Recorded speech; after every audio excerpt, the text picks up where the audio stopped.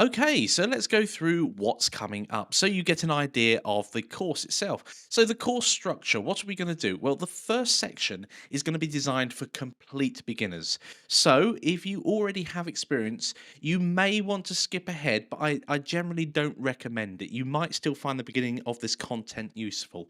I've asked some experienced people, ones that have been perhaps playing with Blender on and off for a couple of years, and the feedback in general has been, "Oh, I even though I've used Blender for a while, I didn't know that thing existed." So it's worthwhile just watching, but bear with it. If you are experienced, it may seem a little basic at first, and it is basic because it's to cope with, it's to help people cope with Blender when they first approach it afresh. Remember, you can speed up and slow down videos. There's a little toggle where you can make it go up to 2 times quicker, so you can very quickly scrub through these early videos if you need to.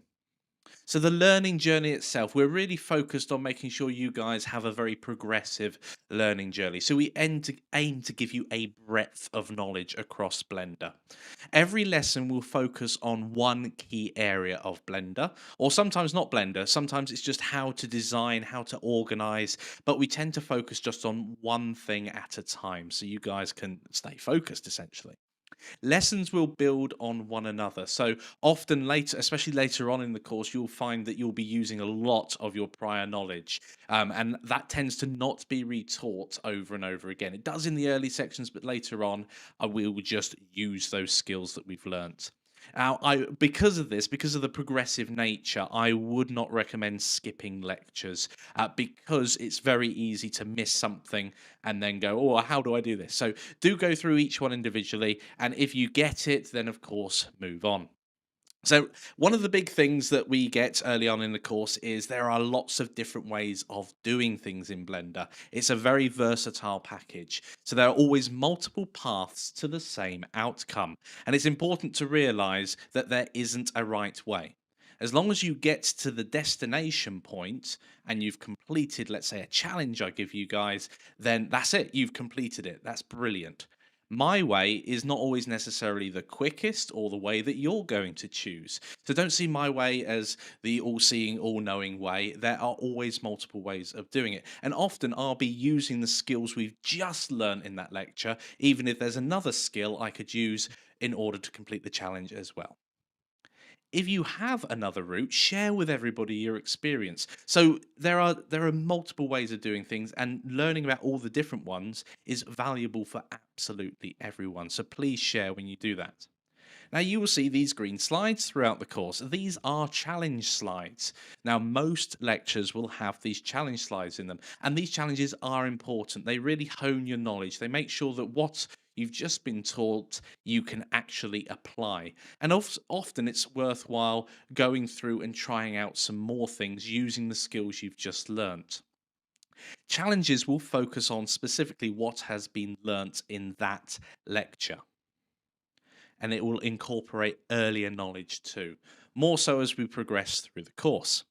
Now, please share your work. Be proud of it. When you first start something afresh, it's very intimidating when you're surrounded with people that are better than you at something. Now, don't worry about that. We all start from somewhere and we all start from zero if we've not used Blender or anything else in our lives. So just remember to be proud of it. I love seeing you guys develop, and I want to see you start building things out of cubes and cylinders and putting it together, and then in a few weeks' time, you're building wonderful models, and that will happen. Just stay with it, be proud of your work, and remember to share it. And do make the challenge your own. So I might ask you to make, and I will do in a few lectures' time, a simple block work plane. And I know some people have taken this challenge on their own, and instead of making a very simple plane, they've taken the knowledge they've learned so far and they've made some wonderful examples of aviation models. So it's absolutely wonderful seeing what you guys are doing. Go above and beyond the challenge whenever you can. Push yourself, and you will be surprised with what you'll be able to do. So let's move on now to the next lecture. Hi and welcome to How to Install Blender. So in this particular video, we'll be going to where to download Blender from, so you get the official copy. We'll be installing Blender to the computer. We'll be checking which version you have as well. So if you've already got it installed, we'll be able to see what version that is and see whether you need to get the latest version. Now, the latest version at the moment, at the recording time of this video, is 2.77. So you're going to need version 2.77 or later to make sure that what I'm doing and what you're doing are going to match up and correlate. Now, it's very important as I go through these that you're focused on what I'm doing. That can be very difficult to follow a screen and not having to pause the video every 2 seconds. I tend to talk quite slowly, especially in these early lectures, so you guys can follow what's going on clearly. But it is a great idea to watch the video, and then I'm going to give you a challenge. And when I give you the challenge, then of course, if necessary, you can go back and pause and come back and forth and back and forth. That's absolutely fine. But I would recommend actually just watching these first few minutes so that you guys can see what's going to happen. And then when the challenge comes, of course, go ahead and do it. So let's go ahead, first of all, and see where to download Blender from. Okay, so I have opened up a browser and gone to www.blender.org. And here there are a couple of places you could go to. You could go to the download link at the top or the big blue download button down here, Blender 2.77. So if I go ahead and click on that, it takes us to the download page. So we've got www.blender.org/download. If I scroll down this page, we can see that the latest was released only a few days ago. Well, it's now the 22nd and it was March 19th. So brilliant. This is a new version for me as well. So we get to do a live install. Nothing can go wrong here. Hey guys. So if we scroll down, we can see the versions for Windows there, and we can see the version for Mac. And if we scroll down a little more, we've got for Linux as well. So you'll need to pick the version that's applicable to your platform. I'm running a Mac, as you'll probably notice here, and I'll be going through soon the similarities and differences between these particular platforms. Most of the time there are no differences, just a different keyboard layout basically. Okay, so I'm going to go ahead and click on one of these links, and that's going to start downloading. Now, it's great that this says it right in front of us. What I was going to say, Blender is free software and it's free to use for any purposes. Now, the great thing about it is it's really just it is a suite of packages. It's a 3D modeling package. It's a sculpting package. It's a compositor. It's a renderer. It does so much. It does VFX. It does animation. There's pretty much nothing it can't do. So it's wonderful and it's a great tool to use. And I'm really excited and looking forward to seeing what you guys can create with it as well. So let's just have a look and see at the features while we're just waiting for this to download here. Now, it's going to take you a while to get to this level here, even with this orange, lemon and lime on there. It does photorealistic rendering, fast modeling, realistic materials, fast rigging, animation. All of these things are absolutely wonderful. And I must hammer at home at this point that you guys are going to get the most out of this course when you put the most in. Now, I'm not going to be able to teach you every little nitty-gritty thing, but I will be teaching you the basics all the way up to some more advanced stuff. But I would really like it if you guys would take it upon yourselves to, after a particular section has finished, or even after a particular lecture has finished, you practice that skill that we've just learned, because that is really important. There is no substitution for repetition. The mother of all skill is repetition. So if I ask you to model, let's say, a kitchen cup, we'll go out and make a plate and a bowl, nice simple things. Don't go out of your way to go make a car or a plane. I mean, those are great things to model, but a cup may be 1 or 2 parts. A plane or a car might be hundreds of parts to make that. So let's make things nice and simple for ourselves and make sure we can win. If we set ourselves a challenge, let's make sure we can win that challenge. Okay, so I've noticed now that the download has finished. I'm going to go ahead and click on that download and it's going to extract, which is absolutely fine. And then I'm going to go ahead and drag the folder to my applications. It will be slightly different on a PC or a Linux box. I can't see applications. There it is. Okay, so now that's in my applications. I'm going to go and find it and just create a shortcut on my computer for it so I can come back to it at any time.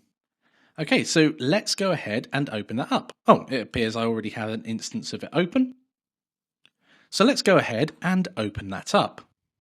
Now, of course, you may get a security warning on any platform when you first open up a file. Of course, if we've downloaded it from blender.org, I'm absolutely happy with that. So I'm going to open that up and we're presented with this splash screen in front of us, which quite clearly says Blender 2.77. However, if you're a bit click happy, I tend to be occasionally, you may have that disappear.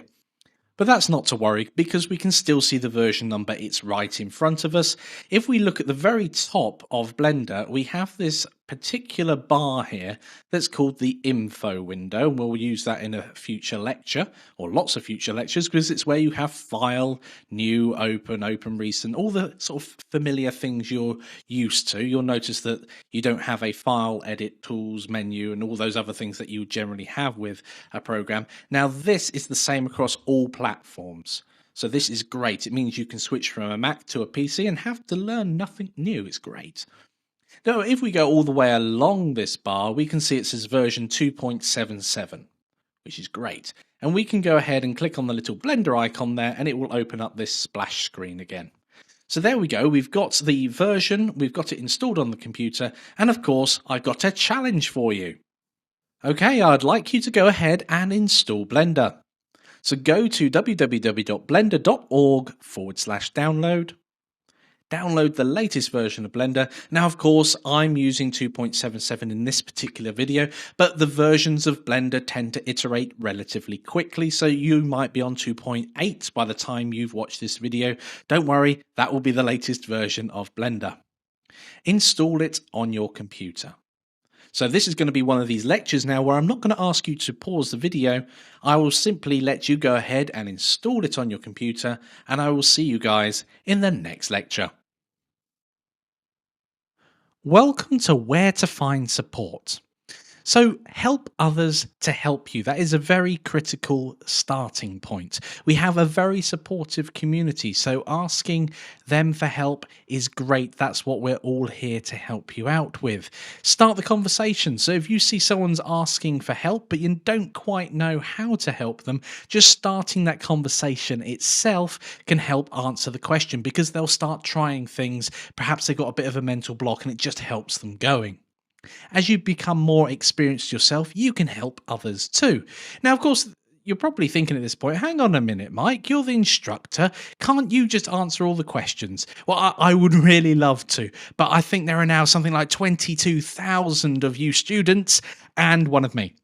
So there's only so much I can do in a day, of course, and you guys can get back to each other really quickly, whereas it's going to take me a bit longer to do so. So helping each other out is also a very good way of learning yourself. Becoming a teacher is often one of the best ways of learning a particular topic. Of course, I am always around to help, but it may take some time in order to get back to any queries that you've got. Now remember, asking a good question, you'll get a good answer. So be specific about your issue. If you go ahead and say, help, I can't get it to work. Well, we know from that you need help and you can't get something to work, but we don't know what. So it is very important that if you're going to ask a question, that you ask a specific question. Help, I'm having problems with this particular thing not working, and tell us what you've tried so far. I know when I've asked for help, it can feel a bit irritating when someone asks me, have you tried switching your computer off and on again? Because that does solve a lot of problems. But of course, if I've already tried that, I'll say, yes, I've already tried that. But that question would never been asked back if I'd said, well, I've got this issue with Blender not doing X, and I've tried restarting the computer and reopening my Blender file, and it's still doing it. Now I'm not going to get asked to switch the computer off and on again. And remember, you can edit your discussion, so your question, to add further things you have tried, rather than asking more and more questions going on. And include a picture of the issue. Now, it is very true that a picture speaks 1,000 words. So if you include a picture, it can often give us a clue as to what's going on, even if you think it's to do with X, Y, and Z. And remember to include the full screen with the outliner. It's very tempting to crop a tiny bit of the screen out, but often it's better if we can see everything that's on the screen. And remember, you can go to the very top of Blender and make the screenshot there, which will include everything. Ask questions in the Q&A. Udemy have changed around their system somewhat recently, and it's very useful if we're answering questions in the Q&A, because that's how it's all been set up to sort of work, I suppose. And if you want to share your work, the best place to do it is come over to our community, because it's such a rich experience over there. And you can see the address there is http://community.gamedev.tv, and we've already got many students coming over there. It's much more fluid. You can see pictures, you can see other people's work, so much easier than it is trawling through the Udemy Q&As, which are for questions and answers. So it also feels a bit odd sharing your work as a question. And it's also very confusing, because sometimes I look at people's work and it's lovely to see your work, and I'm thinking, well, have they got a question about it? And sometimes if there's no question or it's a bit ambiguous, you end up starting a dialogue and there's nothing actually wrong and there's no answer required. So have an answer for something. If you have solved your issue when you've asked a question, do let us know, because that's important to know how you solved it as well. So tell us how you overcame the challenge that you faced. It's very important, because that's going to help not only us improve the content if it's something systemic with the actual lesson itself, but it's also very useful for other students as well if they come across a similar issue. If you have solved it, it is always useful to use a little solved prefix itself in the discussion or question title, so that people, if they've asked that question themselves, can see straight away that there is a proposed solution to the problem that they're having, if they are searching for a similar problem as to what you had. An example question, just to get the ball rolling, just so you can think about it. You might say, question, I've got a snapping problem. So it's very helpful for me if you list a time, if you're referencing something in the video. So let's say in the snapping video at 3 minutes 32, when you use the snapping tool, I cannot see how ... So fill in the rest of there. And then, of course, you may want to say, I have tried doing X, Y, and Z, but unfortunately to no joy. Here is a picture of the issue, etc., etc. You get the idea behind this. This is a very good question, because it's actually going to help me understand what you're trying to do, because you've referenced the time. It tells us what you've tried already, so I don't go ahead and give you instructions that you may have already tried. And a picture, of course, may highlight what the actual problem is. So in summary, where to go?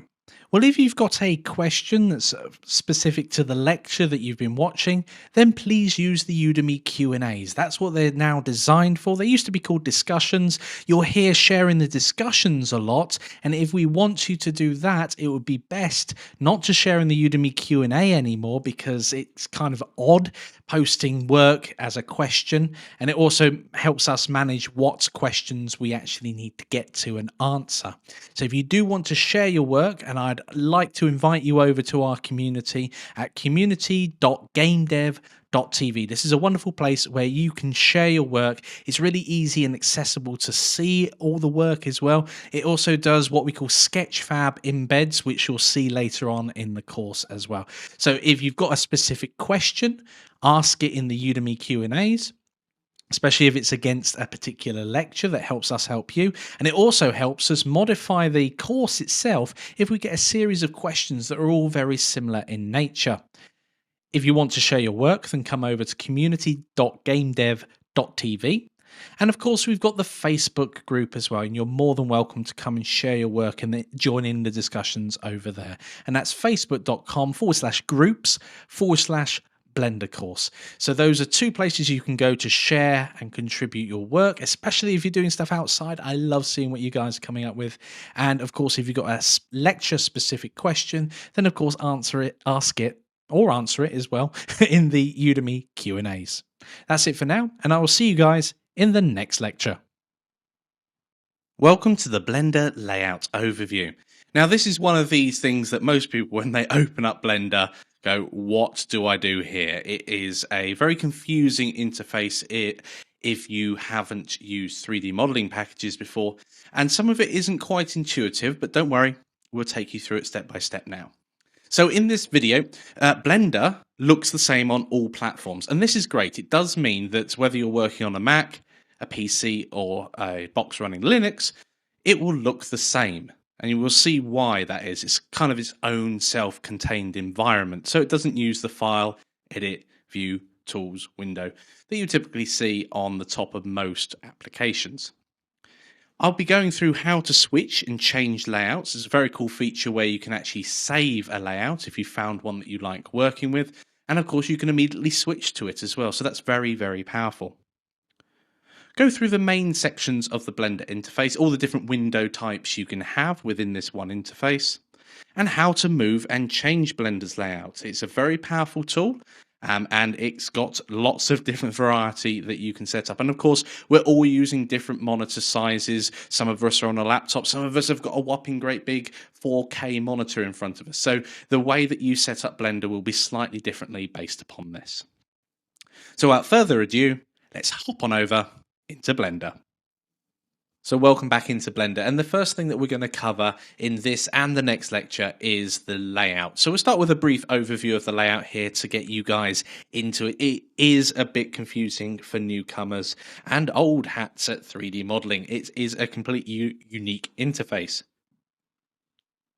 It allows massive amounts of customization, which is where some of the confusion can come from, because with all of that customization, all that power that you have, we need to learn how to control that. And before we get into the nitty-gritty of modeling, I know you're itching to start making stuff, but let's make sure that we understand the tool that we're using a bit better before we dive in and start modeling. Trust me on this, if you can't control the interface, it will bug you forevermore. So let's come on and have a look at the general interface here. So the very top, we can see it says File, Render, Window, Help, and we've got this area here that says Default. Now this whole area at the very top is an info header. We can change that, we can move it. That's the power of Blender. Unfortunately, if we move it and hide it away, it can be difficult to find again. But don't worry, we'll go over how to resurrect missing frames if we need to. So we've got 5 frames or windows on this particular screen. We've got the info header at the top. This big one in the middle is the 3D editor window. In fact, if we hover over the header bar's icon on the left-hand side, we can see that it says the current editor type for this area is info. If we go down here, it will say the current editor type is 3D view. And then we can go down here and this will be timeline. Now we've got 2 more on the right hand side here. We've got outliner and we have properties. Now these icons themselves, if we click on them, they give us the option for all the other view types that we have in Blender. So you can go ahead and change those. You can even have 2 of the same if necessary. So later on in the course, I definitely need 2 of these property windows, for instance, because they've got all of these tabs going across the top. And occasionally I don't want to keep flicking backwards and forwards between 2. An example earlier on in the course, I might have 2 3D windows open, so I can move this one up here using this split between the 2, this horizontal line. It's also a vertical line that we can move to the left and right as well, and obviously change this bottom one to a 3D view, and then I can work on the same model from different angles or different viewpoints, which is very, very powerful. So I'll just pop that back to how it was, and we can have a look at some of the other features as well. Now we can resize those if we want to. We can grab this vertical line that splits the 2 windows up and move it from left to right. And you will find me doing that a lot in this course. I'm running at 720p so you guys can see what I'm doing with ease. Unfortunately, that gets a bit cramped on my particular screen. So I'm often moving things about, hiding them, etc., moving them backwards and forwards. So I will often hide this thing to one side and then pull it out again when I need to make some changes. I try and leave it static because obviously it takes up time moving things about. If you're working with a different monitor resolution, bear in mind I'm at 720p here. You could be at 4K, or even 5K if you've got one of those 5K iMacs. So there's a vast array of sizes that we can work with in Blender. And of course, each one of us will have a slightly different layout. And we can customize this to our own desire. Now, one of the most important things is before we start tweaking and moving things about is that you're not working on the default layer. Otherwise, you can't get back to it easily. So looking at the header bar again, we can see here that it says default. That is the current view that we're working on. If I go to the drop down just to the left of the word default, we can see that there are a series here of predefined views. And if we go ahead and click on 3D full view, we can see that we've got a completely different view to what we had before. We can go to compositing, and that's a different type of workflow essentially. So it gives you some windows that are appropriate to that. We can go to, I've made a couple here as well. So we've got motion tracking as well. And to make something, you simply find something that is close. So we can go back to default here. We can find something that's close to what you want and hit the plus button. Once you hit that plus button, we've added a new screen, and we can name this whatever we like. So I can just call this layout. Now that we've changed it to layout, because that's what's selected at the top there, we can change everything on this screen to our heart's content without worrying about overwriting that default layout. Very, very powerful. Now you'll notice that each of these areas has a header bar, and every one of them, apart from the info window, has an actual window associated with that header. Now the info does actually have another window. If we click here, we see that we get this double-headed arrow with a line in between on this break between the two windows. And if I drag that down, we can see here it gives us almost like a console of what's happening in the background. Now often I will just hide that out of the way because it's not useful. However, bringing that down can help with some sort of diagnostics later on. But I'm going to now click and drag that back up and hide it out of the way. Now you can do that for all of the windows. You can resize them and move them about with ease. You can also hide and move things that are part of that window. So the typical one that I see a lot and gets people is the header bar. You can actually hide the header bar. So you think that you're moving these windows and resizing them, which is great, but you accidentally do this. And you can see instead of being at the bottom of the header bar here, I'm actually at the top of the header bar, and the arrow looks the same. So you quickly glance, you go, okay, I want to move. Oh, where has my header bar gone? Well, you can get it back. There's a little plus on the lower right-hand side of that particular window, or the upper right-hand side if you move the header to the top, and I'll show you that in a few moments. And if we click that plus, the header bar reappears. Now, if you are working with limited space, or you've changed the size of your windows here, we can help collapse these words, the menu options on any header bar, by right-clicking on the header bar and collapsing menus. It then appears as these three lines here that we can click on and get to the same options that we had before. So I'm going to undo that for the moment by right-clicking and undoing collapse menus.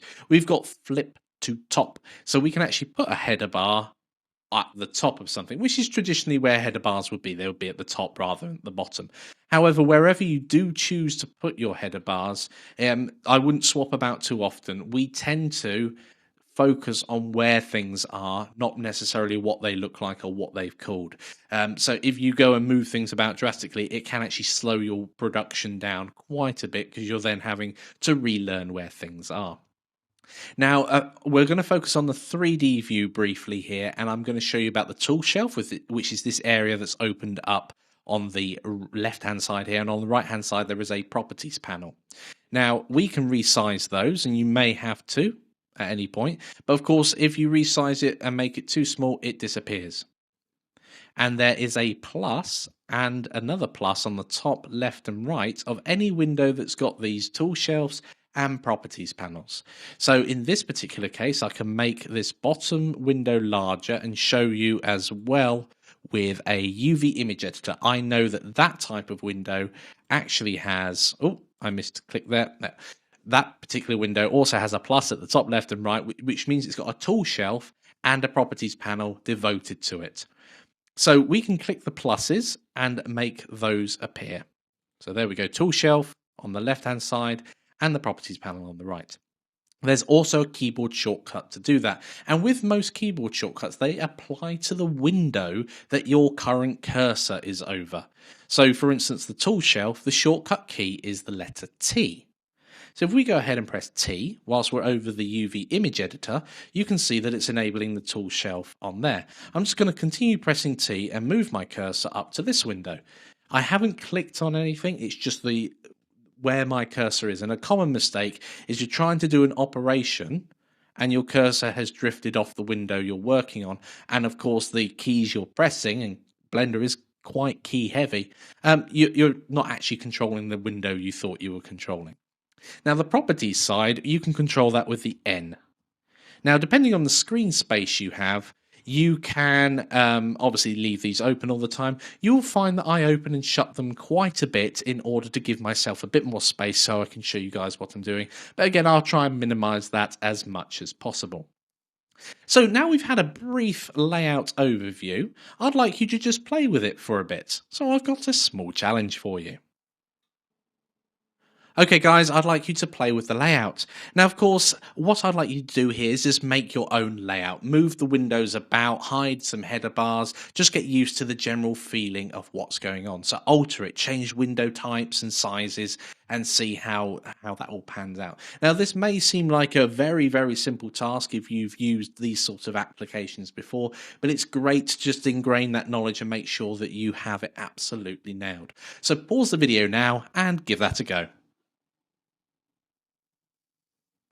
Okay guys, welcome back. So let's go and play with the layout over in Blender to just give you an idea of what we can do. Okay, so we're back over in Blender here, and so straight away we can play with the size of windows. Now, depending, as I say, on the screen that you've got, being able to take control and resize the windows that you have in front of you, or even hide certain parts of them, to give yourself more space is a great boon. We really want to be able to master this interface. We'll go over creating some new windows in the next lecture, but in this one I just want to take control and make sure make sure I have control over the basics. So I can hide those header bars. Now, some of these header bars, of course, if you go and hide them, you just cause yourself more grief. But in some cases, it's very easy to accidentally hide them, like you think you're moving one of these up and down and you don't, you do that. And it can also be very confusing, of course, if it looks something like this, where it looks like we've just got the one window here with a 3D view and a 3D header bar. But actually it's a 3D view without a header bar and a 3D view without a window, the actual 3D view itself. So that's one of those things that I have seen people have an issue with in the past. So it's great to make sure that you guys will not suffer the same fate if you accidentally hide your header bar there. Okay, brilliant. I hope you guys are getting the feel and the control of Blender's layout. And in the next lecture, we'll be going through how to master it and do the advanced controls on this layout as well. And then we've absolutely nailed the layout and we can start making some 3D models. So congratulations, guys, and I will see you in the next lecture. Welcome to Advanced Layout Control. In this video, you will reinforce your layout behavior. How to effortlessly switch between layouts, how to use Blender on two screens. So if you've got two or more screens, you can actually move Blender onto those and have an even bigger and better interface. Lots more control you can have there. And we're going to learn some of the shortcuts for the editor types as well. So let's hop straight on over into Blender. So I just had a funny quirk happen to me a few moments ago where I went to File and New and my layout went all funny. It went like this. If that does happen to you, because Blender's layout can become a bit distorted like this occasionally, what I tend to do is I tend to grab the window and you can see then it resets itself. And then I just go ahead and make it full screen again. So that's one of the ways of getting around one of those quirks that tends to happen. Okay, so some more advanced control. I want to teach you guys how to make new windows and how to remove ones that you don't want. So the first thing I'm going to do is I'm going to hit the little plus button and create my layout. I'm going to change this layout there so that what we do now is not going to destroy the default layout. Of course, if you do destroy the default layout, I'm going to now teach you the skills to get back to it as well. So what I would like you to do first of all is just watch me, because I'm going to be clicking again on areas that are quite small on the screen so you can see where my cursor's going, and then I'll give you the opportunity during the challenge to test the knowledge that you've just learned. So first of all, let's go ahead and create another one of these 3D windows. And we can do that by the little hashes that are in the top right and the bottom left of every editor window. If we have a look at the info header, in the it's tiny. It's tiny. It's this little area at the top here, but we've got a hashed area there on the lower left, and we've got a hashed area all the way on the upper right as well. And that enables us to click with the left mouse button and drag it to create a new window. I'm not going to do it to that tiny area up there, but I'm going to do it to this 3D editor window now. Now, because the hashed area that we're just about to drag on belongs to the 3D editor window, we can tell that because the triangle's in the top corner or the bottom corner. When we click and drag, that is the window that will duplicate, including as to whether or not it's got its tool shelf open on the left-hand side here, or whether it's not. Now that gives us an opportunity to generate a lot of windows in our scene, and I've seen people go, well, they're trying to move it left and right, and they've accidentally grabbed this area here, and they go, "Oh no, I don't want that. How do I? Oh no, what's going on?" You can very quickly end up with quite a messy interface. Now, there are two important rules when it comes to collapsing the windows on top of one another. For a start, you can only collapse if you're using this top widget. You can only collapse, first of all, to areas that are of the same shape. So if I try and collapse this big window here down to where these two smaller windows have appeared, that just won't work. I'll need these two smaller windows to first be a larger window before I can do anything with that. So in order to collapse these, what I would do is I'd pick the bottom one and push it up, or the right-hand side and push it to the right, if I was using this top splitter widget. That's what they're called. If I'm using the bottom one, then I can push down or to the left. Of course, I can't push to the left in this case because it's not the same size. So let's use the top ones at the moment. I tend to go for the top ones because they're easier to get your hands on, or your cursor on. If I go ahead and click on that, I've just opened up another window. I didn't mean to do that, unfortunately, but that is easy to do. And this just shows you how fragile, I suppose, the actual layout can be if you're not paying full 100% attention. So now that I've done this, I'm going to have to click on, again, the splitter widget, but I'm going to be very precise this time and move it across to the right to overcome the one on the right. And I'm going to do the same here. I'm going to pick this one. Oh, I've done it again. It's very easy to do. I'm going to pick this one up here and pull it up. And you can see that an arrow appears when I do that. And that shows you the direction of overwriting. Now, what I'm going to do here, just to demonstrate, is I'm going to turn one of these views to something different, like a dope sheet, let's say. So we've got this dope sheet in the middle of two 3D views. Now, what I can do in order to make this dope sheet appear on this half of our screen is go ahead and click on the splitter widget and move it over. And we can see that that is going to overwrite the one on the right. Okay, now, if we wanted to go to the left, we've got a couple of options. We could click the splitter widget down here and move it on the lower left and move it to the left. Or we could do the upper right. Oh, I've done it again. It's so easy to do. So don't worry, guys, if you end up doing this. We could click and move it over to the right, and we can see here that nice big arrow which tells us which way we're going to be overwriting. However, with the left mouse button still clicked, still pressed down, I can now move the arrow to the other way. And we can see that the screen flips, and we're going to overwrite the 3D view with the dope sheet. Very powerful. It enables us to go backwards and forwards and use either one. And I switched back there to the 3D view. So one of the other things that you can do as well is customize the header bars. So we've already learnt that you can hide them out of the way, which is a little bit irritating if you do it accidentally, and click the plus to bring it back again. But we can customize it. We can right click on it and flip it to the top. Right click on it and flip it to the bottom. And I would recommend not changing the layout until you know what you really want to do with it. It might be conceptually good for you to go, well, the header bar should be at the top of the screen. But of course, if you move all your header bars to the top of the screen, I am not going to do that. You may struggle to follow along if I keep saying, if you now go down to the header bar, because I'm going to assume throughout the course that you don't change your layout too much. I'm going to stay with the standard layout through most of this course and only make changes where I need them. So for instance, if I'm struggling to fit something on the screen, I may make a change that you don't have to follow. It's just so I can see what's going on. One of the other great things that you can do if you've got more than one monitor is you can duplicate the entire window in front of you and create another window that you can work on. And you do that through the window menu on the info. So if we go ahead and click on window and go to duplicate window, and we can see there's a shortcut key there, Control, Alt and W. Now most of the options in Blender do have shortcut keys, and Blender is incredibly shortcut key heavy. And in a few lectures time we'll be going over those shortcuts because they do vary a little from system to system. So I'm going to go ahead here and duplicate the window. Now it's going to look like nothing has happened, and that's because the duplicate window is on top of the one we're working on. So what I can do here is just move one of these windows and fill up the right hand side of the screen and one to fill up the left. Now what we notice here is both of these were on the my layout, the layout that I created first of all. But you can see that the moment I've duplicated the window, we've got this my layout.001.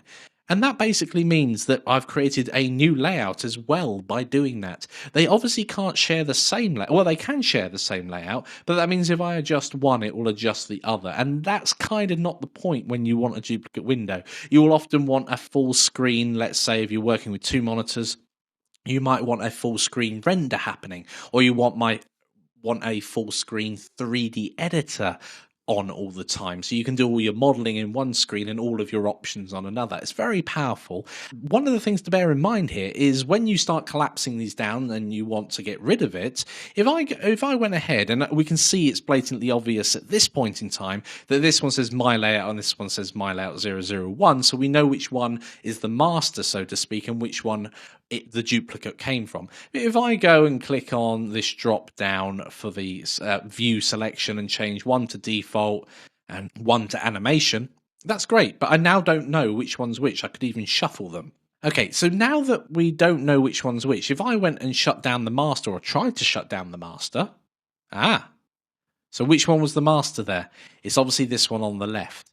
If I go ahead and create a new duplicate window and try and shut down the master, we get this warning message. So do you want to exit Blender? Well, no, I don't. I'm demonstrating stuff at the moment, so I'm going to click cancel. But I know now that this is not the master. It is kind of the slave, I suppose, and we can click on the cross there and get rid of it. I'm going to make this one full screen again. Now, one of the things to bear in mind when you start doing that duplication is this can start to get a bit cluttered.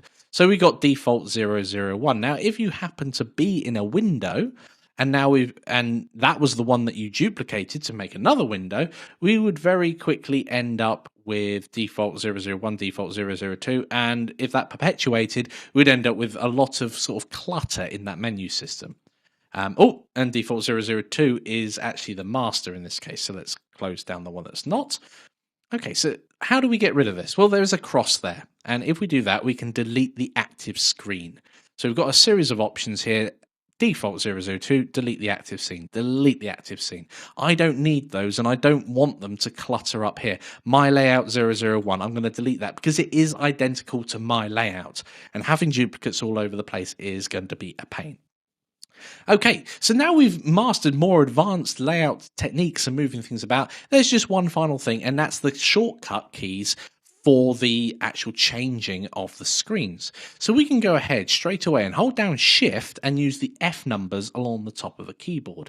Now, if you're running a Mac or Linux, you may find that this also activates some system keys, but let's just go and see what happens. So Shift and F1 gives us the file menu. We can see up here it's changed it to the file browser. That's what it's called here. Shift and F2 changes it to a different one, and Shift and F3, Shift and F4, etc, etc. Shift and F5 is the 3D view. Now all of these, when you go to them, they go full screen apart from the info header at the top, which is very powerful, and there's a button to go back to previous, and it'll take us back to the previous one. Of course, because I've been playing about, it's not taken us back to the 3D view because we iterated through, so I'll need to go back down here to the header bar for this particular window and change it back to the 3D view. Now, if I keep going along there, so we were on Shift and F5, Shift F6, Shift F7, Shift F8, you can see it's going through them. There's the outliner, there's the UV image editor, Ah, so Shift and F11, if it did control anything, is actually controlling something else to do with Blender. So it is important, something else to do with the operating system itself and not Blender. So it's worthwhile bearing those particular ones in mind. Now, I don't use those shortcut keys. I generally go down to the icon itself and select the one that I want.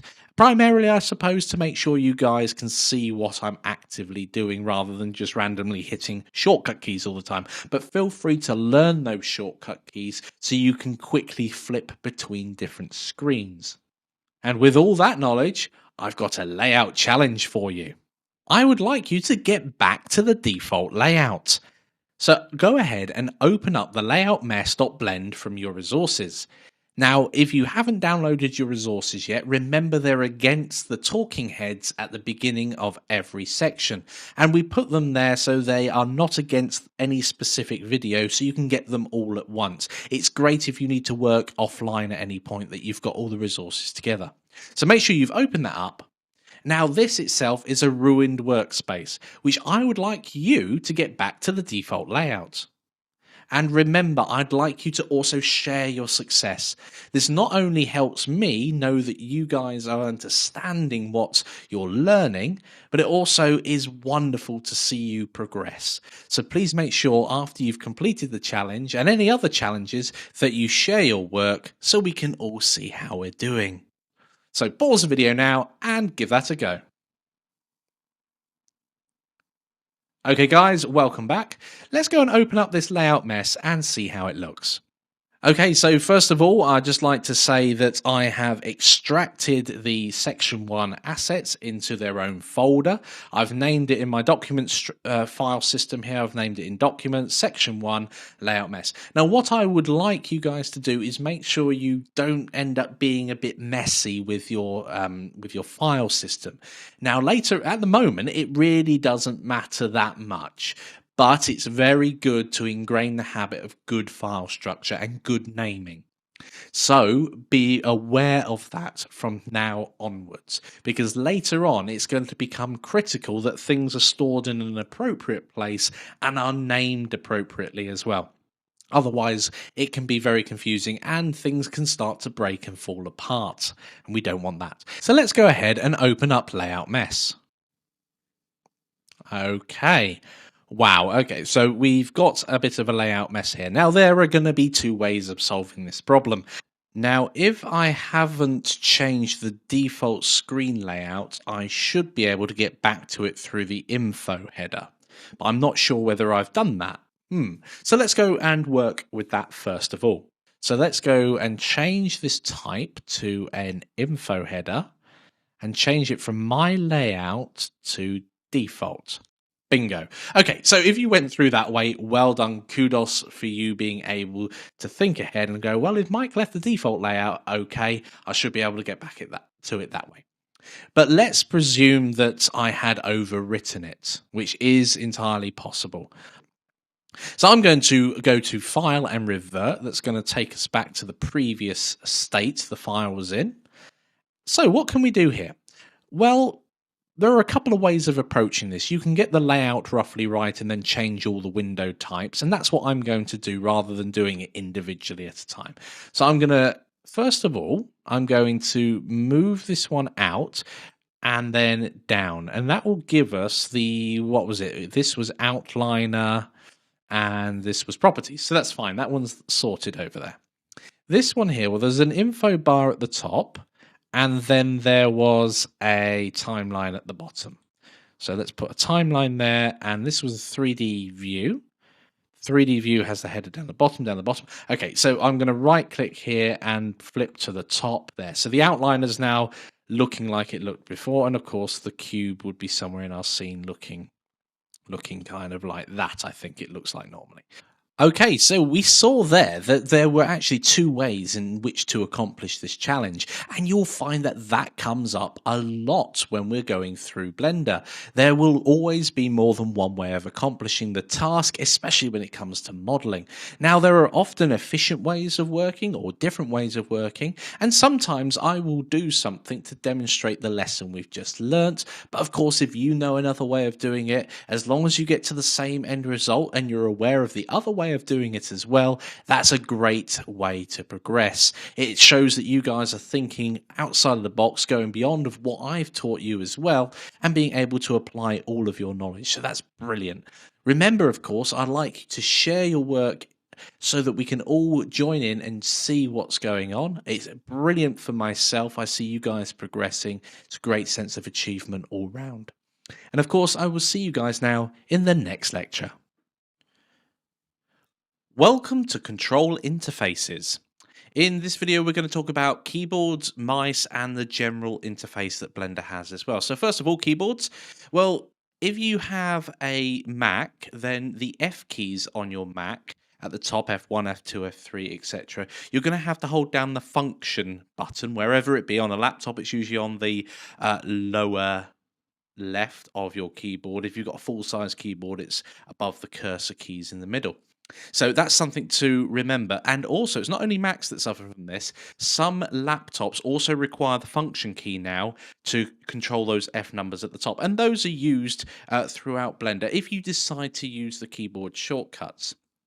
Now, on Linux, the Alt key is used as a system key. So whenever you see me holding down Alt and you need to use that, you're probably going to have to hold down the Windows key at the same time in order for it to work as expected within Blender. What happens if you've got no number pad? Well, in a moment, we'll go over into Blender and enable number pad emulation, and I will show you what impact that has, because obviously you're going to lose some other functionality the moment we do this. And you will also find on Macs and Linux, system keys sometimes override Blender shortcut keys. And Blender is really shortcut heavy. So don't be surprised that if you use a shortcut key that I show you, if you're on a Mac or Linux, and it does something unexpected, not only to Blender, but perhaps the entire computer. So just bear that in mind if you're using those platforms. Let's talk about mice quickly. So, I would strongly recommend a three-buttoned mouse, but we'll be going through how to use Blender without a three-button mouse. So, the examples there would be if you're on a laptop. So, you're going to be using a trackpad or maybe even a stylus as well. So, there's lots of options there for us. I still highly recommend a three-button mouse and a full-size keyboard wherever possible. And later on, you may, if you've not got one already, you may consider a stylus if you really get into Blender and you want to start doing more artwork. All of these things are just different tools for us to do our work with, and a stylus is really good for drawing and sketching and things like that. And the mouse is a bit crude when it comes to that. But for everything else we do in Blender, a normal three-button mouse will be absolutely fine. Blender's visuals. Well, we're going to go through Blender and see that you can change the appearance of Blender, which is very powerful. You can personalize the interface and make it easier for you to see. Not everybody's got 20/20 vision, and Blender gives us, because of its unique interface, it gives us a unique opportunity to just completely change how it looks. So now we've gone over that, let's go explore these things and hop on over into Blender. Okay, so we're over in the default layout. This is generally the first thing that you're going to see when you first start up Blender. It may look slightly different depending on the screen size that you're using. So first of all, we'll deal with the keyboard itself. If you're using a laptop or even a smaller keyboard, you're going to be missing the number pad on the side. Now, the number keys across the top of your keyboard, the 1, 2, 3, 4, 5, 6, 7, 8, 9, 0, those actually control the layer options in Blender. Now, what we're going to be doing is sacrificing that ability for the ability of moving around our model, which is, in my opinion, more powerful, especially early on. So the numbers across the top of the keyboard change layer, and you can and we can see on the header bar down here for the 3D view, these, I don't know how many there are 20 boxes or so, are the layers that you can work on. So you can work on multiple layers and keep things separate from one another and turn them on and off. It's very, very powerful. And since the option is down there, it won't disrupt you too much if you lose the ability to hit the numbers across the top of the screen. Often it's better to check down here anyway and see which layer you want to work on. And we'll go through layers much later on in the course. So the number pad itself enables us to move around our model. By pressing on the number pad, the various numbers, we can see it's moving around our model in various ways and changing the view, which is very powerful. And of course, if you've not got a number pad, it'd be best if we set up the numbers at the top. And the way that we do this is go to the File menu on the info header and scroll down to where you see user preferences. Now, this area, I will warn you, you can edit pretty much everything to do with Blender. So make sure if you do make a change, it is a change that you want to make. So let's go in and open it up. So we got the Blender user preferences in front of us and we want to go to input. And on the left hand side, we can see that we have emulate number pad about halfway down. And if we click on that, it simply changes the numbers along the top of your keyboard so that they work as the number pad, which is very, very powerful. And you can also use this feature, the plus and minus will help you zoom in and out if you don't have a 3-button mouse, which we'll move on now as we're in the preferences. So I'm going to turn it off because I have a number pad and I'm used to using that.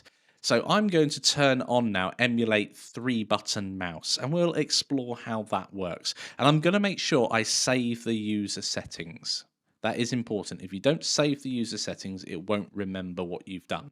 I'm going to close down the Blender interface there. So now that I've done that, I'm going to move over. I have got a 3-button mouse, but it's attached to my MacBook, so I can now use the trackpad in order to control things. Now, it will vary from computer to computer as to what you can do by standard. So on a Mac, for instance, the trackpad is rather good, so that does enable you to use 2 fingers and rotate around your model. Now, your Windows or Linux machine may also do the same. It also allows this pinch to zoom operation. So I'm just moving my fingers in and out, and that zooms in and out.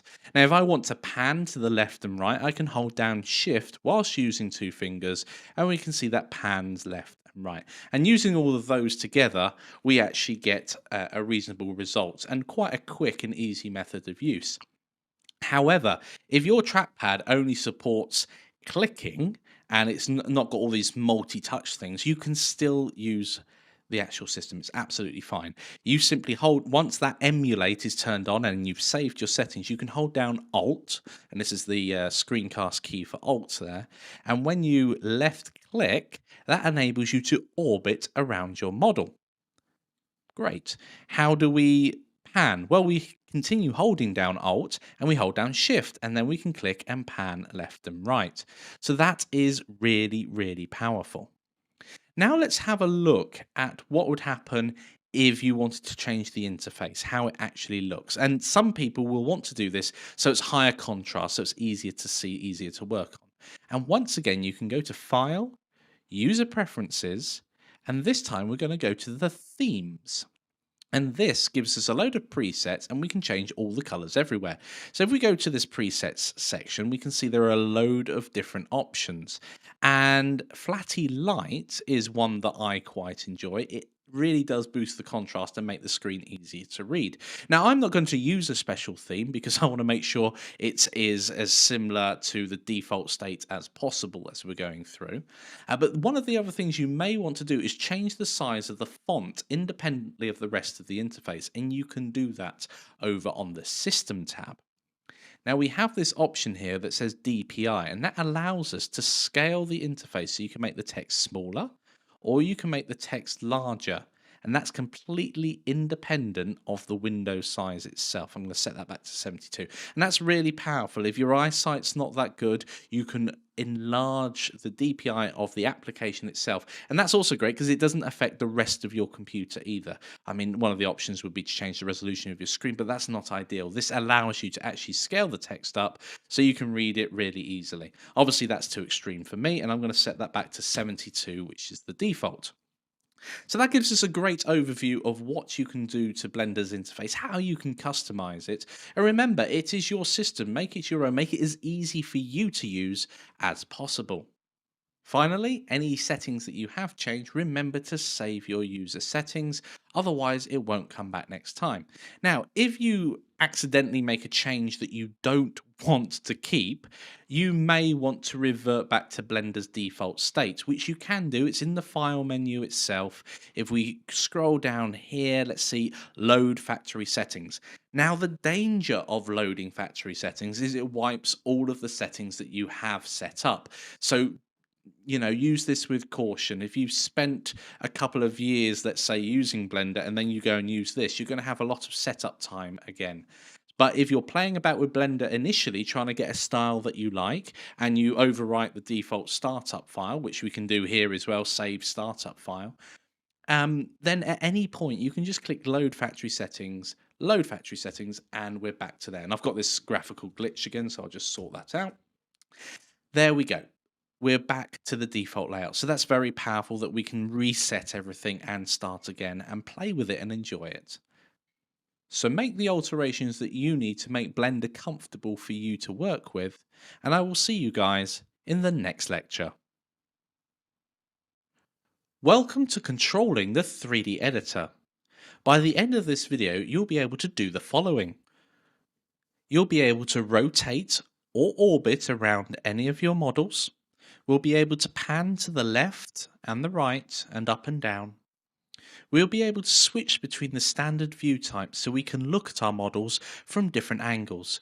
And we'll also learn about the difference between perspective and orthographic projection. So let's go load up a brand new blend file and give that a go. Okay, so I'm in a brand new blend file here, and I am going to have my 3-button mouse emulation turned on so I can show you guys it working. I do have a 3-button mouse, and I would recommend getting one. They're tiny, they don't have to be connected to the computer, they work wirelessly. It's great, and it saves you a lot of time. But if you're restricted to space, I understand that, that's fine. So I'm just going to make sure it is turned on a file and user preferences, and under the input section, emulate 3-button mouse. So I need to put a tick in that box and save the user settings. So we'll start off with rotating around your object. So we can rotate by holding down the middle mouse button. I'm not going to do that too quickly, just in case I make you guys a bit seasick. If you don't have a 3-buttoned mouse, what you can do is hold down Alt and then hold down the left mouse button. Once you've done that, you can do the same thing. For panning left and right, you have to hold down Shift and then the middle mouse button. If you press that down, you'll be able to pan to the left and right and up and down. Now, you might have guessed it, if you want to pan and you don't have a 3-button mouse, you hold down Alt and Shift, and then you'll be able to left click and move the screen around by panning. If you want to zoom in and out and you don't have a 3-button mouse, once again you hold down Alt and then Control. Once you've held down Alt and Control, you can press the left mouse button and zoom in and out. If you do have a 3-button mouse, then of course you can use the scroll wheel to move backwards and forwards. Now, one of the things that I do like in Blender, and I'll show you how I like setting up Blender, is under the View and User Preferences, I like taking control of what I'm orbiting around, and by default it kind of orbits around an abstract point, so I want to change that. So if we go to the Interface tab, under the middle column we will see that we can rotate around selection. That is a very powerful one. That means if that's ticked and I go and save the user settings, when I've got something selected, and that is it has this orange outline around it, I can orbit around that object. It doesn't matter where in my view it is, I will orbit around it, which is very, very powerful. And that's the standard that I have Blender set up with. Now, in order to switch between the standard view types, there are a couple of options that you can choose. We can go ahead and go to the View menu, down on the 3D editor header toolbar down here. And having a look up here, we've got a series of views. There's tons and tons of options here. You'll start to get used to Blender having lots of different shortcut keys. So we can go to the view menu here and go and look at it from the left, the right, the back, the front, the top, the bottom, etc. And if we choose to do that, we can see that there's a number pad associated with them. So if I press number pad 1 or go to view and then click front, it will move around to the front view. And it's as straightforward as that. And I can literally go on my number pad and go 1, 2, 3, 4, 5, 6, etc. Going through the numbers there. Now, if I press number pad 5, or indeed if you've got number pad emulation turned on, just the number 5 on top of your keyboard, you will find that it switches between perspective and orthographic. Now, the difference between perspective and orthographic is quite pronounced. You will end up with, well, when it's in perspective, if there were two cubes here and one was in the distance and they were identical, we would find that the one in the background would be smaller because it's further away. That's how we see things in real life. However, if we switch to orthographic projection, things look slightly differently. In fact, on the cube itself, this has equal sides, but the ones at the back look smaller because of perspective. With orthographic projection turned on, it doesn't matter how far away the object is from your view. And that basically means that everything is the size it really is. Whether it's right in front of you or, far off in the distance, both cubes, if we had two of them set in the distance, would be identical.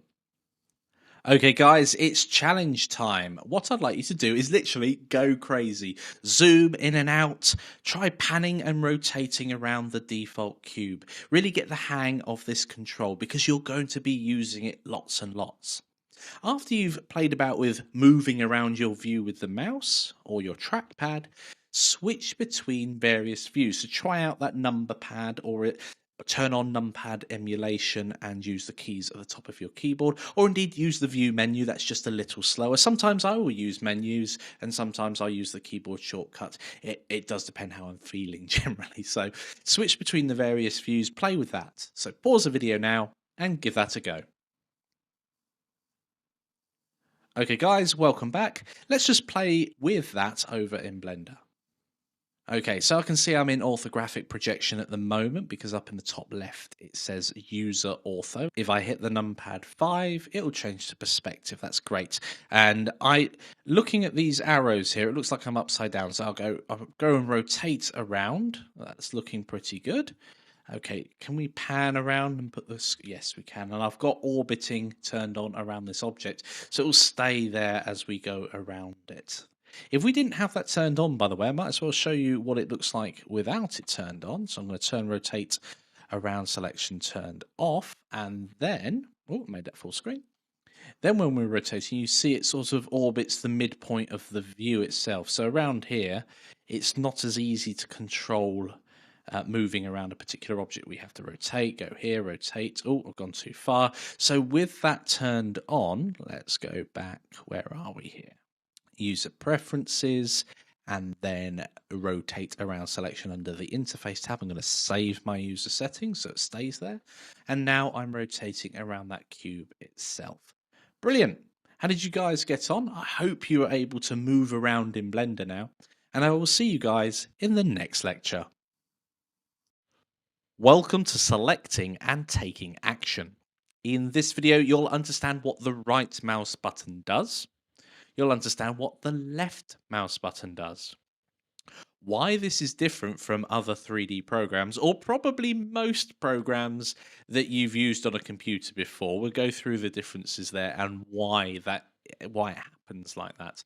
I'll show you how to change it as well, but I would recommend not changing it for the one reason that I will be giving you instructions during the course and you'll have to reverse them in your head, which can be difficult to follow if you do decide to change it, and I wouldn't recommend doing so. So let's hop on over into Blender and explore the left and right mouse buttons. Okay, so we're over in a default blend file, so we've got the standard cube in the scene. Now what I'm going to do here is I'm just going to expand these two windows on the right hand side here, and also just bring this one down as well. This area on the top right is called the outliner. And we can see that we have three objects in our scene. So we've got the scene here, and underneath it, we've got some parameters with how it renders and the world. And then we have three objects in our scene: a camera, a cube, and a lamp. And we can select them from this outliner as well. Notice that the cube currently has a orange border around it, and it does in the outliner as well. If we go ahead and select the camera, and this case I can use the left mouse button. It's only selecting in the 3D viewport that it's the right mouse button. So now I can see that the camera's selected and it has been highlighted orange. Now if I want to select more than one thing, I will hold down Shift whilst I'm selecting. So now I can select the cube, and I can go ahead and select the lamp. And now all three objects are selected. You can see that two are a darker orange and one is a lighter orange. And that is called the active item. So this is the active object, the other ones are just selected. Now that does give us some control. It means we can do things to multiple objects at once.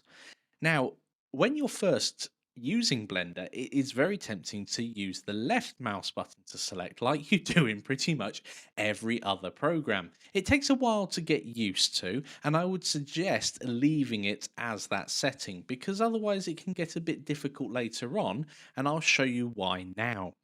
So the left mouse button moves what we call the 3D cursor. So you can see I'm left clicking over the screen here, and this 3D cursor, this kind of target, this reticule here, is just moving about. It's not doing anything else. And I'll explain more about that in a few moments. So with the right mouse button, if I go ahead and select my cube or my lamp or my camera, it doesn't matter which, and with the right mouse button, start moving it around. Once I've started moving, I can let go of the right mouse button. And you can see I'm just moving it around randomly in space. Now, if I want to put that somewhere, I can left click and it will stay in that new location. So the right mouse button is for selection, and probably doing an action as well, and the left mouse button is to apply that action. Now that is really powerful because that means it's separated moving something with applying that move. So if I move that around again, but this time right click, I can reset what I was doing and give it another go. Oh, I've moved the wrong thing. Yeah. Now, if you want to move it back to its previous location and you didn't know what the previous location was, we're probably all used to by now systems having an undo function. Now, you can get to the undo function down on object, and we can see it's right at the bottom here. We've got undo. So on the Mac, it's Command Z, on the PC, it'd be Control and Z, just like it is on most systems. And then we've got redo. Now, redo's slightly different. It's Shift Command and Z or Shift Control and Z. And then we've got an undo history as well. So if I look at the undo history, we can see we've got the original starter here, and we've got a series of things that I've done. And you can see that we can drop back to any point in that history. Now, that history by default is pretty short, and we want to make sure we've got enough undo points. If you need to undo lots and lots and lots and lots, you should have probably saved in between doing your work. So let's go and up the level of undo and make sure it's as high as it can possibly be. So I'd like you to go to the File and then go down to User Preferences. And once we have a look at the user preferences, we need to find the undo levels. And that is over on the Edit tab. And we can see here we've got a global undo and we've got 32 steps. Well, yes, that conserves memory. The number of steps is smaller. But what we can also do here is just turn that all the way up to 256. So if you've got a system with limited memory, you may actually struggle with large undo steps because obviously it's certainly not at this beginning stage when we're just playing with basic objects, but later on you may struggle with more complicated scenes having such high steps. But in this case, I'm going to whack mine all the way up to 256, and that gives me a very big buffer to go up. I'm going to leave the memory limit at 0 because that means it doesn't have a limit. Of course, you can increase the level of steps to 256 and then say I want a memory limit of 128 megs or something along those lines. So that's entirely up to you, but I'm not going to change that. I'm going to leave it at 0. I'm going to now save user settings to make sure that applies to every other blend file that I work on. And I'm just going to close the user properties down again. Now, if you want to go ahead and change the left and right mouse buttons, which again I don't suggest you do for several reasons. The primary one actually is if I am doing work and I'm giving you specific instructions, you're going to have to transpose left and right in your head, as well as the other, the combination of action and applying that action will no longer exist. But under the user preferences, under input, you can go to the select with and change left to right. Now, I know I've said this before about the user preferences, but do be careful in here. Remember, you can always reset it, but you can also make Blender quite odd. So do make sure that you make a note of the things you change if you're going to test them. In fact, if you are going to test them, turn them on, but do not save. See if it works. If it doesn't work, you can always come in and turn it back off again, or the next time you use Blender, it will go back to its default settings or the settings that you've currently stored. So I'm not going to change that around. I like using the right mouse button for my selection, and you will too. You'll get used to it over time. Don't worry about that. Now, this 3D cursor itself can be a bit of a pain to control. Now, there are a couple of ways of putting it back in the center if you wanted it in the center. Obviously, when I'm clicking here, it's kind of randomly appearing in space. It is rather clever. If I go and click on this cube, it will actually left click on that cube. It will actually place the 3D cursor on the face of that cube, and we'll go more into vertices, edges, and faces later on. But now it's actually on the surface of that cube on that particular face facing us. So we may want to put that back in the middle. Well, we can do a view and go to align view, and we can center the cursor and view all. Now that can be quite useful, but not as useful as just moving the cursor. It depends on what you're trying to do. So we can see there that Shift and C will do that. So let's give that a go. Shift and C. Excellent. So we can see it's moved the viewpoint, which may be undesirable, but we can now see everything as well. So if we were zoomed in all the way over here, let's say, this is a great example. See that I've just run out of zoom. I'm moving the scroll wheel like crazy and I've run out of zoom. And this is a common question that I get asked all the time. I'm so glad it's happened to me right now. So if that does happen, you need to kind of reset your zoom level. So in order to do that, we can go view and then just view selected. That's the easiest way out of this. That's the way I work with it. And then you can see there the number pad full stop will get you there. So if I hit number pad full stop, we then focus on the selected item. Now let's go ahead and go Shift and C, and we can see we zoom back out, we can see the entire scene, and the cursor is centered. The other way of centering the cursor is to use the Shift key with S. Shift and S will give us, it's the snapping menu, and it gives us an option of where to snap to. And here we have some options for the cursor. So we've got cursor to selected, cursor to center, cursor to grid, and cursor to active.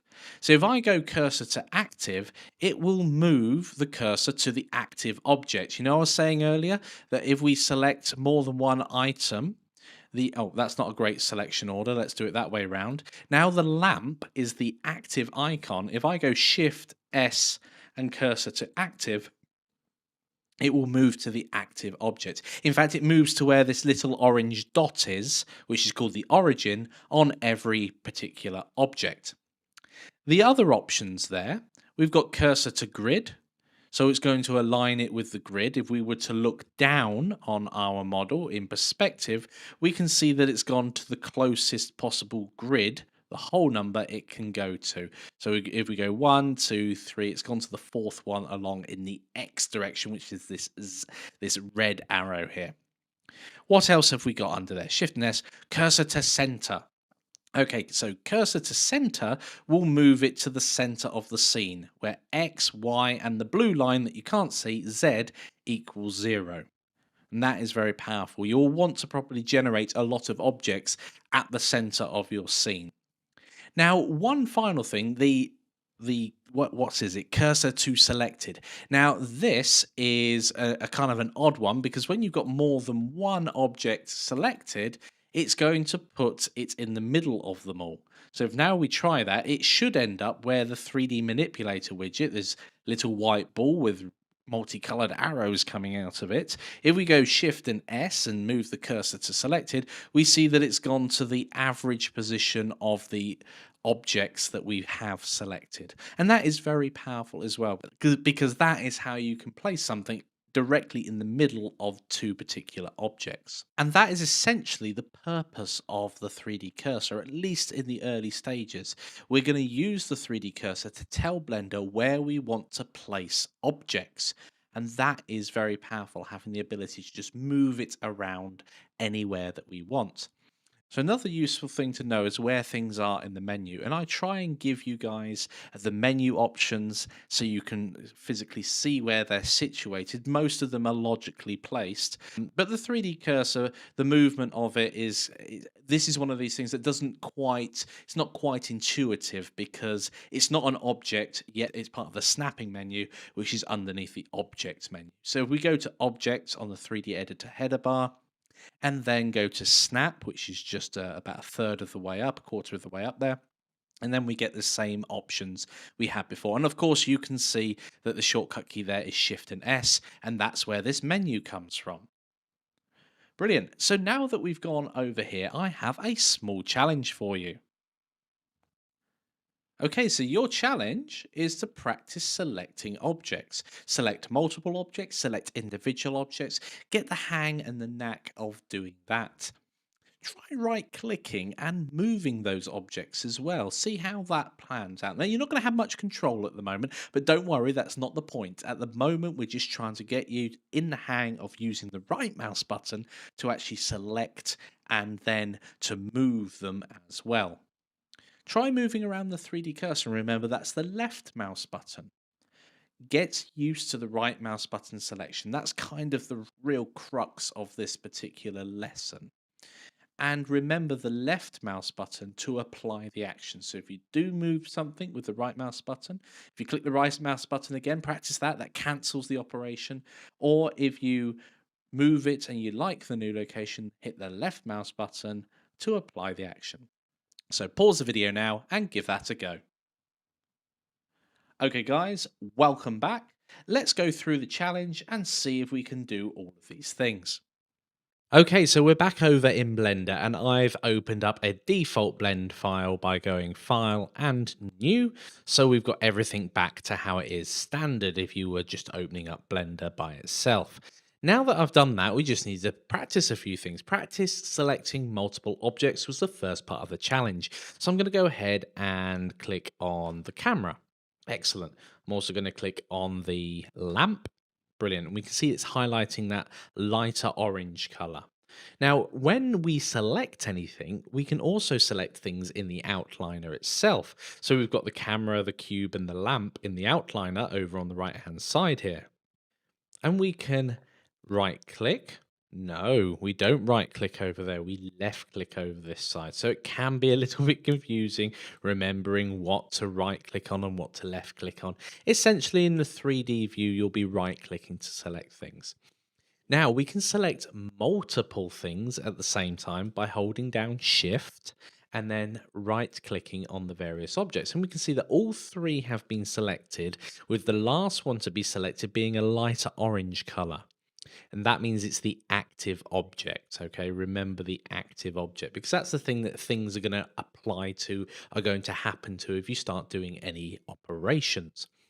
Now, interestingly, when you've got everything selected, a lot of packages, when you then go to, let's say, move them, it will move them all at once, regardless of whether you've clicked on an individual item here or in an empty space. Blender, however, is not quite like that. If I go and right click on the cube after selecting everything and try to move it, it will move just the cube. Okay, so I can right click again to reset that. If I want to move them all together, I'll have to right click in an empty space and move them that way. Of course, there are several other ways that you can move things. I can left click on this manipulator widget here and move it along the various axes that I want to move it along. That's absolutely fine. There's lots of ways of doing something, so don't worry about that. So moving the 3D cursor. Well, to move the 3D cursor, you just left click. Now, interestingly, when you left click on a particular object, it will actually snap the 3D cursor to the face of that object. So if I go ahead, this cube here, if I go and left click on that top face there, when we zoom in, we see that it's actually snapped bang on the top face. Now, it's not gone into the middle of that top face or anything along those lines. We'll learn how to do that later. But suffice to say, it's easy to put things together if you can control the 3D cursor like that. So we just left click everywhere.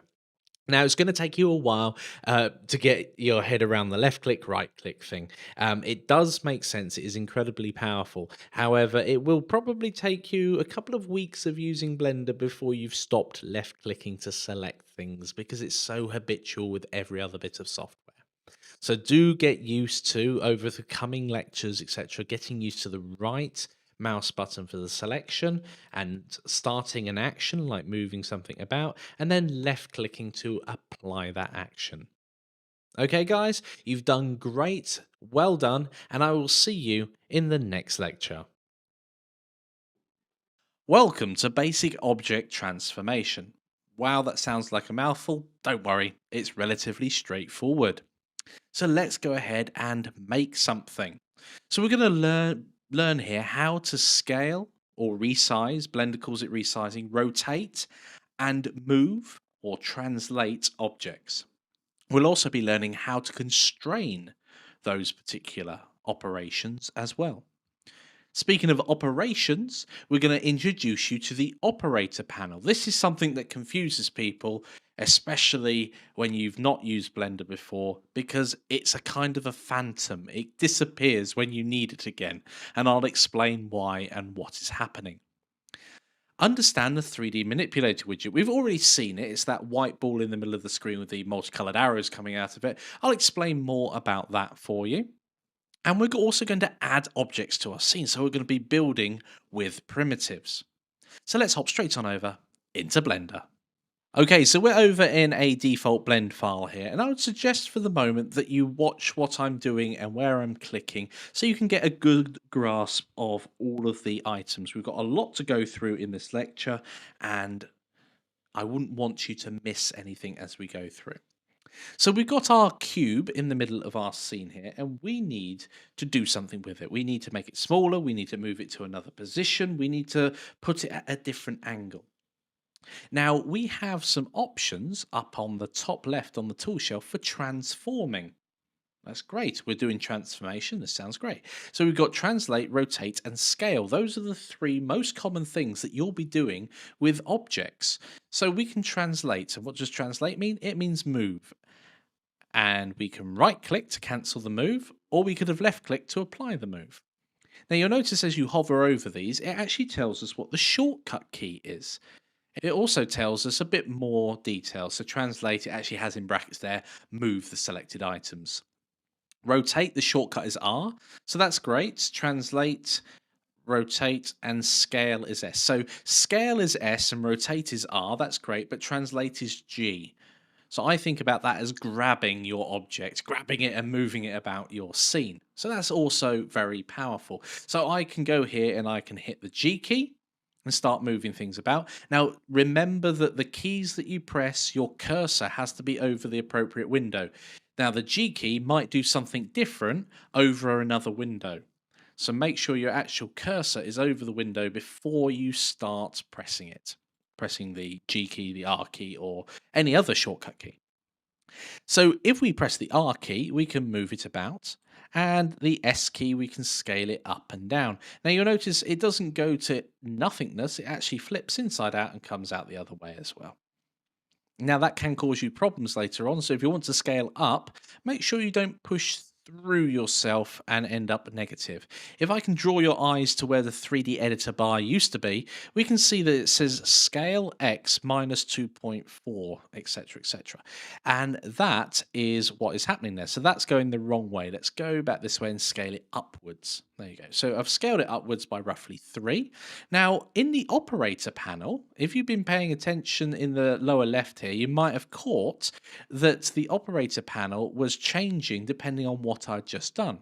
So if I go ahead, I've resized it here so it's big. Oh, by the way, if you adjust the size of this and make it too small, you end up with another little plus icon within the tool shelf itself, and that will bring up the operator panel.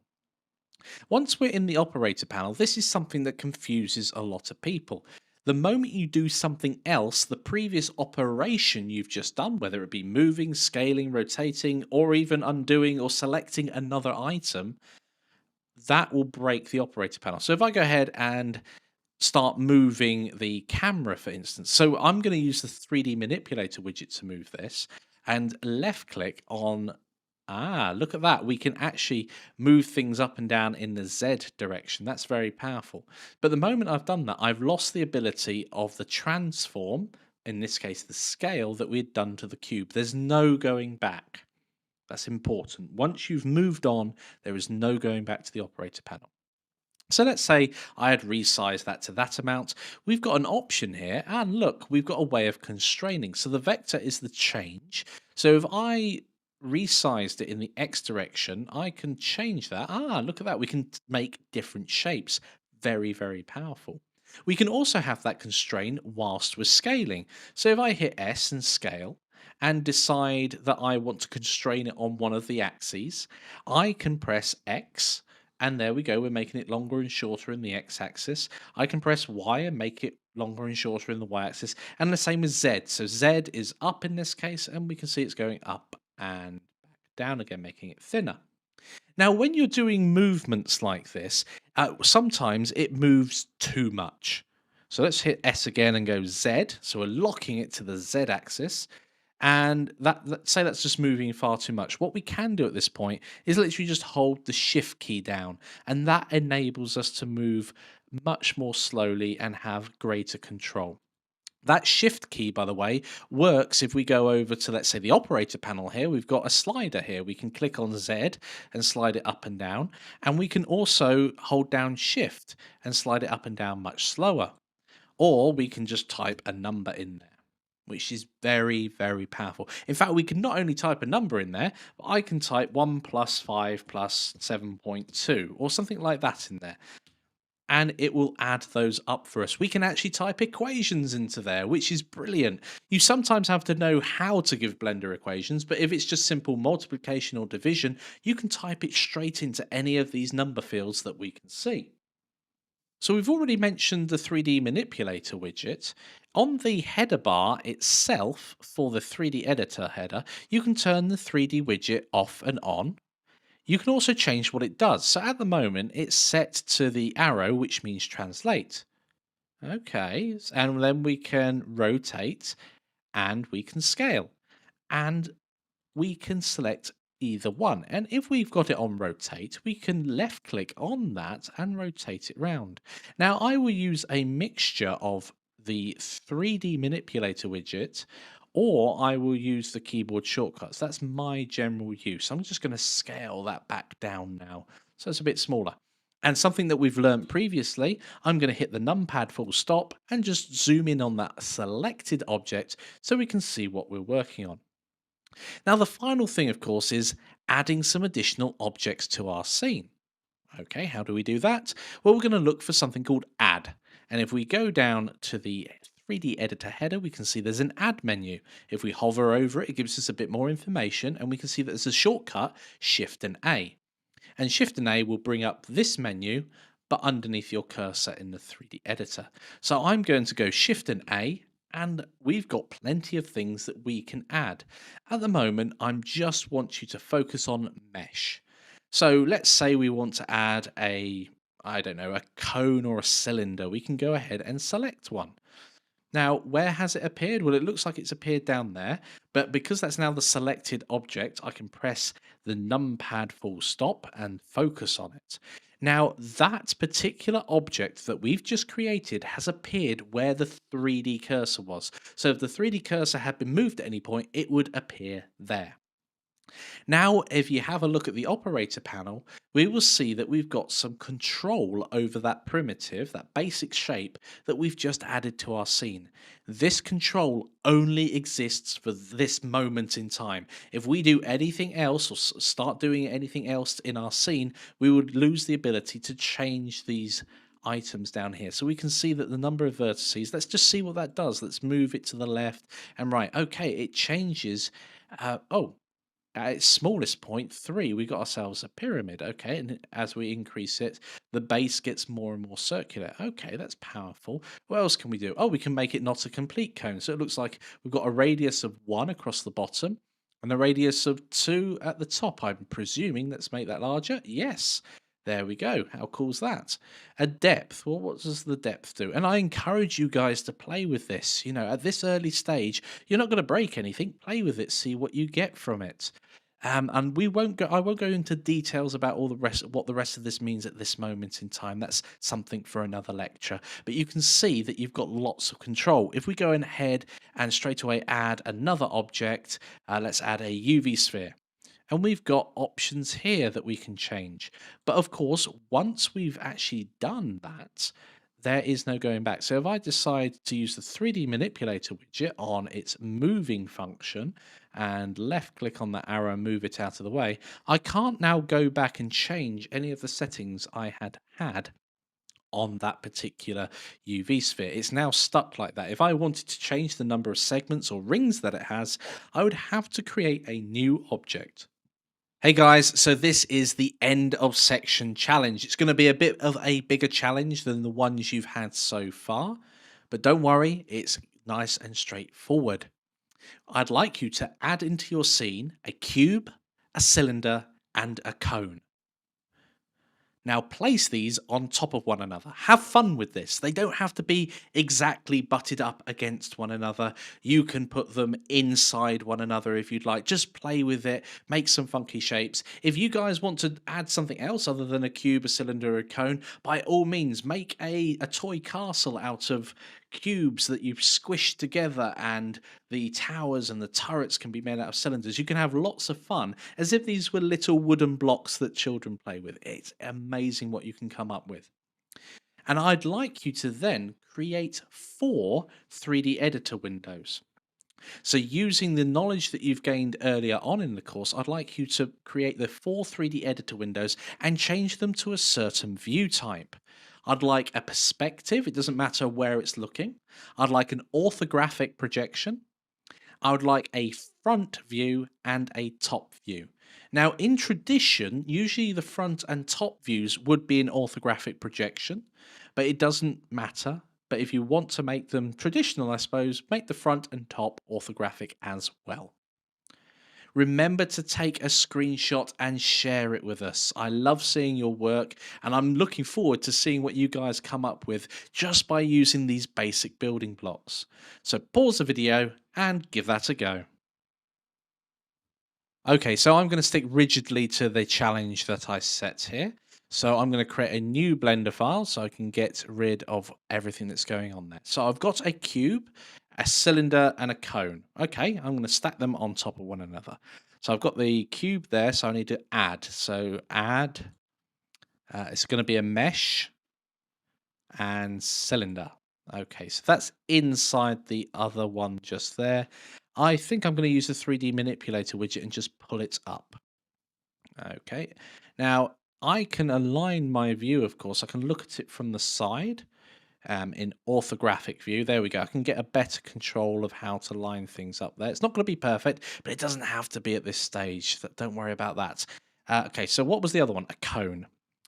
Okay, so let's add. I'm going to use this keyboard shortcuts this time. A mesh and cone. Okay, brilliant. And that is also, it's appearing on the... Oh, you know what we could do? I'm going to undo the add of that cylinder. I'm going to go ahead and click on... Oh, I haven't undone the add. There we go. So I'm going to click on the surface of my sphere, cube, and from that, there... Oh, that's not quite lined up, unfortunately. Let's look at it from the top. Okay, that's good. So if I click there, that's roughly in the middle. That might be good enough. Let's go ahead and add a cylinder. Now I'm going to click again on the top, roughly in the middle, and add a cone. Oh, cool. Okay, they're in one another. So the origin was the middle of that. That's good. I'm getting this. I'm getting this. Let's move this up and move this one up. And we got ourselves somewhat looks like a tower or a lighthouse. In fact, I'm going to do some scaling here. Let's scale this one in and then move it back down again. And again, looking at from the side helps align things up. Remember, you can do that. I'm liking that. I'm going to make my square base just a little bigger, or cube base a little bigger. I'm just going to scale it up. There we go. That's all sitting on there really nicely. So I'm going to hide my tool shelf so it's nice and neat. And I'm going to split the window in two. I'm then going to split each one of these windows there. And I'm going to hide the toolbars so it's nice and clean. There we go. There, and there. Okay, all the header bars. And now we just need to change the scene. So one of them needs to be perspective. Done. And then one of them needs to be the front. And one of them the side or the top. I can't remember my own challenge. Yes, it was top. So there we go. We've got ourselves, oh, I've moved the 3D view. We've got ourselves 4 different views of a cone, a cylinder, and a cube stacked on top of one another. How did you guys get on? Did you make something from this? Did you make a castle? Did you make a lighthouse? Did you make a house out of something like this? Make sure you've shared with us so we can see how you're getting on. I love seeing what you guys come up with. And I will see you guys in the next lecture. Welcome to what you can now make. So this is an extra video that I've put in here to make sure that you guys realize the power of what you've learned already. So what else can you make? Well, we can add basic shapes now and transform them, whether that's moving them, scaling them, or indeed rotating them. Limited knowledge usually inspires some creativity, and that's what I want to get across to you, because now we're able to generate some very basic placeholders and rough mock-ups, but they can be quite detailed, as you'll see in a few moments. And you will see that there are also limitations to doing this as well. We'll explore what those are and why we need to learn a bit more about modeling as well. So let's go hop on over into Blender and explore what we can now make. Okay, so we're over in a default scene here, and we can go and grab our cube as we've done here and stack things together. Now, I like to think of these primitives being very much like pieces of Lego. So if we zoom out a little, we can use these to construct other things. So let's have a look at what we could do. We can do lots of things. So how to start? Well, think about basic objects that are around you all the time. I've got a set of speakers in front of me. I've just been inspired to do them. So let's go ahead and model a pair of speakers, or at least a speaker. Now, how would you do that? Well, the speaker I've got in front of me is it's rectangular, so we need to scale this and make it taller. So let's go ahead and do that. Let's scale this on the Z direction. So I've pressed Z and then by 2. Okay, that looks good. I'm also going to move it up now on the Z axis by 1 blender unit. So G for moving, Z, and then I'm going to press 1. Oh, that doesn't look like it's enough, so I'm going to delete, then do 2. Okay. Yes, that looks like it's on the floor now. Okay, so speakers usually have these cones in them to make them look like, they're useful, aren't they? It's not to make them look like speakers, they are speakers. Okay, so let's go ahead and add in.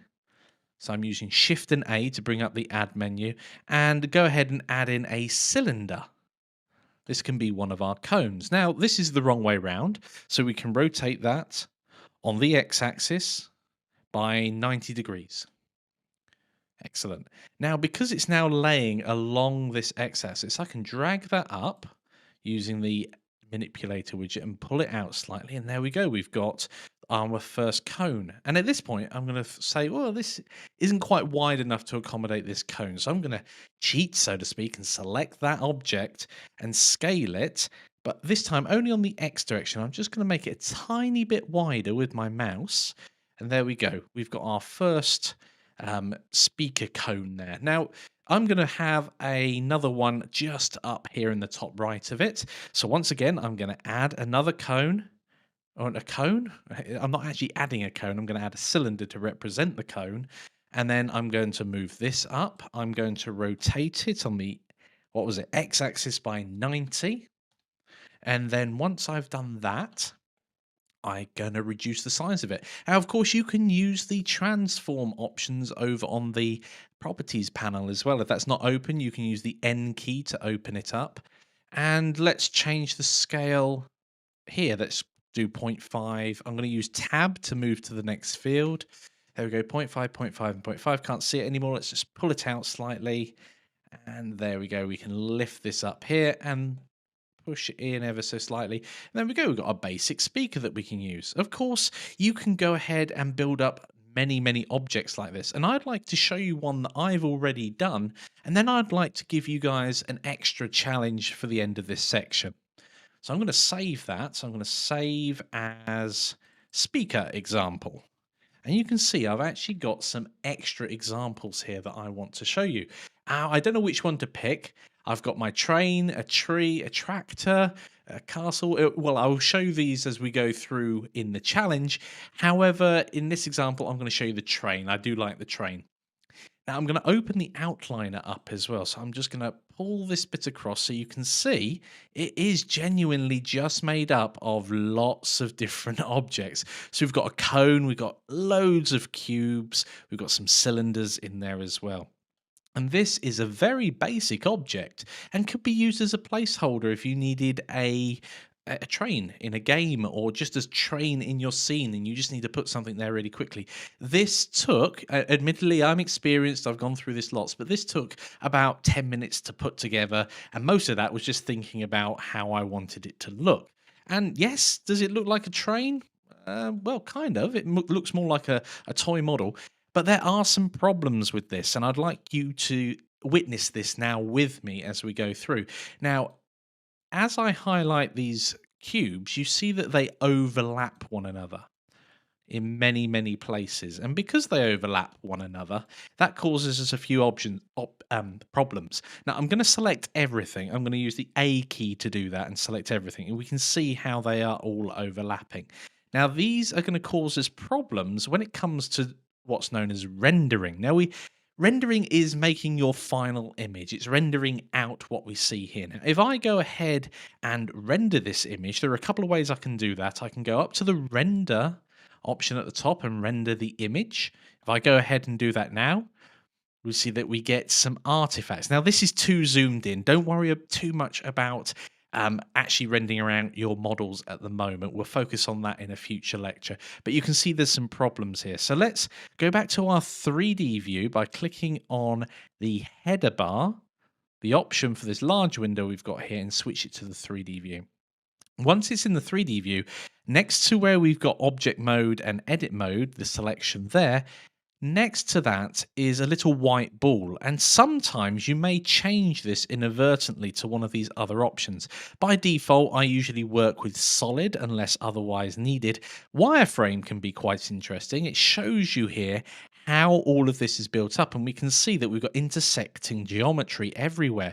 We've got a cone here, and we've got a sphere intersecting with a cylinder, a cone going inside a cylinder. We've got these cubes all going across. We've got another cylinder in here. Now you can toggle wireframe on and off with the Z key. That's a quick way of doing that. However, the top option here is rendered. And if we see what it looks like when it's rendered, you'll see that we've got some horrible black banding, and that's where the meshes of the individual mesh objects, all these cubes, are intersecting, and Blender just doesn't know what to show you. So you can see here where the cone and the cylinder, and then when this sphere and the cylinder meet, we don't seem to have any problems there. And the reason why we don't have any problems is because the faces that make up these shapes aren't actually, they intersect one another, but they're not on top of one another.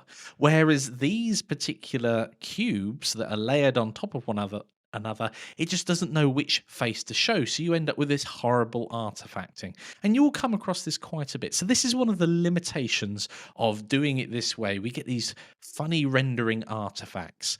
Of course, we're not going to worry too much about that at the moment because these are great placeholders. So if I go back to solid mode, I can now place that in a block station if I want. Oh, challenge. Oh, speaking of which, it's time to give you guys your final challenge. And this is really an extra activity for you to really hone your skills. I know many of you will just do the challenge. You may follow along, but you don't expand on that. And it is really important. You can listen to me, you can read books, you can watch lots of YouTube videos, but unless you actually take part and do the activities, these challenges, you won't learn as well as otherwise. So, extra activities here. I'd like you to try making some other basic objects from just primitive, so limit yourself in scope. Now, this is excellent practice. And I know some of you would have already gone off and made different things. Think about simple objects. Now, the train I've got there is probably as complicated as you want to get. I've already joked about making a castle, but this is just an extra activity of thinking about what else you could make. Pause the video now and give that a go. Okay guys, welcome back. Let's go through the other things that I've made in Blender just by joining some basic primitives together and seeing what I come up with. Okay, so we've seen the train. I really like the train. It obviously is just a placeholder. It doesn't look like a realistic train. It gets the idea across. It might not be the right scale, but of course, with everything selected, I could scale it down. But it's a great starting point. Now, what else have I made? Let's have a look at these other things. So we've done the speaker. That was a great example of a nice, straightforward and simple object. And you can build upon that as well. But it took no time at all to create that object. I've got a tree example. So I was playing about and I've used icospheres for the sort of leaves that would be there. I've used some cylinders. It took ages to rotate these around and try and get them in the right place. But you can see how you can build up even more complicated objects than you could perhaps otherwise if you were trying to model them more precisely. And again, this viewed from this distance, well, it looks like a low poly tree. Obviously, at this distance, it may cause a few issues when you can see at the top here the cylinder doesn't quite match. But again, these are things that could be sorted out afterwards when you've made the decision whether or not you're keeping that tree or not with further models.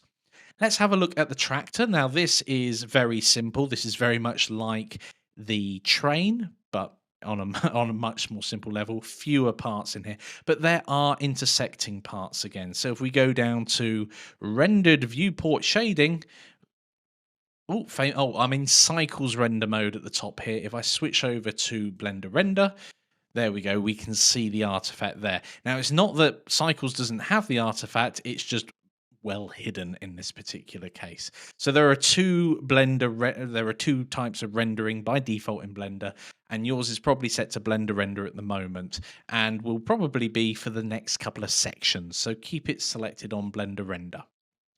Now let's have a look at the final one, which is a castle. So I stacked a load of cubes together. You can see quite a few building blocks went into this. And I made some low poly trees again. And this is just a placeholder. It's rough and ready. I want to get this across to you. If I go underneath, look, the trees have roots. That's what I'm calling them anyway.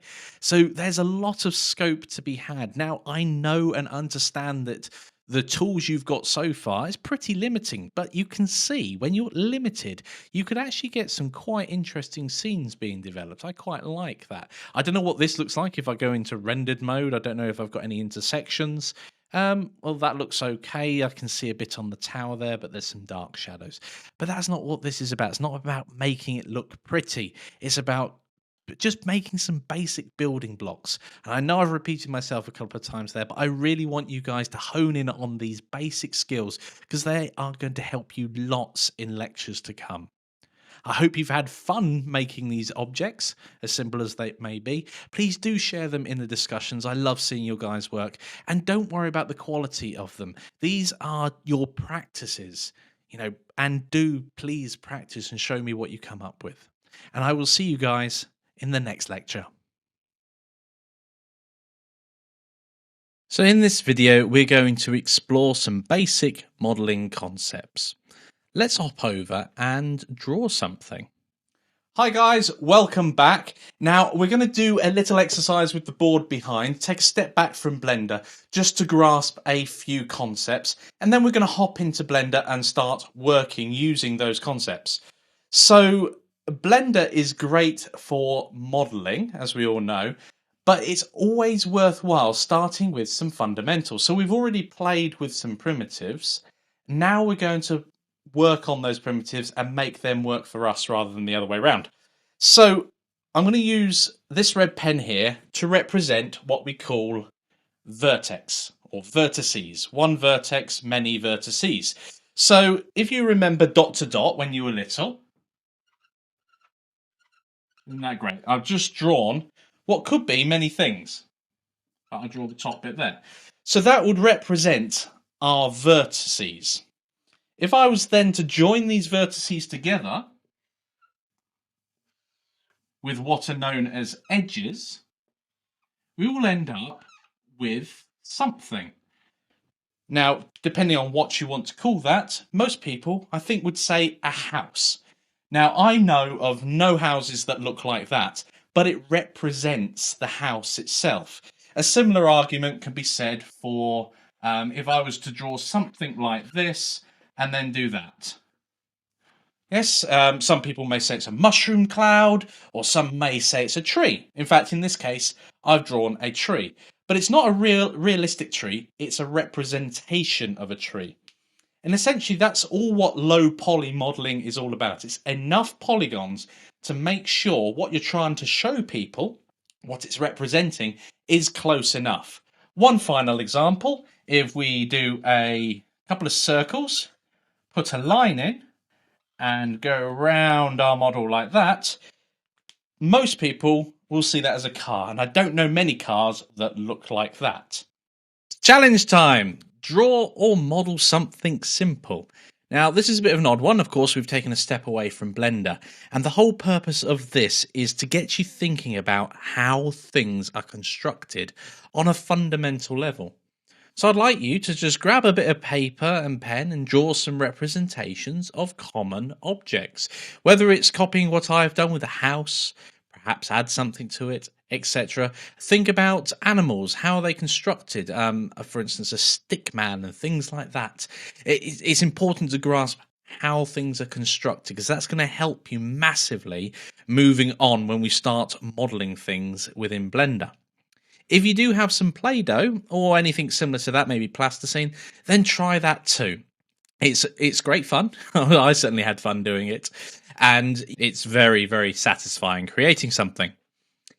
So pause the video now, go off, and just sketch some representations and model if you've got your access to Play-Doh, plasticine, etc. Right, welcome back. Right, let's see what I got up to. Well, I grabbed my whiteboard and I drew some representations. I know what all of those items are just by looking at them, but I didn't look at any reference material. I just used what was in my mind. What do I think these things look like? And we've got a ship, a rocket, a tree, a house, some sort of bird, and a train. Now, I'm not sure how closely those resemble real-world items. In fact, they're probably far from them, but they're very similar to how kids' toys are constructed. I also got my hands on my children's plasticine and did a little tree and a little house. Again, they're not realistic, but if you showed them to someone, they would grasp immediately what you were trying to show them. Right, let's take the concepts we've learnt now and head on over into Blender. Vertices, edges, and faces. In this video, we're going to learn about object mode and edit mode, naming your meshes, manipulating vertices, edges, and faces, and understanding their relationship to one another. So let's head straight on over into Blender. We've opened up a brand new Blender file. The first thing I'm going to do is just move that cube up a tool. We're going to be working with this cube, so I'm just wanting to make sure it's above this plane here. Okay, so object mode and edit mode. What's the deal there? Well, this cube is an object.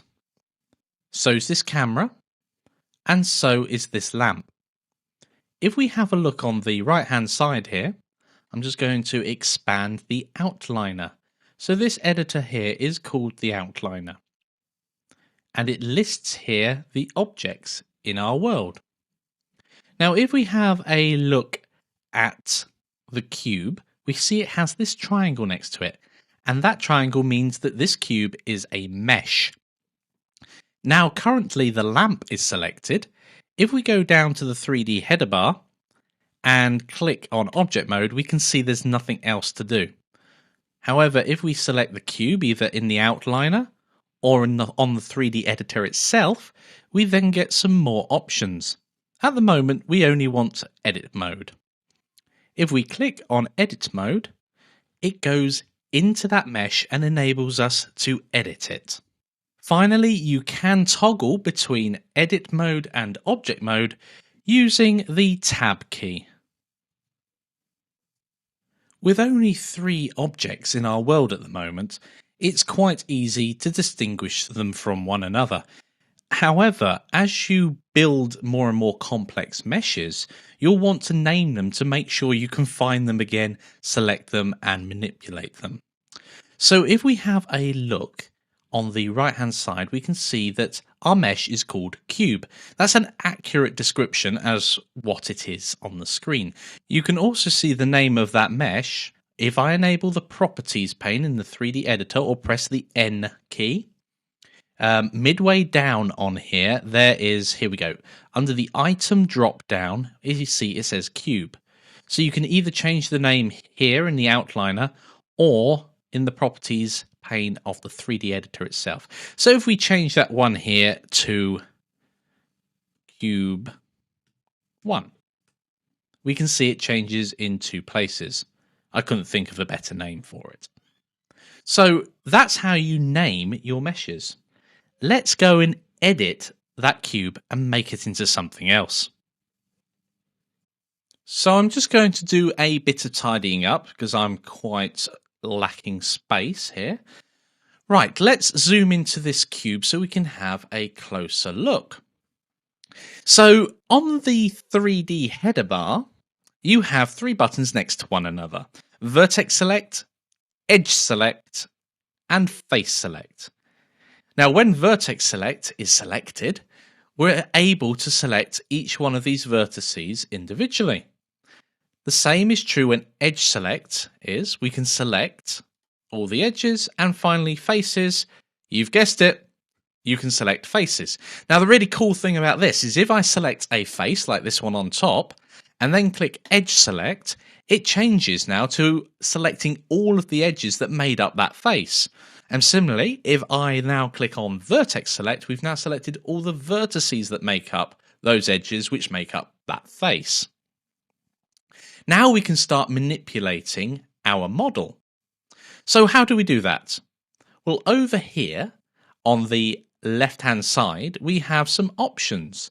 Translate, and if we hover over, I'm already doing it, I'm just going to escape out of that. With translate, if we hover over it, you can see it's got the shortcut G. Rotate has the shortcut R. Scale has the shortcut S, etc. So if you ever want to know what a shortcut key is and it's not apparent straight away, if you hover over any of these buttons, if there is a shortcut, you can see what it is. So now if I press G, I can move all of those vertices up and down, or indeed we're moving that face at the same time. It's the same thing. If we press the R key to rotate, we can rotate that face around. At the moment, it's around an arbitrary point in space. And scale with S, we can make the top much, much smaller. Excellent. So we've got some sort of funky pyramid going on there.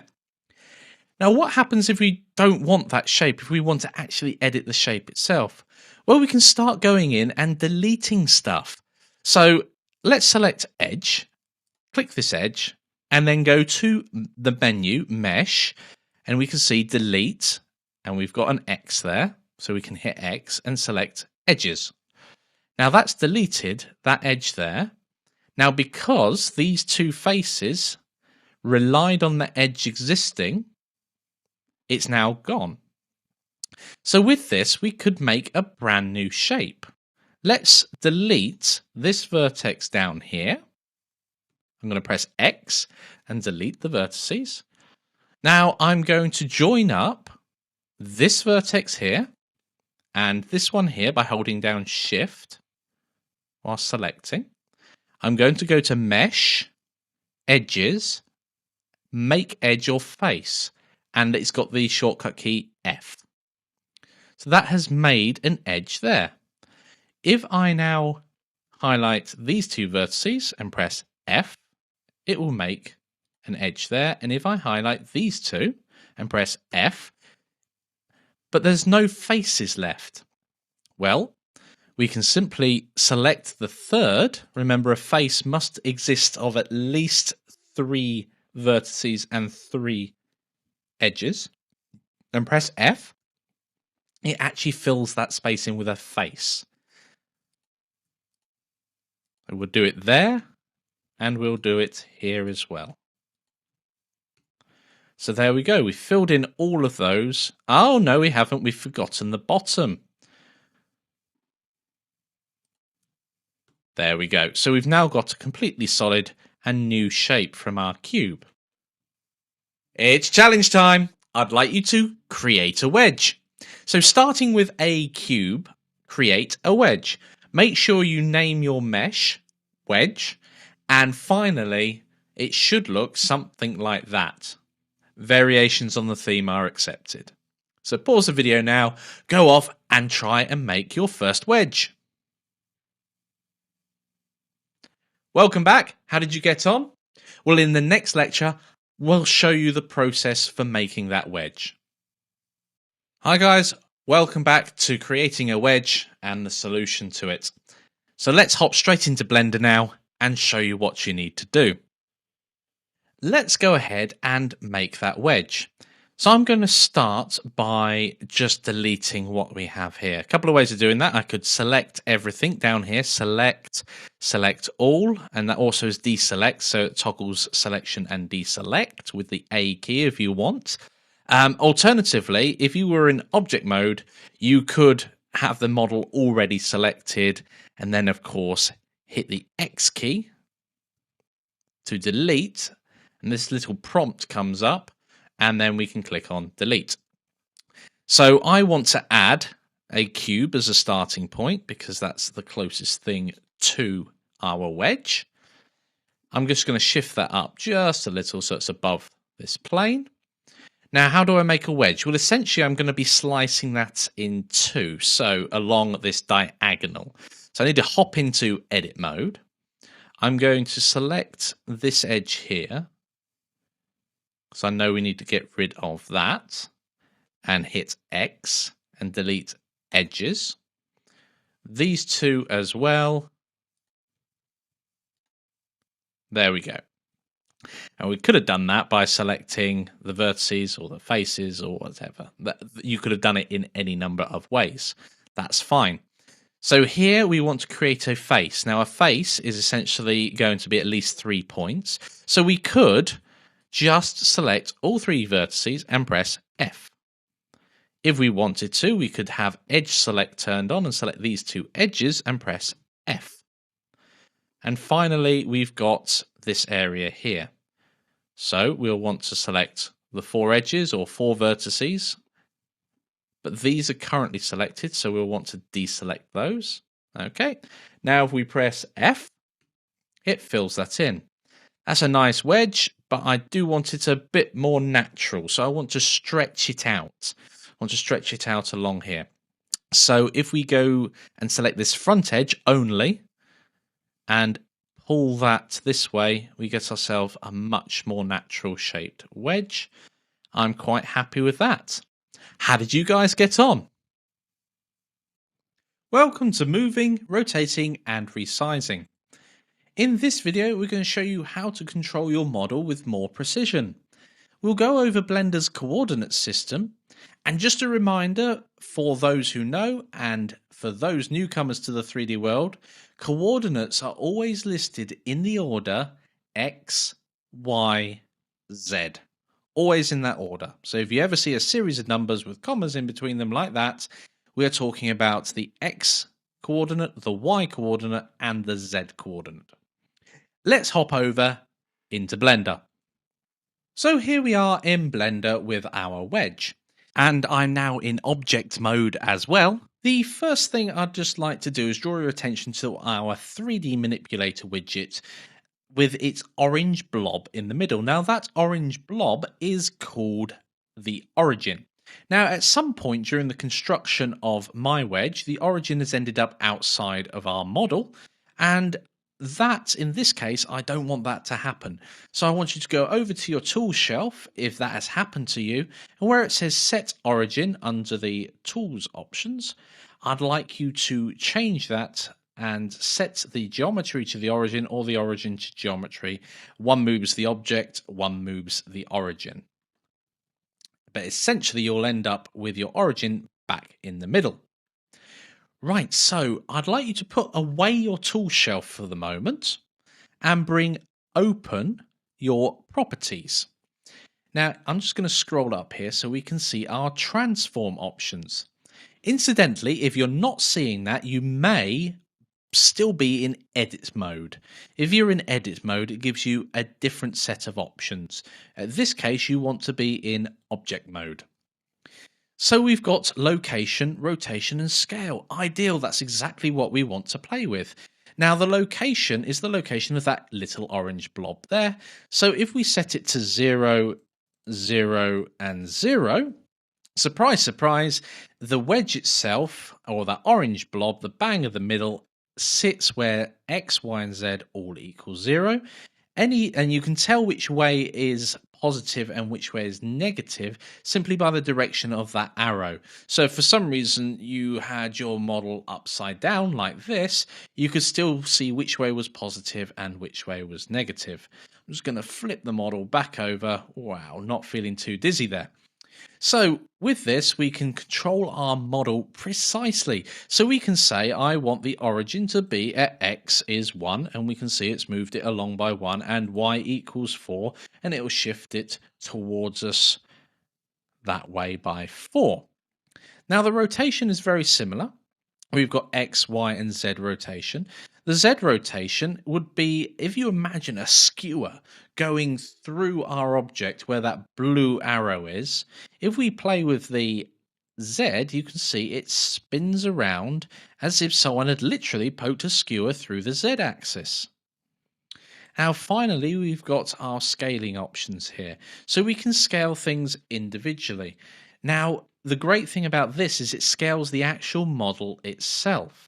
So it's not relative to these X, Y, and Zs anymore. So it remembers how we created the model in the first place. So if we scale it on the X axis, it will actually get narrower and wider. If we scale it on Z, it will get taller and narrower. And of course, we can actually input the values we want in here so it's precise. And if you need to set it to a certain dimension, you can do. So here we can set X equals to 1. So that would make the width of that, in this case, 1 Blender unit. I could set the Y, that is the length, to 4. So now that's a 1 in 4 wedge. And finally the Z, I could set that to 1 again. And we end up with a much more sensible sized wedge. Well, that is still a pretty big wedge being a meter tall, but there we go. And that changes the scale accordingly. So if we change this to 2, we'll see that the scale has also changed from our original model, but the dimensions have allowed us to make the wedge an exact scale on the X, Y, and Z axis. I feel a challenge coming on. What I'd like you to do is grab your wedge and move it to an exact location. So I'd like you to rotate the wedge so the pointy end is facing up. Make it half the size it was before, and make sure the origin is placed at 0, 4, 2. So pause the video now and go try doing that. Okay, welcome back. Let's hop straight back over to Blender and do our challenge. I will want, if I imagine a skewer going through my model, in fact, I'm going to just set it so that the rotation is 0 on Z as well, so we can imagine things a bit better. So I want to move that so the pointy end is facing up, so I'm imagining a skewer going through it. It would go through the X axis. So I need to go to X, and I want to rotate it 90 degrees, and there we go, our pointy end is facing up. Now we wanted the location to be 0, 4, 2. So here we can go 0. We've already got set to 4, fortunately. And here we can have it set to 2. So there we go. It's set at the right location. And finally, the scale. So back to our original scale. This would be 0.5 to make it half the size. 0.5 here. And again, 0.5 there. So now our wedge is set at the right coordinates. Let's just check. 0, 4, 2. Yep, it's half the size it was before in all dimensions. Yep. And finally, rotating the wedge so the pointy end is facing up. There we go. Excellent. So that's exactly positioned where we wanted it. How did you guys get on? I'd like you to post your results in the discussion against this lecture. And I'll see you in the next one. Take care. Welcome to Pivot Points. In this video, we're going to talk about pivot points and origins and how they interact. We will take a closer look at pivot points. There are 5 different types and how they vary when you're modeling. We'll talk about how to change them and go through the shortcut keys for them as well. And things to watch out for when you're modeling. Pivot points are one of those tripping things that if you don't realize you've changed them or that you've set them incorrectly, it can make modeling quite difficult. So let's go explore pivot points now and hop on over into Blender. Okay, so in front of us we have a default Blender file. And I just want to say quickly that this is an insert into the course because there have been several requests for pivot points to be covered a bit earlier on in the course. So that's what we're doing. And in this case, we need to first find out where they are. And if we go down to the 3D header toolbar, we see there is an option for pivots points. And here we have a selection of 5 different pivot points: active element, median point, individual origins, 3D cursor, and bounding box center. Now we will use the 3 objects in our scene as the example for the pivoting. Now, if we go ahead and select the camera, hold down Shift and select the lamp and the cube, we've now got 3 objects selected, and we can confirm that in the hierarchy as well over in the outliner. So the first option is this median point. Now, I say the first option, it's obviously not the one at the top, it's the default one that usually you'll be set to. And if we rotate around, you'll see that the widget, the 3D manipulator widget, is now placed in the middle, or kind of in the middle of these 3 places. And that gives us a clue as to what's going to happen. That does mean if we were to scale or rotate, it would scale around or towards that point. I'm going to hit escape to come out. It may even rotate around that point. Pretty cool. Pretty useful as well if that's what you want to be able to do. Now, let's go to active element. What does that mean? Well, you will notice at this point that now the 3D manipulator widget has actually gone all the way to the cube. If you can't see this 3D manipulator widget, you may want to turn it on in the toolbar. You may have clicked that by accident and turned it off. Now, with this, you probably guessed already, it's going to rotate around the cube itself, around the cube's center. And that's wee all the way around. Lots of fun to be had there. Okay, individual origins can be incredibly useful when you're scaling things by themselves or rotating them. So if we rotate here, you'll see that both the camera and the cube are rotating. The lamp is as well, we just can't see it. And again, scaling will scale around their own origins. Now, what's the origin? It's that little orange or yellow dot in the middle of every object. Now, we'll cover that in much more detail later on. Finally, the 3D cursor. And the reason why I say finally is because we're not really going to go into the bounding box, but I'll show you what it does in a second anyway. The 3D cursor is the crosshairs that you move about all the time. And we can see that because the 3D cursor has been set as the pivot point, the 3D manipulator widget is also moving accordingly. And now we would rotate and scale around that point. So it's incredibly useful for certain tasks, but incredibly frustrating when you're trying to do something and don't realize why Blender is behaving oddly. Now, there are keyboard shortcut keys for all of this, but before we do that, I'm going to do the bounding box. Now, have a look at the bounding box, and now have a look at the medium point. Now, the bounding box is simply a box drawn around all of these objects, and then the center of that box is displayed. And that's slightly different because of the shape of the box than the medium point will be. So there we go. That takes into account the extra dimension on the cube here that goes out this way. The medium point just takes the actual points that these origins exist in 3D space. So let's talk about shortcut keys. So let's start with the 3D cursor because it's the simple one to get to. That's the full stop or period key, and we will see that the pivot point changes. And that is one that gets people. If they're typing in values like scale by 2.3 or something along those lines, if they don't quite have it all engaged properly, it's very easy to hit the full stop or indeed any key on the keyboard since Blender's so keyboard heavy and change the setting you didn't realize you could change. Now, comma, which is right next to the period or full stop, we'll change it to bounding box. And then we need modifier keys for the next one. So in order to do individual origins, we need to hold down control and full stop or the period key. And then median is control and the comma, and that sets us back to our default position. And finally, active element is alt and full stop. And of course, those that are on a system where the alt key is a system key, you may need to hold down the Windows key at the same time. That's particularly useful for Linux users. So pivot points are incredibly useful.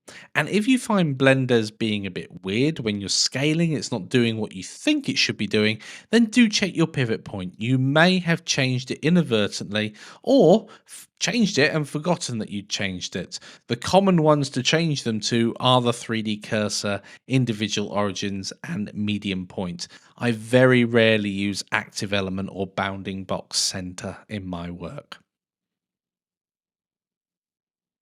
And of course, you know what time it is now.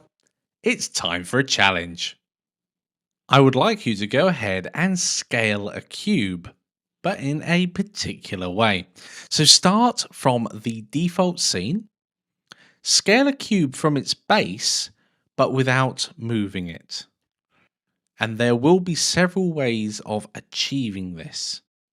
So you're scaling the cube from its base. So essentially its base does not move from where it starts, but the rest of it will grow outwards from that base. Pause the video, think about it. There are several ways of achieving this. Neither are better than the other. Pause the video now and give that a go. Okay guys, welcome back. Let's go ahead and scale a cube from its base without moving it. Okay, so we're back into the default Blender scene here, and there are a couple of options. One does involve kind of moving it, so I'm going to rule that one out because you can move the origin itself to the base, and then just use the median tool or individual origins or active element and then scale up from there. But what we can do is we can actually put the 3D cursor on the base, and I can approximate that by moving around and clicking on the base. And now it will scale outwards from the base itself if I have it in 3D cursor pivot point. Now let's scale that, and we can see the base is not getting any higher. Now this is quite difficult to see from this angle, so I'm going to go into orthographic projection mode and from the side, and we should see here that it's one blender unit negative on the Z and one blender unit higher, and if we scale up we'll notice that it doesn't get any lower. It is literally scaling around that 3D cursor. Of course, everything else is as well, including the camera. So I'm just going to select the cube by itself and make it larger. And there we go. We've scaled it up from the base. Excellent. How did you guys get on? Please share your work in the forum, and I will see you guys in the next lecture. Welcome to duplication and merging. So in this video, we are going to learn about duplication, because there are two types of it, and create one mesh from multiple objects. So let's hop straight over into Blender. So here we have our wedge pointing upwards that we were using before. So we want to make a duplicate of that wedge. So if we go down to Object, and about midway up, there are two duplicate options. There's duplicate objects and duplicate linked. They are almost the same, but they have some radical differences. So we're going to, first of all, duplicate linked. Now, nothing happens immediately, but if we move the mouse, we can see there's another wedge right next to it. Now, these two are linked, and we can see in the outliner, it's produced another wedge with wedge 001. I'm just going to name that something more appropriate straight away and call that the copy, just so I know which one's what. So, because they're linked, they should do similar things to one another. However, when you're in object mode, if you just say change the scale of something, it doesn't affect the other object. And you may be wondering, well, they're linked. Well, why isn't this one resizing this one? Because they are linked, and that's the whole point of linking them in the first place. Well, if we go to edit mode and we start playing about with our model, let's say moving that edge down, you can see then it does affect the other side. And similarly, if we hop over to this wedge, our original one, and go into edit mode, we can see that that also affects it. So that's really cool. So you can alter the actual structure of a mesh. However, you can scale things completely independently of one another. So in object mode, these two are actually on an identical mesh. However, this one has a different Z scale to it, so it's slightly taller. In fact, in this case, because it's there, it's twice as wide along the bottom. So it's a great way of using a base mesh and actually using it to create more things down the line, but also vary them so they're not all the same. Now, if we switch over to duplicate objects, and I place this one over here, it is completely independent. It's essentially a complete copy of the wedge. In fact, it's a copy of this one because that's what we've copied in every form and face. So if we went into edit mode on that and moved it about, it is completely independent of these two. Right, so I want to get rid of that redundant wedge, and I can actually delete it straight here. So I see it's wedge copy 001. I can right click there and just delete. Alternatively, I could go down to switch it to object mode, then go to object and delete is there, or press the X key and confirm. But I'm just going to do it in the outliner. So we have these two wedges here, and it's produced two meshes, as we can see, but we may want that eventually to become one object. So how do we do that? Well, let's open up our tool shelf again. Now, you can leave these things open, by the way. I just put them away when I'm not using them because I'm running at a lower resolution than you might be. and we see an option here to join. If we click join, well, it doesn't do anything because we've not got two or more meshes selected. So if we hold down shift and select the other mesh, we see that one is active, which is orange, and this one's gone a kind of red to mean it's included in the selection. If we now go to join, it's actually put them under one mesh. Now, incidentally, that's also broken the link that they had before. So we've got both things selected there. However, if I just select this one, it now moves independently. So they're no longer a duplicate linked object the moment you join them back together. So it's worth bearing that in mind. Okay, I feel a challenge come on. Are you guys ready? We're going to create a periscope. So I would like you to create a periscope existing of two wedges with a cube in the middle. And just to make it a bit more challenging, I'd like the periscope's base to be at 0, 0, 0. And just for reference, this is the type of shape we are looking for, a very basic periscope, or I suppose, looking at it, a 3D parallelogram. So pause the video now, go off and give that a go. Okay, welcome back. Let's hop into Blender and see if we can solve our periscope issue. So I've been playing lots with these wedges. I've been moving them up and down, moving them left and right, and so I've got myself in a bit of a pickle. And if you ever do this, you may want to consider remaking your wedge, because it can sometimes be quicker to just start from scratch rather than trying to repair these wedges so they look like the periscope. They're a bit hard to work with at the moment. So I'm just going to delete my wedge completely. I'm then going to create a cube. I'm going to zoom in and let's see what we can do here. I'm going to go into edit mode, and with a vertex select, I'm going to remove that vertex there and this one here. You may remember this from the creation of our wedge. And I'm just going to delete the vertices. And then I'm just going to join these up as we've done before. And that will create our first wedge for our periscope. So the next thing we need to do is, well, a periscope is that plus another one. So I'm going to go to mesh. I'm going to, let's switch into object mode first. I'm going to go to object and then go to duplicate. In this case, I am going to just duplicate it. I don't need them to be linked. And we've got our other one here. So I'm just going to click that, and I'm going to place that still at 0, 0 on the XY. But I'm going to basically lift it up, let's say by 4 for the moment. So it's just above the other one. Okay, it looks like our wedge here isn't at 0, 0 because that was the position of the 3D cursor when we started. So now these two should be in line with one another. Now this bottom one, I want it to be the other way round. So I'm going to rotate it, let's see, skewer through the x-axis there. I'm going to rotate that by 180 so it becomes upside down. That's great. In fact, that's looking good already. However, that's not on the base at the moment. However, I'll deal with that in a moment once I've joined all of these together. The final thing is to put a cube into the middle of this mesh. And again, it's produced the cube at the 3D cursor rather than anywhere else. So I want the X and Y to both be 0. And here, this just needs to be 1 by the looks of it. Nope. Let's try 2. Perfect.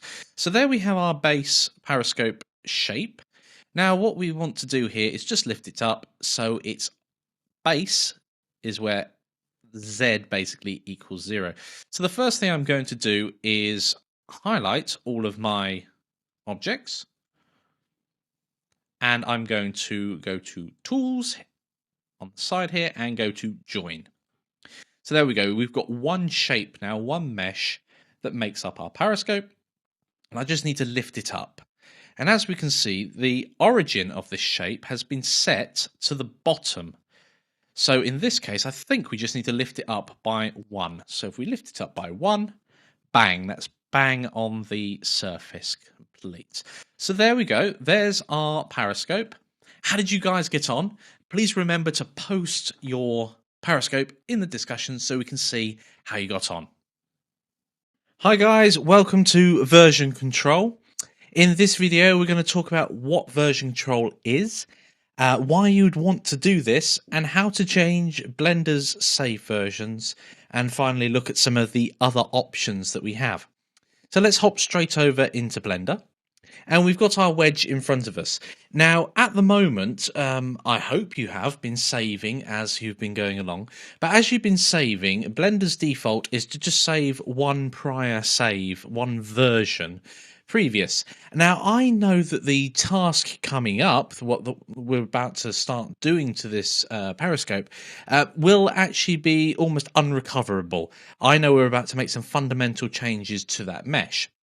Now, it is important that you can, if you are about to try something with your model, that you don't screw it up, that you can always get back to this deviation point that you're about to do. So, first of all, let's explore Blender's system.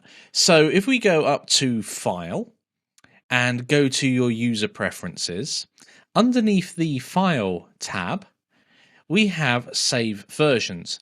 Now you'll notice mine is set to 0. That's because I use a different way of keeping track of all the changes I make. However, you may want to set that to something like 5, maybe even a few more, not too many more. And the reason for that is it's difficult to distinguish basically what the versions are. You basically get your name .blend 1, 2, 3, 4, 5, etc. depending on how many versions you have. They're not very descriptive, unfortunately. So you can end up being in a position where you're not quite sure how far you have to go back. So that's a good reason not to have too many of those. So I would recommend that perhaps you set that to 3, 4, maybe even 5, but no more than that because it will be a mess to try and get back to. The other option for you, I'm just going to set that back to 0 for myself. The other option for you is to be more descriptive. You're about to make a change to your model. You're not sure if it's going to work or not, but you want to try it. So you can always go to File and Save As. Now you can see here I'm doing that's where I started: vertices, edges and faces, start file blend. Well, I could change that where it says start file. I could now change that to saying something like, what are we talking about? We're talking about version control. So version control. I haven't actually changed anything of my model, but when I click Save as Blender file, I now have a new start point to go on. And if I muck up this periscope, whatever I'm going to do to it next, then at least I can fall back to the previous save point rather than worrying about what's going on or how do I get back to this model. Obviously, this periscope's a very simple model. It's only taken us a few minutes to get here. However, if it was a much more complicated model, the last thing you'd want to do is lose a ton of work because you didn't have a version you could jump back to. It's all very well saving as you're going, but you do need to branch sometimes to make sure you can always get back when you start to experiment. What other options are there out there? Well, for instance, you could use Dropbox. I use Dropbox for many things, and the great thing about it is it keeps versions, as long as they've synced, it keeps versions of your files for up to 30 days. So if you're working on a project, you can extend that with their extra packages, but if you're working within a 30-day time frame, you can always go back in time 30 days. After that, those version changes start to be deleted. But for most models, you may find that is enough to keep you protected. So there are a couple of ways that you can keep your versions, the versions of your models, under your control and not having them wander off on you. Take care. See you in the next lecture. Welcome to Merging Vertices in Blender. In this video, we'll explore wireframe mode, how to merge two vertices into one vertex, why you would want to do this, and how to control the sensitivity of that merge. So let's hop over into Blender. In front of us here, we have the periscope we've been working on. I'd like you to look at the info header right at the very top of your Blender window and cast your eyes over to the right hand side where we can see it says Blender version 2.74. Then it gives us verts and that says 20. We also can see 16 faces. So we're going to use that information coming up so we can keep that as our reference. So let's hop over into edit mode and make sure vertex select is selected. And let's just scroll around and count our vertices. I count 12. If you count all of the vertices that are here, 1, 2, 3, 4, 5, 6, 7, 8, 9, 10, 11, 12. So what's going on? Why are there 20 vertices and I'm only seeing 12? Well, even though we've merged this so it's one mesh, it's remembered that the vertex that makes up this wedge is different from the one that makes up the cube, even though they exist in exactly the same point in 3D space. So how do we go about selecting the other one? Because at the moment, it doesn't matter where I click around this area, I can zoom in, I just can't select it. Well, not only does wireframe mode, which is down here, so near edit mode on the 3D header, we have our viewport shading options. We can select wireframe. We can also use the Z key. So you may have toggled it if you've ever tried to undo something and mishit the keys. Now we're in wireframe mode. If you select, you can see it toggles between the vertex on the wedge, and we can see that with the orange lines, and the vertex of the cube. Now, ordinarily there would be another 2 lines coming out on these 2 edges here. However, they are covered up. So how do we merge these 2 together? And why would we want to do that? Well, let's cover the why first. So I'm going to hop back onto solid shading. And I'm going to go to edge select. And remember that whenever you select vertex, select, edge select, or face select, what is it essentially doing is selecting the vertices that make up that face or that edge, or indeed when it's just a vertex select, just the vertex itself. So if we select this front edge here, it's likely to have selected that wedge rather than the cube. And if we drag that forward, it has, excellent. We can see that's made more of a house shape. So in this case, we may not want to merge these together because now they're actually in 2 separate places.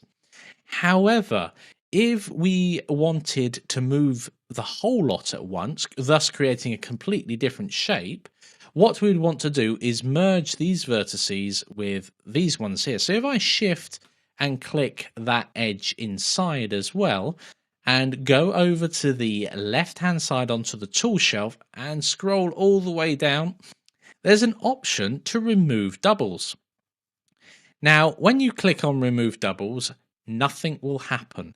And that's because the 4 vertices we have selected are very, very far from one another. They're not 0.0001 Blender units. So we're going to have to increase this number down on the lower left until they snap together. And there we go, they have now snapped together. And we can see up there that it's removed 2 vertices because we're now on 2, which is the 2 either side of this edge, out of 18 rather than 20. That's brilliant. Let's do another example down at the bottom. We're going to go to vertex select, select this one here, and I'm going to go into wireframe so I can select the other one that's in exactly the same place. This time, when I hit remove doubles, because the merge distance is so high, it's definitely going to work. But because they are in exactly the same place in space, it would work anyway. And that's removed another vertex. And now you shall see that the amount has also dropped down now to 17. So I feel a challenge coming on. Are you guys ready? I'd like you to make your periscope the minimum number of vertices that it can possibly be. Go ahead and try that now. Welcome back. Let's go and make our periscope have the minimum number of vertices that it needs in order to make the same shape.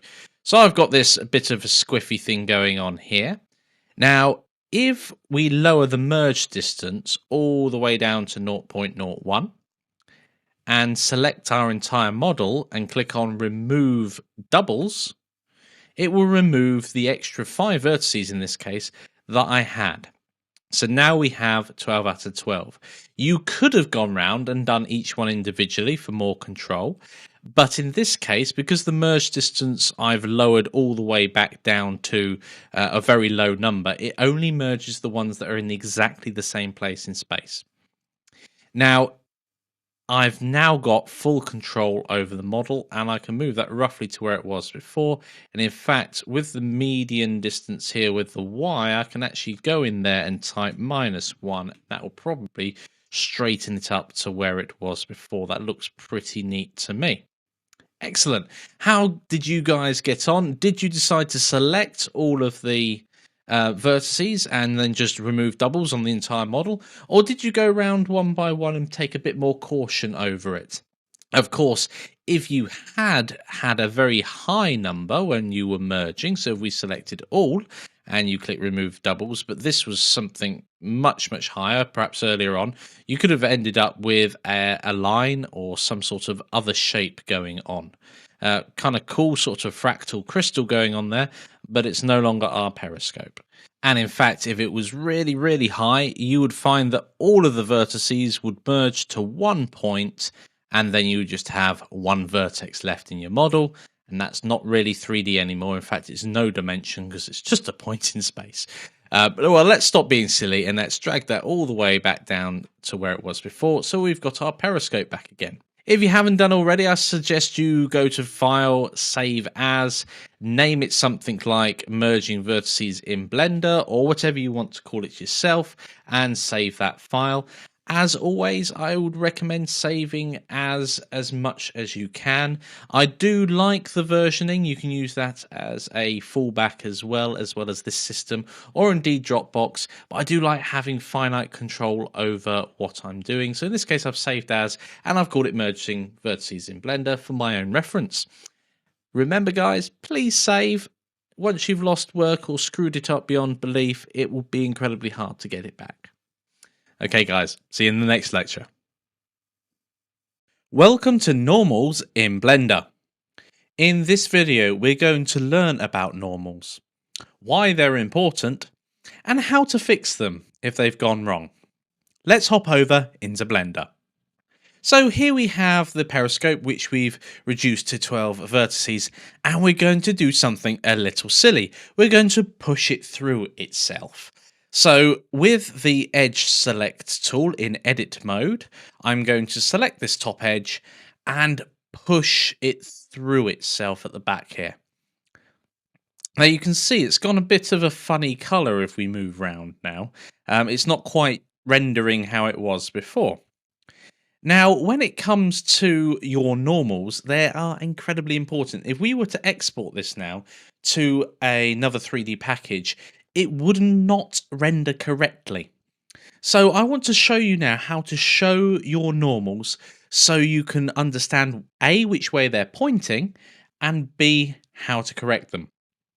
So over in the properties pane, if we scroll down, there are two sections that we're going to focus on. One is called shading, and one is under mesh display normals. So first of all, let's do the mesh display. Now there are several types of normals, but in this case we want face normals. So we're going to click the face icon there, and we're just going to increase the size a little. And that shows us which way our face normals are facing. Now, for rendering purposes, light will come in and it will strike a surface, but if the normal isn't there, if it's facing the other way like these ones are here, you end up with something like this. So go up to shading and turn on backface culling. Now Blender's quite clever. It just demonstrates the 3D model for you. However, in most other programs, you'll get a model that kind of looks like this, with this weird sort of display going on. It's sort of see-through, but only at certain angles. And that just won't do. It will look absolutely silly when it comes to exporting it into another package. I'm just going to turn on this other one here called ambient occlusion. It just makes it, highlights it just that much more what's going on here. As we twirl round, it just looks, well, it looks a mess and it is a mess. So, how do we go about sorting this out? Well, there are a couple of ways. So, in this case, we can pick face select whilst we're in edit mode. We can click the face we're referring to, go to mesh, faces, and flip the normal round. Now that will enable us to, well, now the normal's facing outwards, and we can do the same for all of these faces. So guys, I have a challenge for you. In your assets, you will find a file called normal_mess. I'd like you to open up that file and set all of the normals to face outside. Go pause the video now and give that a go. Welcome back. Let's show you how to fix the normal mess. So if we go and open up normal mess, so here we have the normal mess, and it looks like we've got some patches. It's almost like a Rubik's Cube going on here. And these patches have the normals faced the wrong way. So we can just check that by opening up the properties pane, going to shading and turning on backface culling, and whoa, we've got some holes in our mesh and it looks horrible. So as we can see, this is how it would import into another package, and that's not what we want. So let's hop into edit mode and see if we can solve this. So let's select the object first, hop into edit mode, and there we go. We can see, oh, naughty, naughty. I left all of these faces selected. I better go edit that for you guys, so you don't have so much of an easy job. And so we could go along and we could select the faces, going into mesh and going flip normals to put them right. And of course, you can hold down shift as you go through these and go faces, flip normals. The other thing you can do is you can select everything. So we can go down to select and go select all. If it doesn't do it the first time, it will deselect if anything else is selected. And then we can go to mesh, and along here, if I put my glasses back on, there we go. So normals, here we go, recalculate outside. That's the one we wanted, and that will flip them all so they're facing outwards out of the model. And finally, we can just check that with one other check, and if we scroll down here, we can turn face normals on and just extend the size, and we can see they're all now facing outwards. How did you guys get on? I hope it was good. See you in the next lecture. Welcome to extruding in Blender. In this video, we'll go over what extruding is, how you can go about planning your model, and how it applies differently to faces, edges, and vertices. So let's hop over into a new Blender file. So whenever we're extruding, we're going to want to be in edit mode. And extruding is taking either an edge, a face, or a vertex and creating new geometry from it. So let's start with a face. So go on to face select and select one of the faces. Now we've already experienced what happens when you scale it, so we could grab this whole cube and scale it up or scale it so it's tall in the z-axis. But in this case, what we can do is go down to mesh and go to extrude. And we got region, and we can see it's got the shortcut key E. And when you do that, it creates a new face joined with some other faces. I haven't made that exactly a cube, although it's probably not far from it. And then if we click this face here, we can press E or go to mesh and extrude, and we can extrude out this way. So you can very quickly build up a model of whatever you like by just extruding. And there we go, we've got some funky block work going on, perhaps a 3D Tetris piece. So, how does it affect with edges? So we've seen that when you extrude a face, it creates a 3D object of sorts. Now, if we go and select an edge, and let's say we want to extrude this edge, you'll notice it just generates a single face. And we can lock it using a modifier key like the Y key in this case in order to lock it into a certain place. And there we go, we've got something that can't exist in real life because it's just a single face. It's got no thickness, but it's great for building up our model because then we can then click on this face. So we go to face select and click on that face and then extrude upwards. You see that it's exactly the same height as that, but in a new position. And we can see by the strange colouring that's going on that that is in fact got its normals around the wrong way. So it definitely can't exist in real life. So in that case, I can select all the faces, but in this case, I'm going to select the entire model. So I'm going to go to select, deselect everything first, and then select and select everything, and then just go to mesh, normals, and recalculate to the outside, or press Control and N. And that sorted out the normals on there.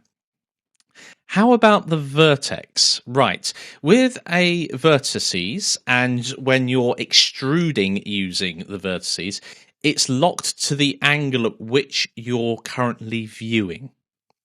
Now, to make that abundantly clear, we're currently looking down at this kind of 45-degree angle onto our model. If I select this vertex here and press the E key or go to extrude, vertices only, you see that we've got this vertex that we can place anywhere we like, and it's going to create an edge. And we can carry on doing that to our heart's content. Here, here, here. And you can make anything you like. And of course, at some point, you'll want to close your geometry. At the moment, this is all loose. It's not, even though all of these are connected to one another, it doesn't make anything other than a series of edges. So we can create one more and place it roughly next to our vertex that we've had before. Select the other vertex and then remove our doubles. And has that removed? We can see it's removed no vertices. So I'm just going to increase the merge distance, and that's closed that now. So that's one vertex there. So it's linked back in. Now, if I move the model around, you'll see that that whole series of edges that we've created and vertices exist where I was looking down on it. So if you wanted more control over that, you'd probably lock your model in orthographic projection to the side, and then you could take an edge here, make a pointy shape if you wanted to, and I'm going to join it back down here. I'm going to select the other vertex, remove doubles, and that's brought the two together. And as you can see, that's actually on this plane here, the ZY plane. So you can see it straight down that edge. This one is a bit ambiguous. It's just been created in a random place in space. So you can see by using this method, you can very quickly block out a model shape that you want. Now, I haven't been particularly clear with what I'm doing here. Oh, how about that? So because the normals were the wrong way round when we created, I'm just going to switch back into perspective mode. Because the normals were the wrong way round on the face that we created here when we extruded an edge, you can see it's kind of created a box. Now we'll want to fill that face in, unless we want the box shape. In this case, we don't. So we'll need to go to Edge Select, select these edges here. And finally, we need to fill that in. So we can go to Mesh, Faces, Make an Edge or Face, and click F. So there we go. That's now a solid object again. It's challenge time. Okay, I'd like you to create a block plane, as in an aeroplane. Now, I'd like you, if you're unfamiliar with an aeroplane, to go look at some planes. Wooden toys do make a great reference material for this type of modelling. And of course, once you've made it, share the creation in the discussions. So let's hop on over into Blender. Here we have the basic startup file in front of us. And the first thing I'm going to do is hop on over into edit mode. Now I'm going to select the front face, and I'm going to use these arrows as reference. So I want the front of the plane at where this green arrow is here, and the rear on the other side. So I've pressed E to extrude, and that's going to be the nose of my plane. Now, each time I extrude, I'm going to want to think about what is going in that area. So those are roughly the middle of the fuselage and wings. Then we're going to have a bit of body, and then we're going to have the tail plane and the fin things at the back. Okay, so let's start shaping our model. We'll worry about the wings and things like that in a moment. We want this to be a pointy cone. So I'm going to select the front end. I want to scale that down to nothing. So I pressed S, and I could keep going until I'm roughly there, or I could just hit the 0 key, which will scale it to a point. Okay, these two here I want to raise up to make the cockpit. So I'm going to click on that one and this one here. And I'm going to extrude up. I don't know how much. That should do. Finally, these last two will make the tail plane from, or rather this one here. So we'll extrude that up as well to roughly there. So it's eye level. And then we're going to have a wing here and a wing the other side. Now, there is a way of mirroring, but we're not going to do that at the moment. We're just going to extrude that out. So we're going to hit the E key to extrude. And I've started moving it in that direction. And looking down in the lower corner, I think 5.5, 6 is going to be what we want. I'm going to go for 5. So I'm just going to press the number 5. And I'm going to go around to the other side, select that face, press E, move this way, and again by 5. And there we go. This one here is going to be much less, so let's extrude that out. Probably about there, which is about 2. And the same here. Extrude this way by 2. Now you can use the numbers across the top of the keyboard. I'm just using my number pad since it's easier to reach. So now we need to tidy this lot up. So we're going to bring some of these together. So I'm going to bring this edge along with this edge straight away. So I'm just going to move it back until they're almost on top of one another. And then I'm going to select the other edge, go down and remove doubles. And I'm going to increase the merge distance enough so that they snap together. And I see at the top here, we've removed 2 vertices. And I'm going to do the same now for this edge and this edge. So I'm going to move that in till it's almost over the top. Select the other one and remove doubles. Now I'm going to want to do a similar thing to this wing. So I'm going to do that now. There's another way you could do that. So we could merge these two together. Or once again, you could select the face here and then scale it, but this time constrain it so it's only on the Z axis. So I'm going to hit the Z key. And you can see it's getting smaller and bigger that way. And I'm going to constrain that down to 0. But bear in mind that these two edges that have now been scaled together still exist on top of one another. So if you were to do any work on it, let's select that edge now. We can still see that we can lift it up or indeed through one another. So they're not merged yet. So let's just undo that. So to merge those two, again, because they were on top of one another, we need to hop into wireframe mode, select the other edge as well. Scroll down here, remove doubles, and we can see we've removed 2 vertices which make up the edge there. So we've only got 2 left. I'd recommend when you've finished your model, just selecting everything, and then anything that's right next to one another. If we click remove doubles, the merge distance is low. We can already see we've created a duplicate 8 vertices there. So it's always a good tip as you're going through, if you think you've put one thing on top of another and you do want them to merge into one, then remember to move doubles either as you go or towards the end. So I'm just going to rotate around the model now to the other side of the plane. And I'm going to do the same on this one. So I'm going to scale. You can select up here, of course, on the Z axis down to 0. Now I can do the same thing for here and here. We can select them all at once if we were astute enough to remember what we were doing. Again, scale in the Z-axis down to 0.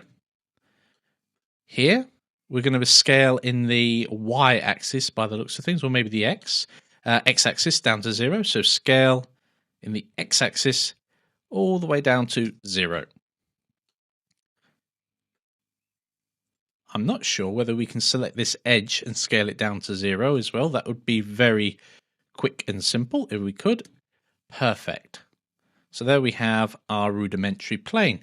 Now you can go around and tidy some of this up, but that's pretty much the workflow for doing block modeling. How did you guys get on? What did you come up with? You can spend a lot more time adding a lot of detail to this model. I'd love to see what you came up with. See you in the next lecture. Welcome to Insetting in Blender. In this video, we're going to learn how to use a very powerful tool, the Inset tool, and also understanding how the Outset option works. So let's hop over into Blender. This is the default view, as always, and let's just zoom in to our cube, hop on over into Edit mode, and we're going to select a face. So the Inset tool works best when you select a face, and you can find it under Mesh, Faces, and then Inset Faces. And you can see it's got the shortcut key I. Now when you inset the face, it's effectively the same as, and we've just locked it in there, it's effectively the same as extruding that entire face by nothing. I'm moving it nowhere, creating a duplicate face on top of it, and then scaling it inwards. And we can demonstrate that on this face here. If we extrude, as we've done before, but by 0, and then scale that down, it produces a very similar result, but it allows us to do it in one operation. We can then take that new face and do what we want with it. Now, this face here, we'll just play with it a little more. If we go and inset, and we just move it a little and left click, on the left hand side, we see this area here, which allows us to alter what we're doing. So we've got inset faces, and we see we've got the boundary, offset, even, etc, etc. And now down here we have some finer control. So thickness refers to how far this inset has gone, and as we can see, if we adjust that, it moves up and down. And in this case, this number is relative to the actual face itself. So in this case, 1 is insetting all the way. So what I've done there is I've clicked away from this inset. So it's actually set it at those distances, which is not what I wanted to do. So I'm going to undo what we've just done. I'm going to go and inset again and left click just the once. So down here we've got our thickness. If we set that to 1, it will inset right to the middle. If we inset it to 0.5, then it will inset halfway. That's how that is working there. The depth is slightly different. Now the depth allows you to push into your model or pull out of your model. So you can do what we've just done to the top in one movement from here, and very precisely. Now outset is a bit different. Outset keeps the new geometry in the same place. Now it looks a bit weird now we've ticked the outset button. So let's go back and play with these numbers so we can see what happens. Now you can see that this new face here, the depth is the size of that face. So if we leave it set at 0, it'll be the same size as it was before. But the thickness is pushing the rest of the geometry away from that face. So this is what it looked like. And as we push, we're pushing the rest of the geometry and it's squashing away. And there will be certain times where that will be of great benefit to us. So just remember that outset, you can toggle it on and off here, and it will remember your previous one. So if you go to inset again, and outset is actually turned on, ticked on the left-hand side there in the operator panel, then you may find yourself having difficulties thinking it's insetting and it's going to be outsetting. You can also use the O key as well to get out of outset mode. So, armed with that knowledge, I have a challenge for you guys. Create a Mayan pyramid. So using the inset tool, I'd like you to create a Mayan pyramid. Make it at least 6 steps high. And feel free to add extra detail if you want to. So just for reference, that's the sort of pyramid I'm talking about. One that's basically a series of steps up to the very top. And just so you know exactly what we're looking for at this point in time, is just the basic shape of a Mayan pyramid. So something that looks something like this. Now, of course, if you feel confident enough to go ahead and produce something like this, then please go ahead and, really give it a go and see what you're capable of. But this is the stage that I'll be taking it through in this challenge solution, and then we'll go and add on the rest of the details in the following lectures. So pause the video now and give that a go. Okay, welcome back. Let's go through the Mayan Pyramid Challenge. So I'm going to hop back over into Blender, and I'm going to get rid of what we've got on the screen because it's not going to be a good starting point. In this case, I'm just going to start a new file. So I'm going to want to start with the base. So I'm simply going to scale this cube. Whilst we're still in object mode, that's fine. And I only want it on the XY, so I'm going to exclude the Z axis with Shift Z. And I'm going to pull that out, and I'm going to lock it to a size of 10. So that's 10 times bigger in the XY plane and nothing in the Z. Okay, so now we can hop on over into edit mode. And I'm going to go to face select. Now, another way, as you can see here, that you can do this is Control and Tab. Gives you a pop-up wherever you are in the 3D editor to select what you want to do. So in this case, face, and I'm going to select this top face. Now I'm going to inset it by pressing the I key. Now remembering that this is the number that it's going in by is proportional to the actual size of the face. So I want each step to be 1, and I've gone out by 10, so I need 10% or 0.1.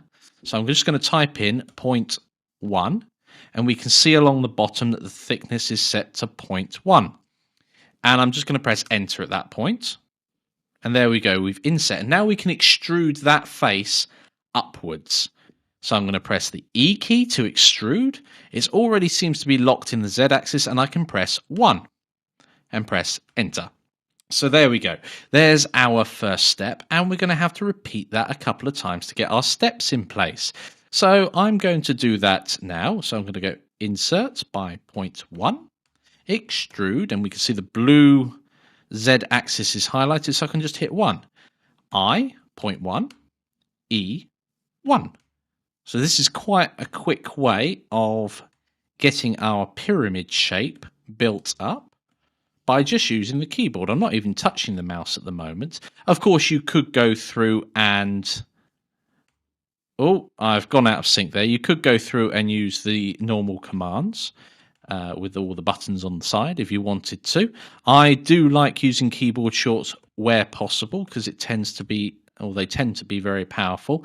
And I have gone into automation mode now, so I have no idea if I've done 7 or it has to be at least 7, I think I said. So there we go. So we've got the final box on top. So there's a nice Mayan pyramid there.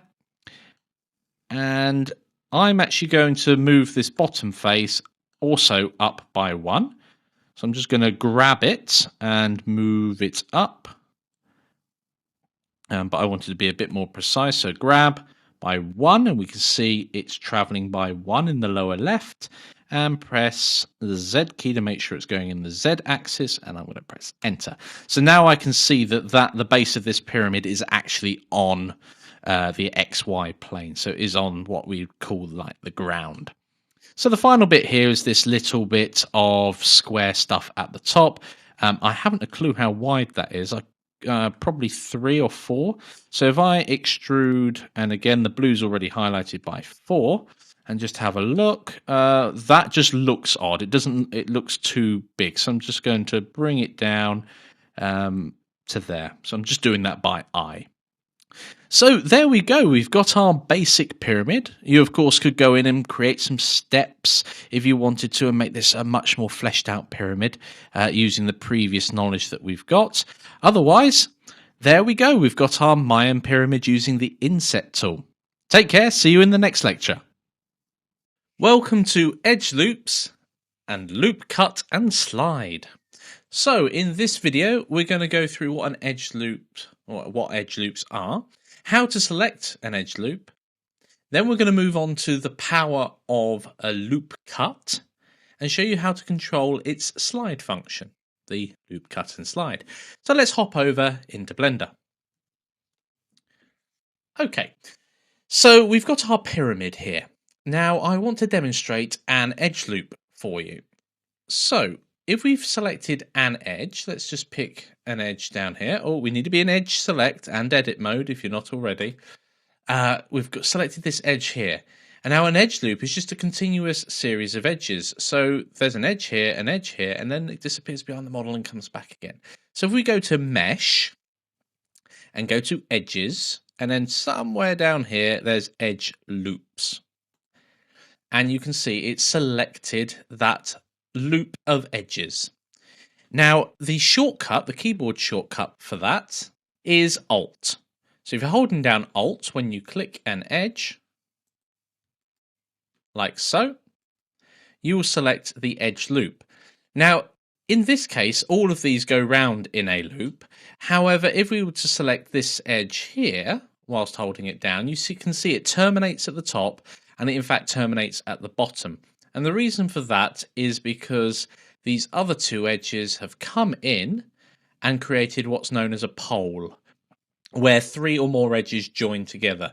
There is another exception where you've got a quad, where if there was a 4th line coming in, it would probably continue this edge loop all the way around our model. And the same happens with these top edges. If you try holding down Alt and clicking, you will find that they also don't go anywhere. So that is an edge loop, and we can use that to select our edge loop when we need to modify it. So let's try using a loop cut. Now the great thing about this is that you can literally cut up your geometry and create more. So if we hop over into face mode, you can see that there are only 4 faces around the top of this pyramid. And if we hold down the shortcut keys Control and R at the same time, we end up with this pink thing appearing on the screen. This is how our model is going to be cut up. Now, the way that it's deciding where to cut, as you can see, if I go towards this top edge here on the pyramid, it cuts around our model, and the same over here. If we come towards this edge, it cuts around our model, and that would happen on all of them. Now, by default, this is a proportional cut. And by that, I mean 0 is in the middle. So let's just left click once. And we can see towards the lower left, it says edge slide. So this is the slide part of our cut. It goes from 1 all the way across to -1. So it's a proportional cut, and 0 being bang in the middle. So because I've moved it, which you're going to do all the time, I'm just going to press 0 before I finalize that cut. Now if we hop back over into face mode, we can see it's divided those faces up. Right, so I've just opened up a brand new Blender file just to show you something with the loop cut and slide that I don't want to show you on the pyramid because it's a bit too complicated or complex, sorry, to show you on that geometry. However, a nice simple cube, it's brilliant on. So I'm going to hop into edit mode really quick, make sure edge select is on, and I'm just going to make this shape here a bit more like the pyramid that we've been working on. And I only really care about this front face. So when you're doing a loop cut and slide when the faces aren't already parallel at the top of this square, let's go and put a loop cut in now. So Control and R, and then left click, and it enables this slide. And as I mentioned before, it is a proportional slide, and you can see it goes to more and more at an angle as it goes towards the left or the right. Now in the middle, it's 0, and on the left it's -1, and on the right it's 1, and we can see that edge slide in the lower left hand side. It's going all the way, as I say, down to -1 and up to 1. In this case I want to put it bang in the middle, so I'm going to hit the 0 key and just press enter, and that fixes it in that location. Now, one of the great things when you're cutting up any model with the loop cut is you can actually place geometry on top of one another.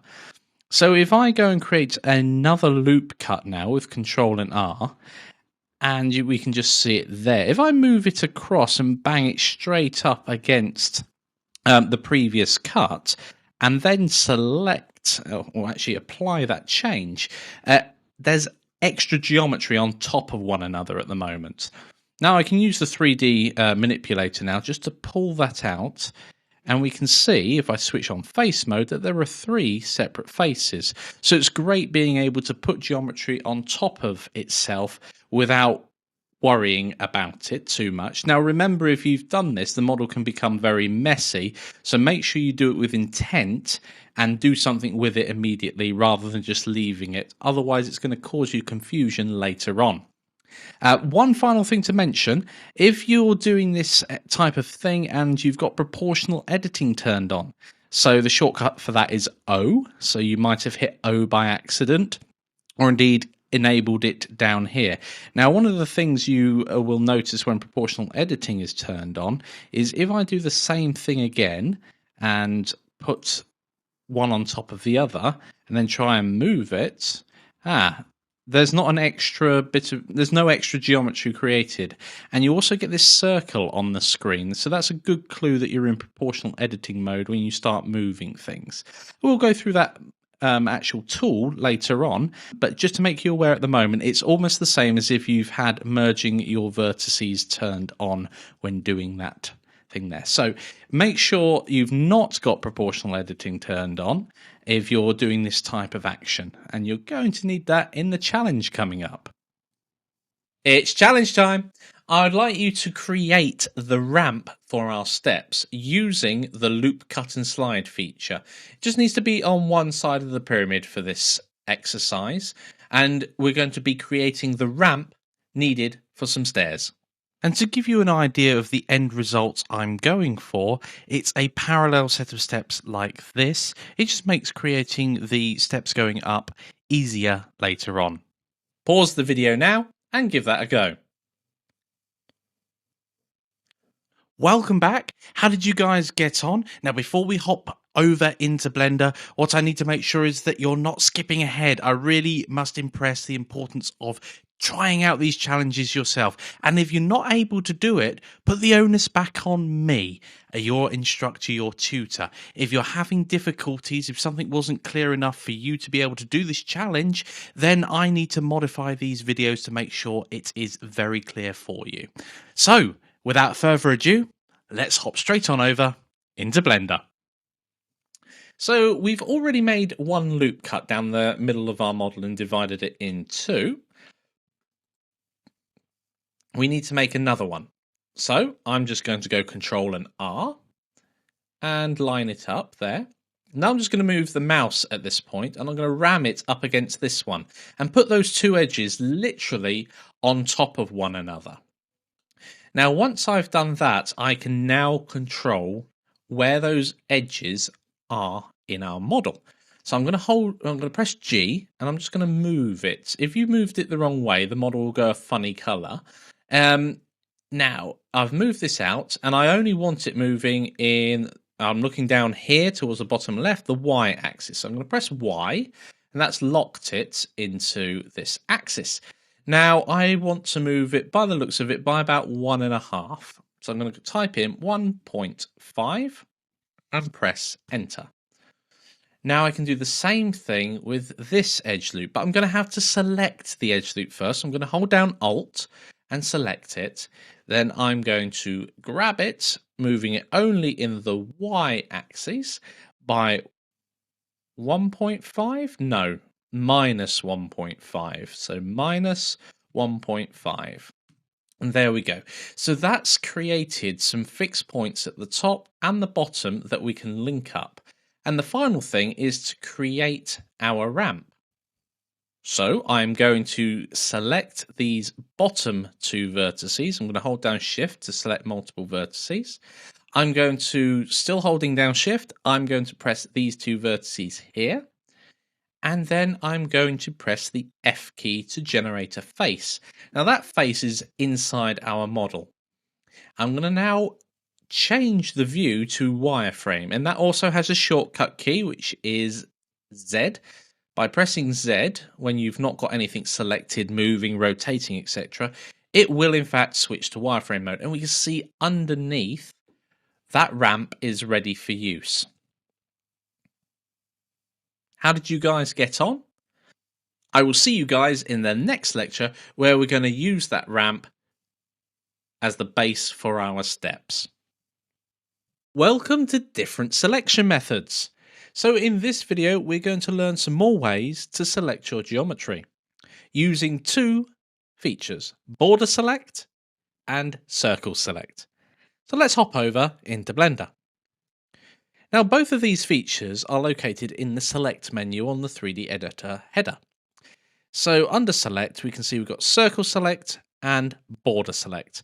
Now you may hear me refer to box select, which is exactly the same thing as border select. You're essentially drawing a box or a border around the things you wish to select.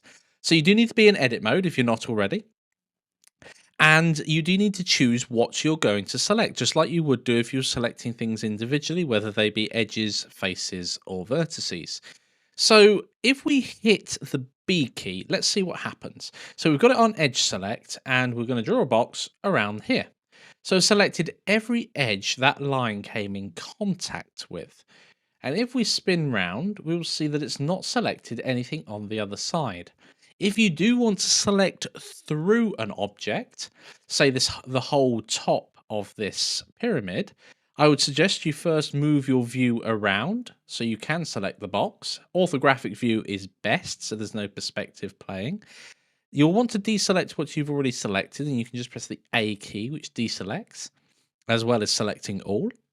Hit the B key for box select, and before you do that, you'll want to go into wireframe mode.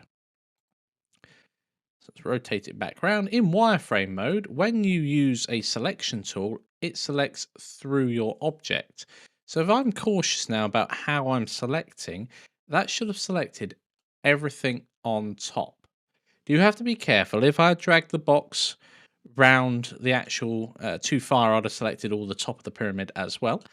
Now, in this view, you'll notice that if I then go and box select that edge, it adds to the selection.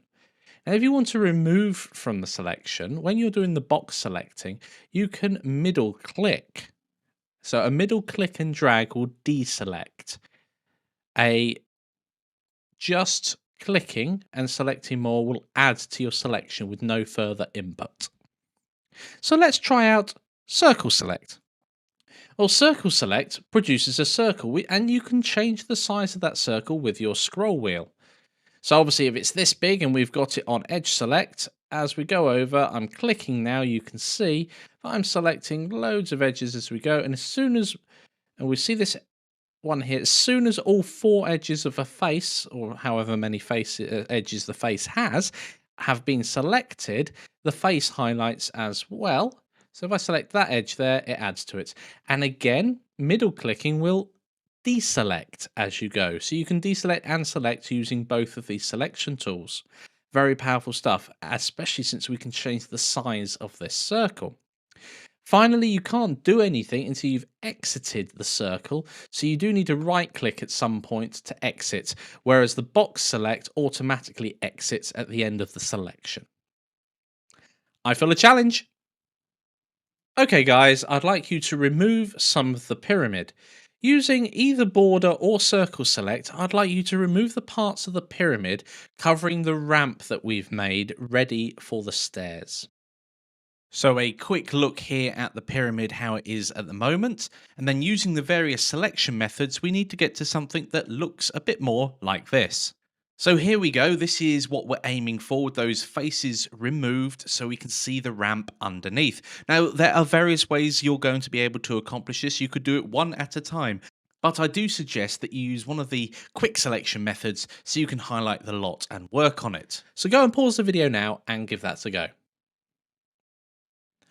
Welcome back. Let's go and remove those parts of the pyramid. So let's hop straight on over into Blender. Now, we can see quite clearly, or we can't actually, because this pyramid's the same on both sides and I've rotated it around several times. So I can't see clearly. One of these has got a ramp under it and one of them hasn't. How do we tell that? Well, we're going to hop over into wireframe mode. I'm going to move it back into perspective mode and I'm just going to remove all the rest of the orange. So we can see there that there's no ramp on this side and there is on here. So now we know that, we can come out of wireframe mode. Now the ramp itself, I'm being a bit forward thinking here, the ramp itself stops on this edge. So we don't want to delete that edge, otherwise the ramp itself will disappear. So we need to delete that edge all the way down to that edge. We could hold down shift and select them all. There's not a great number. In this case, I'm going to, because I'm at an angle, I could make it perfectly square and use border select. But because I'm at an angle, I'm going to hit C for circle select. It doesn't have to be terribly big because I'm just drawing straight up here all the way to there. Finally, I can either go through mesh delete, but I'm just going to hit the X key. So we've got the circle selected. Remember to right click out of it. Okay, X, and we're going to delete the edges. Nothing else, just the edges. And there we go. We can see our ramp underneath. Brilliant. How did you guys get on? Remember to save your pyramid if you haven't done already. And, oh, I've just had a thought. We, or certainly I haven't, named my cube. Well, it's not a cube. Oh dear. So let's change that now so it says pyramid. Tut-tut, if any of you have already named your mesh pyramid, congratulations, you beat the teacher to doing it. Make sure you do name your meshes, otherwise later on when you have something more complex, it's going to be a pain to find anything. See you guys in the next lecture. Hi guys, welcome to the snapping tool. In this video, we're going to learn another way for you guys to constrain your movement. We're going to be using the snapping tool to do that. So I'll show you how to snap objects into place and how to tell it what to snap to, and controlling whether or not you merge vertices when you put two things on top of one another. So let's hop over into Blender. So I don't want to start adding random things to our pyramid. So let's open up a new Blender file. So I'm going to go and save my pyramid first. As always, saving is important. I'm going to go to New and load up a new Blender file. So we have one cube here. By default, snapping is turned off. And you can find the snapping tool along the 3D editor header towards the right-hand side. It looks like a picture of a magnet. And when it's turned on, it even looks more like a magnet. And that's exactly what it is. And we can see the shortcut is Shift and Tab. Now, this is one of those shortcuts which is incredibly useful because when we start moving our object, this 3D editor header disappears. So let's demonstrate that now. If I go and move my cube, you can see snapping's actually turned on and it's actually snapping to the grid in front of us. So it's moving one Blender unit at a time in a random direction. If we constrain it to Z, it'll be locked in the Z axis. So by knowing Shift and Tab, we can turn that on and off to our heart's content, even if we've started the movement without it being turned on. Perfect. So the other options, what else can we snap to? Well, we're going to need something else to snap this cube to, and we can pick faces, edge, or vertex. So let's generate another cube in our scene. And let's lift that up, and we can see snapping's turned on. That's kind of cheating because, of course, I can align that absolutely perfect.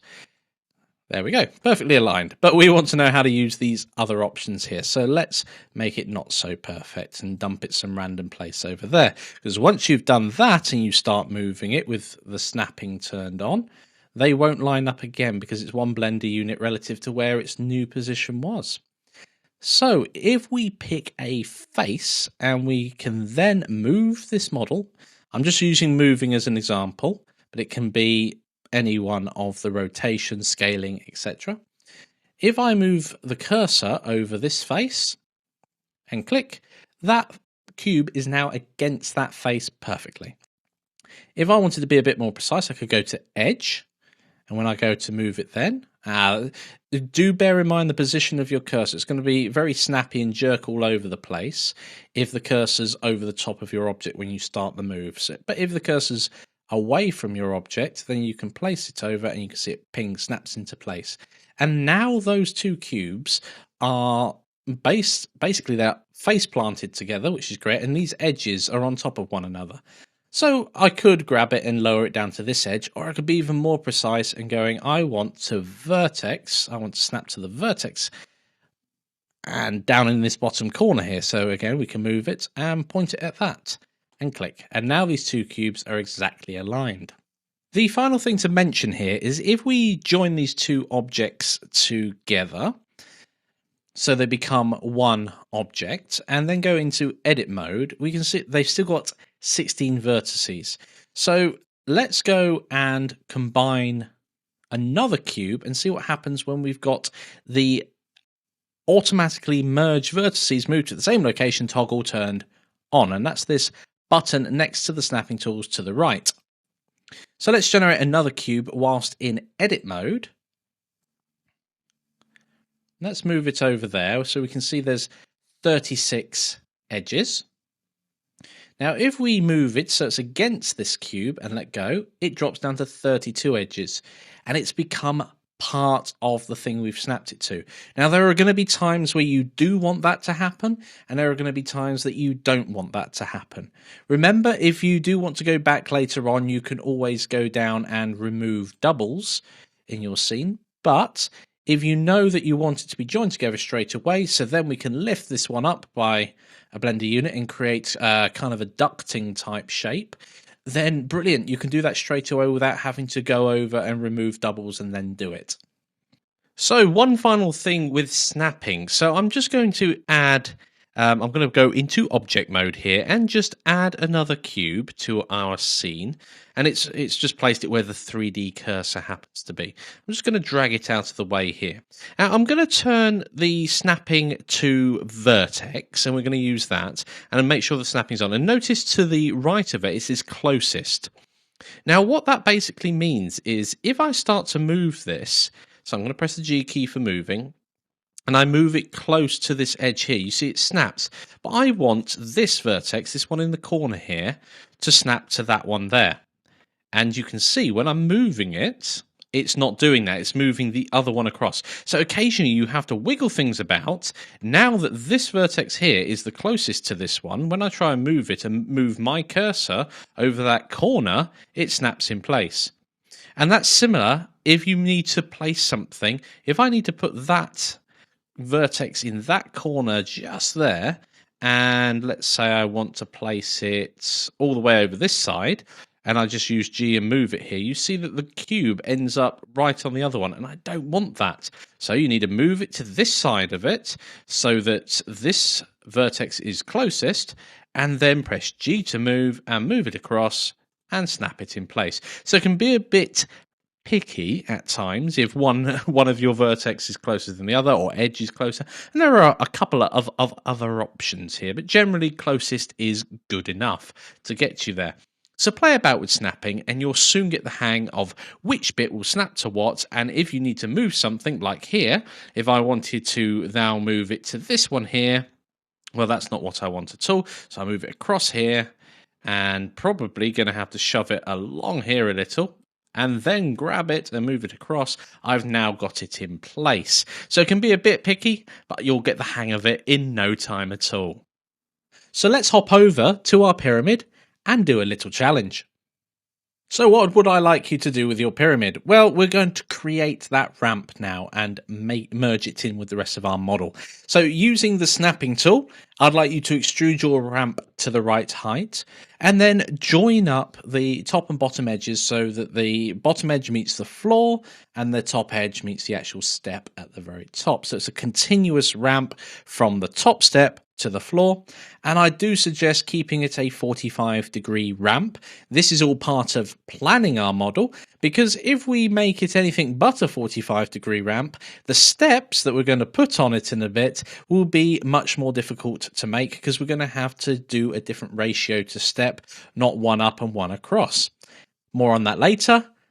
Okay, so just so you guys know what sort of shape we're going for on the ramp, this is what my end scene is going to look like with that ramp on there at 45 degrees, as you guys can see here. So go ahead, pause the video now and give that a go. Welcome back. Let's hop over into Blender. So let's open up our pyramid. Let's go ahead and select our ramp and extrude it up. But how far do we extrude? Well, let's have a look. Let's switch straight over into orthographic projection and have a look at our model from the side. So let's extrude up, and it's going to be about there. So it's level with those steps. So we're going to have to turn the snapping tool on for a start. We're going to need to line it up with an edge somewhere. So let's extrude up and select this leading edge here at the very top, and that's lifted it up to the right height, but unfortunately it hasn't joined it at the top or the bottom, so we need to do that now. So we can select the top edge, make sure edge snapping is turned on, and literally move one over the other, and it's going to snap in place. Now, before I do that, I'm just going to press escape to cancel the move. I'm going to merge the vertices because I do want that to become one object. So I'm going to move it again over the top there and click. There we go. So that's all together. That's the top bit done. However, let's go to the bottom one now and see what we can do there. Let's go all the way down here. So we can see, because we've planned our model to be one by one by one, and we know this is a very it's a very geometric shape.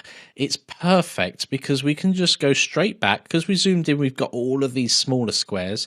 We can switch back to increment, grab the front edge here, flip back to the side, and go down a little until we're flat with the floor, and then out until we're level with one Blender unit. And let's zoom back out, and we've got our step completed almost. I'm going to switch back to perspective mode. We need to change the normals for our step. We've inadvertently created something with the normals pointing inwards.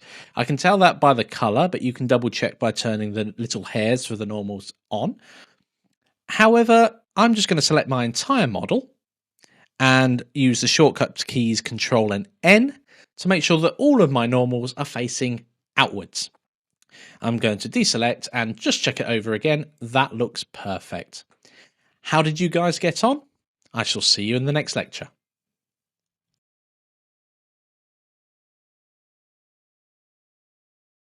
Hey guys, it's time for an extra challenge because you already possess all of the knowledge you need in order to create these railings. So I've given you an example down at the bottom. Remember, this is your project. You can make the railings as tall, as narrow, as wide as you want. But do follow them through all the way from the ground, all the way up to the building on the top. Pause the video now and give that a go. Okay guys, let's hop straight over into Blender. We have our pyramid here and we've got our ramp. So let's give it some railings. Now, I know that I'm going to be using the two edges of the ramp to create some extra geometry. However, I know as I extrude over the top of this, I'm going to end up with a face underneath our faces. So the first thing I'm going to do is select that top face and get rid of it. So we're left with a nice hole in our model, but that's okay. The next thing we need to do is select an edge, and I'm noticing the direction of the arrow on the y-axis, so I know I'm extruding along the y-axis, and that will come out.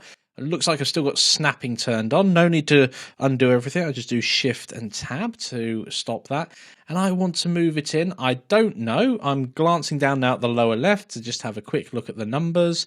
0.2 feels about right. So I'm going to go for 0.2. And I'm going to do the same for this. Now, noticing the direction of the arrow again, I'm going to extrude. But this time, again on the y-axis, but this time it's going to be a minus number. And it's going to be, I do want them to be equal, so it's going to be minus 0.2.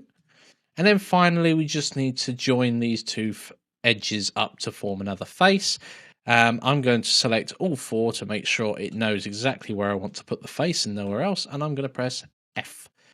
Oh dear, didn't want to do that. Let's undo that, because this edge at the top, it doesn't run all the way, nor does that one. So that should have been fine. However, it appears to have created a double face. So let's just do this edge and press F. There we go. That's exactly what we need. Finally, just in case I've created some loose geometry in there, I'm going to select my entire model and just remove doubles. And in fact, I've removed 4 vertices in that case. Right, so we now need to, we've got this here, so we now need to create the railings themselves. So in face select mode, I'm going to select the 2 outside faces, and I'm going to extrude them up, but not like that, actually up according to the world, which is the global up, so Z. There we go, that's exactly what I want. And I don't want them too tall, because that would look ridiculous. In fact, the taller those are, the smaller this pyramid looks. Now it looks like a kid's toy. Now it looks epic and impossible to walk up. So that looks like it's going to be about 0.4, 0.5, something like that. So I'm going to go 0.5. I'm happy with that. And finally, we need to bring the top of the railings, so no one falls off of this giant thing, of course. So I'm going to select those 2 faces there. I don't know if I've got the ability to select that one. No, I've not zoomed in enough. There we go. So these 2 faces are selected, and I need to mate them up against this one of these faces here. So I'm going to make sure snapping is turned on. I'm going to go to face select. I'm going to press E to extrude, and I'm going to select anywhere on this face, and there we go. We have our railings. How did you guys get on? Did you get to that point there? Did you have any challenges whilst doing that? Hope you were successful, and I shall see you in the next lecture. Welcome to using the array modifier. In this video, we're going to introduce you to your first modifier, and that is the array modifier. We're going to let you know that they are non-destructive until you apply them. And finally, how to separate your geometry so you can work on the array that you've generated. Let's hop over into Blender. So here we have our pyramid, as always, because that's what we've been working on. I don't know whether you guys have been working on anything in between, but this is our pyramid, and we want to play with the array modifier. Now, over in the right-hand side, if you've still got it open, we need the properties window open. If you've shut it, if you could bring open a frame and change it to the properties type, and you may want to drag these out a little more so you can see all of these different types of properties that we can mess around with. And we want the one that looks like a spanner or a wrench, and when we click on that, we've got this option here to add a modifier. If we select add modifier and go to an array, we can see it immediately generates a copy of our pyramid, but it doesn't exist yet. It doesn't exist until we click apply. So I'm going to generate 3 of these, and I'm going to change the offset here. Now, relative offsets means it's relative to the model itself. So they're exactly one of themselves apart in the x-axis. And if we have a look, we can see that the bottom of the stairs touches the rear of the pyramid each time. So we can change that. We can set them a little further apart if we want, and we can change the direction of which they're set apart. Isn't that awesome? So we've got lots of control over what we do there. However, these are all one object at the moment. If I scale one, they'll scale the others perfectly. So if we want to make a difference here, first of all, we have to apply. Modifiers cannot be applied in edit mode. Little secret, that's why I didn't want to switch over to object mode, so you could see that. You do need to be in object mode to apply this modifier. So let's click on apply. And now these three, they're not objects, they're all one mesh. These three parts of this mesh are now real. We can start messing around with the geometry of each one. So in order to do that, we really need to separate them out. And there's a straightforward way of doing that. We do need to go back into edit mode, and then we have to select all of the geometry we want to put into its own area. So I'm going to switch into wireframe mode and then do a border select and highlight all of that. Now I've selected the other model there, so I'm going to go onto the top and I'm going to highlight all of our model after deselecting, because border select adds every time. There we go. Now I'm going to press the P key. And we're going to separate by selection. So now we've got pyramid 001. And I'm going to call that, excitedly, pyramid 2. In fact, in this case, it's almost not worth renaming them. But I am, because I'm going to do a big pyramid in the middle once we've separated them all out. So we've got that, and we just need to separate this here. So we're going to hop into edit mode on that object, and finally let's just go above everything and hit box select, and there we go. We've selected everything there. I'm going to go P by selection, and that's separated that out, and I'm going to make that one small. PYR. I really small pry. Great. In all my rush, pyramid. There we go. So we've got a big pyramid, small pyramid, and pyramid 2. And when we select those, we can see they're now all separate objects that we can mess around with. So I can literally grab this now and move it to my heart's content and to where I want. So I can pop it over here. And for the purpose of this exercise, I'm going to constrain it to the XY axis. So I'm going to exclude it so it doesn't disappear into the ground anyway. I'm going to pop it over here. And then finally, I'm going to scale it on the Z axis. I can't really see what's going on, unfortunately. So I'm going to cancel that and rotate round. I'm going to scale it on the, there we go, scale it all the way up. So it's a super pyramid, but only on the Z axis. So it's going to look a bit funny, but that's okay for the purpose of this. This one, I'm only going to scale on the XY axis. So it's going to be lovely and flat. And as you can see, it's disappeared into the distance there. And if we make it like that, we've got our 3 different pyramids. Brilliant. And they're all separate. Now it's time for your challenge. Let's hop over and see what it is. Create your stairs. I bet you guys knew that was coming. So the steps themselves should run from the bottom to the top all the way. I want you to create your steps using the array modifier and finish with one mesh object at the end. So there's a clue that you're going to have to separate something at some point. Pause the video now and go give that a go. Welcome back. Let's create some stairs for our pyramid. So let's hop straight on over into Blender. So let's work on our pyramid 2, which is this one at the front. I'm going to leave the other ones in the background just for aesthetics. And I'm going to hop on over into edit mode. I'm going to start at the bottom. You could start at the top if you want. And I'm going to zoom in right to this front area here. I'm going to go to vertex select, and you can do this a number of ways, and I'm going to turn off merging vertices for the moment because I do want them to be separate. I'm going to click that vertex there and extrude.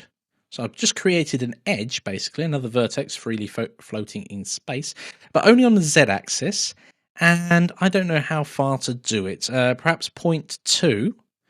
Yes, 0.2 sounds nice, 0.2. And then I'm going to extrude it in the X-axis, again by 0.2. So that's going to be the outline of our stair. I'm going to select it there and here, and extrude this way, and I'm going to snap it over here. So in fact, in this case, I'm going to turn on the snapping to edge, and move it across until it's on this edge here. It's going to cause us a few issues. I only need to lock it in the Y-axis. There we go. So now that's our step. We just need to multiply it several times. However, It's part of this pyramid at the moment. So we're going to have to select the geometry we want. And in this case, it's just these two faces that we've created. And then we want to separate it with the P key by selection. And it's added it down here. So I'm just going to do that pyramid to stairs. Okay, so we've got pyramid 2 and pyramid 2 stairs, and the stairs are what I want to apply the modifier on. So we're going to go down to add modifier, go to array, and nothing's happened. Why has nothing happened? Well, it's probably disappeared inside the model. There we go. If I turn on wireframe, we can see it's disappeared inside the model. So it's actually going in the x-axis in the right direction. It's going 1 step unit there. We also want to go 1 step unit up as well. So on Z, we want that to go to 1. And there we go, we've got our second step. Now, I haven't a clue how many steps we're going to need to fill up our pyramid, so I'm just going to increase this number until it looks right. I'm just going to zoom around to the top. I think we need 2 more. Excellent. So in this case, with a step height and depth of 0.2, I need 35 to get to the top of mine. Now finally, because they don't exist yet, only the bottom one does, I'm going to apply my modifier. Now I can go in, and if I wanted to, edit these ever so slightly, so I can make one higher, one lower, etc, etc, if I wanted to. I don't, but what I do want to do is now merge these two objects back together. So I'm going to hop over into object mode, select our stairs and our pyramid, and press Ctrl and J for join. They're now together, and unfortunately it's named pyramid 2 stairs. I don't want that, it's just pyramid by itself at the moment. And there we go, we've got our pyramid with stairs. That's great. How did you guys get on? See you in the next lecture.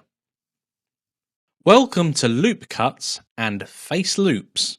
In this video, you're going to build on your knowledge of loop cutting and how face loops are similar to edge loops. Let's hop over into Blender. So we have our pyramid that we've been playing with. Let's go in and add some more detail to this top section. So let's hop on over into edit mode and let's zoom in here. Now, when you hold down Ctrl and R, you enable your loop cutting tool. Now, before we click to actually apply that cut, we can use the scroll wheel on our mouse in order to increase the number of cuts. And that can go up and up and up and up and up. And we can see in the lower left that there's 35 cuts there. That's a bit too much for this exercise. So we're going to lower that down to maybe 3 or 4. I like 5 actually in this case. I'm just thinking of what I'm going to do later on. And then you've got the slide function once again. Now there's plenty of stuff you can do this with, and I want to actually push this up a little higher anyway. So I've got a nice set of geometry, and this has created a series of edge loops around our model and has cut up our top of this model into several more faces, adding more geometry. And the more geometry we have, the more control we have over our model, the more detailed we can make it. So at this point, I want to select all of these edges going around so I can bulge it out or move it in or do whatever I want with it. So making sure that the face select is on. Again, holding down Alt will enable you to select a face loop, just like it does with an edge loop. And if we click towards the edge, the left or right edge, it will go round the, let's call it a cube for the moment, it's not quite, go around the top this way. If we click towards the top, then it will follow our model round there. So that's great, we can alter things very quickly. And similarly, if we wanted to alter the height of one of these steps here, we can select a edge loop towards the edge. There we go, got it.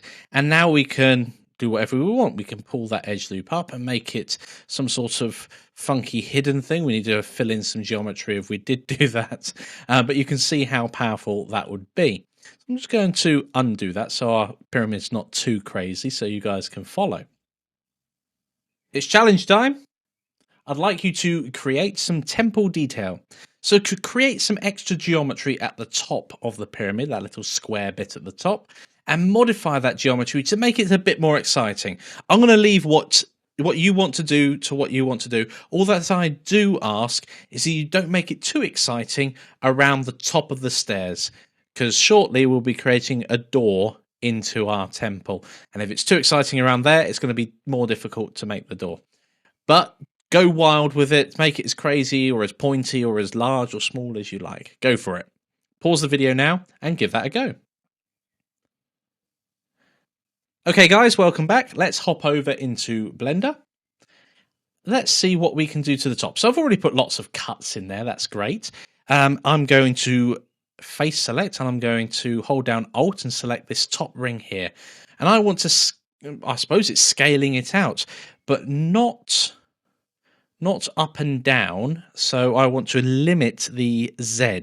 So we want to eliminate that by holding down Shift and Z and pull that out. Now that seems to be, that's not quite what I want, because I still want that lip at the very top. So I'm going to have to do something else first. So I'm going to extrude into the same location. So I'm just going to hit 0 to make sure it stays in the same location. And that has generated an edge. We won't see it at the moment because they're on top of one another. But now when we scale outwards, we've actually got some extra geometry that prevents the top. I've zoomed in far too far. Sorry, guys. Let's scale that out again. I've created an extra bit of geometry, which means that it's not going to bend the rest of it as we scale out. So I'm happy with that. And let's do just another one around here. But this time I will bend it. So we'll do it slightly differently. So let's scale this again. I'll zoom out, and it's gone a bit crazy there, isn't it? So let's scale that. But this time I do want the bulge, but I don't want it over where I'm going to put the, oh no, that's fine where the door is there. And I want to snap it in this case so it's level with the roof line. So that's absolutely fine. I'm going to have to pick a different snapping point, a face snap. So let's scale that out and draw along this face. No, it's not liking that. Let's try a vertex select and scale that out so it's on this edge there. So that was the best way of doing that. So now they're the same width as one another, but slightly different. Excellent. Final thing to do on this top here, I'm going to lift it up just a little more. So I'm going to extrude again, and then I'm going to scale inwards. So it's got a bit more of a chamfered top. Excellent, that will do for the moment. That's in keeping with the rest of our model as well. How did you guys get on? I really want to see what you made from the top of your temple. Post it in the discussions, and I will see you in the next lecture. Take care. Welcome to Subdivision. In this video, we're going to go through what subdivision is and also cover the dangers of subdivision. So let's hop over into Blender. Let's pick a very straightforward surface. Let's go for this one here. Now, when we have a look at this, we can go, once it's selected in edit mode as a face, because we're subdividing a face at this point, we can also subdivide an edge as well. And it's simply going to cut it up equally.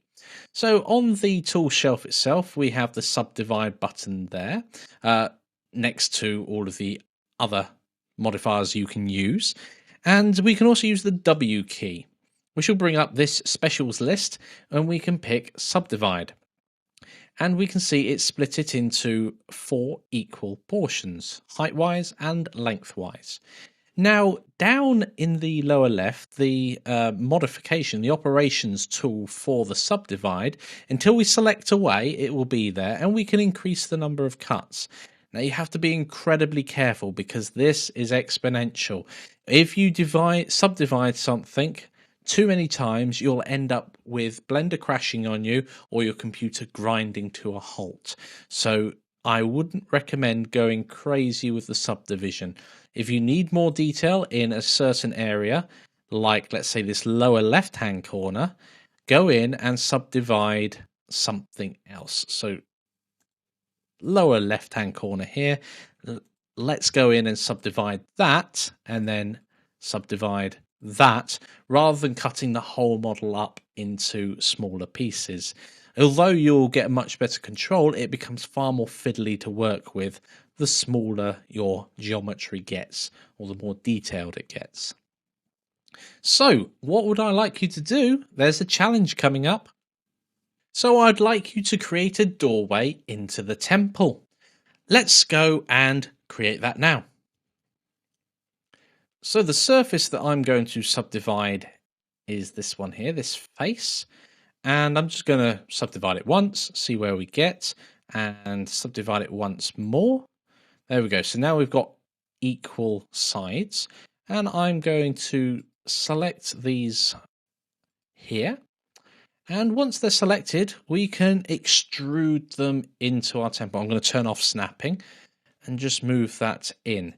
Now, at any point, we can decide to add further geometry inside, but we do have to be careful. And that is, if we make the inside here too detailed, it's going to look very odd compared to the outside. So if we were to, let's say, go in here and just make the doorway, yep, that's it. Let's push that in a little further, and then here, make another doorway going off this way, and perhaps splitting this area here. Let's subdivide that.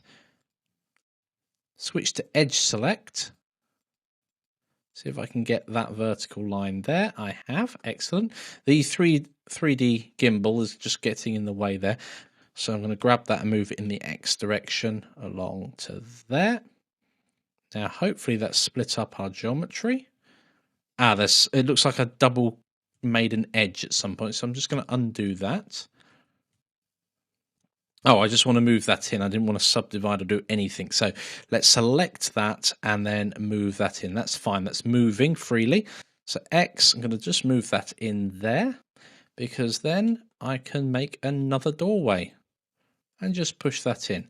As I say, we do have to be careful of how much detail we decide to put into our model, because the more you put in, the more odd it's going to look compared to everything else. But I think that's about the right level of detail. If there was some shadows casting in there, it wouldn't just be a blank back. Look like there's something in there at least.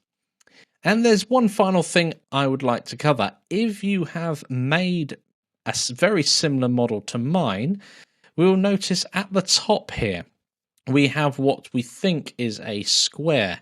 However, if you decide to subdivide this, my natural instinct would be to go ahead and delete these faces here and make a nice square so I can split it up into equal areas. So let's go and try and do that now and see what happens. So I'm just going to delete the faces. I'm going to switch to edge select and select the edge loop running around the top of this model and just press F to fill it in. Now if I click subdivide, now my natural instinct tells me that's going to just basically chop that square into quarters. So let's hit subdivide and nothing happens. So let's switch to vertex select to see what's going on there. And we can see that this square is in fact not a square. If we look up here, we can see that the vertices that I have selected are 16. In fact, this is a 16-sided square. It just happens that some of the sides lie in line with one another.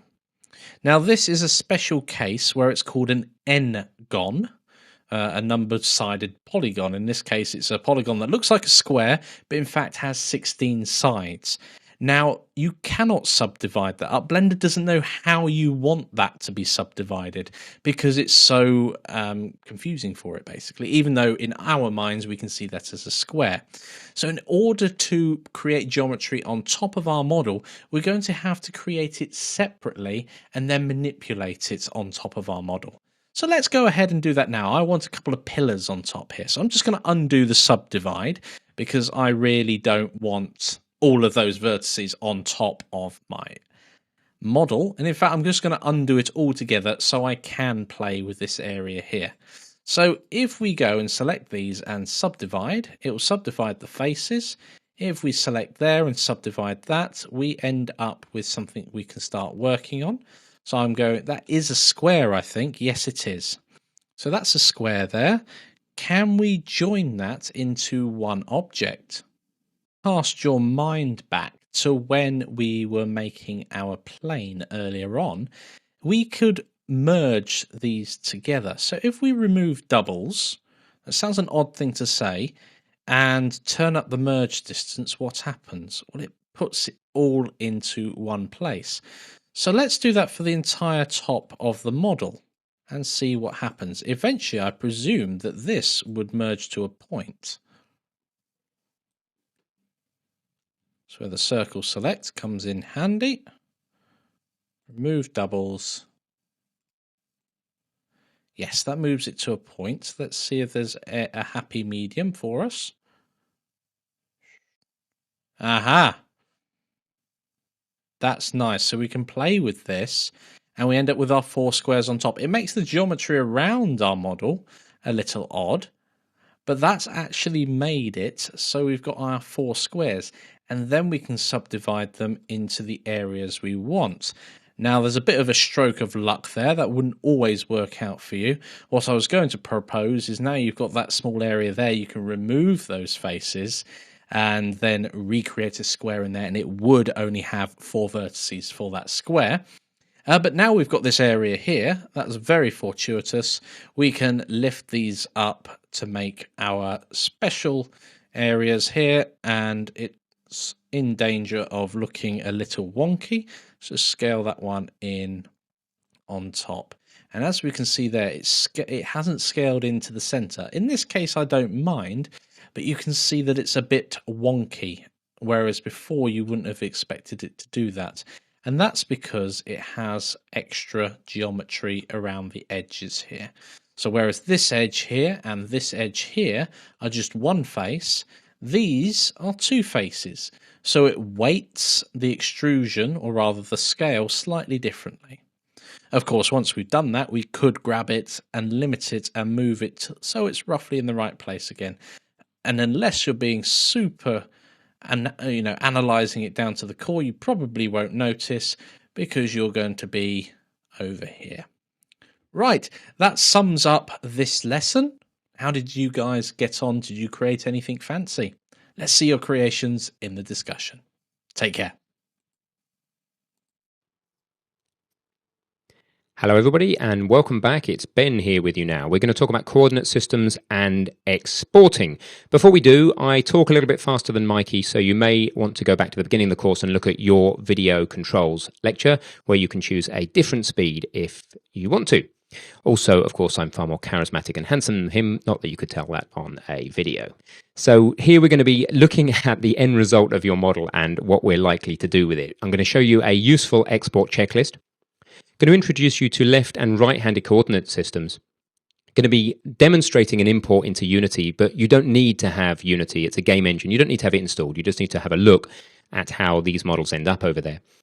And I'm going to give you a little challenge to think about where you want to first export to. So let's start by just talking about handedness. So get your fingers out and hands up in front of you and have a think about what's on the screen there. This is borrowed from Wikipedia. Thank you very much to the chap who drew it. Very pretty diagram. So a right-handed coordinate system is one where you start with your thumb down the x-axis, your next finger's along the y, and then your next finger's z. And that's completely different to a system where the left thumb is x, the next finger is y, and then the middle finger is z. And they are mirror images of one another, but you cannot rotate one to become the other. It's just impossible if you try it. You'll see that they're just different. Okay, so quick challenge for you. I want you to go over into Blender, which is here, and look at the mini axis that's down the bottom left of Blender there. And I want you to answer a very simple question. Is Blender right or left-handed? Use that mini axis and the previous slide. Write down your answer, no cheating, no Wikipediaing or no Googling for is Blender left or right-handed. I just want you to look at that slide and work out for yourself, and lots of twisting of your wrist, try not to break anything, whether it's left or right-handed. So go ahead, write that down now, and we'll see you in just a sec. Cool, welcome back. So if we look here in Blender, you stick your thumb along the x-axis, the way I've got it defined. Your next finger is along the y-axis, which is really, really awkward. And your next finger goes down the z-axis, and you'll find if you're trying to use your left hand now that not only are you in a very strange position, but that it just doesn't work because z is pointing in the wrong direction. So Blender uses a right-handed coordinate system. You put your right thumb along the x-axis, you put your middle finger along the y-axis, and then you'll find, if you're lucky, that the z-axis will actually be the third finger. Okay, so Blender uses a right-hand coordinate system. Not the case with Unity that we're going to be demonstrating. It actually uses a completely different coordinate system. So here's our model in Blender. And let's just take a look at the hierarchy. What have we got? We've got several things, which you don't really care about now. But most importantly, we have 3 models in here. A big pyramid, and a small pyramid. Now, only the pyramid, I believe, is at the origin in this thing. It's only that's at 0, 0, 0. The other guys are not at 0, 0, 0. They're offset from the origin. So that's one thing to notice. The other thing to notice in Blender is that Z is upwards. So upwards by default is Z, all right? Okay, so what does this look like in Unity? Well, you don't need to know the details of how you get this model into Unity, but let me just go over to Unity now and open up this model and see what it looks like. So here I am in Unity 3D. Again, you don't need to load Unity. You just need to look at what I'm showing you here. So I have imported the Mayan pyramid, and if we click that tray to expand it, you'll see there's got lots of little components that come across from Blender automatically. You've got the pyramids themselves here, which are the composed models, which consist of the scale that you set over in Blender, like this pyramid, remember, it was 10 by 10 by 1, and also the materials. They're all just using no materials. We haven't introduced materials in the course yet, but also just their plain meshes here, and it'll even tell you how many triangles they've got and things. All right, so that's what you get over in Unity. Now, one good thing is that Unity is smart enough to know that actually Unity uses Y for upwards, whereas Blender was using Z for upwards. So it actually does turn the things on their side. But take a look at Unity's coordinate system. And again, with reference to that other slide, just work out for yourself, is this left or right-handed? Well, if you maybe try your right hand down the X and then the next finger on your right hand goes up the Y and you try and get the Z working, things don't work, right? So actually Unity is a left-handed system. So it's actually completely opposite to Blender. Most of the time, that won't cause you a problem, but they are mirror images, and you can't make a straight rotation from one to the other. So that's an example of one of the things you need to consider. The other thing is, let's think about how your work's been organized. We've actually put 3 models into the same model here, effectively, and you wouldn't normally do that. The Mayan pyramid itself, which one is this? The big one? The one called pyramid is sitting nicely in Unity at the origin, and the other thing that's good is it's sitting on the floor. So that model, if you like, that submodel is set up very nicely. We would want to consider whether the thing that you're exporting to can handle the scaling. Okay, here in Unity, and more importantly for you guys over in Blender, this guy is scaled. Remember that you set a scale. Where is it over here? There, X, Y, Z. We have a 10, 10, 1 scale. Now it happens that it talks to Unity and Unity understands that and it scales it properly. But look at these mesh previews. You see how distorted they are. The raw meshes actually look like that behind the scenes and they are rescaled in Blender and Unity is rescaling them for us. Your 3D printer, for example, may not be so kind to you. So you may need to think very carefully with the next model you build about whether you want to be scaling the whole model or not, because you might find if you try and 3D print this guy that he comes out a bit long and thin. So that's the consideration, is the scaling. The other consideration is where you put the origin. Now, when Mikey set this up with you, he put the origin beautifully in the middle of this pyramid. So that means that it sits in Unity's origin, and it means in your 3D printer that it's going to actually print in the middle of the printing bay. The other 2 pyramids wouldn't be so lucky. So generally speaking, moving forward, for instance, when we create the bowling ball and the bowling pin, we would create separate blend files for those. We wouldn't put 3 different models in the same thing. We've done it this way here for simplicity, but moving forward, you'd have 1 blend file per model you want to create. You may put sub-elements of your model, like you might decide to separate out the top of the pyramid as separate components here, but they wouldn't be all in one. Okay, so let's take a look at my export checklist I've made for you. Here are some questions you need to ask yourself when you are starting your project. Actually, from the next project, we want to start thinking about these questions. In your target platform, what axis is up? For instance, in Blender it's Z and in Unity it's Y. What about the handedness of the coordinate system? Doesn't matter yet, but with some more complex models and some animations later, it may start to make a difference. So are you dealing with a left-handed coordinate system like Unity or a right-handed coordinate system, which is Blender? Does the scale you set in Blender come through to the system you're targeting? In Unity it does, maybe your 3D printer doesn't. You need to know the answer to that, or test it really early on with a really simple model. Maybe just scale a cube and see how it works. Does the model have an appropriate origin? So the pyramid in the center is centered, perfect. The other ones are offset. If over in Unity, let me just show you the impact of that. If over in Unity I decide to break up these guys, these models, and make separate models out of, say, this big pyramid, this guy, and I make him down there as a separate model and delete what I had, look what happens when I put the big pyramid in. In Unity, it's not at the origin.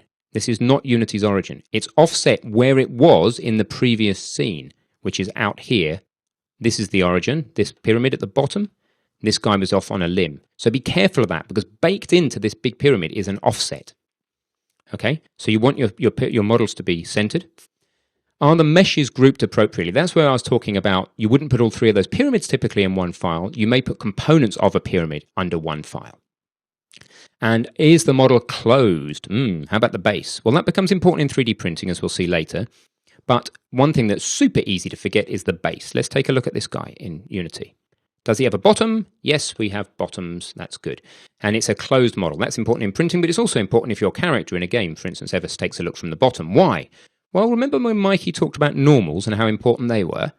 Well, game engines, for one, do something called backface culling. Oh, seen that when you've played a game? You go inside, look, the pyramid I'm in is completely invisible to me. Or at least the faces I'm looking at the back of are. If I come up and look at down the stairs, I can see them, but I can't see those stairs from below. Pyramid disappears.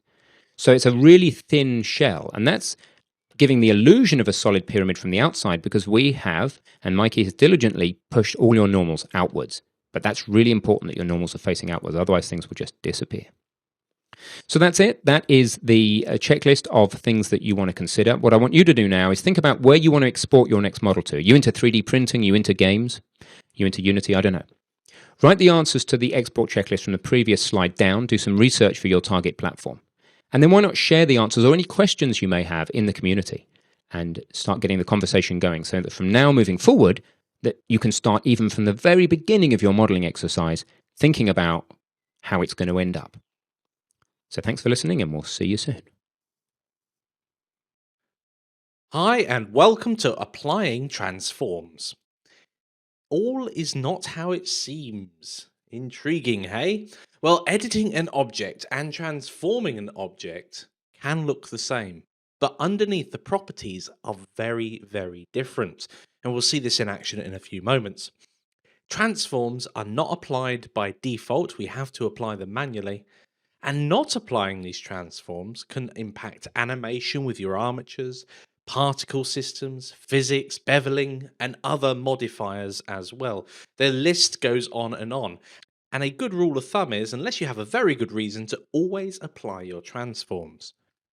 So in this video, we're going to be looking at the same operations in both edit mode and object mode to try and grasp a difference between the two, because conceptually it's quite difficult to get your head round, and show you how to apply and even clear transformations that you've made.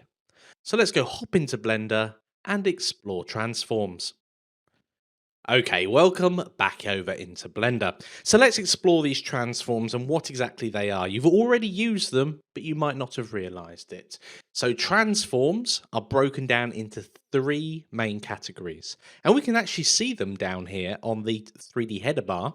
We've got translation, we've got rotation, and we've got scale as well. Now I'm going to open up the properties panel of the 3D editor by pressing the N key.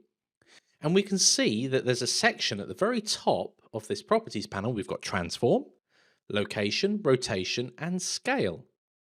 Now notice also we've got dimensions as well, and we'll see how that is affected in a few moments. So we can change any of these by typing values into any of these fields, but we can also use the modifier keys that we're accustomed to, S for scaling, rotation, and of course R for rotation, and G, I like to call that grab, to move things around. Now notice the little orange dot has moved, that's your origin, so now the object has a new location. It has a new rotation because we've moved it around. It also has a scale, but wait a minute, that scale is negative, which means that the object's normals will actually be pointing inwards at the moment. And we've got some dimensions here as well. Notice they now say 8.955. Okay, now that is purely linked to how it was originally when we scaled it. Nothing to do with how it is currently. And we can prove that relatively straightforward with a bit of Pythagoras. So let's just delete our cube. And with the 3D cursor in the center, I'm going to add a new cube. That's better than just undoing all of those options. So we have our cube in the center of our scene here. Now, what happens if we look at it in detail and try and work out the diagonal distances so we can see what's happening here with the dimensions? So as we can see here, it's 2 Blender units across. It occupies 2 of these grid spaces by 2 by 2, which is why we've got the dimensions 2 by 2 by 2. And in the scale, we've got a scale of 1. Now, in object mode, if we stay in object for a mode for a moment and rotate it around the Z axis by 45 degrees so that the 2 corners are laying along X and Y now. And let's also rotate it. I don't know by how much. I'm going to go into rotate mode and just move it around until it's roughly right. And we will see we've now got a cube that on the X direction is going to be a lot more than 2 across, yet it's still reading 2. So what's going on here? We can see it's got a rotation applied. Let's create a new mesh object. So I'm going to use Shift and A and add in another cube so we can compare. Now I'm going to move this one across here. So we're going to have a location on there of -3. We will apply that location first of all. So we've got zeros throughout. So on the object menu, we can see we've got apply, and then we can go up to location. Now notice that has moved the origin back to 0, 0, 0. That may not be ideal because the origin is used for lots of other things as well. But we'll play with it for a moment. With this new cube, I'm going to do exactly the same operation I did with our other cube.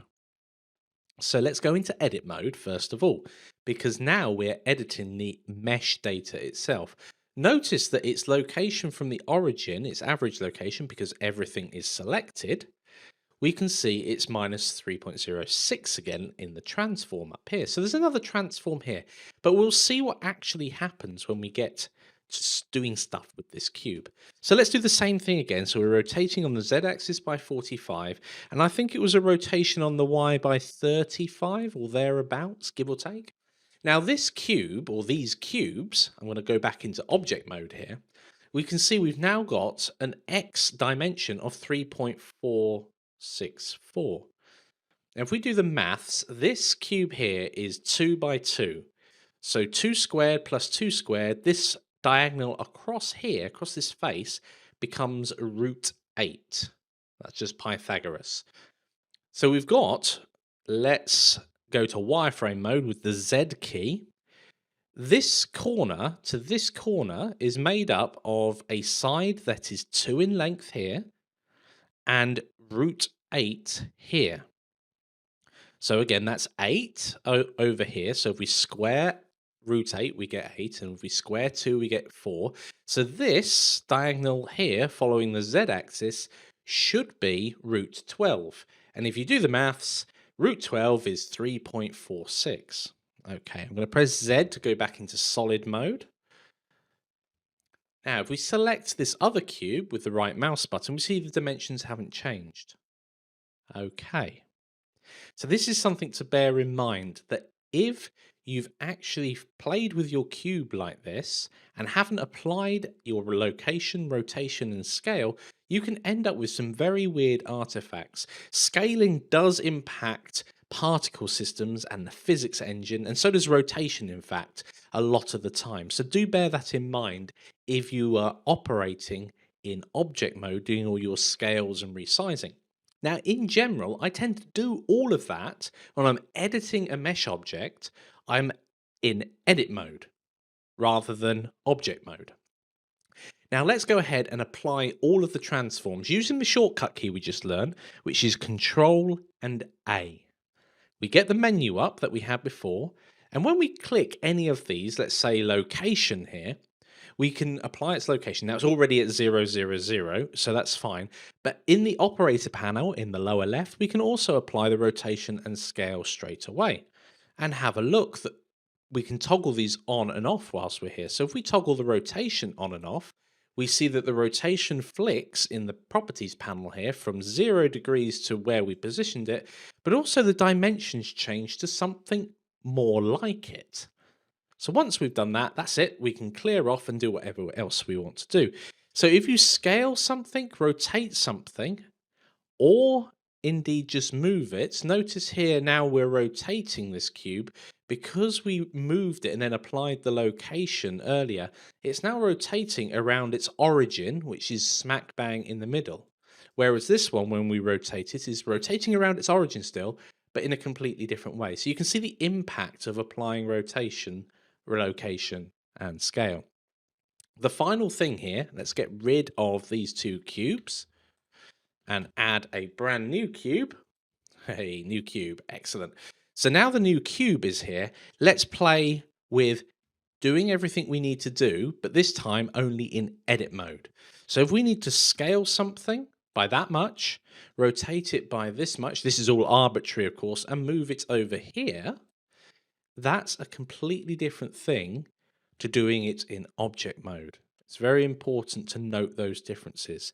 Notice that our location, our rotation, and scale are all, well, 1, 0, and 0 respectively, but the dimensions have changed. Getting rid of that cube again, if you do decide that your scale and rotation and your moving of an object, i.e. transforming it, if that's not good enough for you, you can clear that rotation, location, and scale. The shortcuts I'll go through in a moment, but in the menu, we can go to Object, Clear. And we can see here location, rotation, scale, and we've also got origin as well. And Alt and O. Now, it's strange that the other shortcut keys aren't actually listed here, but we know that moving, rotation, and scale is location is G because we're moving it, rotation R, scale S. Okay, so let's hold down Alt and at the same time press S. There we go, we've cleared the scale. If we go Alt G, it will clear the transform. And if you do Alt and R, it will clear the rotation. Sorry, I said transform. I meant translate. Okay, so now we've got our cube back in its default position. So you can both apply and clear transforms. Now this will become very important later on, especially in the animated lamp section, and also in the fluffy bunny section, and when we get to physics much later on in the course. So do take note of this. This is one of the key things that can go wrong when especially when you're animating at that early stage in the animated lamp. It can be really confusing because your model will blow apart. On the fluffy bunny, for instance, you'll end up with hair not looking right or looking too thin or too thick because it thinks it's a much smaller model than it is. If we just scale this up, Blender still sees that as a 2 by 2 by 2 cube, despite it being huge at the moment, or almost a 10 by 10 by 10 cube, I think. 9 across? No. Yes, almost 10 by 10 by 10 cube. But Blender will see that as a 2 by 2 by 2 cube, so act completely differently. Excellent, well done. You've sat through this and hopefully your brain hasn't turned to noodle soup. Now, there isn't a specific challenge with this particular lecture because this is something that's going to be with you throughout the rest of your Blender usage, whether it's on this course or in your personal professional life. So do remember, unless you've got a very good reason, always apply your rotation, your location, and scale. Do be careful with the location, however, because it can move the origin. So you may have to move the origin back to the object afterwards. But that said, I will see you guys in the next lecture. Welcome to Extra Modeling Challenges. So what else can you make? This is a question I get asked all the time. Mike, I'd like to really focus in on what I've learned so far. Have you got any suggestions for me? Well, perhaps the backdrop with the Tyrannosaurus Rex and the low poly trees and mountain is a bit of a stretch at the moment, but very soon you'll be able to do that. But we now have a lot of basic modeling tools to hand, which means that we can start making some basic models. Don't worry, those that are itching to learn more, there's plenty more to come, but now is the time to reinforce our modeling knowledge. Not just leap onto something new, but practice what we've learnt and practice it properly. So I'm going to jump straight into a challenge here. extra activities, I'd like you to go and pick 3 objects that consist of only 1 or 2 parts. And for the reason for that is because many of you will go off and try and model something that's too complex, and that will make you feel bad if you go and do that. Let's stick with simple things. Go to your kitchen drawer, open up the cupboard, see what's there. Simple things. And remember representations of those. So we're modeling them to a basic level of detail, or LOD. What we don't want to do at this stage is start really focusing on high detail. I know some of you will want to do that straight away, but really learning low detail modeling is going to make your high detail modeling much better, because at a lower level you're able to iterate the process much more quickly. Share them with us. I love seeing, and the rest of the students love seeing, your models. So make sure you come over to the community site and share your models over there. Now, don't worry for the eager amongst you, more complex models and scenes. Well, we're going to be dealing with those later on, not in this particular section. So go ahead, pause the video and pick those 3 objects that consist of 1 or 2 parts and crack on modeling. Okay guys, welcome back. I'd like to show you the couple of objects that I've modeled in a very low detail manner, and for that we're going to have to hop on over into Blender. So in front of us here we have a very inspired object.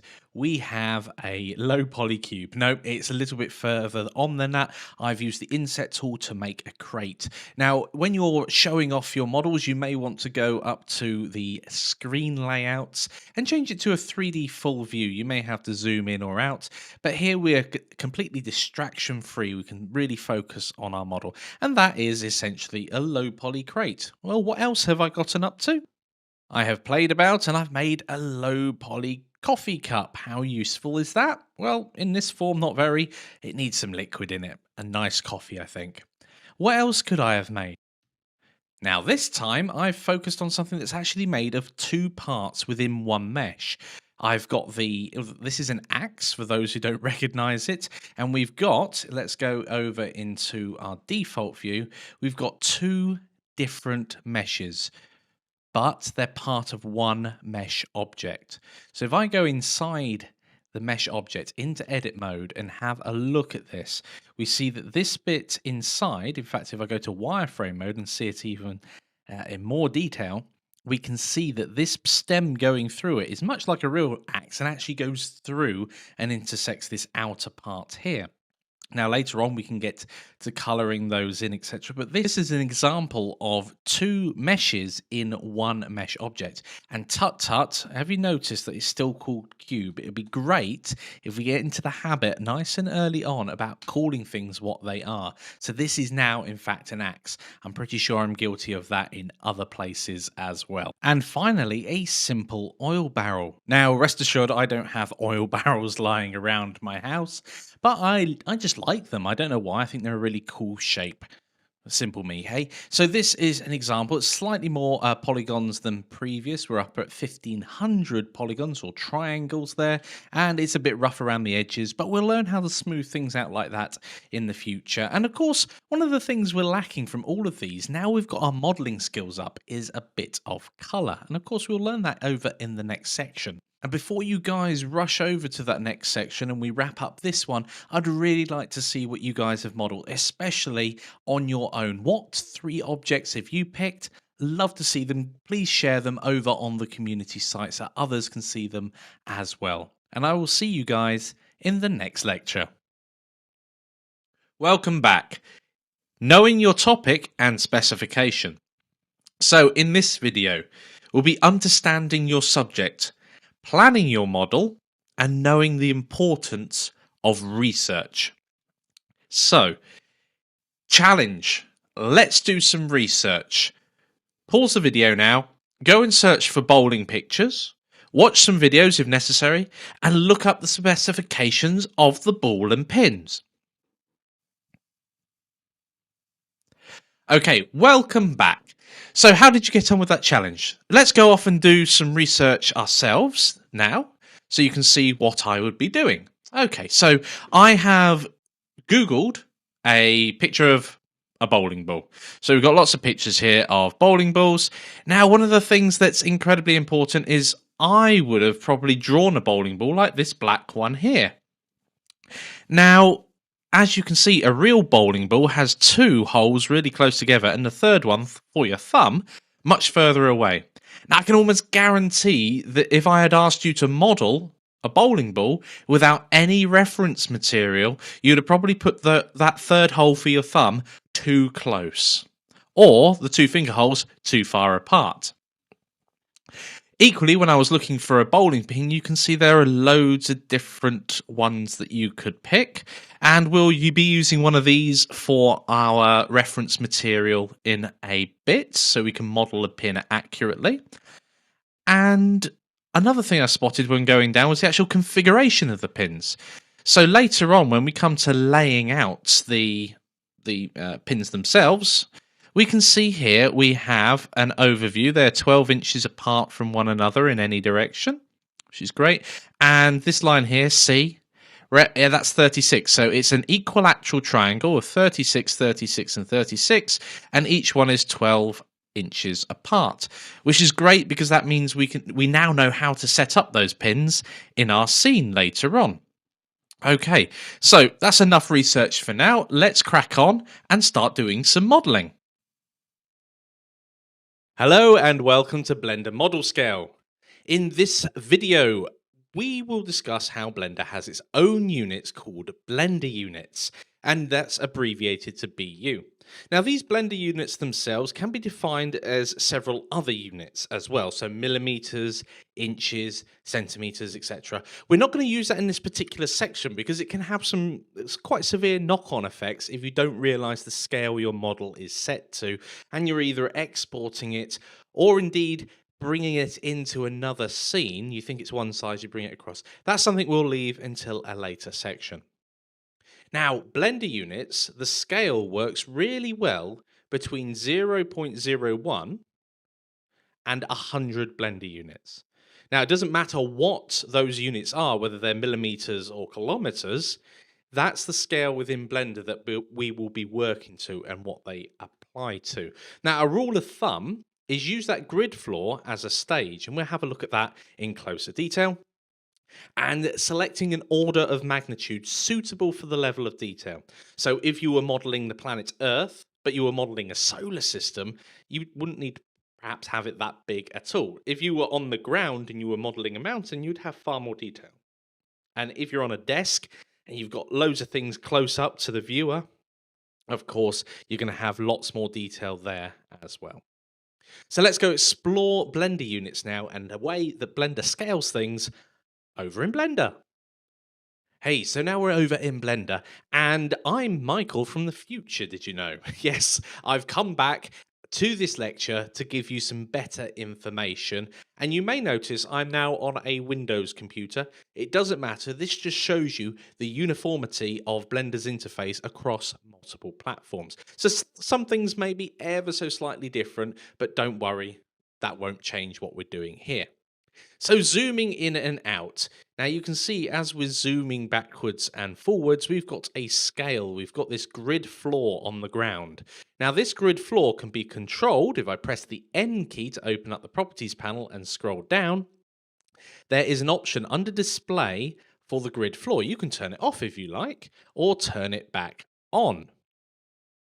There we go, on and off. You can also change the red and green axes, and you can even put the blue one on as well if you wanted to. I'm going to leave it as default, but you can see here we can change the whole scale of this as well if we wanted to. Now I'm not going to touch that, I leave that as default all the time just to give me perspective of how large my model actually is.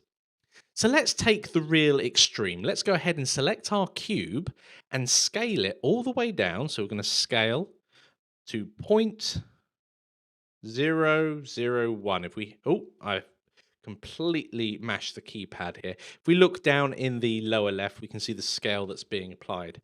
Now, I can't see that very easily at the moment. If we try and scale to it, we'll run out of zoom. You'll do this lots during the first time you use Blender. You can't zoom any further. It seems to run out. Now, we can use the shortcut here, and we'll discuss this later as well. Under View, Ooh, if I get my mouse in the right place under view, we can view selected. And we can see the number pad full stop, if you've got one, can be used as well. So if I go ahead and press that, we zoom all the way in. Now we're able to zoom. It's reset our zoom so we can zoom in and out accordingly. Now you see the issue here. There's clipping. Now we can change this as well. We can change at what point the camera clips the object, but at the moment it's just too close to the camera. Now, that is a problem because you can't model effectively if you can't get close enough. And this is what I mean by if something is too small, then you can't work on it. Less than this and it's just useless as far as I'm concerned. I'm going to undo that to bring the cube back up to real size, or the default size rather. And now I'm going to scale it this time by 100. Of course, I could have scaled it by 10,000. Now let's zoom out. And you see here we get zooming issues at this range as well. And again, we can change the clipping. But if you've got a scene this big, I mean, this is a huge cube. It's 200 Blender units across. So it's a pretty large cube. Now you can see the surfaces inside here. Now you may want to make an environment on those walls, for instance, if you wanted to. That's one example of making something this big. But you can see that if you were making a model much bigger, you start getting the clipping issue, but on the other end, rather than on the low end, on the high end. Now you can change that clipping issue on the display once again. If we scroll up, sorry, in the properties panel, if we scroll up just a little and go to the view, we can actually change the clipping distance, the end and the start. But once again, I wouldn't bother playing with those unless you really, really needed to. But you see, we can bring that back into view now by increasing that end scale. I'm going to set it back to 1,000. And that itself will control the clipping. But that means you're going to go outside, not sort of like the normal operation range of Blender. Okay, so there's one final thing to go over when it comes to Blender scale.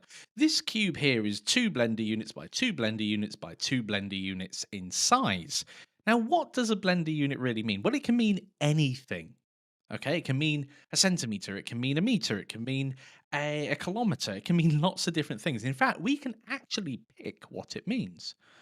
So if we go over to the properties window on the right hand side, if we go to the third tab along the scene properties, we get an option to switch the units. Now notice at the moment the length says none. Okay, so if we switch this, it currently says meters. Yours may say something else if you've played with this in the past. If we switch it to centimeters, we can see that the unit scale, everything's scaled down to 100th of what it was before. Now, if we have a look at the 3D editor view, and now we zoom out, we see that the grid floor is disappearing. So we've gone 100th of the size, which sounds great. But hang on a minute, we've now made this grid floor huge. And we can pick loads of other things as well. We can do feet, inches, kilometers. Also notice that all of these dimensions, all of the distances have all changed to meters. So we've got 2 centimeters at the top here. This is 1 millimeter to 10 meters. The location is 0, 0, 0. And gravity now has meters per second on it. If we go back to the length here and switch it to none, we just see we get arbitrary scales. Now, by default, Blender units are kind of 1 meter. It's as straightforward as that, and we can see it sits in the scene. But equally, you could have worked in feet. But the units don't really matter. I know that's difficult to get across. Now, they certainly do matter if you're putting things into the real world. You don't want, say you were 3D printing something and you accidentally made it a kilometer long. That'd be a huge 3D printer. However, when it comes to working in Blender itself, changing the units can cause a bit of a problem. Because if you start mixing and matching units across different projects, when you go and import them, they will look different. They will be different sizes, and you won't be able to homogenize, bring all your components together easily if you've made them at different scales. Now, that said, if you do choose to change the units, be aware that they're under this tab and you can change them back to meters or whatever you want, or indeed just go to the length and set it to none again. And we see all these change as well. We see that the lens has gone from 35 millimeters back to 35. So it's one of those things that I'm not going to delve into deep details within the rest of the course. I'm going to leave mine as just Blender units. And the reason for that is so we don't get any confusion. If you change it and then start importing things into a different model or appending models together, it can be very confusing if you've got nothing noted down of where the scale is. Now, with that in mind, noting things down, just want to give you a very quick tip. We can change one of these windows or create a new one. I'm going to create a new one from the properties panel and just drag it down. And I'm going to switch the type of that window over to a text editor. Now, once you've got a text editor open, you can actually type in this field. Now, you may wonder why you can't type anything in. Well, like most things in Blender, you need to click New first. I'm just going to bring this out so we can see what's going on. Notice we've got New here. We go ahead and click on New. Now we can type, which is excellent. However, what you should know is if your cursor drifts elsewhere onto a different window, you're not going to be able to type anymore. So do bear that in mind, is as you're typing away, if you nudge the cursor, as in your mouse cursor, to somewhere else that's not over this window, you will cease to type. Of course, you can save that along with your project and make any notes as you're going along, which may or may not be useful depending on the project you're working on. It's challenge time! I'd like you to now think of the order of magnitude that you'll be working with. So I've filled in part of this chart so you can get an idea of what we're working to. Our first column here, the object, is a real world object, and I've put its real size in. Now, obviously, you will find ants and grasshoppers that deviate from these sizes.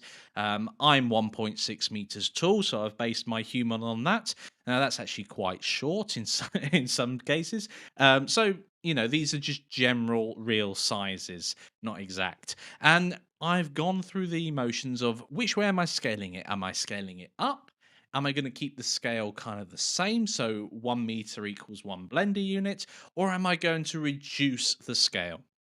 Pause the video now, go through this list, give it some thought about how big you would make this object on the left in Blender. Okay, welcome back. This is how I would do the scaling myself. So let's start from the car. The car's about 4 meters long in general, and I keep the scaling the same in Blender. There's plenty of scope to do millimeter level stuff all the way up to the meter scale there. So that's absolutely fine. We can keep that the same. And similarly with house, you can keep that the same as well. 10 Blender units, 10 meters, absolutely fine. Obviously, some houses are smaller than that, and some can be much bigger, but that's absolutely fine. Next is an oil tanker. Now we start to get into the realms of very large objects here. Now, a real size oil tanker could be in 400 meters or so. Some are even bigger, I think. But you certainly scale that down. You would not work on a scale of 400 in Blender. As we've seen, when you when you approach 300, you start having problems anyway. So I would scale that model down. Now, I'd either scale it down by a factor of 10 or 100, and that depends on the level of detail that I want. So in this case, I'd scale it down to 4, or maybe keep it up at 40 if I wanted that extra level of detail. It depends on its end application. Our bridge, right. A Golden Gate Bridge is nearly 3 kilometers long, for instance, but you wouldn't want to make it 3 kilometers long in Blender. 3,000 Blender units, that's going to be crazy. So you would scale that down. And again, depending on the level of detail you need it, you could make it 3 Blender units if it was something you were viewing from a distance in a game, or just a low poly model of it, I suppose. But if you wanted more detail, you'd probably bump it up to 30 Blender units. So it would be slightly larger than our grid that we start with, but that's absolutely fine. Now, finally, the Earth. Now, that's a big, big object, 12,000 kilometers. And it obviously we're going to be scaling that down. But how far? Again, it depends on level of detail. I certainly wouldn't go any larger than 120, and I'd probably keep it around 12 unless I needed an excess amount of detail. But once you start needing a lot more detail, one of the things to remember is you can always produce another model. So, for instance, let's take this Earth as a quick discussion point. So let's talk about scale, level of detail, and models. So one model does not have to contain its all. Use multiple models when necessary. So imagine you're zooming in from outer space, you're approaching the Earth. Well, when you're far away, you can use quite a low poly model of the Earth. It just needs to be a sphere, and then we're zooming in. So it's going to have to get more and more detailed at some point, but we don't need to include all that detail on the one of the Earth that is millions of miles away before we reach it. And we certainly don't need to include all the detail on the Earth by the time we're zooming into the level of, let's say, a city. And then as we go more and more detail, we can focus on the bits that we need. Now, you would have to make multiple models for each level of detail, but that's absolutely fine. Think of the end in mind. And you'd simply transition between these low detailed models to higher detail when you need to. Let's move on to the next lecture. Welcome to importing reference material. In this video, we're going to go through the fact that there are two ways of importing reference material. There are basically background images and textured planes. Now, because we know nothing about texturing at the moment, we will be using background images, and they also give us a fundamental control, whereas planes can be a bit more tricky to get right. So let's hop straight over into Blender and experiment with background images. Now, there are two ways of doing background images in Blender, and one of them is really simple, and one of them is a few more clicks than simple. So I'll show you the menu option first of all. So if you haven't already got it open, you'll need to open the properties pane by pressing either the N key. I clicked on the little plus and open up this properties pane of the 3D editor. Now, if we scroll right down towards the bottom, there's a section called background images. Now we can click to make a tick in this box and expand this option, and we can add an image. But before we go and do that, I would like to quickly show you the other way of bringing an image in. And if you go to any image on your computer, for example, I've got an image example here, I can click and drag it straight into Blender. I'll just close down Finder there. And we get a similar show as we've got here. We could have just opened up our background image. Now, there's a lot of information in this view here. So the first thing we're going to cover is the fact that I can't see my image. Where is it? Well, there are two constraints for a background image. You must be using an orthographic projection. So let's go and set orthographic projection now. So I still can't see my image.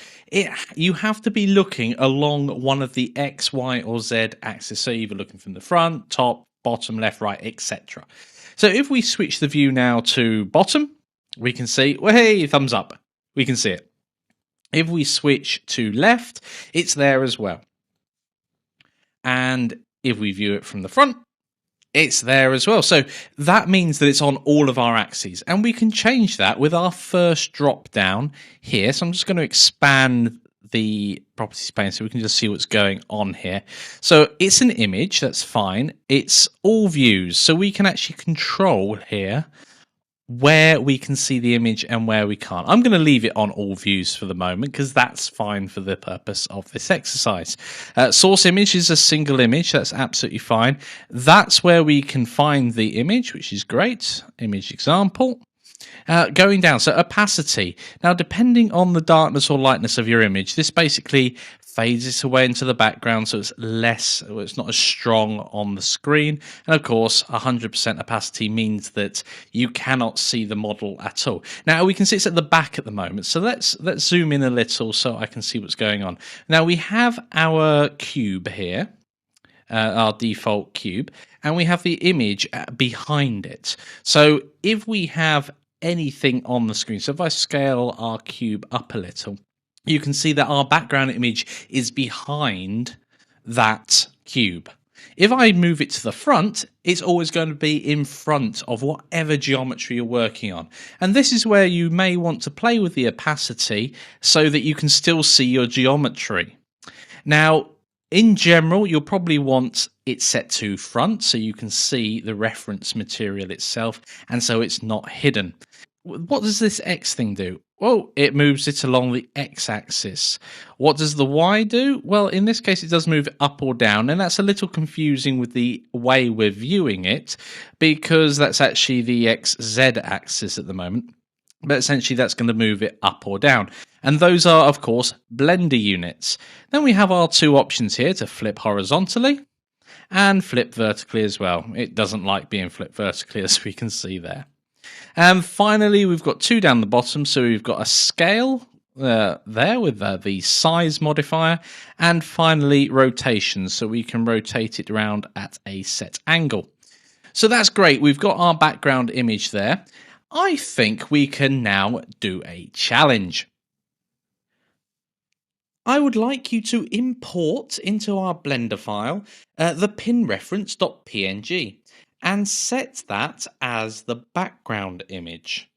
I'd like you to make sure that it's only visible from the front and get the image as upright as possible. I've noticed that the image itself is slightly wonky to one way or the other. I can't remember which way it is. But now, bearing in mind that the real pin is 38 centimeters in height, I would like you to think about the scale that's going to be appropriate to what you're doing in Blender. So pause the video now and import the pin and scale it accordingly. Okay, welcome back. Let's hop over into Blender. Okay, so here we are in Blender. So let's go and import our pin reference. So I'm going to go down to background images and add an image. Scroll down some more and click open. I've stored mine in my downloads folder. I suggest you store yours in a project folder. And first of all, I'm going to just set it to the front axis. I can't see it at the moment because I'm not looking by the front and I'm still in perspective. So let's change it to orthographic projection and move around to the front. So there is our pin. Now, arguably, I could do the rotation now while it's much larger. In fact, I think I will. Let's just rotate it by a degree. That looks much better to me.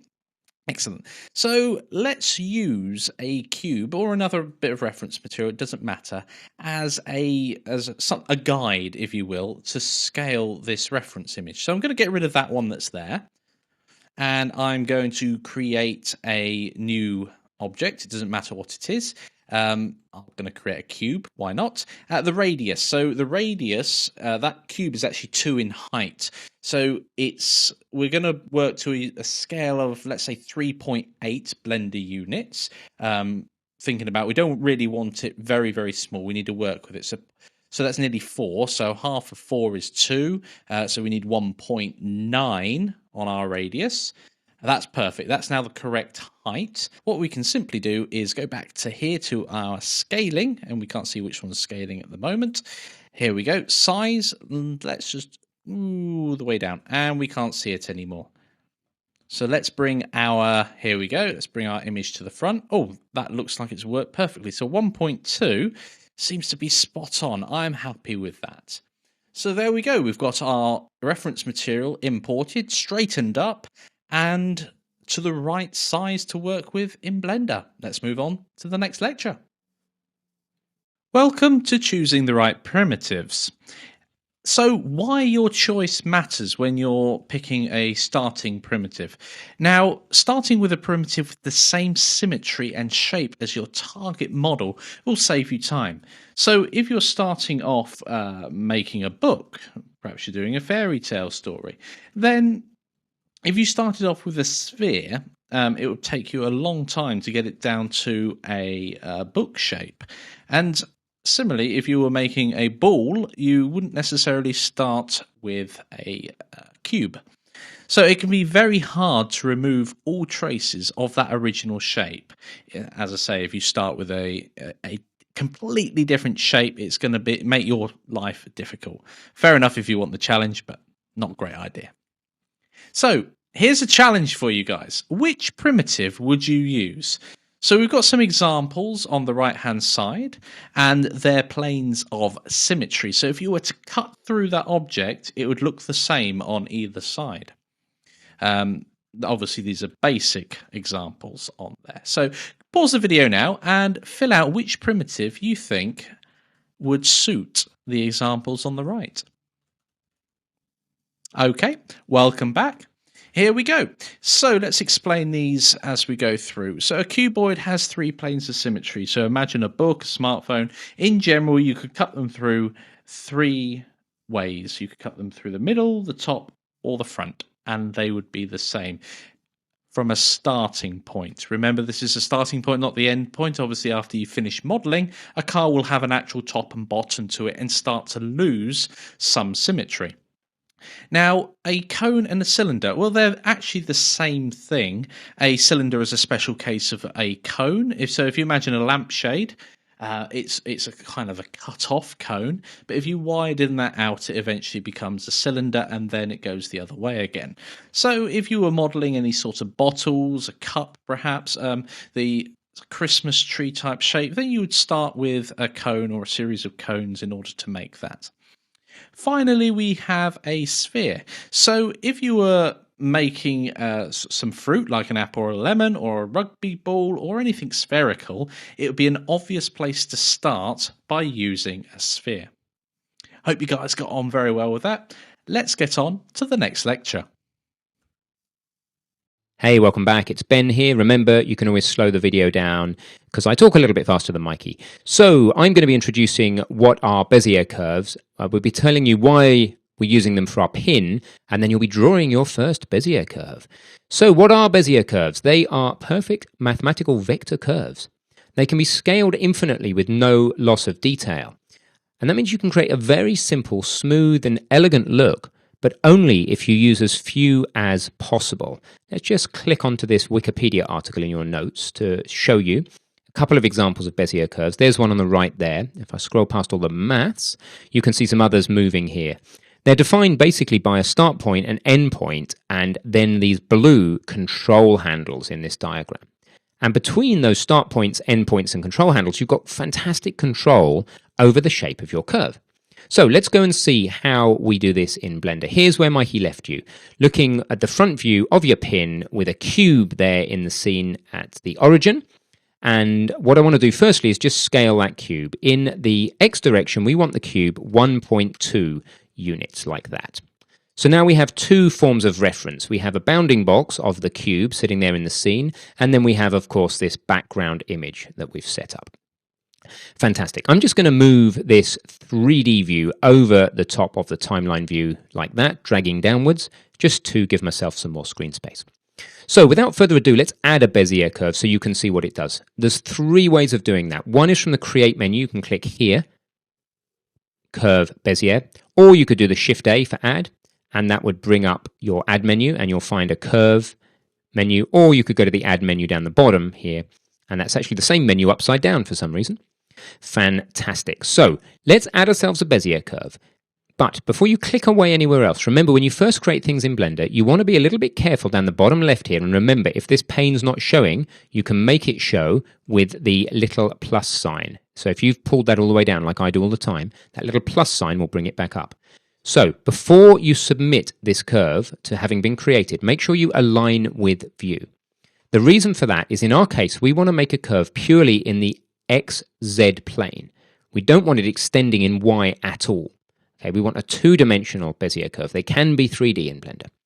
So there you go. You have this squiggly thing here, which you can drag around with the right mouse button. When you do, you'll notice it goes right through, in 3 dimensions, the middle of that reference cube. So we can sort that out by just moving the reference cube backwards. Click on your cube up here in your top right in the outline, and then just push it in Y until it's behind the Bezier curve. Fantastic. Now let's select the Bezier curve again. Here it is. There's your curve. Now I want you to make sure that your Bezier curve when you first create it is at Y equals 0. This is very important. Once it's selected and created at Y equals 0, push Tab or go to Edit mode.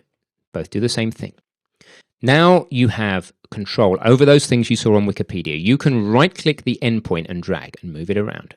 Now you see that it's moving in X and Y. It looks like it's moving in X and Y. That is because we have local coordinates selected. You need to be in global coordinates. Blender is very confusing in a 2D view because it actually changes this XY to XZ.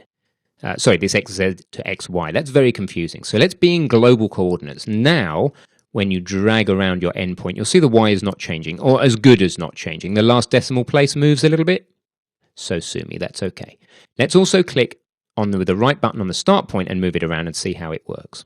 If you miss the start point, you may grab a control handle like I did. That's fine. So your things that you can control are the start and end point here by dragging with the right mouse button, left button to place, and the same with the handles. You right-click and drag to move the handle, and then you left-click to place.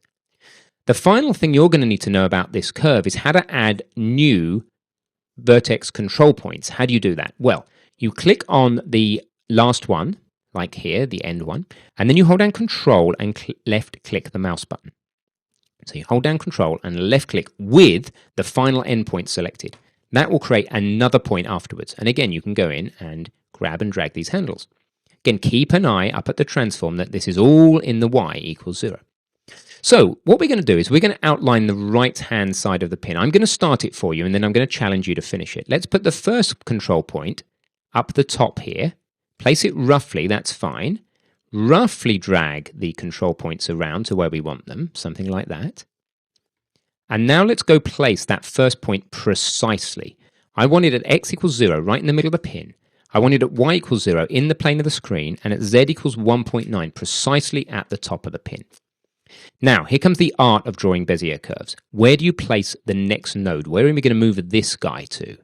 There's lots of places you could put it, but I'm going to choose to put it right here, where the neck of the pin becomes vertical. And let me explain the rule of thumb that I've got for why I'm putting that point here. We want as few points as possible in a Bezier curve to keep it as simple as possible. Every point we add to the curve introduces complexity and takes away from the mathematical purity and elegance of that curve. So you want to use as few as possible. Now, if you were driving a car around this pin, around the outside of this pin, let's start on the left-hand neck here. Here we are steering right, steering right, steering right, and at the top our steering wheel goes vertical. Imagine you've got a piece of white tape on a rally car steering wheel. This is an indication you need to put a new control vertex in. Now we're steering right, steering right, steering right, and at this point our steering wheel's gone vertical again, another control point. All right, now as I scroll down, I am now steering left, steering left, steering left from the car's point of view. And at this point, I inflect and I go through and I start steering right. So you might want to put yourself another control point here. And then get the handles where you want them, okay?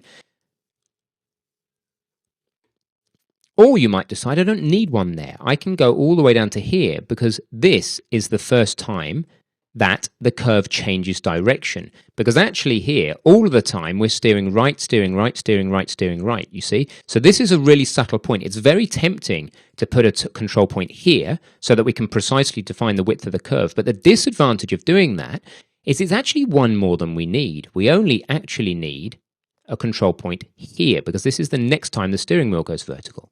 And by dragging these handles, you can get round that curve. Okay, so I've nearly done that for you now. Now, if you accidentally do what I've just done and go into 3D view, not a problem. Check that your curve is flat in 3D and then just come back to a front view.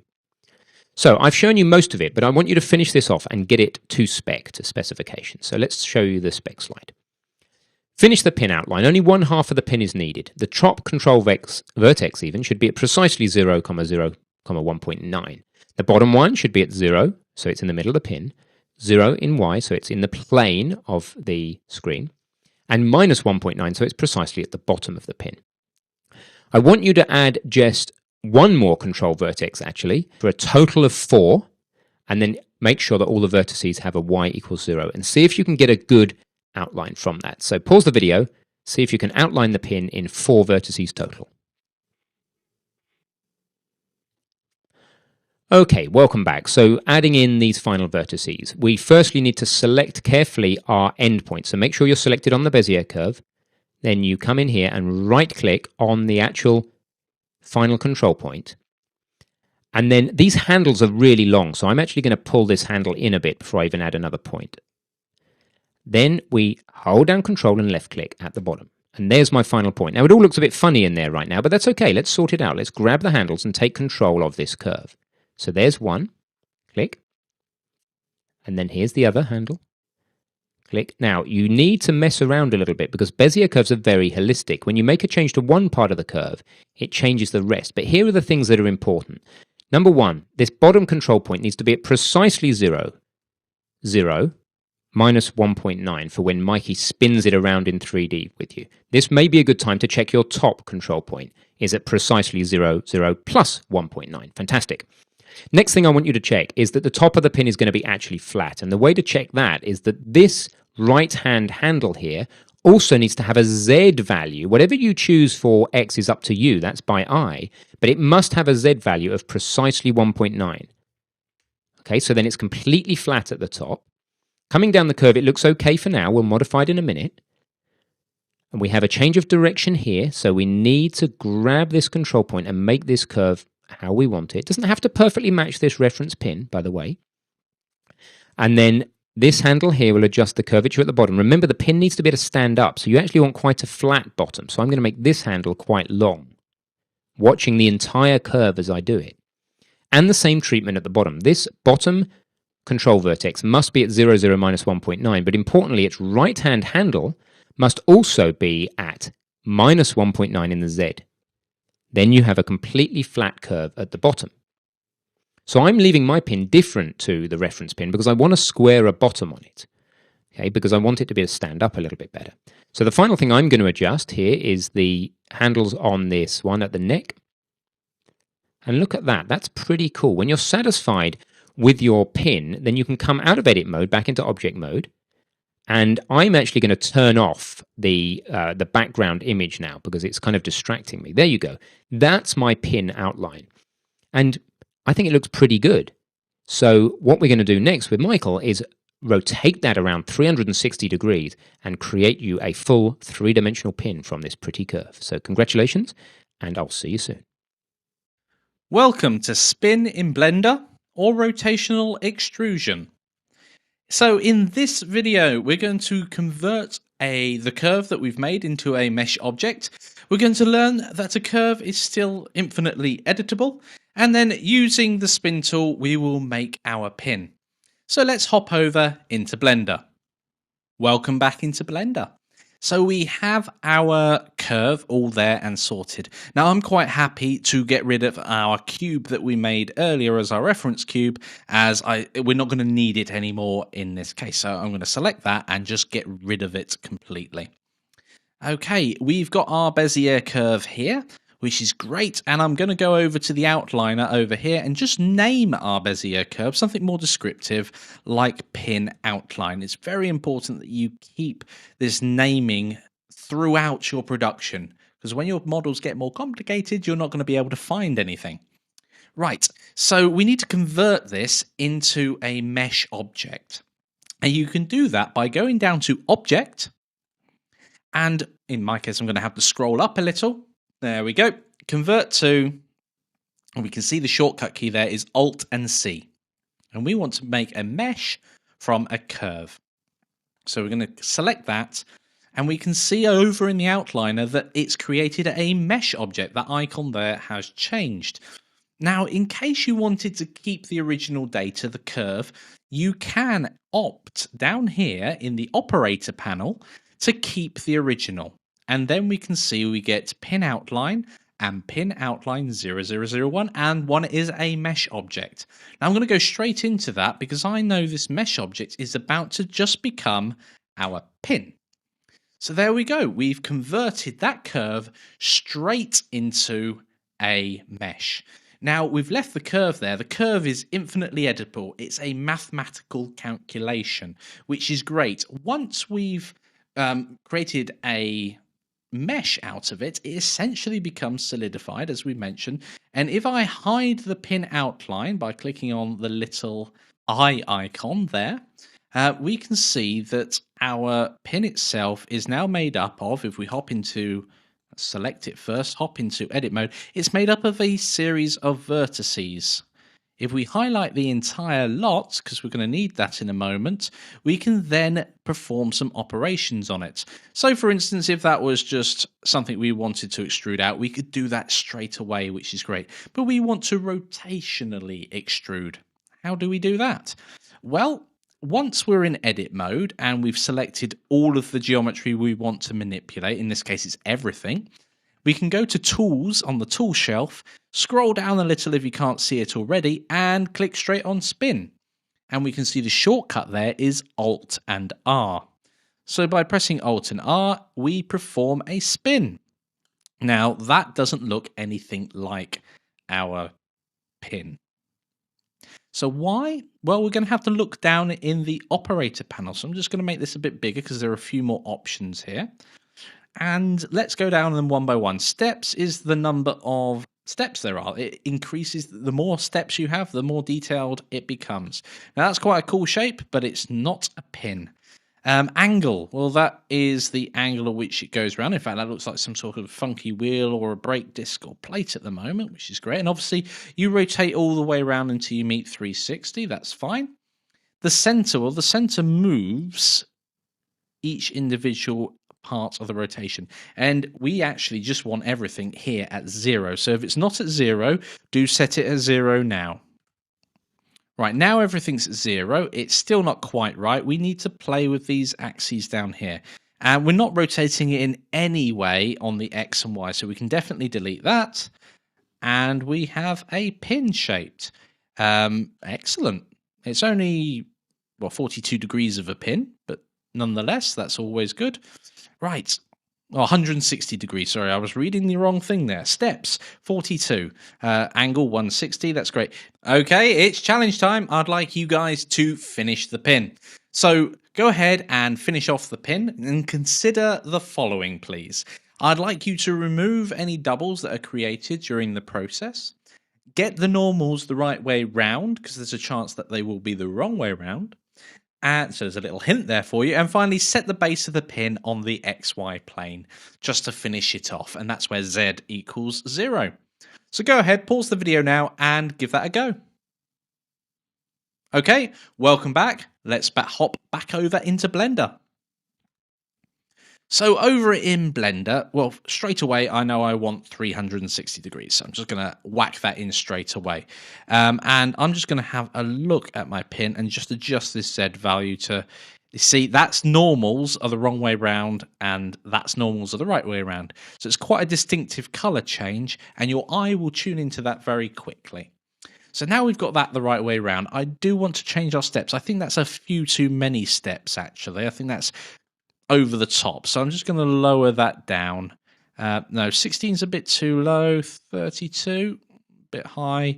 I'm going to go for, in the middle of that, 24. Yeah, there we go. I'm happy with that.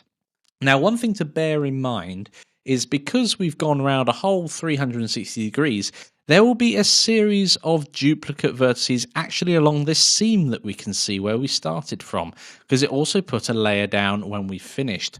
So we need to just select our entire model, make sure there's no further doubles. And on the tool shelf, I'm just going to remove doubles as we've done before. And we can see I've actually removed 120 vertices at that point. So there was a bit of mess in our model there, but now it's all gone.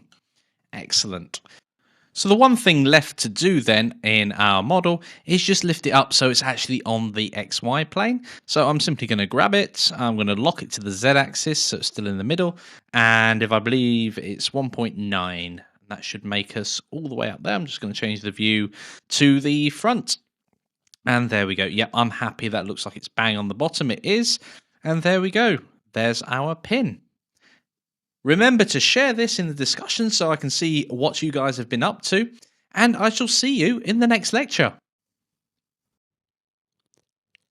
Welcome back, Ben with you again. We're going to be talking about assigning materials to faces. We want to put some stripes around the neck of our pin.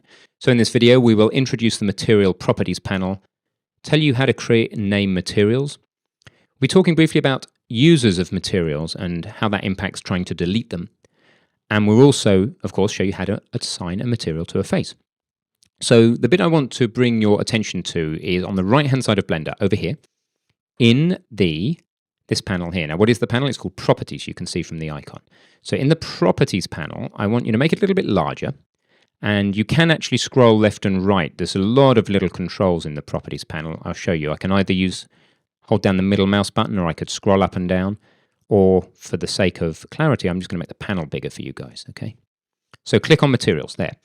And what I want you to do to start with, so that this view looks like the slide, is I want you to go to where I'm hovering, at the top right-ish, where it says Add a new material slot, because the Materials panel starts very, very sparse. There's no slots. There's nothing to be had. So you click plus, and now you're going to get a little bit more information. And then I want you to click New. So we've made a slot. It's just an empty slot for a material on the pin. Now click New. And now you're going to get to this view, which can look a little bit overwhelming, especially if you scroll down. A lot of stuff there. I just want to focus above this line here for now. So I've got a slide for you which will help you to focus your eye in on what's going on at the very top of this Materials panel. So we've already done the thing at the top, which is we've selected the Material tab. Next thing you see is a breadcrumb. It basically tells you where we are, what are we dealing with. We're looking at the scene, that's that first little icon. Then the cube is the object that we're dealing with, and then we're looking at the materials of the cube. So it just reminds you where you are and what you're working on. The next list is a list of applied materials, or it's at least a list of material slots for this particular object. So now the pin has one material slot. And we did that on the right-hand side with the add, remove, copy, paste buttons. And then you've got another little slither along the bottom, which we're going to be using a lot, which is where you actually manage the material. So let's dive back into Blender and take a look at how this works. So here we made a material slot, and you can make your material slot panel bigger if you like. Try dragging like this. And we created a new one, and it called it material. Well, let's call it pin. So click into here, where I'm highlighting, and just type pin and return. And now you'll see that we have a material called pin. Okay, now there's another type of material we're going to want on the pin, of course, which is going to be for the stripes around the neck. So let's go ahead and make a second slot. Now you get a simplified interface. You need to make a second material. There it is. Again, it calls it material, and we're going to call it stripe. So now we have two materials, pin and stripe. Okay, and if you click here to the left of the word pin or stripe, you'll see browse materials. You can also see those two materials. This is like a library of materials that you could pick up, and you can actually apply these to other objects in the scene if you want later. There's some other more advanced controls over here we're not going to worry about for now. What we do need to do is give our stripe a different color. So if you scroll down a little bit, you'll see under diffuse, which is the color that it scatters off in all directions. It's currently white. Let's make it whatever you like, but say red. Okay, so we have two different materials. They're both simple diffuse materials. You can see the preview here. One is just a kind of very boring gray color, and the other is a slightly more interesting red color. Okay, fantastic. So what I want you to do then is to go into edit mode, because now that we've set up our materials for our pin, we cannot apply them to individual faces until we are inside edit mode. So let's go into edit mode. All right, and then what I want you to do once you're in edit mode is I'm going to challenge you to actually create the two stripes around the neck of the pin. I'm going to choose a couple of face loops, this one here and maybe one a little bit further up. But I'm going to leave it to you to actually do this for yourself. I just want to bring your attention to one more thing, which is now that you've entered edit mode, 3 new buttons have come up here in the panel on the right hand side under the material slots. You have assign, select and deselect. The select button selects all the faces that have the material that you have selected in the list above on them. So have a go with that. And the deselect button does the opposite. It deselects all the faces that have the material you have selected above on them. So it can be pretty powerful. So assign assigns the currently selected material in the slots above to the geometry that you have selected in the scene view. The select button selects the entire thing, so the pin, and deselect would just deselect the entire object, i.e. the pin. So if you wanted, for example, to apply the pin material to the whole object, then you would click select, which would select the whole pin, click on the word pin, and then click assign. You'll actually find that's already happened by default. When you create your first material, it gets assigned to the entire object. So when you're going to make this stripe, you're going to need to select the face loop geometry by doing that in the 3D view. Then you're going to need to select the stripe and then click the assign button. So those 3 buttons only come up in edit mode. So select a face loop for one stripe.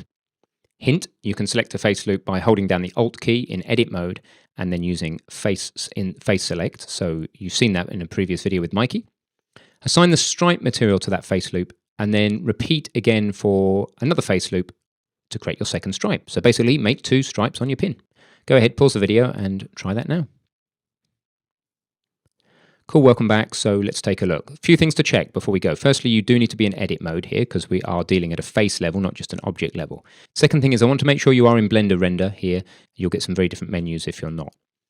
Okay, fantastic. So we need to select a face loop. So we go into face select mode down the bottom of our screen. And then we hold down Alt. And then we click on one of the faces. And there you go. We get a face loop selected. Now, with the correct material selected over here, you click Assign. Boom. There we go. Now to do it for the other one, it's the same job. You hold down, you right click, face loop is selected, click Assign. Perfect. Look at that. We have stripes on our pin. Now you can preview this in various ways. You can come out into object mode if you wish. And then this is where you can use the various different rendering modes for the viewport. You could say wireframe. Now in wireframe, of course, you're not going to see any of the materials. That's the whole point of wireframe. You could go to solid colored. Now this is just a very fast preview mode for use inside the viewport here for when you have complex models, and you do see your colors there, which is cool.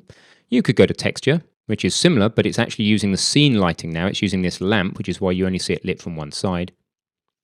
Or you could go to rendered, let's just leave it with that, and that would show you what the final Blender render output may look like. But for now, we are just considering solid, which we have been all along. We are staying with default lighting, and we're just trying to get different faces, different colors. And we've done it. We've got a whole ring of faces in red, which is pretty cool. So congratulations with that. Do feel free to customize these things if you want. You can always click back onto the pin. You can go back, say, into the pin's material and play with its diffuse color here and have a vile different color for the pin if you wish. You can also do the same for the stripe.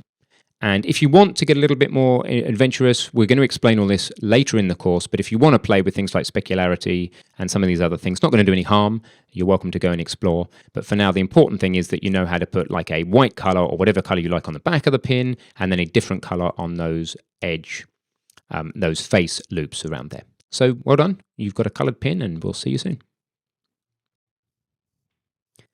Hey, welcome back. So we're going to talk about exporting models with materials now.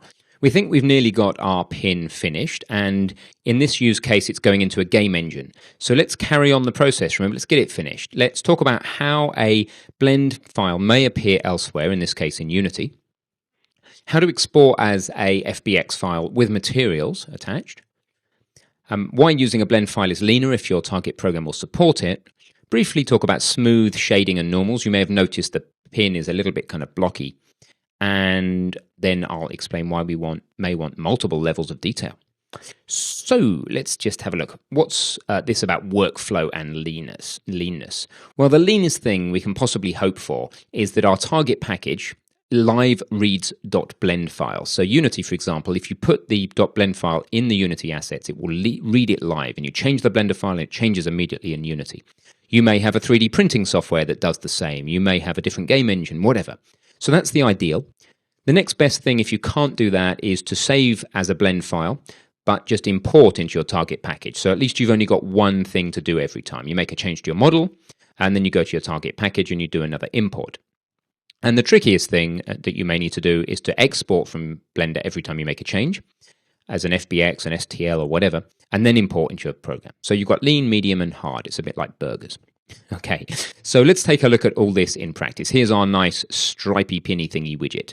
So what I'm going to do is I'm going to crack open Unity for you, which is a very popular game engine. Now, it's free. If you want to go and download it from Unity's website, you're very welcome to, and you can play with it. But this is a Blender course, so the purpose of me putting Unity up here is I want to show you the livest and leanest possible way of dealing with a blend file in another program. So if we don't export, rather, but save a copy of the bowling pin right into the Unity or your target program's appropriate folder. Now, in the case of Unity, that is the assets folder. So I've put it in my target programs folder. Now, Unity is very well behaved with this. What it does is it notices something appeared in its asset folder, and I can just put it straight into Unity. Here it is. There is your bowling pin in a game engine. Isn't that pretty cool? going to move this light out the way because it's very distracting. And there you go. Congratulations. You have something in a different program. Now, the cool thing about working with a program that works in my leanest paradigm, remember the top one here, the target package live reads the blend file, is this. Look, if I go into Blender and I say go into edit mode and I go grab maybe one of these faces and kind of yank it out like that, if I save the blend file, watch Unity. See, it's immediately changed in Unity. There it is. You see the pin has the thing in it, which is, I think, is very cool. Now I can undo that and resave, and Unity will immediately notice the difference. So that's the best possible workflow. The next best workflow is that you need to kind of import into your target package, but it's still a blend file. And the trickiest workflow is where you need to go export as, say, an FBX. Let's try that from Blender. Go ahead and try exporting your pin as an FBX, by the way. And you could say stick it in your downloads and call it bowling pin. You can leave all the settings default. And then you have an FBX file. Then you have to go over to your target package and let's delete everything that's here for now. And then you go in your target package and you import a new asset and you go find it and then you import it. And eventually you end up in a very similar place. Now notice when you import an FBX, it also has a materials folder. The pin and the stripe are preserved. And if I open up this thing, it has the camera, the lamp, the pin mesh, etc. And I can still pop this pin in my scene and it still behaves. So either way is good, but of course now if I make a change in Blender, I want that pin to look more like this. Saving it's no good. I have to export it as an FBX again and then re-import it. You see how much more of a hassle that is than just actually saving the blend file. Yeah, much more of a hassle. So I am going to work with the blend file because it's a lot easier for me over here in Unity. So I save my blend file, look at Unity, and it updates immediately. Lovely. Okay, fantastic. So let's go back to the slides and talk about the other things. So you've seen how a blend file may appear elsewhere. You've seen how to export as an FBX with materials. It all just kind of happens. And you've seen that using a blend file is a much leaner way of doing things. Now I want to talk about smoothing and normals and then multiple levels of detail. So here is our bowling pin in Blender. And if we're in edit mode, remember that you can go down here in the properties panel and you can go somewhere. You can say, show me the normals, and they're vertex normals in Unity. So I'll show the vertex normals. There they are, the little hairs. And they are one per face. Another way to show it is sticking out of the faces instead of the vertices. Same number of normals, roughly. So the problem with this pin is both in Blender and over in Unity, it's pretty rough. You can see every single cell. Now you may say, I should turn the poly count up, but hang on, hold your horses. It's already got a lot of polys. It's already got, 1,680 triangles, which is plenty. What we need is something called smooth shading. And back in object mode, in Blender here, you can go down under Tools and you can click on Shading Smooth. And look at that. It's really looking pretty smooth now. And if you do that and you resave it, resave the bowling pin, the great thing is that those extra normals, which you'll learn later, help determine how the thing draws, they come into Unity as well. Same number of polygons. It's amazing. If you don't believe me, then look here in Unity. It tells you 1,680. Or look back in Blender, 1,680, but it's a trick of lighting that's making this look smooth. In fact, I would even go as far as to say that Unity is doing a better job of shading that than Blender. Maybe when we go to the rendered mode, Blender, there you go, Blender's doing a pretty good job in rendered mode. But Blender's preview, its solid preview, is not quite as good as Unity's rendering. But anyway, there you go. So we don't need to up the poly count crazily. What a lower poly model like this will not do for us is hide the fact that the edges are still a bit like max headroom. You can still see the geometry on the edges there, and that of course is exactly the same deal in Blender. It doesn't matter how much smoothing you put on, you're going to see the geometry at the top of the pin, whether it's flat or shaded. You see the edge, the outline, the occlusion of the background is going to be the same. But going from smooth to flat really makes a difference to the visual appearance, especially with a good shader like the one here in Unity, or when you actually render later in Blender. Cool. So the final thing I want to talk about now is how about I'm in a game engine. I may want this pin to do something, right? We presumably would have a bowling pin because we want to make maybe a bowling game and we want to do something with it. So I'm just going to make a floor really quickly here and just put it below the pin. So I'm just giving the pin some physics now, and if we play the game, the pin falls straight through the floor. That's no good. So what I want to do is add something called a collider. Now the purpose of this is that you as a designer are going to have to help with this, because watch what happens. If I now try and add something called a mesh collider to this, and I say, well, what's the mesh? And I go and say, well, it's the pin. Look what happens in Unity when I try and run this. It's going to complain. Non-convex mesh colliders are not allowed. Now, Mikey's going to talk to you about what a convex mesh is, but it basically means that none of it sticks inwards. The neck of this pin is concave. And this game engine will not allow concave. So Mikey's going to be showing you how to make convex meshes. So say I say to Unity, okay, make it convex. It will go, I can't, because it's got more than 256 vertices. My brain hurts. It's got far too many vertices. Look in Blender, the vertices are 870.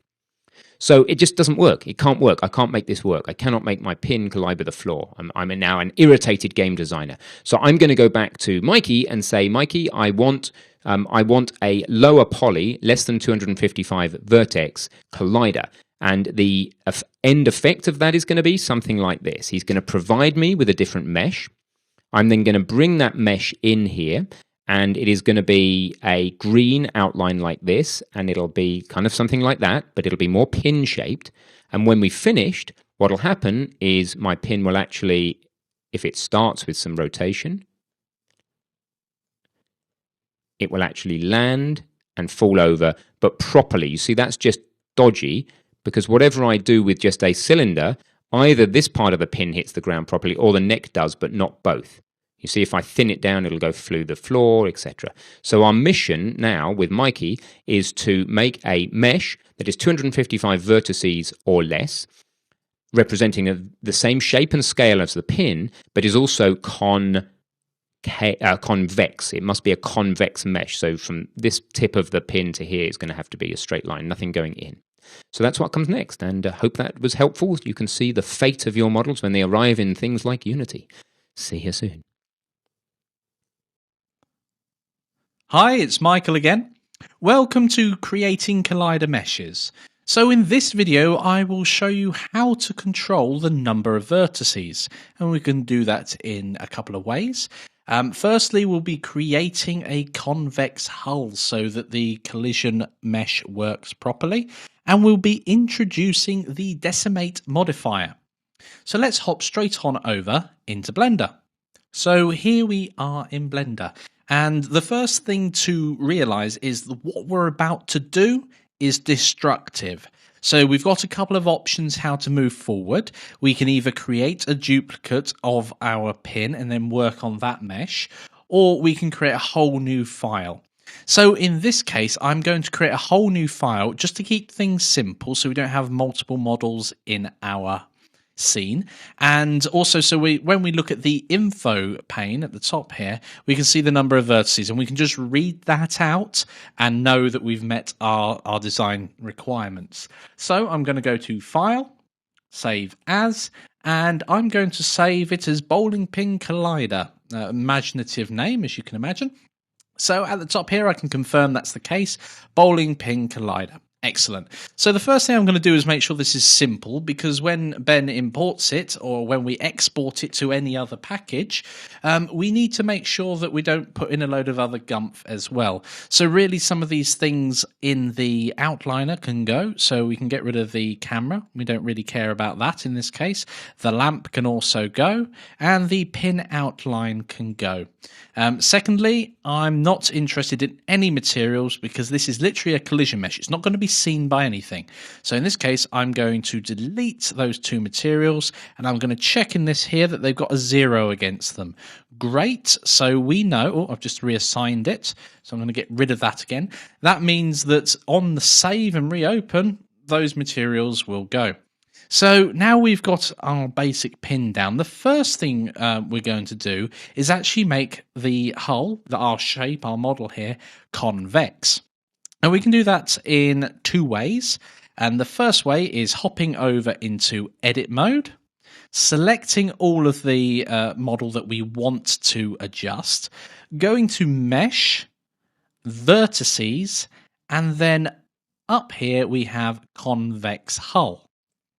Now, the other way of getting to that point is in the 3D window here, if we press the space bar, it looks like that was the last thing I searched for.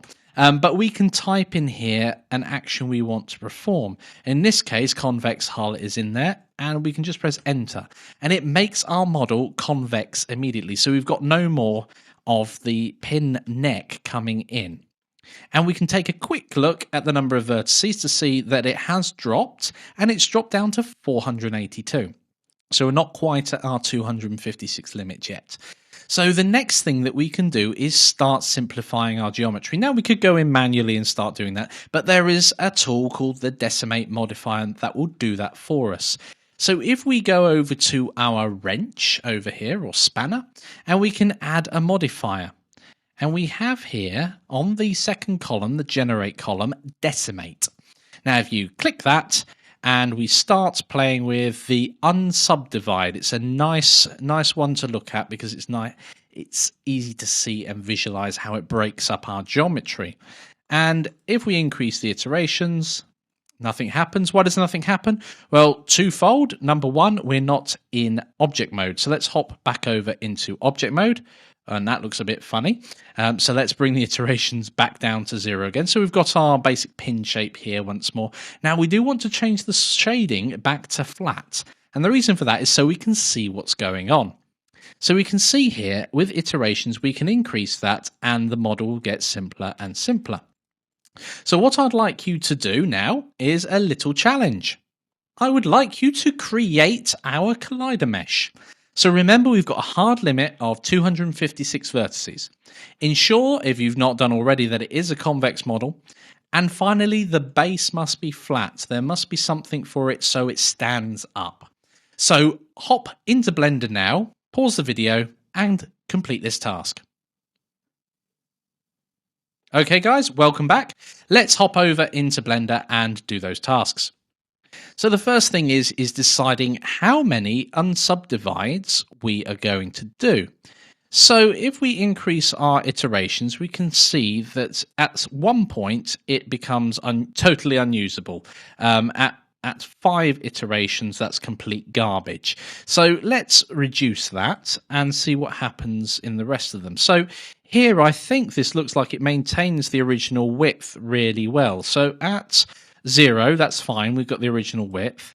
At 1, we've got the original width. At 2, we've still got the original width. But it starts from 3 and above getting thinner. Now, that's not going to be any good if we've got a bowling ball hitting our pin. In fact, the bowling ball would end up going inside the pin and hitting the collider beneath the surface. So looking at this, I think 2 iterations would be good. And let's see the number of vertices that lowers to. That lowers well inside our limit to 122. And finally, I'm going to click apply on this modifier. So it changes our mesh.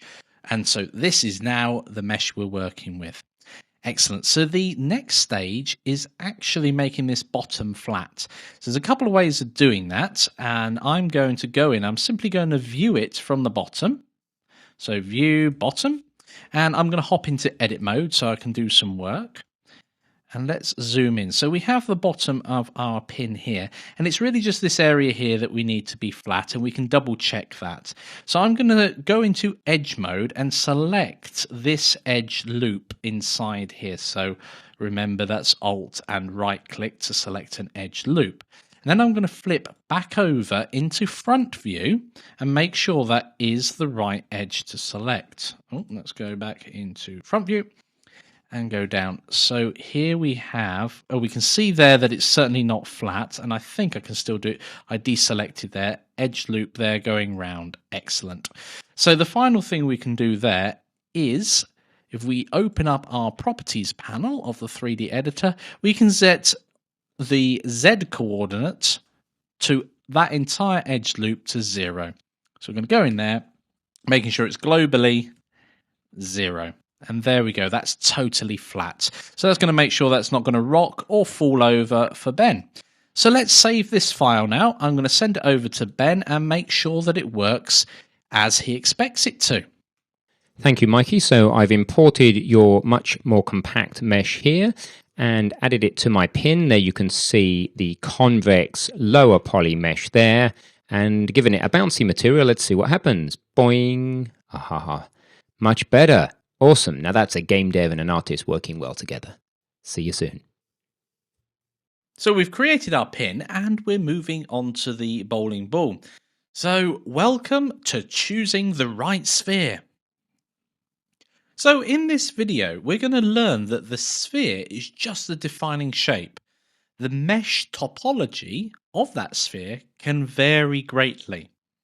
And just for example here, we can have a UV sphere, an icosphere, and even a cube. And we'll be taking a brief look at the subdivision modifier. So let's hop over into Blender now and experience some of these firsthand.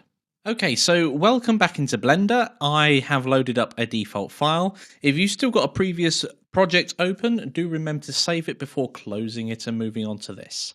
Let's start not with the cube, we'll go on to that in a moment, and we will add a mesh object in object mode that is a UV sphere. Let's take a look at that. And before we do anything else, let's boil it down to its fundamentals. How is it made up?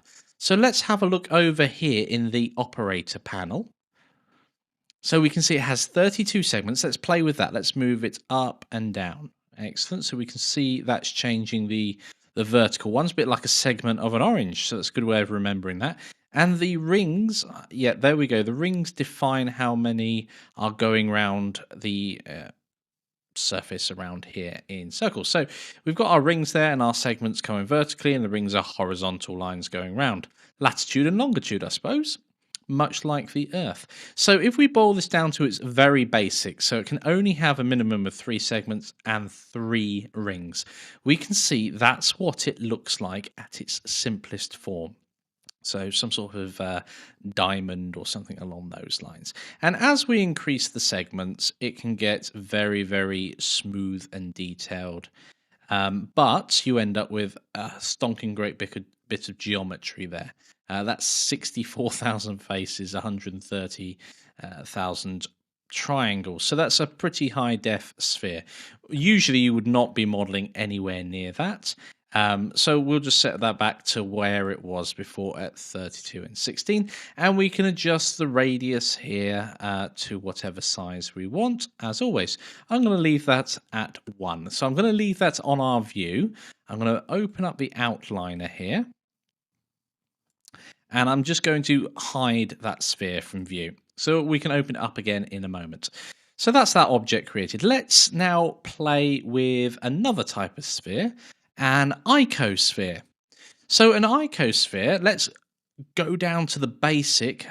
So we've got subdivisions here in the operator panel. Let's turn that right down as low as it will go. Okay, so let's inspect it. Let's move around, and we can see quite clearly that this is a spherical-like object that is made up of triangles. And the more triangles there are, the more detailed and more spherical it becomes. But it's always triangle, so the entire surface is completely even and divided with these triangles. However, that can cause problems with your geometry later on because there's no defining edge loops on that, whereas with the UV sphere there is. So let's close off icosphere. So we've experienced those two. I'm just going to up that back to about 3 or 4. Yeah, that's quite high def there. We'll leave that there. So let's hide that one. And then I mentioned a cube. And most of you will probably thinking, what's this guy on? Is he off his rocker? That is not spherical. Not yet. So much like an icosphere is made up of a series of triangles, if we subdivide this cube, then we actually end up with something that's rather spherical. And this is a modifier that we'll use quite a bit later on, but I just want to hint on it now because it's a very powerful modifier, but it does come with some constraints. So if we hit the modifier tab up here in the properties pane and add a modifier of type, here we go, subdivision surface. So it's in our, gone off there, in the generate, but if we scroll down, we got subdivision surface. And you can already see with it set here in the no operator panel this time, over here in the modifier panel, there is a number of subdivisions. So 0 is no subdivisions. But if we subdivide once, we get a kind of spherical shape. And if we bring up our icosphere, we can see it's still slightly bigger than what it was before. But however, when you subdivide a second time and we hide our icosphere again, we can see it's gotten smaller. And if we subdivide again, it gets closer and closer to a sphere. Now, it's a little bit wonky still, but we're almost there. And there is an operator called toSphere, but I'm not going to show you that at the moment. Just want to show you that the cube can actually be a sphere using the subdivision surface.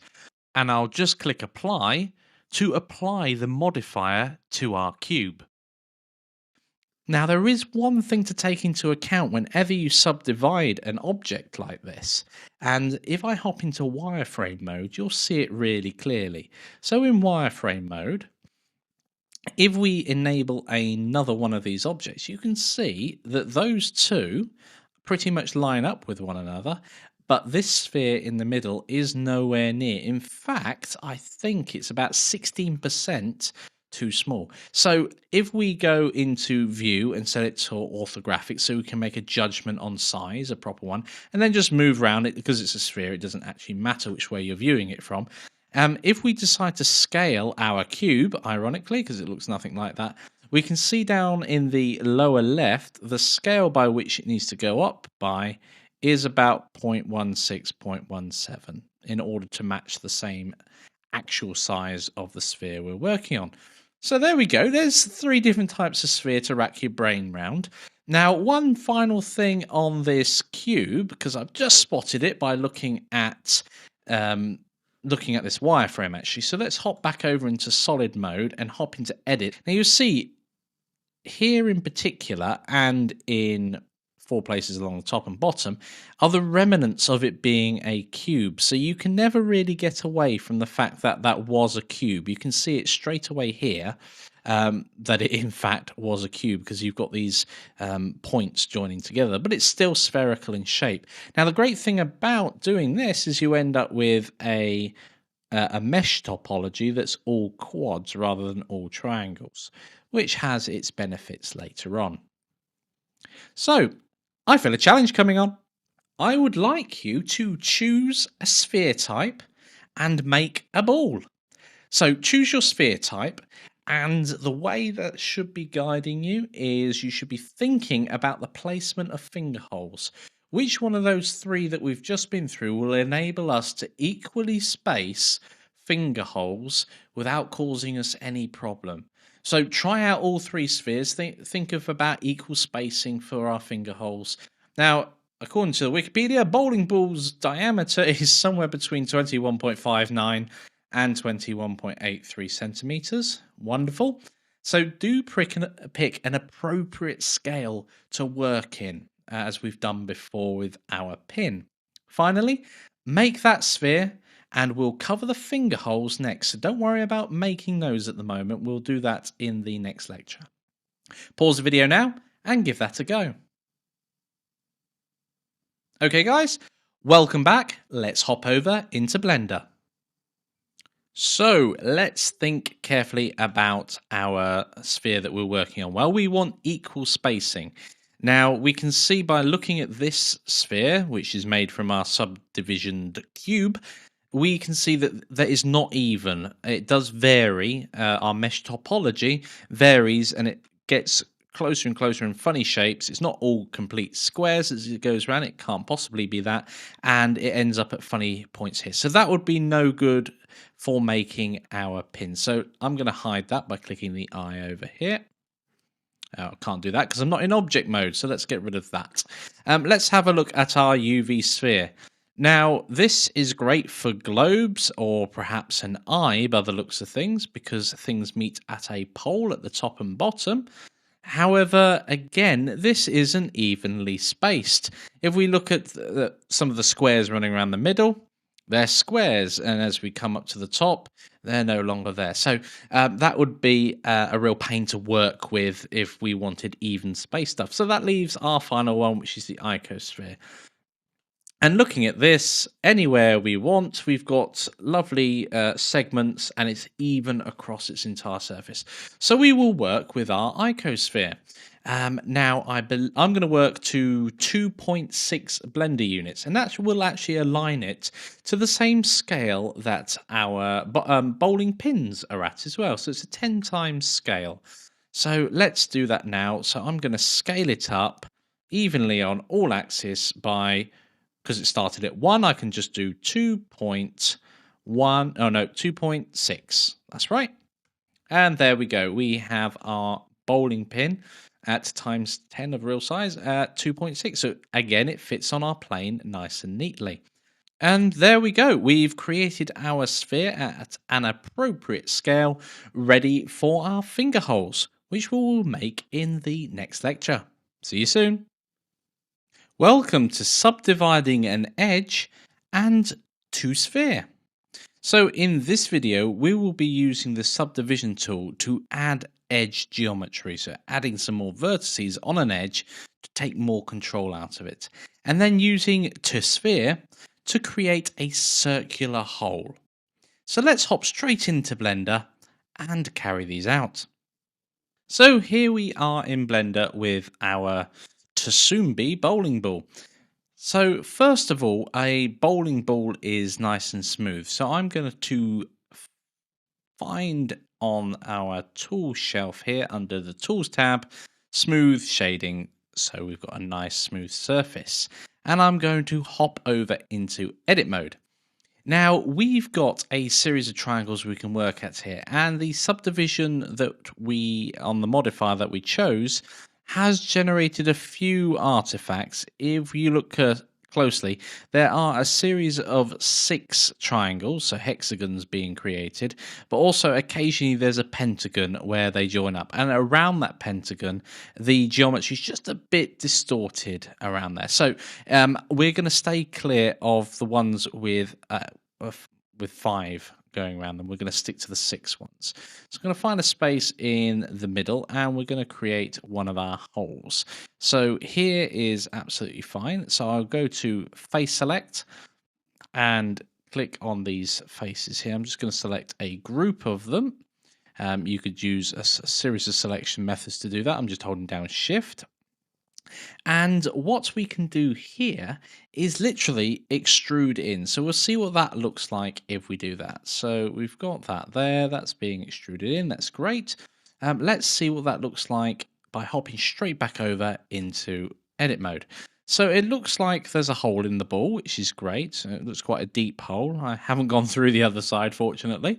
No control over that, and it looks very rough. I mean, that looks absolutely horrible. It doesn't look like an appropriate size hole to begin with, and neither does it look the right shape. It's a hexagonal hole. So even though we've got smooth shading turned on, that's not hidden the fact that we've cut a hexagon into the surface of our model. So let's hop back on over into edit mode, and I'm going to undo that last step of geometry. Okay, so we need to have more of a step going in, and one of the easiest ways to do this is to first of all we're going to select an edge loop. So we want to select the edge loop that's going around our model here, the hexagon basically. And if we go to edge mode, hold down Alt and try and do that, it won't work. And the reason it won't do that is because there isn't an edge loop that's well defined there. It doesn't know which way to go. I mean, these are all triangles, so it doesn't know which way to go. Each time, it doesn't know whether to go this way, this way, or any other way. In fact, it's got 1, 2, 3, 4, 5 possibilities in direction. So Blender just does not know which way to go. However, we can help it by simply selecting some triangles again and insetting. So I'm going to use the shortcut key I, and it doesn't have to be by much, it can just be by that. Now, the moment we've done that, we've actually broken up and we've created a series of quads around the outside of our new hexagon. Now, when we do that and we select an edge loop, when we hold down Alt and select that, we actually get the edge loop itself, which is brilliant. That's exactly what we wanted. Now, the tool to sphere can be gotten at in two ways. You can hold down Shift, Alt, and S, and we see in the lower left the command to sphere has appeared, and that is one of these proportional things. So it goes from 0 to 1, and as we can see, that's going backwards and forwards. It's making absolutely no difference to our hexagon, and the reason for that is because there's only 6 edges, that is already spherized as much as it can. So we need to add more edges, even though the shape will be the same, but we need to add more edges so that it can spherize or make it circular in this case, since we're dealing with almost a 2D object. So I'm going to cancel that by hitting escape. The other way you can get to sphere is to hit the space bar. And you can see that was my last search. So this is a very good lookup for commands if you can't find them. And we can see if I type in sphere, it gives us a couple of choices there, and to sphere, and it also gives the shortcut keys Shift, Alt, and S. So brilliant. But we know that's not working at the moment, so we have to subdivide this edge. So we leave that selected, and we can do two options. We can either go to subdivide here on the tool shelf, or we can go to mesh, edges, and subdivide, or you can get to another menu which is on the W key as well. And if we go W, and subdivide is right at the very top, very powerful. And take note of what else is on here. It's a specials menu. So we just want subdivide, and that's cut every one of these edges into 2 because we've subdivided by 1. So it's cut everything into 2. If we subdivide by 2, it's cut everything into 3 and 4, etc. etc. So now we've got, I'm going to go for 3 and see what happens now. And we can go straight on and try and to sphere. So Shift, Alt, and S. And as we move the mouse to the left and right, we can see at 0 it remains a hexagon in shape. But now as we approach 1, if you look in the lower left there, as it goes up towards 1, we get a lovely circle in our mesh.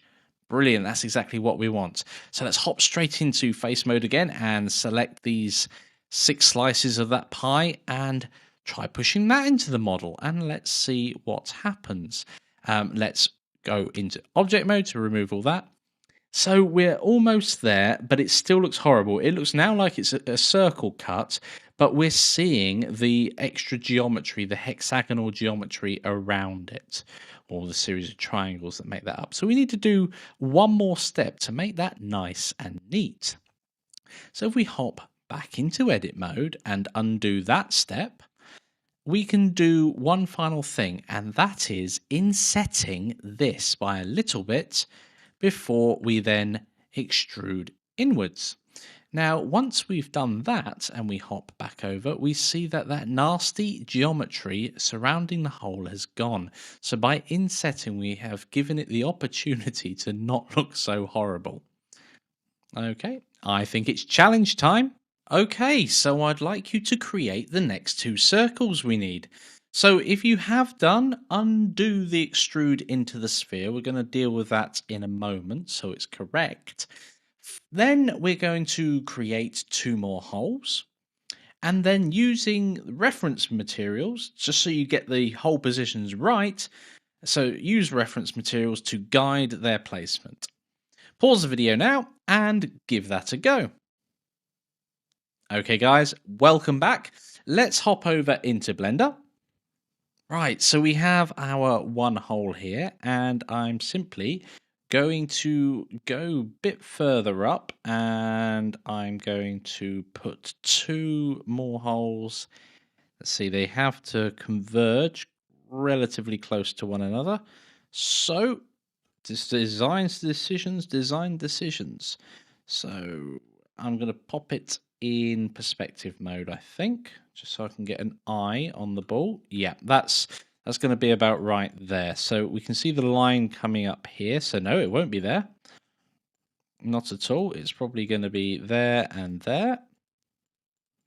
Now that looks a bit too, that's far too close together. If you look at reference materials of pins, that just won't look right. So let's remove that and that one. Well, I'll keep that as a reference because I will need, that will be the lower triangle of the next set that I can possibly use. So that one there and that one there. And let's follow the line down. No, I've got that wrong. I'm blind as a bat when it comes to this, obviously. Let's zoom in a little further and see if we can actually get things lined up. So there will be a flat edge coming up here. So the next available one is that one there and this one here. Now you can see what I'm getting at there. I'm just trying to make sure that it's lined up appropriately. And actually that one looks a bit too far apart. So is there anything in the middle of this one here and that one there? Nope. So I'm going to leave it like that for the moment.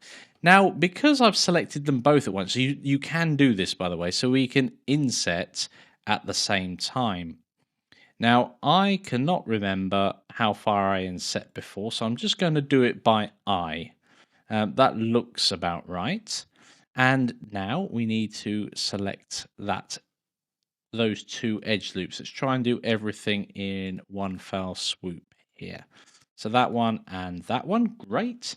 I'm now going to subdivide those. So go to subdivide and we set them to 3, which is great. We can do that. Now, with them both selected, I'm not sure at this point if it's going to sphere correctly. No, it's not. You see there, it's doing something weird. So we are going to have to select these individually. So let's select this edge loop here and then go to sphere and whack that up to 1. So it's 100% spherized. And now just select this one and do the same. So Shift Alt S, or you can go spacebar to sphere. And there we go. We've got our next circle. And of course, my instruction before was to undo your extrude here. So if you haven't done that, what can you do? In fact, what we will do in the next lecture is correct that, as if you had made this mistake. That's absolutely fine. And I shall see you very shortly. Welcome to extruding to a normal. In this video, we are basically going to change the axis for extrusion for finer control. So let's hop over into Blender and play with that now. So the first thing that we can do here is we can correct my obviously deliberate mistake of this extrusion into our model. Now, fortunately, it looks like it has gone down and through the center of our model. So how do we make sure that we can pull it back out and line it up here? Well, there are a couple of ways to do that, but one of the easiest ways is once we have these 6 faces selected, they combine all as one to generate a common normal, which is actually the same as the vertex normal in the middle here. It'll be pointing upwards, so towards us. Now, down here with the 3D manipulator widget that we've played with in the past, you can change that from where it says global to a couple of other things, one of which is normal. Now, if we change that to normal, and surprise, surprise, we can't see the blue one anymore because it's pointing right at us. So the normal coming out of this vertex in the middle is facing right towards us. So if we rotate round, we can see there it is. And what we can do at this point is we can literally pull that back up and that will be perfectly in line. So we can move it up or down as much as we want. Now, bowling balls have holes going inwards, so going out is no good. But what we can do at this point is go ahead and select the snapping tool, select the, I don't really care which one we do it to, we can just align it with a face. And this time when we move it backwards and forwards, we can hover over a particular face we want to align it with. I don't think face is actually going to be the right one in this case. I'm pretty sure that is now aligned.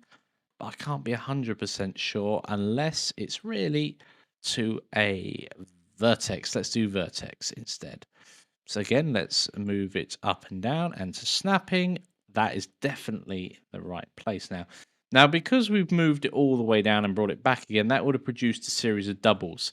So before we do anything else, I'm going to now push it into our model to a certain level. And that is 1 blender unit. So let's push that in now by 1 blender unit. So that is -1 in the z-axis. And I'm going to turn snapping off. There we go. So if I type -1, have I lost the opportunity to do that? Yes, I have. So let's grab that and move it in the z-axis. And remember, that will now be moving in the z-axis that is normal, because that's what we've set.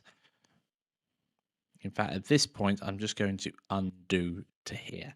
So we're going to move that, not extrude in this case. The other ones we will extrude, but this has already been extruded. It's just on top of one another again in the z-axis by -1, and that should go inside our model, and it hasn't.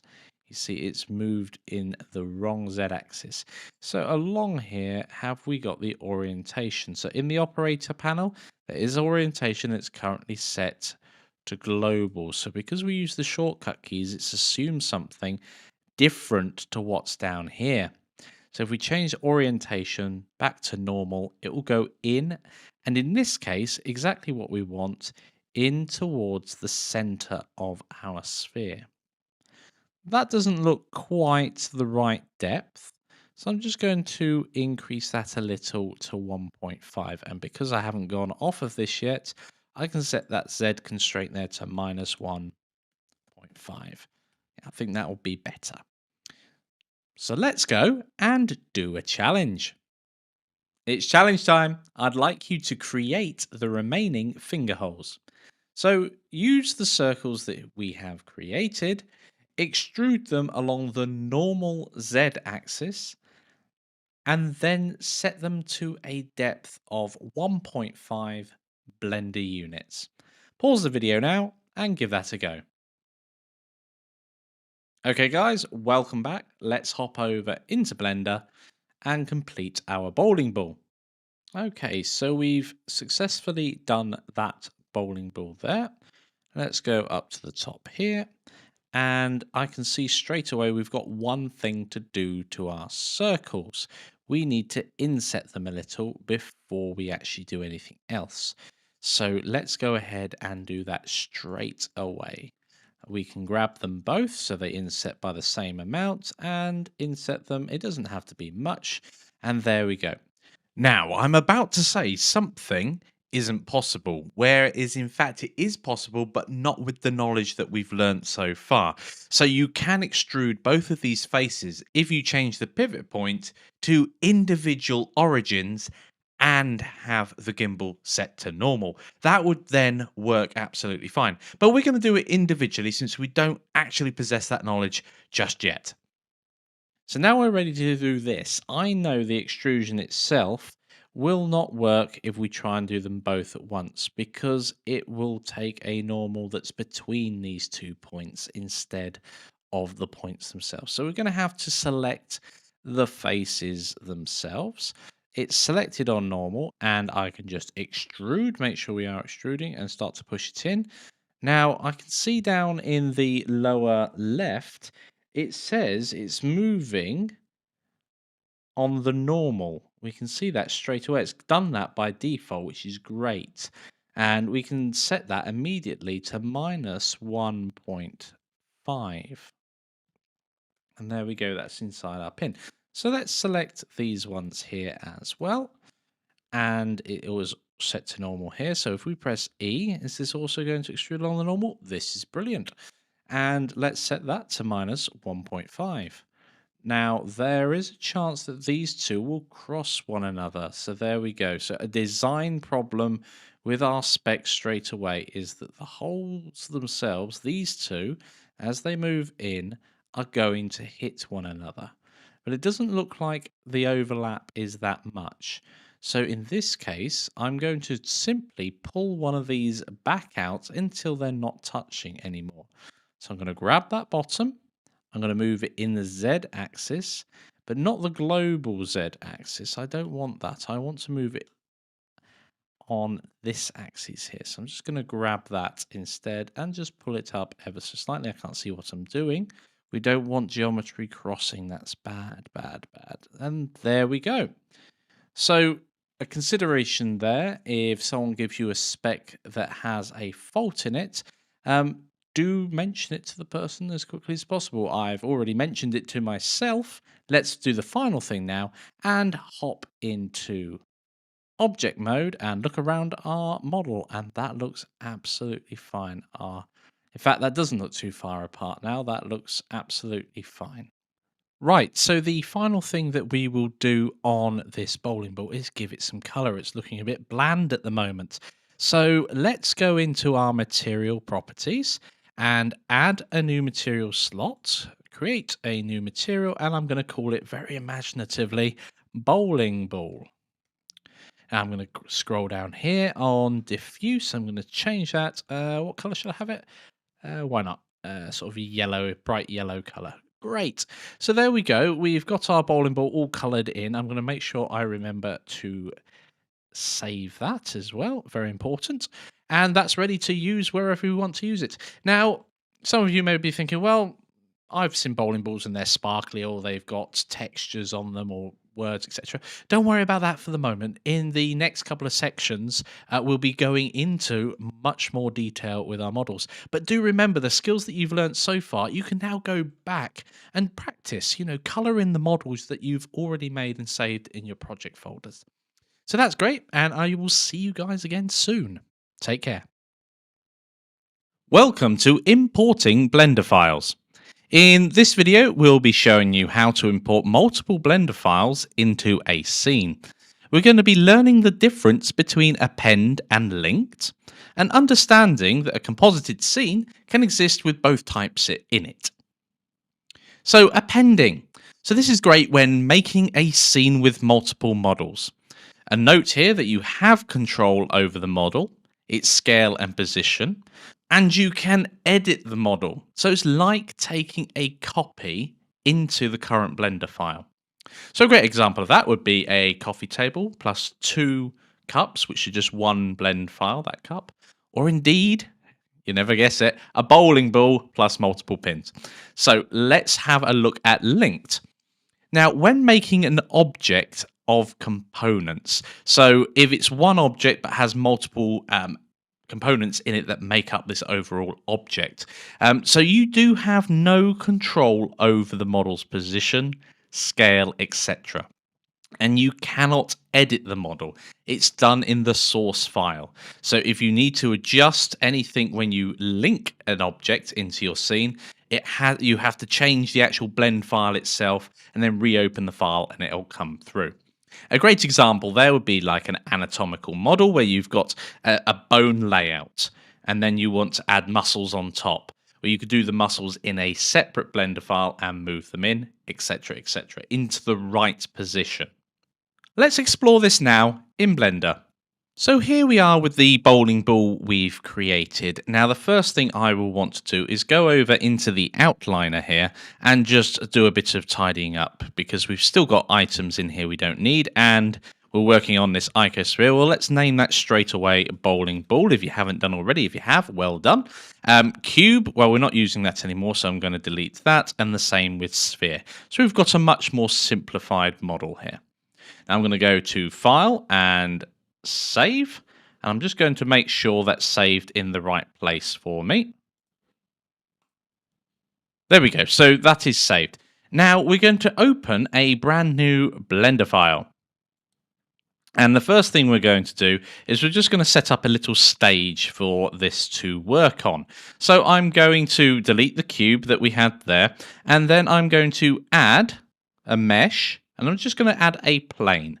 That's quite small at the moment, so I'm just going to boost that up, let's say 16 on the radius. So it's a nice floor plane for our stuff to work on there. So there we go.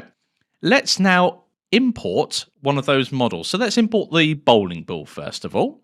So to do that, you'll want to go to File, and we've got our two options down here. We've got Link and Append.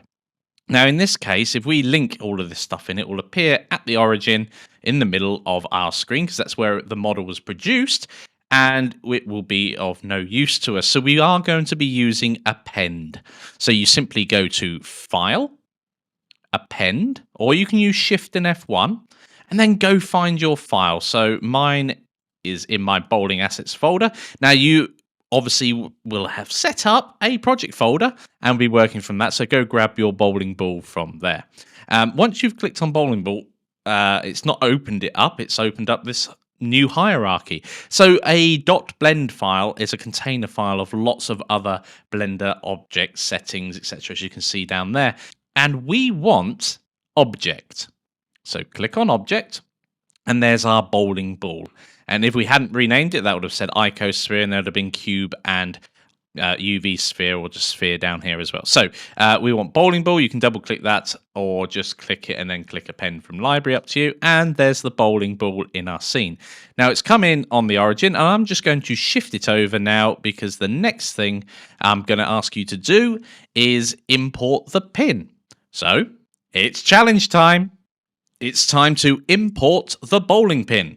So go ahead now and import the pin, and do make sure that your bowling ball and pin are the same relative scale.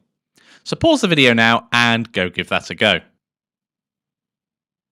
Okay guys, welcome back. Let's hop straight on over into Blender. Right, so let's get this pin into our scene. So I'm going to go to File, Append. Now I'm already here. I'm just going to click up one because I know, oh, and again, and there's my bowling pin. So now that's in our there, object and pin. Append to library. So we can see here that the ball and the pin are at different scales. In fact, I think the bowling ball itself, because of my mistake earlier, is just over twice the size. Instead of making it a diameter of 2.16, I made it a radius of 2.6. So my mistake, but we'll go ahead and correct that now. Now we have two options. If we knew we were going to use this ball over and over and over again, then what we'd want to do is edit the initial blend file of the bowling ball itself. Otherwise, we could edit it in the scene as well. So because we've appended it, we could just multiply it by a scale factor to bring it back to the right mount. But I'm going to do things quote-unquote properly because there's a good chance that I'll want to use this bowling ball at some other point in either this course or in a game I'm producing or something else. And I don't want to have to keep remembering to rescale it. So I'm going to save my file now. And I'm going to call this Bowling Alley. Why not? It's descriptive of what we're doing. And just save that file. Great. Now I'm now going to go back to my original bowling ball. There we go. And we're going to have to change the scaling on this.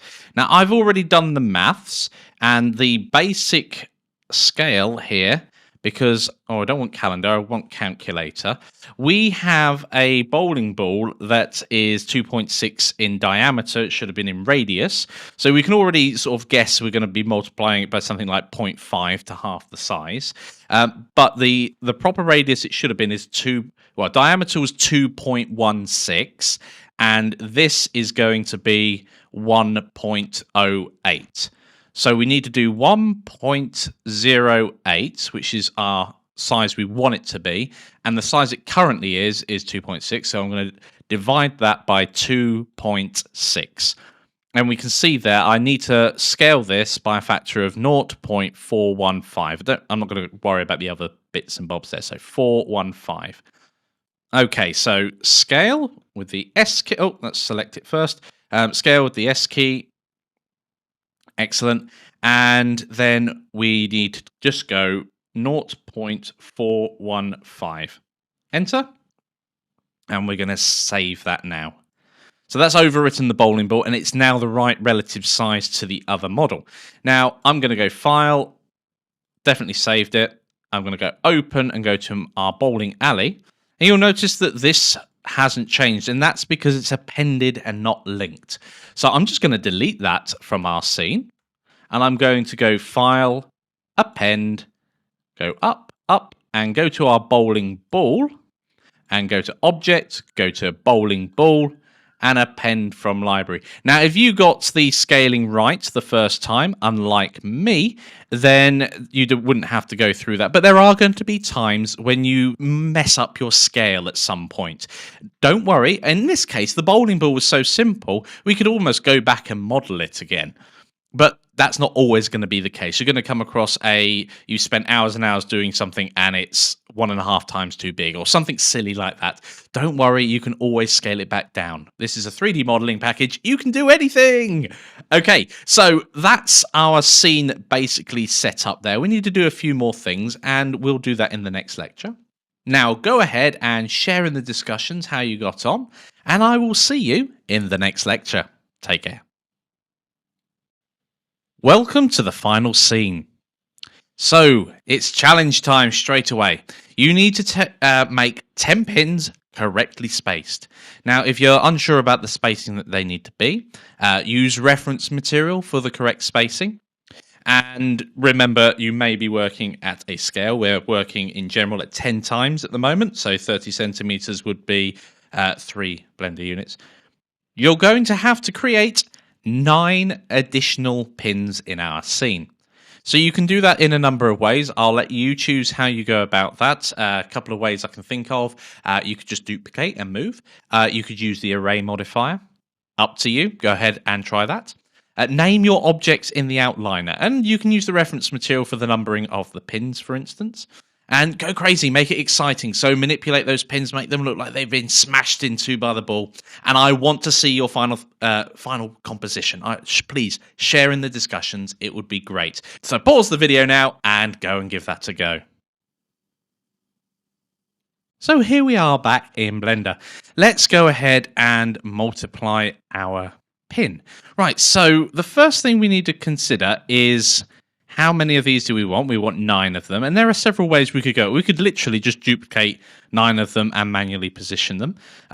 Or we could use an array modifier and go through that way. I'm going to use a combination of them both. So I'm going to create 4 of them first by going to the array modifier. So with our pin selected, I'm going to go to our wrench. I'm going to go to add modifier and go to array. And I want 4 of them, so I'm going to put the count at 4. Now, before we used relative offset, I'm going to use constant offset this time. So it's not a spacing of pins, it's actually a distance between. And I think they're about 12 inches, which is about 30 centimeters. I'm not going to do the exact number to keep things easy for our calculations here. So that would transpire up, because we're working at a 10 times scale, to 3 Blender units. So there we go. With a constant offset of x equaling 3, we get our 4 pins ready. And I'm going to apply that straight away. So now that that is applied, the next thing we need to do is create our additional pins. So I'm simply going to duplicate this new mesh that we've made. So there we go. I'm going to lock it to the XY axis by holding down Shift and Z. So now it's not going to fall through the floor or end up in the air. Now we need to do some positioning here. And I know we're going to be moving this one forward by 3 Blender units and then moving across by half of that, so 1.5. So we're moving along here. And if we look down at our little axis, that is positive Y to go that way. And then positive X. So I'm just going to go and move that. I could do it in the operator panel. That would be far easier because then I don't need to worry about where it is. So X needs to be 1.5. There we go. And Y needs to be 3.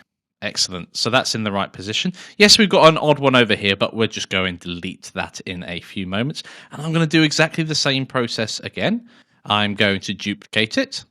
Job done. Oh, I've positioned it in a very weird place, but it's okay because in this operator panel, we've got X, Y, and Z there. So I can set the Z back to 0. The Y again, so it's forward by 3. So I almost got that right there. But the X needs to be 1.5 again. And then I'm not going to produce another 4 or another 3 additional ones here. I'm just going to go into our meshes here. So, or sorry, our objects, and I'm going to separate them out. So I do need to be in edit mode to do that. So we'll select one of these first of all, select this first group, and we're going to separate all of these. So let's hop over into edit mode, and then P to separate. And then we need to choose, not by selection like we've done before, but by loose parts. So all of these bits of geometry are not connected to one another. So first thing, before I do that, I do need to highlight the entire mesh. There we go. Otherwise, we'll be separating that little window that was selected at the front. So P, separate by loose parts. And you can see it's generated a few more meshes, and we'll go ahead and name those in a moment. And let's go on to this section here, hop into edit mode, select all of our model, separate by loose parts, and we'll do it once more on this top one. So we're going to simply go into edit mode, select everything, press P, separate by loose parts. So again, we're here, and I'm going to use one of these. So let's leave there. I'm going to use that one there and actually move it to the forefront here for us. So I'm going to use that. I'm going to move it in the X by minus 4.5, I think. Yep, brilliant. That's in the middle. Then I just need to move it again in the Y by 3. So there we go. We've got that sorted. There are pins laid out. I'm going to select these two and delete them. Brilliant. So we should have a count of 10 pins. 1, 2, 3, 4, 5, 6, 7, 8, 9, 10. Brilliant. Now, the reason why I didn't just count the ones on the screen is because if there was a pin on top of a pin, you wouldn't necessarily see it. But that's not the case in here. The outliner shows 10 pins, but they're not named correctly. So let's go get the naming convention and see how we're supposed to name them. Well, so we didn't have to go far here to see our layout and what the numbers are. So that's great. Now we've got that for reference. We can hop straight back over into Blender and name our pins. Right, so let's whiz around here. I feel like this is the way they should be labeled. So it's going to, this one's going to be pin 1, and it's blatantly not at the moment. And because we're going up to 10, I'm going to leave the dot in there and call it pin 0, 1. That was 2, 3, 4, 5, 6, 7, 8, 9, 10. So a very arduous thing. I may indeed speed up the video if I can't bore you all with waffle. So I'm just going through here really quickly, renaming all of our pins to the appropriate names, making sure that I'm referencing them correctly. Okay, so with all of our pins labeled now, we can start being crazy with it. So let's move this bowling ball into a much more dynamic position. Let's move this over here. Let's move it right into the middle of our pins. And now let's move these pins with a bit of artistic license. So I'm just going to grab a pin, rotate it around slightly, lift it up, have some fun with it. This one, of course, because the balls come in, would be somewhere over here. So shift it over there, rotate it round. Brilliant. And we can just play with this to our heart's content until we've got something looking relatively dynamic and exciting. In fact, I think that's getting... Well, these two look too similar, I think. Well, I suppose they would be if they were falling in the same direction. But let's just rotate this one round a bit more there. Move it there, so that's a bit more dynamic. That's great. This one here, in fact, let's go a bit crazy. Let's just lift that one right up out of here. So it's going absolutely flying. That's starting to look really good. And let's put this one having a slight wobble. You see it's going into the floor there. We do need to watch that so we can select it and just pull it back up again. Of course, because these things are moving, they can be slightly off of the ground. That's absolutely fine. This one's obviously been impacted by the ball because the ball's inside it, so we can move that one over here and just, again, play with it. Be more dynamic. The ball hasn't reached here yet, so that's absolutely fine. And then we can look at it from various angles, and there we go. I think that's a pretty dynamic scene. How did you guys get on? Please share in the discussions, and I'll see you again soon. Hello and welcome to Managing a Larger Project. So in this video we're going to learn how to manage a larger project. This is going to be consisting of multiple objects that we're all going to bring all together at the end. So it's useful to know how to do that. So we're going to learn how to store your files for quick recall and easy to find. And finally, this is just a suggested workflow. If you do have something that works for you, that's something that you've been going for years and we're just preaching to the converted at this point, then carry on with that. You don't have to adopt this new methodology, or it might be very similar to what you do already. So let's hop over to the operating system at this point and just manage our project.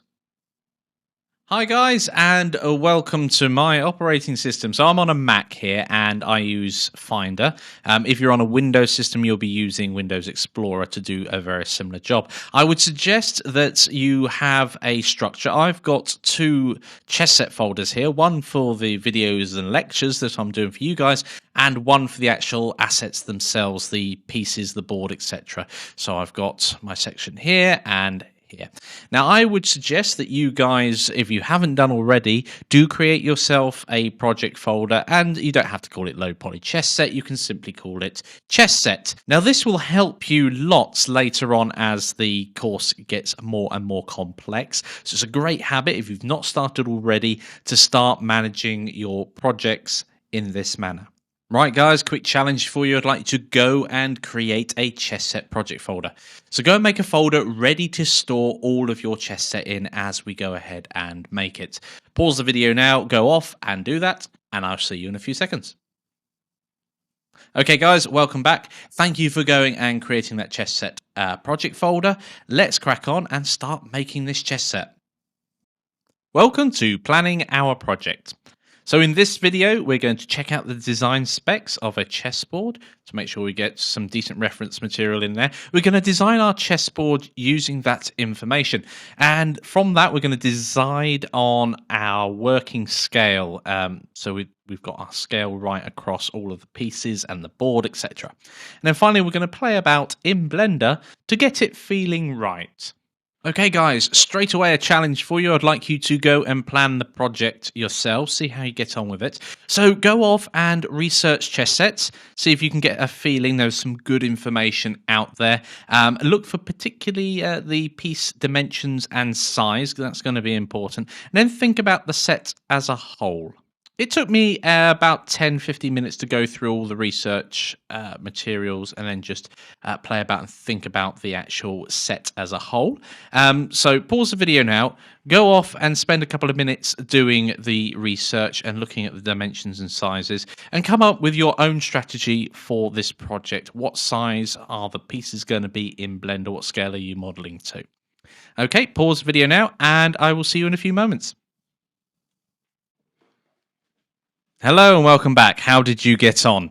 So first of all, let's look at the king's dimensions. So through the research, I've seen that the height of the king is about 9.5 centimeters. The king's base is somewhere between 40 and 50% of the height, and the diameter of the base will therefore calculated will be somewhere between 3.8 and 4.75 centimeters.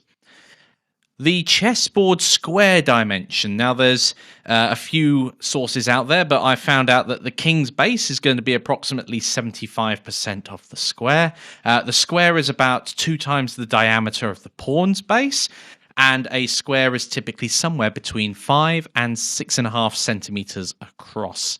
So we can then calculate that a pawn's base is going to be somewhere between 2.5 and 3.25 centimeters. So taking all of that into account, what I've done is I've come up with these chosen dimensions, nice numbers there, and just to show you how they visually fit in my mind as well. So the chosen dimensions, we can see that the king's position and size is about 4.5 centimeters across, which is 75% of 6 centimeters, which is our chosen square size. Nice large numbers there. And going on the other side, I've decided that the pawn will be 3 centimeters, which also fits into our 6 centimeters, and also is a nice whole number there. And finally, the other's position and size, well, it's not going to be as large as the king or as small as the pawn, so I thought about 4 centimeters would be perfect for that. So there we go. We just need to hop into Blender now and just do a scale test to make sure that we're going to be working at the right scale in Blender itself. So in our wonderful default Blender file, I'm just going to delete our cube there. Right, we've got a 6 centimeter square, and there's going to be 8 of them. So I'm just looking at the scale of the board itself at the moment. So I'm just going to quickly create us a plane. It just has to be a flat plane there. Brilliant.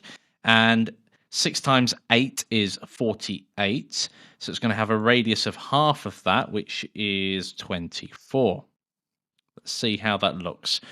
Right, that's pretty big. I'm going to keep it like that for the moment because I do like the whole numbers. I don't really want to start dealing with decimals just at this moment, and we can always scale later on. Let's just save that.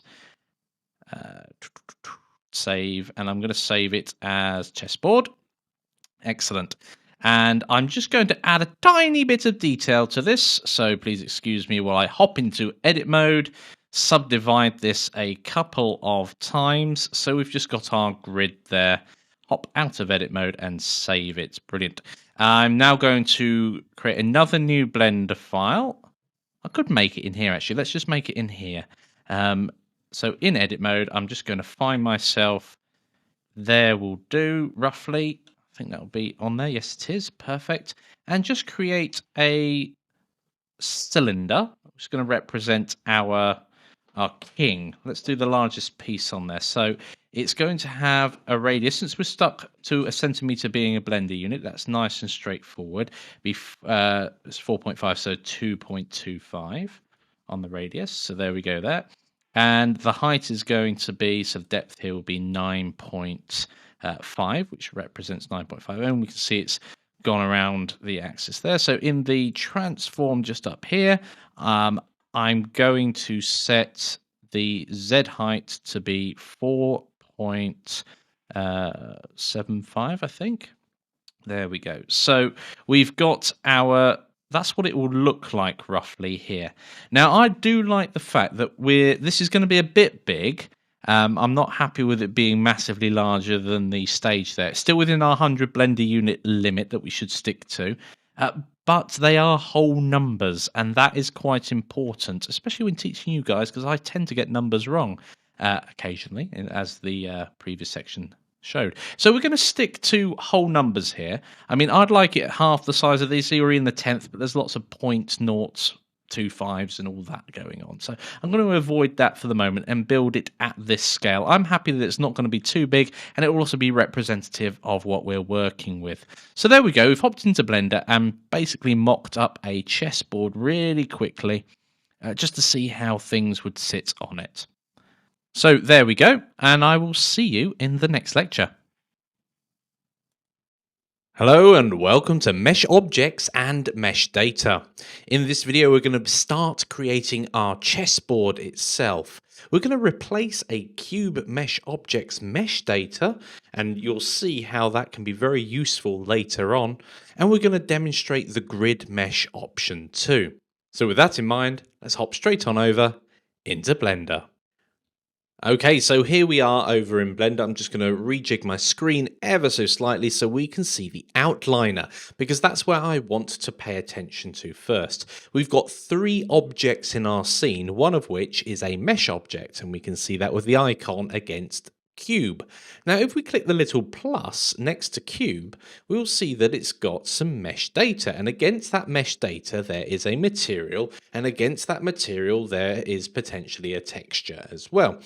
And these are all different types of data blocks in Blender, and we'll discuss that in much further detail later on in the course. But suffice to say, at the moment, we just need to concern ourselves with the fact that when we're in object mode, we're manipulating the objects themselves. And when we're in edit mode, we're editing the mesh data of that object. So in this particular case, I could go ahead and delete that mesh data, and then you'll have a mesh object called cube with mesh data that's completely void, it's got nothing in it, associated with that mesh object. Now, incidentally, if we are in edit mode of a mesh object, you can continue adding further meshes. So I can add a torus and put it over there. And notice that at the moment, I can select the individual vertices as well. I can add in an icosphere and pop it over there.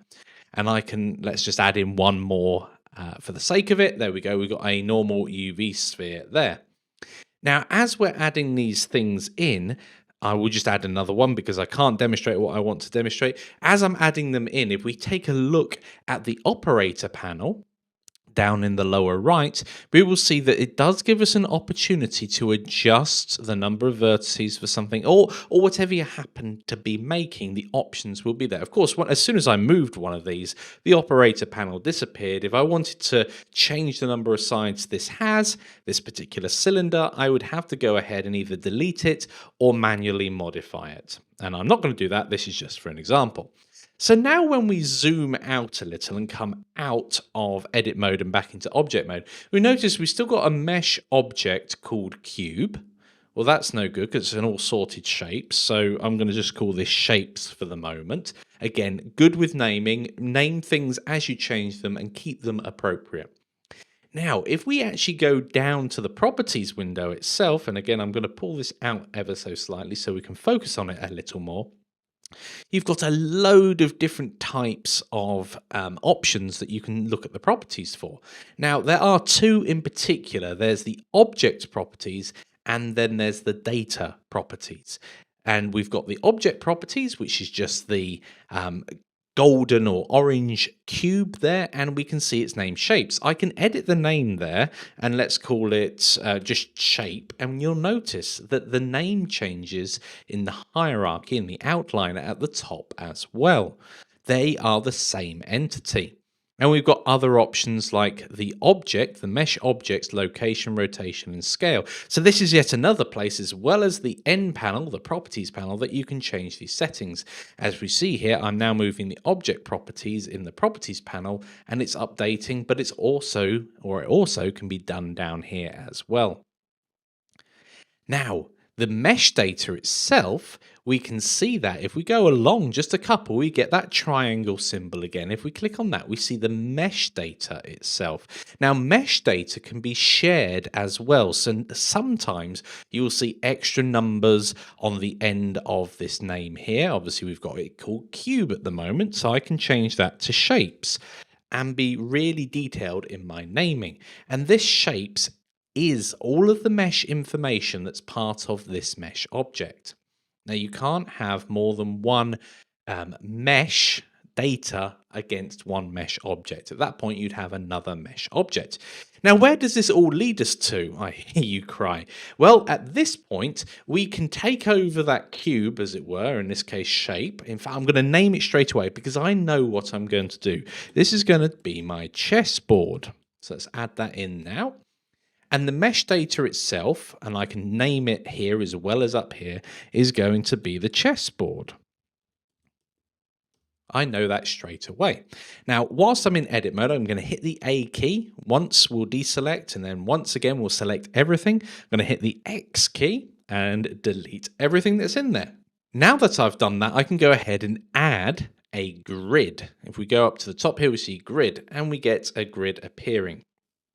Now, I can't see what's going on at the moment, so I'll zoom in and let's just have a look at the options. So we've got a grid, and we're not going to touch anything else for the moment because we need to look in the operator panel. We've got X subdivisions and Y subdivisions. Well, in general, you will find that there is going to be one less than whatever these subdivisions are when we come to counting these. So if we go through and go 1, 2, 3, 4, 5, 6, 7, 8, 9. So there are 9 squares on the y-axis, yet it says 10. If we go down to 9, we get 8, and so forth and so forth. Okay, so now we've got essentially what would be the chessboard. I hear you ask, why do we need to do anything else? Because we can go through and just color in the multiple squares. Well, that would be specific to this particular project. However, I'm going to envisage there being many, many more squares to color in than just the, oh, how many would there be? There's 64, 32. It wouldn't take too long to color in 32 squares black so that we have our black and white squares. I don't want to do that. I want to use a combination of array modifiers and what we've got in front of us so that this is mimicking a much more complex project. So first of all, let's get this divided up as we want. So I'm going to go right down to 2 subdivisions, which is the lowest you can go. And also, thinking about how we've decided to scale our entire project, I'm going to set the radius here as 6, and that should zoom all the way out. Now, let's have a look. We should be able to select 4 individual faces if we've got some subdivisions. Nope, that needs to be up to 3. There we go. So we've now got our 4 faces that we can repeat again and again and again using an array modifier. So there we go, the basic grid is all made up now. In edit mode, I can go to face select and select the individual faces there. And this is the basis that we can now build up a checkered board of any size. The fact that we're going for a chessboard, of course, is neither here nor there. And of course, this leads us up to a nice challenge. I'd like you to finish the board. So first of all, create a white material and a black material and apply those materials to the board. Then go ahead to use 2 array modifiers. You can do them together or individually to create the rest of the board. Now apply those modifiers as you go, or indeed you can apply them all at the end. That's up to you. Finally, don't worry about the board not being centered. We're going to be dealing with that in the next lecture. Pause the video now and give that a go. Okay guys, welcome back. Let's hop over into Blender. So we have our 2x2 grid here. Let's go ahead and create our 2 materials first of all. So I'm going to go over to this properties panel over here and go to the material type. So I'm going to create our first material. In fact, there's already one here. So I'm going to call this white square. Excellent. And just make sure down here it is set to bright white as it can possibly be. Now I'm going to go to face select mode and select these 2 other faces here and create another material. And you've guessed it, we're going to call it black square. Now that we've got those 2 made, and I've also got to change I'm going to assign the material. And then change the diffuse color here. I'm going to ramp it all the way down to complete black. Excellent. So those are our materials made. And in fact, that's our object sorted. So I'm going to hop back into object mode because we're going to apply a modifier. So we've got our starting grid going. So we're going to have to create one modifier first of all, and it's going to be a repeat 4 times. So we're going to create an array modifier. And we can have them next to each other, so a relative offset and 4. So there we go, 1, 2, 3, 4. That's great. And I'm going to copy the modifier, and of course it's going to apply 4 of those as well. And we don't want that. In this case, we want a relative offset the other direction, so in Y by 1, and we can keep it to 4 as well. There we go. That's our grid up really quickly. Now, the great thing about using this array modifier, and we can see there are 2 here, array 1 and array 2, or array and array 0.001. And because it's an array, when we go back to our original mesh and change anything, it will propagate across our entire board, so we wouldn't have to modify all these squares individually. Very, very powerful. Right, so the final thing to do here is just apply our array modifiers. So I'm going to apply that one. And finally, apply this one. So now we've changed our mesh about. That's great. So we've made our chessboard. How did you guys get on? Please share in the discussions, and I will see you in the next lecture. Welcome to Recentering Your Objects. In this video, we'll show you how to center your model in the view and learn how to control an object's origin. Let's hop straight on over into Blender. So here we are in Blender, and we're going to deal with two things here. First of all, I'll show you the origin. That origin is the orange circle right at the middle here, and we can move that about to our heart's content. It also acts on several things later on in Blender, so it's important to understand its placement is critical when doing certain things. So first of all, let's zoom back out and look at our chessboard, and a very good way of doing this is to simply press Shift and the letter C. That will center our view around the model that we have selected. So there we go. Brilliant.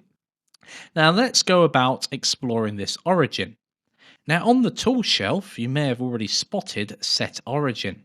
If we click on that, it gives us a couple of options. So one is to move the geometry to that origin. So it will center the geometry, that is our chessboard, that square in front of us, or checkerboard in front of us. It will move the geometry all the way across and center the geometry around the origin. The next one down is exactly the opposite. So the selection will stay absolutely fine, the geometry there, and it will move the origin to the center of our chessboard.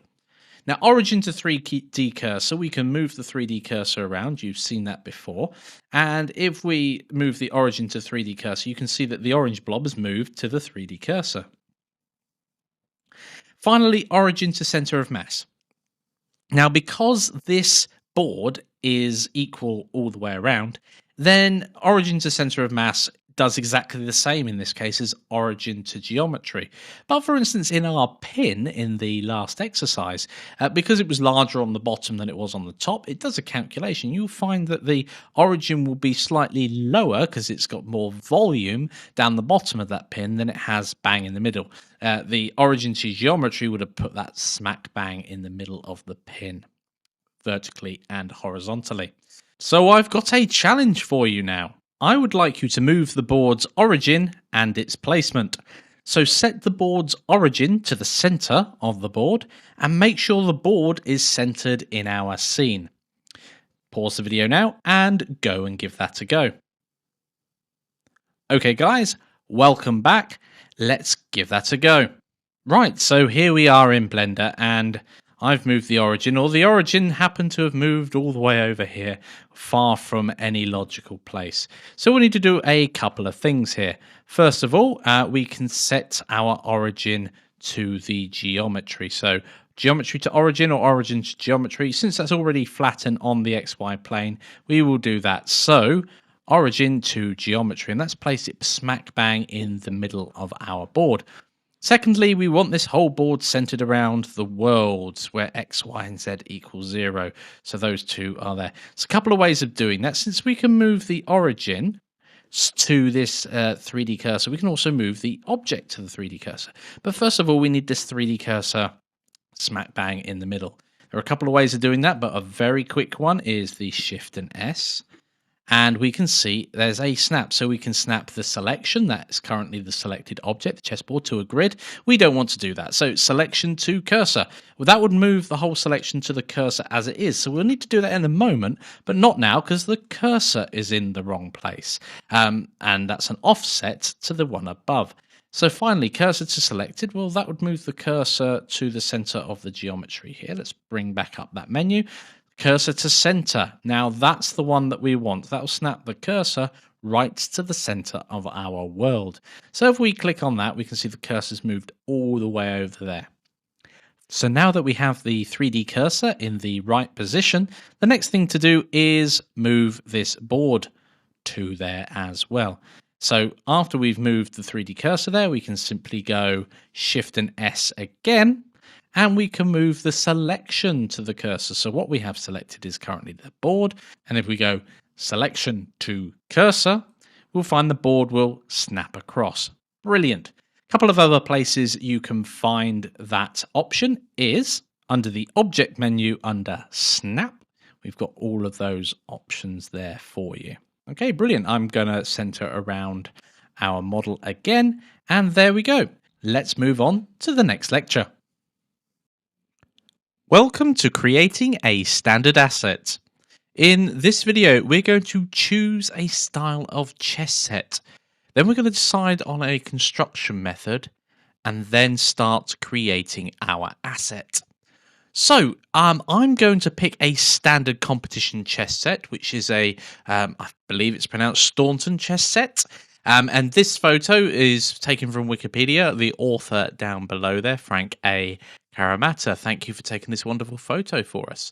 So we're going to use this as, or I'm going to use this as my base. You can use a different type of chess set if you like. Bear in mind, this is still going to be a low poly chess set. We're not going to go over the top with detail at this level in the course. Right, our construction method. We're going to split our models into two. So we're going to make a standard base asset that we can work from for all of the other models. If we just go back quickly to this image, you can see that the bases across all of the models are very similar.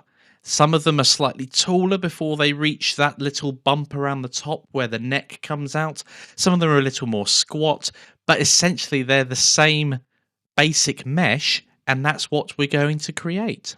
Okay, so a challenge for you straight away. I'd like you to import a reference image. So create a new Blender file named chess piece base, because that's what we're going to be working on. I'd like you to go ahead and, if you haven't done already, please download your asset pack and import the stauntonpawn.png as your background image. I do suggest you use a cylinder of the right size for reference, so that will have since the base of the pawn is going to be 3 across, it'll have a radius of 1.5, little hint for you there. And finally, leave the cylinder in the scene, as we're going to use that for block modeling later. Pause the video now and give that a go. Okay guys, welcome back. Let's hop straight on over into Blender. So here we are in Blender. I'm immediately going to get rid of our cube. I don't need that in the scene. And I'm going to add a mesh object that is a cylinder. And in the operator panel, before I do anything else, I'm going to set the radius to 1.5. Once the radius is set to 1.5, there are a couple of other design decisions that I can make, like the number of vertices, etc. Now, at the moment in time, I think that's going to be plenty big enough for the base of our pawn that we're about to do. So, let's now import our image. I'm going to go into our properties panel on the 3D editor, scroll all the way down to background images, and add an image. I would suggest that you now go to your assets pack. If you've not already downloaded it, please go and download it. Otherwise, you won't be able to complete this task. And then grab your Staunton pawn. There we go. So we've got that there. Open the image. And of course, we won't see it unless we're in orthographic projection and looking from one of the side views. Excellent. So we've got our image in the scene and we've got our reference cylinder here. So we're going to have to do a couple of things to this image. And first one's going to be scaling it down. So I'm just going to zoom in so I see what's going on. Ooh, all the way there. Okay. That's about right. Now I want the image on the base where x and y equals 0. Okay, so we'll just need to shift this pawn upwards a little, this reference pawn, and let's lift it up. Let's lift this up as well by 1. So could have done that in a number of ways. I'm just going to translate it by 1 there. And I'm going to change to wireframe mode so I can just see our image behind, because otherwise I can't see the image. It's as simple as that. Or I could put it in front, of course, that would help. And change the opacity, just turn it down a lot really so I can just see where it is. Now, I've cropped these images for you, so they're nice and easy to look at. Let's just turn the opacity up a little bit more. Yeah, that's pretty much on the base, so I'm happy with that. And the final thing that I'm going to do here is just zoom in a little, and I'm going to grab this top and lower it to this little ridge here. That's really, for me, where this base ends. So I'm just going to rotate around a little and grab this top edge loop here. So I'm going to switch into edit mode and select that edge loop around the top. I'm going to flick straight back around so I can see where we're doing. I'm just going to use the blue arrow here and lower it to the right level. So there we go. We've got a cylinder. We haven't modeled anything yet, apart from the general shape. We've got a cylinder aligned to our reference image, and we're ready for the next lecture. But before we move on, let's just make sure that we've named our asset correctly. So let's scroll down. It's not called a cylinder anymore. We'll call this chess piece base. Why not? That sounds good to me. And then finally, we will go ahead and save our Blender file. So we will call this one, let's go into my project folder and call it chess piece base. I suggest you do the same now and make sure it is saved to your project folder. Brilliant. Please share what you've done in the discussions, and I will see you shortly. Using the bevel tool. In this video, we're going to box model the chess piece base, and then using the bevel tool to round off our sharp edges. So let's hop over into Blender. So here we are in Blender. So let's start working on our shape here. So before, when we've had a curvy shape like this, we've used Bezier curves, but I fancy doing this with box modeling. So we've got the top here and the bottom. That's absolutely fine, but we're going to have to put in some loop cuts in order to make this work properly. So let's go ahead and do that now. Control and R. There we go. We've got a loop, and then I'm just using the scroll wheel here to add our level of detail. Now, I'm guessing it's going to need to be about, this is going to be 1, 2, 3, 4, 5, and then this one here. So 1, 2, 3, 4, 5. So that is perfect. Then once we position them, I'll position the first one here. Now I'm going to be I'm going to leave this flat right at the very bottom so that all the pieces have a really nice flat bottom. And now we can select the loop edges that run around, and we can just make sure by disappearing from that view that we've selected the loop edge all around, and just go back to our front view so we can model it. And first of all, I'm just going to move some of these edges into a more appropriate place. So that one's fine. Let's select that one and move it up slightly. Let's go and select this one and move it up so it's in the middle of there. So we're moving these edge loops so they're in line with our reference material there. And then we're going to grab these edge loops and scale them accordingly. So in the 3D realm, obviously we're looking from this front on, but on the 3D we'll be shrinking and pulling that in and out. So this one here we can lift up much higher, and then this one here is going to be right on the edge where that little lump is around here. So that's fine as far as that goes, but this still is just a cylinder at the moment. So let's go ahead. I'm going to go to solid mode here and just make our background image a little bit dimmer so we can work to it. Right, so let's grab this one here and scale it just inwards until it's roughly in the right place. Perfect. And let's do the same to this one here. Let's scale that inwards. Grab this one and scale. Oh, let's make sure we grab the whole edge loop and scale that inwards. So see what I'm doing here? I'm just modeling our, whoop, can't see my keyboard. Careful which keys you press. That one there. And then finally, this top edge loop here, I can scale that all the way in to an appropriate place. So I've got a rough outline of our model there. So we're going to want to now smooth out these edges, and you can do that using the bevel tool. So we'll start down at the bottom edge here. So select the edge you want to apply a bevel to. And then the shortcut keys for it are Control and B. That's a nice, easy one to remember for bevel, B for bevel. And as you move the cursor further away, we start to add that beveled edge in. And you can use the scroll wheel to increase the detail level in that bevel. You can, of course, go too far and force your model to look very odd. There may be an application for that, but I can't think of one at the moment. And of course, the more detail you put in there, you can start getting silly. That's the amount of segments that's going to make up. Because we're working on a low poly, probably 3 or 4, something like that. And then we can just left click to apply that. And in the menu system, because we've selected an edge there, let's go have a look at the mesh, edges.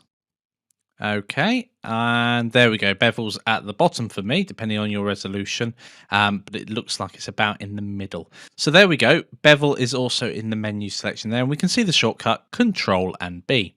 And finally, we've introduced it a couple of times, but you can just press the space bar and then type in what you're looking for. And there we go, bevel. So very powerful, very quick way of finding things in Blender if you know what they're called. So remember that spacebar and then you start typing the command you're looking for. Okay, so there's one final thing to go over with the bevel tool, and that's when you can bevel an individual vertex. So let's go ahead and open up a default cube because I don't think there's anywhere on this pawn that we can use that on. Okay, so now we're on a default cube. Let's go ahead and go into edit mode and select, let's say, this edge here. Now, of course, the edge is made up of 2 vertices, one at either end. Now, if I go ahead and use Control and B to bevel, we will get what we usually get.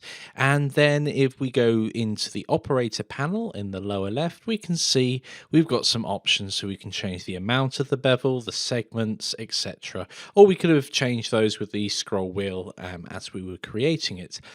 Now, one of the options there is vertex only, and if we select that, you can see that the vertices themselves are now being beveled rather than the edge, and that can come in use depending on what you're modeling. I don't think there's going to be a use for it in the chess set, but do prove me wrong and make yourselves some beveled vertices in there if you wanted to. But what we can do here is also use a shortcut key so we don't have to go down and check this box every time.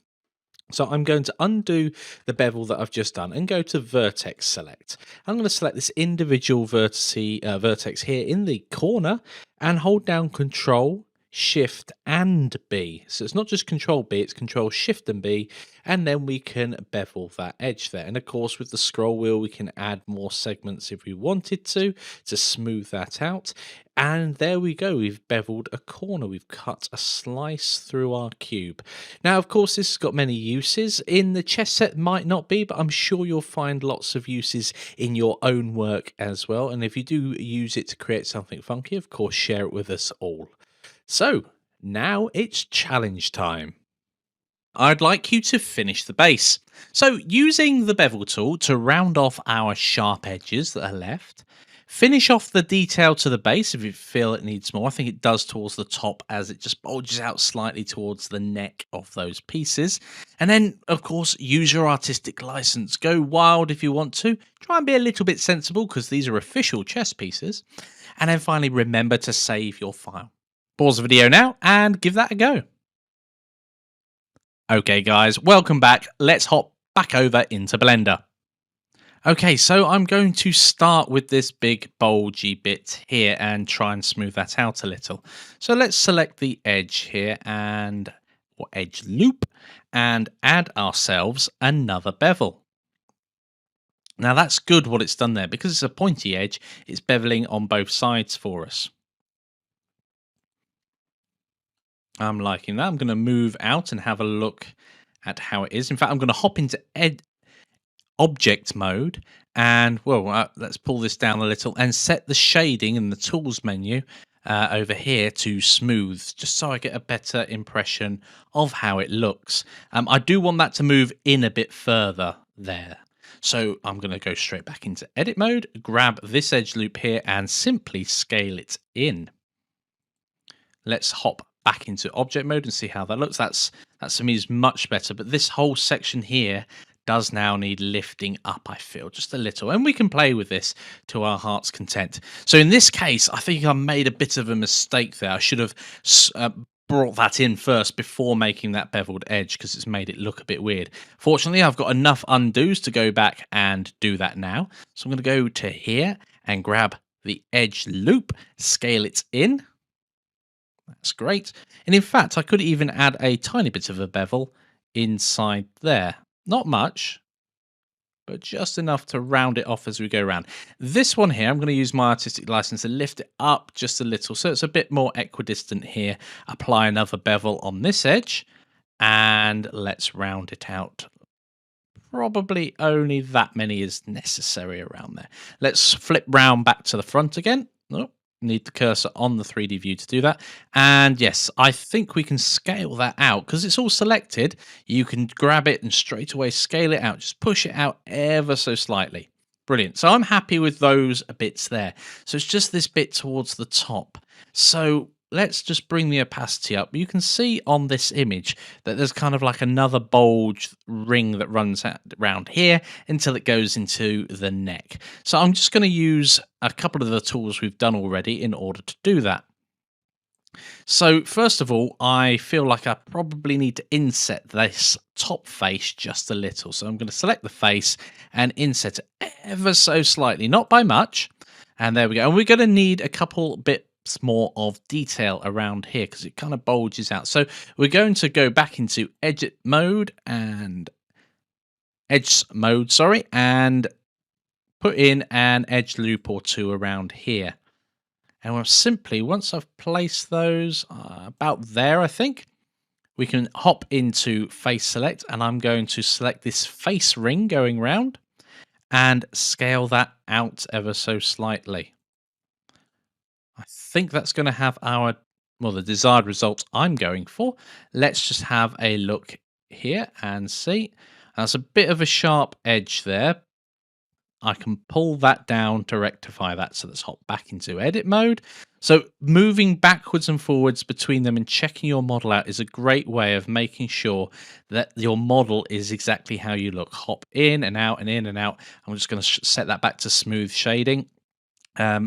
In fact, I think that comes out a bit too far. I don't want it quite that large. So again, back in ever so slightly. We've got the hump there. I do feel like that needs to come down ever so slightly. So I'll select this top one here and pull that down as well. So we've got this lump coming up, and I'm going to pull that one down. And you can do this and tweak it to your heart's content.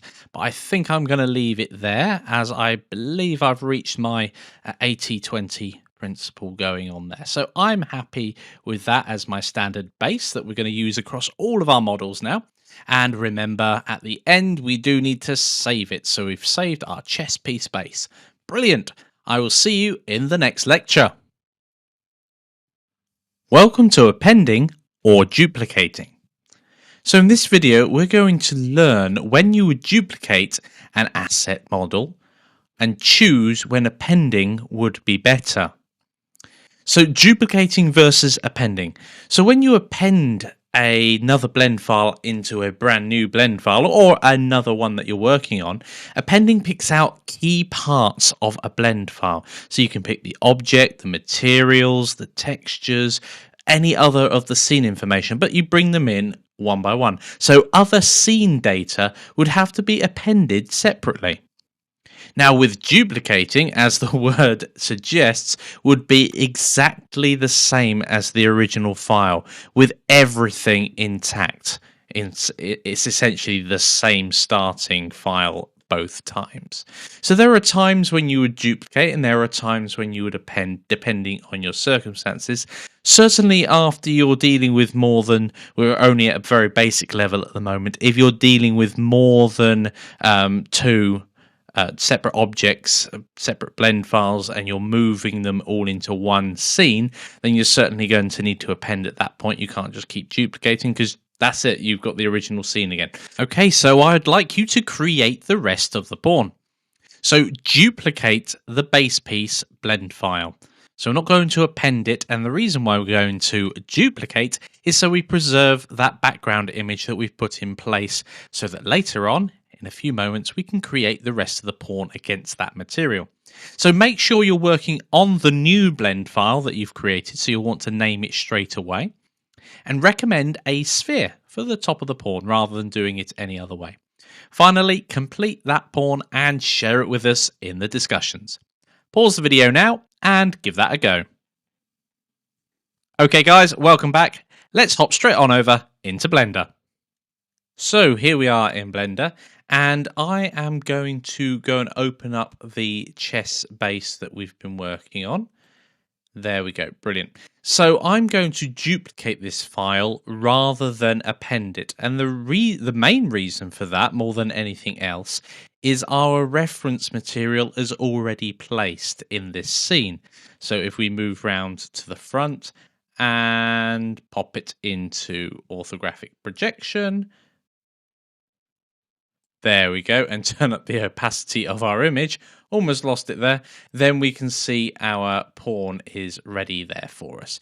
Now, if we were to append it into a new piece, we'd also have to append this background image and adjust it again to fit our current base. And we certainly don't want to do that at the moment since it's already there.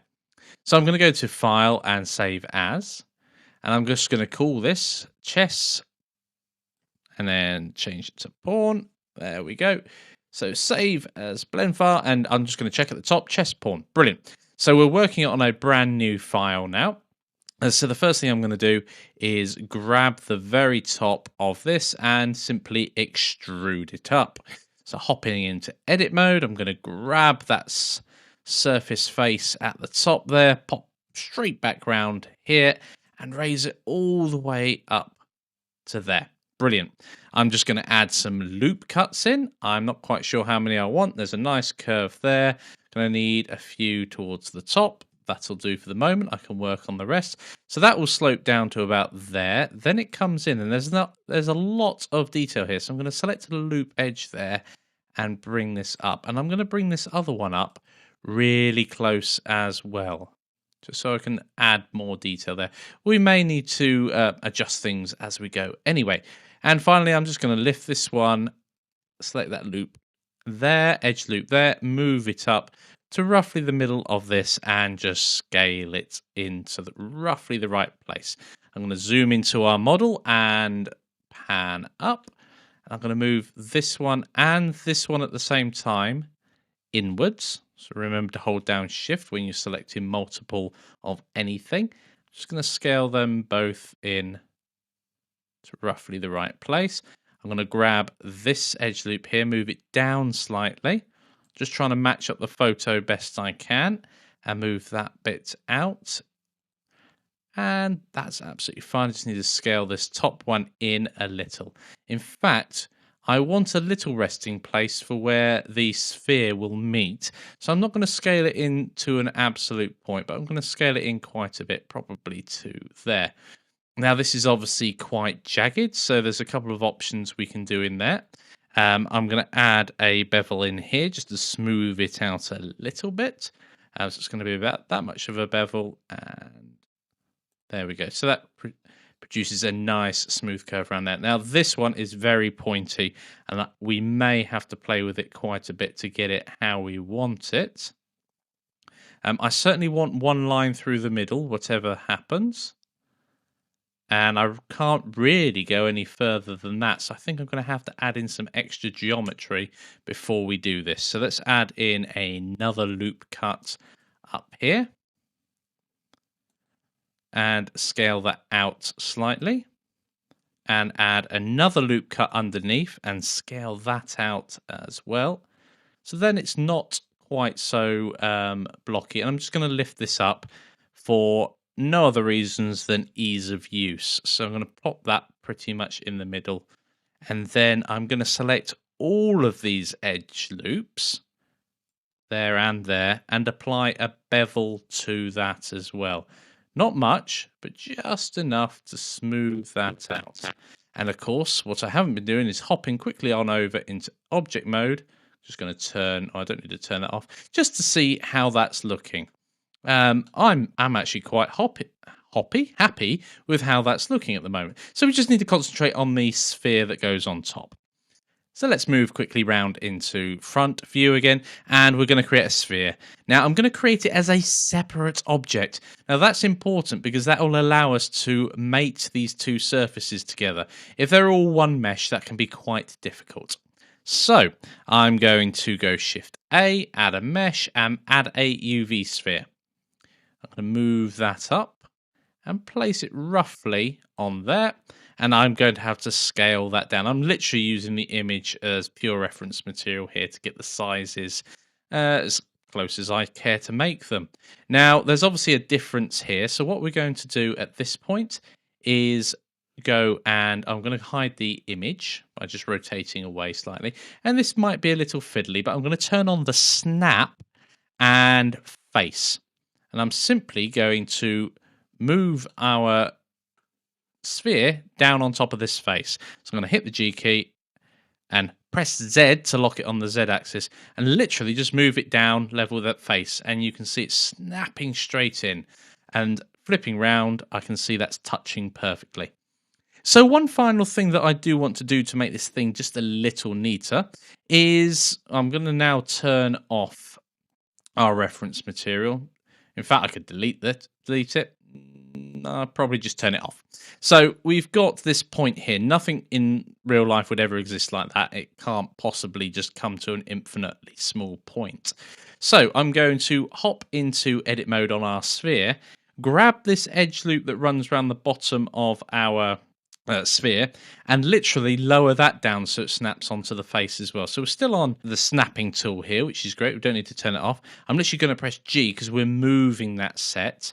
And I'm going to press Z because I don't only want it to move up and down. I'm simply going to lower that onto this face. And there we go. Snap straight away. So then when we view it from the side, we can see there's a good contact point. Now I'm going to go straight back to this bit here. And I'm just going to move this top bit in. So I'm going to go into edit mode because I do want it to match. And I'm going to select this top edge loop in edge select. And I'm not going to do to face. I'm going to try and do to vertex and see if we can match one of these ones coming in. So I'm just going to scale it in, see if we can snap that edge. So it's a nice smooth curve going in. And I'm just going to add another edge loop here and scale it out. So it's just not quite as slanted going in. Right. I like that lots. There's a slight difference here.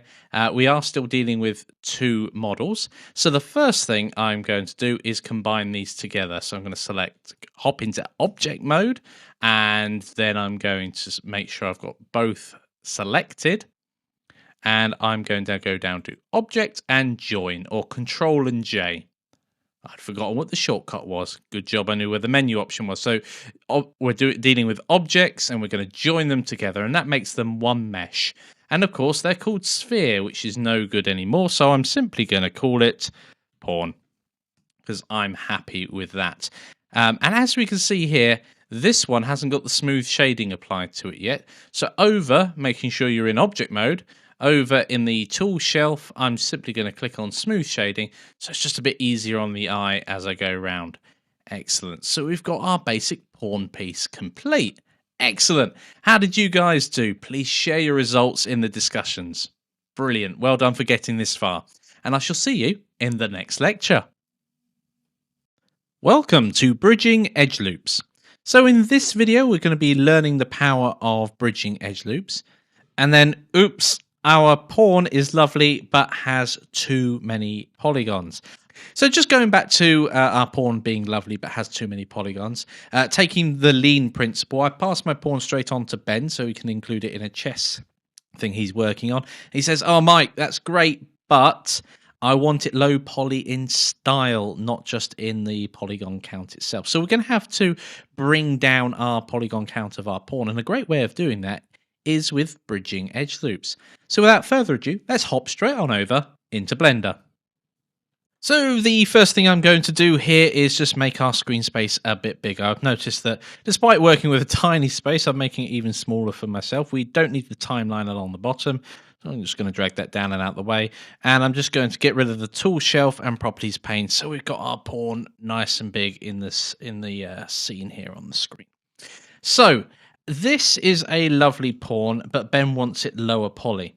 Now, I've already saved us the pain of going through trying to decimate it. So we could use the decimate modifier in here, and it doesn't matter which one you do. Eventually you get round, and I actually want the tool shelf at this point, just to put flat shading on so we can see what's happening to the underlying geometry here.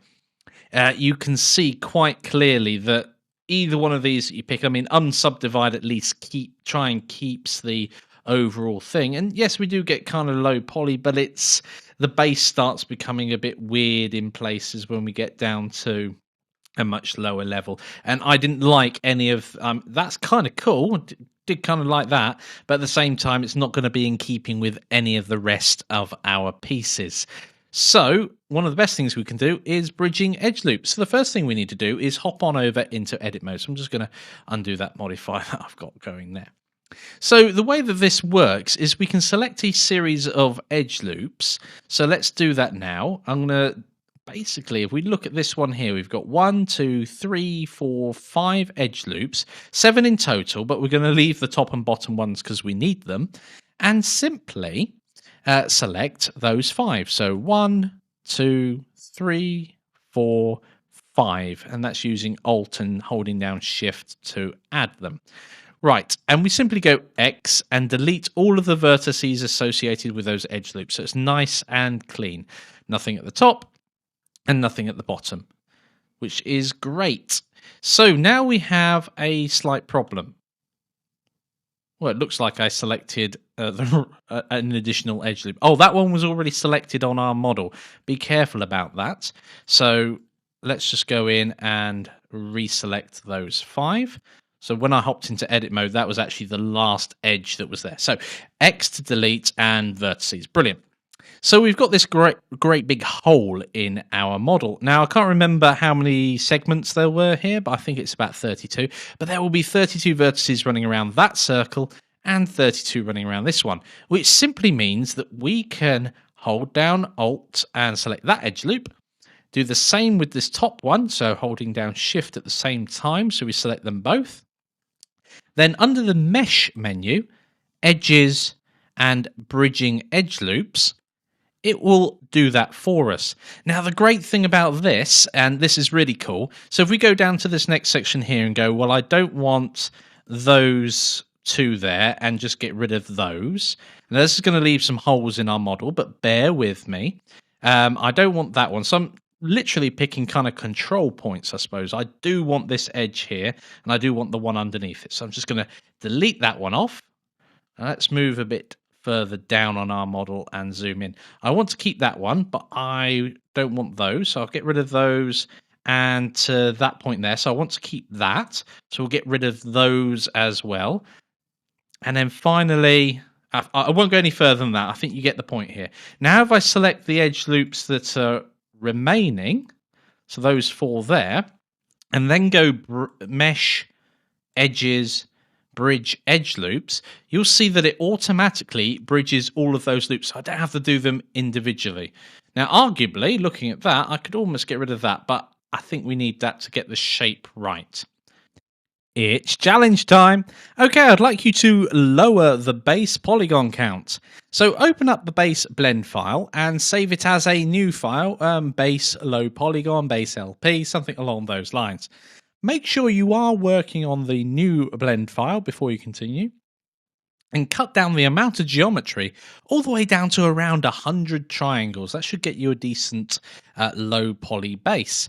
Now, keeping the circular shape, I'd like you to make sure that the circle overlooking from the top has 8 edges. So it's essentially an octagon around its base. Okay, pause the video now and go and give that a go. Okay, guys, welcome back. Let's hop straight on over into Blender.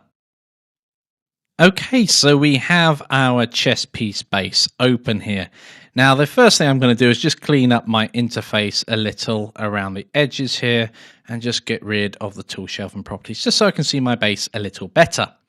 Okay, so we need to decide which set of edge loops we're removing. Well, first of all, I'm going to go into top view. You don't have to go into top view, it's just easier to work with. And I want 8 of these, and I do want them to line up with the XZ axis, otherwise it can be a wee bit confusing. So I want to keep that one, and 1, 2, 3, yeah. So I want to delete every third edge loop. So I'm going to go 1, hold down Shift and select those 3, miss 1 and select another 3, and I'm simply going to repeat that around our entire object. Now, this is a little tiresome. You may think, oh, I could just go and recreate it. But depending on the size of the model that you're working with, that could also be a very gigantic task. And at least now we've got all the proportions right and everything else. So I'm going to press X now, and I'm going to delete vertices. Now, at this point in time, we just need to recreate it now using those. So I'm going to select everything by pressing the A key, and then finally go to Mesh, Edges, and Bridge Edge Loops. There's another really quick way of doing this. We've covered it before, and since we're going to be doing bridge edge loops several times in a row, when we press space, if you start searching for bridge edge loops, there we go. And I can just press enter at that point, and we can see that it leaves a gap. So I'm just going to select that final edge loop there, and this one here. Oh, and select the right one. That one there, and that one there. Brilliant. And this time I can just hit space again to bring up this search and press enter straight away. Really powerful being able to do that, especially if you're doing a lot of repetitive tasks. Okay, so the final set of edge loops, that is 8. Yep, the final set of edge loops is just to make sure this isn't quite so curvy. And usually the best way of doing that is, if we look sort of a profile running down here, is to remove the ones in between the points of inflection. So that would be this edge loop round the top, not the very top one, but that one there. Then it's got a point here. Then these two can go, leaving that one. These two can go here, leaving that one. Oh, I'm not holding down shift for anybody watching. That was a bit silly of me. There we go. Those are selected. And I want to keep that one. And these can go. Now, it's a bit... I don't know which one of these to keep. I'm going to keep this very bottom one, I think. And then this. And I'm going to keep that coming out. So we've got a defined it coming back out here. Then get rid of these 3, but keeping an edge along the bottom. Okay, I think I'm happy with that. I'm going to press the X key and delete the vertices. Okay, and final thing to do is I'm going to select everything and go Mesh, Edges, and Bridge Edge Loops. So of course, you could use the space bar again and just press Enter. Now that's looking pretty good, but I am actually going to just make sure a couple of things are working. I'm going to fill in this top using the edge loop around the top and pressing F. Going to scroll down to the, well, not scroll, rotate around to the bottom and select this bottom one and do exactly the same there. Fill in that face. Now, the final thing I do want to do, because we've been playing about with the geometry here, is just make sure there are no doubles. So I'm going to open up the tool shelf, select everything, making sure I'm still in edit mode, scrolling down and remove doubles. There's nothing there. And I'm also just going to make sure the normals are correct. In that case, I'm going to use Control and N, if you remember from earlier. That just makes sure they're outward facing for us. That's brilliant. The final thing that I could have done to begin with, but I decided to do at the end, was go to File and Save As. And I'm going to call mine LP Chess Piece Base. Save as a Blender file. That's great. Let's just have a look at our details we have here. So vertices, we've got 56 edges, faces there, and triangles. Those are our polygon counts. Often a lot of these just get divided up into triangles anyway, is 108. So that's perfect. That's met our specification. How did you guys get on? Please share in the discussions, and I will see you in the next lecture. Hi guys, we're going to finish off our geometry for our pawn. So I'd like you to create the low poly pawn. So open up the new low poly base piece that we've just made. Make sure you save that as low poly pawn, for instance, and then make sure you're working on that new blend file before you start altering any geometry. Finally, be mindful when you've done this to keep the top sphere to 8 segments, and then it will match up easily with the rest of our model. Pause the video now and give that a go. Okay guys, welcome back. Let's hop straight on over into Blender. So back in Blender, we've got our base here. The first thing I'm going to do is File, Save As, and call this LP Pawn, I think. I'm happy with that name.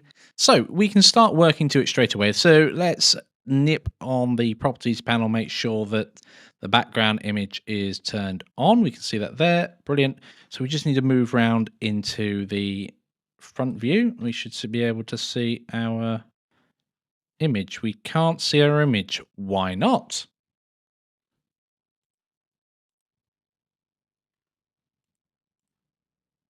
So it's not hidden here. The axis is all views. We've got the picture there.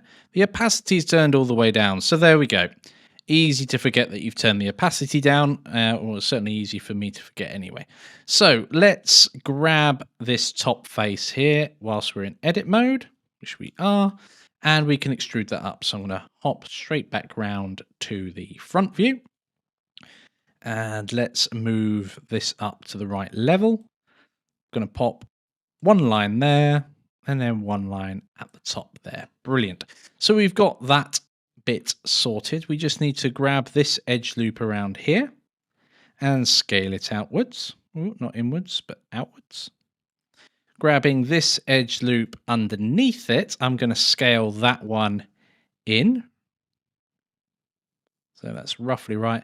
And then finally, this top edge loop as well will be scaled in as well. So that's fine there. And as we did before, we need to pick a certain segment size for our sphere. So I'm going to hop out into object mode so I can create our sphere as a separate mesh object.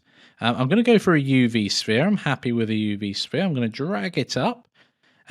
We can see straight away that's too many sections. If anything, it'd be really nice if it could line up roughly with our 8 here. So let's recreate a UV sphere. So mesh, UV sphere. So segments, well, we only want 8. But 8 by 16 is going to look a little silly, as we can see there. Let's just try 8 by 8 and see how that looks. That looks okay, actually. Can we go any lower with the rings? We don't need them higher. Perhaps 8 and 4.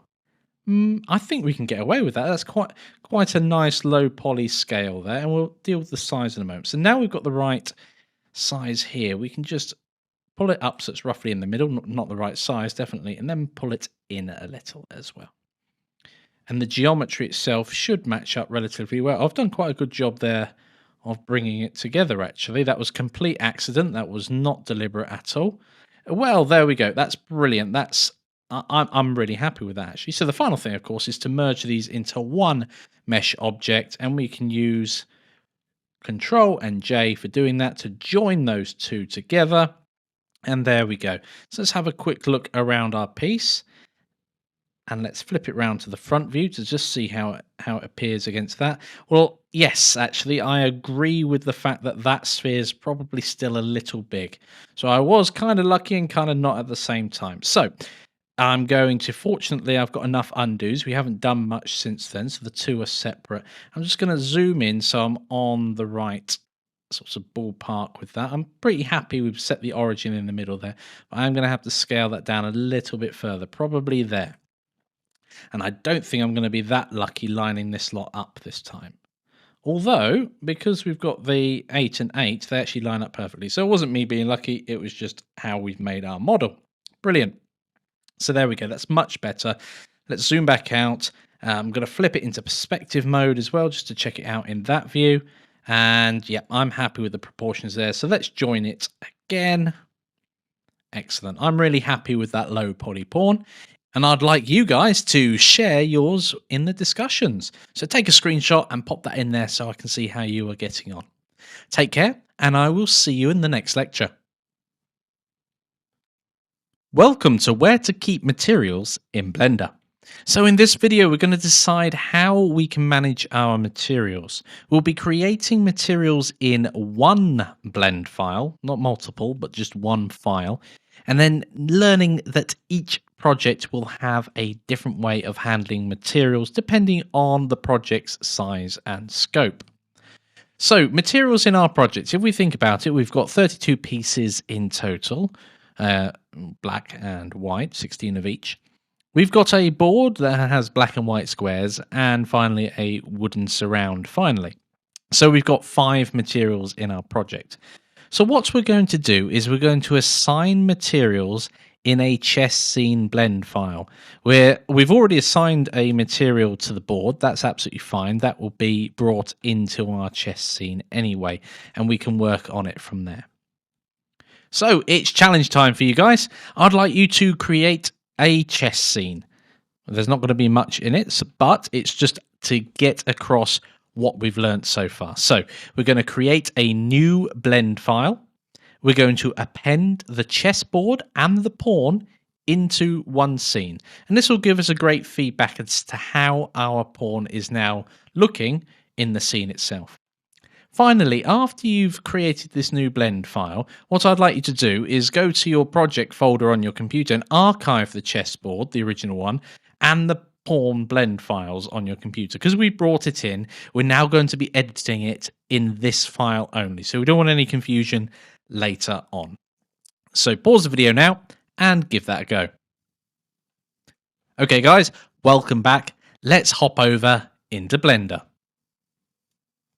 So let's open up a new blend file. So new, reload startup file, that's absolutely fine. I'm going to get rid of this cube straight away. I'm going to go to File, Append, find my project folder, and I'm going to bring in the pawn. Oh, too far. Object, chess piece base. I didn't name it, so I can rename it in a moment when it enters our scene. That's fine. Let's go to the outliner now and make sure that's named correctly from henceforth. I'm going to call this primary white pawn. And the reason for that is there will be a primary black one later on as well. So that's the pawn into our scene, and we need to append the chessboard now. So let's go across into our assets folder, and there we have chessboard, object, chessboard. It's named correctly, which is great. Append from library. That's great. So the final thing we'll want to do here is just remove this grid. We've already got our own stage, which is the chessboard itself. So we don't need this grid anymore here. So I'm going to open up the properties pane. And as we scroll down, there's our display. Now on this display, if we drop that down a little, we can, where is it? Grid floor. Here it is. We can turn that off. And when we do that, we've got our board without that grid underneath it. So there we go. We've got our pawn in here. And if we select our pawn, we can move it on our board. That's great. And we can see that it is the right size compared to the rest of the board. It suits the board quite nicely. And the final thing, of course, is to name our scene. So I'm going to go into File, Save As, and I'm just going to call this Chess Scene. There we go. Save the Blender file. We can see at the top it's saved as its new name. So that's all of the stuff done in Blender itself. Finally, we just need to clear up our project folder that we're working on. So I've got my low poly chess set here. I'm going to create a new folder and call it Archive. And actually spell it right for once. And we've got low poly pawn that we're working on and chess scene. So the low poly pawn can go into the archive because we just brought that in, and I'm happy that that's finalized. The low poly chess piece base, we're going to leave that because we need that for the rest of our pieces. All of the other stuff that we've been working on, apart from chess scene, can be moved out of the way. Now, don't worry if you see some extra stuff there that you might not have made, because I do a lot of tinkering. So there we go. So in your folder, you should have two files left over, low poly chess piece base, which we're going to use for the rest of our models, and our chess scene.blend. So that's all of those sorted out. Brilliant. How did you guys get on? Please share in the discussions, and I will see you in the next lecture. Welcome to the 3D cursor and origins. So in this video, we're going to take another look at our reference pieces, and we're going to look for some commonality to save us time with our modeling. And finally, we're going to use the 3D cursor and the origin associated with an object to accurately control our piece. So let's go back to our chosen dimensions that we had a look at earlier, and we've already done our pawn, and that's 3 centimeters. The base is, well, 3 Blender units in this case.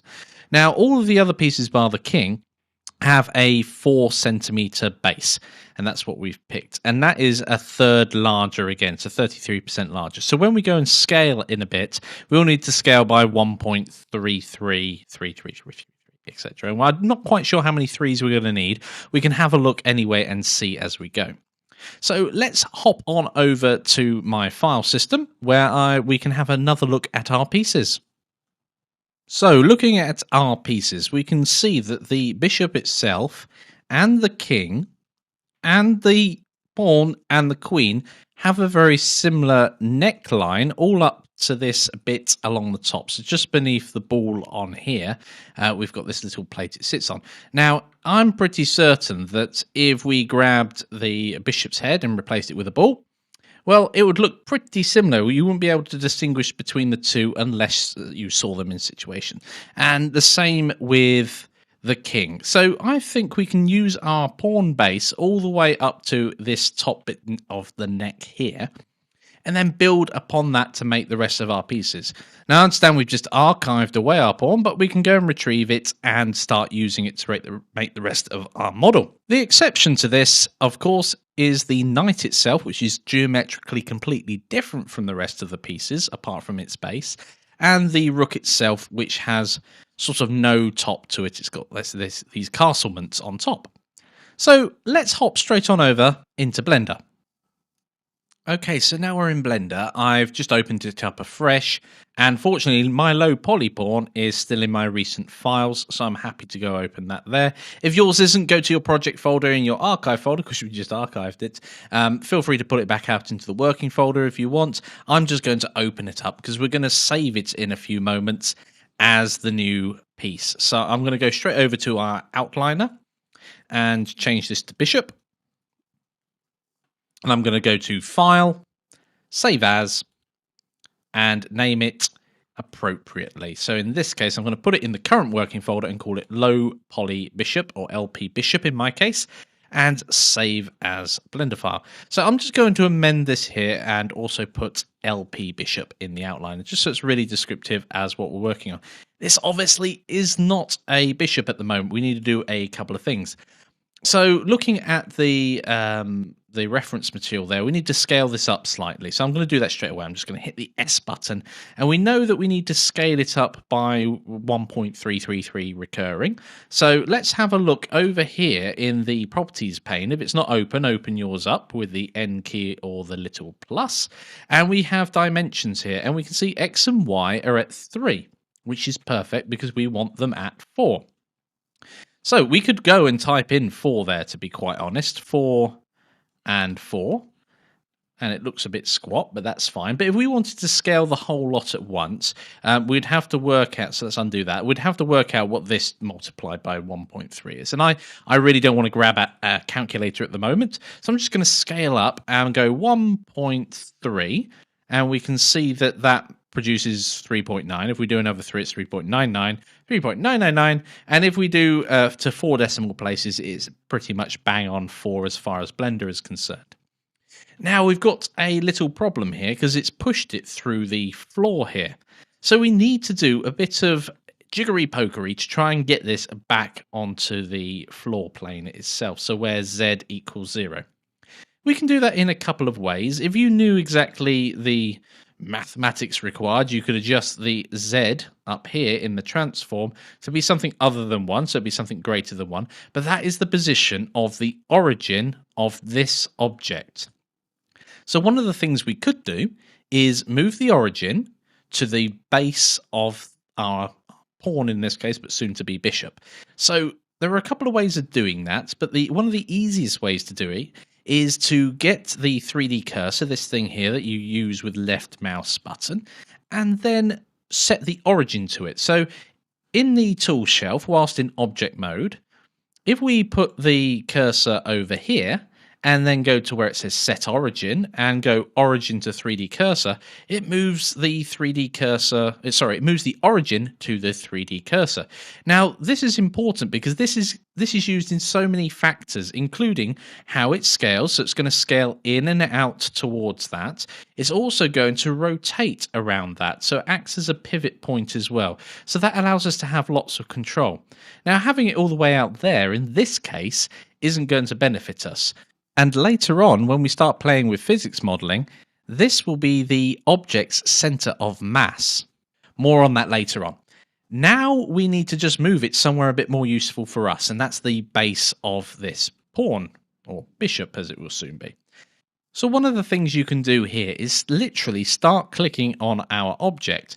And if we rotate round after you've clicked, you will see that where you've clicked, it kind of attaches itself to the face that you've clicked on. It's semi-intelligent in that manner, so it works with us. And fortunately for us, we've got a big flat base on the bottom of our object here. So if we click on that, anywhere on that, that is actually on perfectly on that face. The other thing that we can do with the 3D cursor is actually tell it where to go instead. So for instance, in edit mode, if we select a particular point, edge or vertex, so if we select this vertex here, for instance, this one here, we can then use the shortcut keys Shift plus S, and that opens up this snapping menu for our 3D cursor.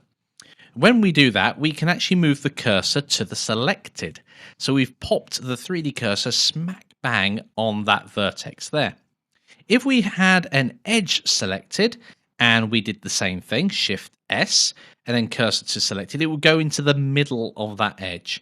And if we had a face selected, well, you probably guessed it already, when we go to snap it with Shift and S, we can move cursor to selected, it appears in the middle of our face.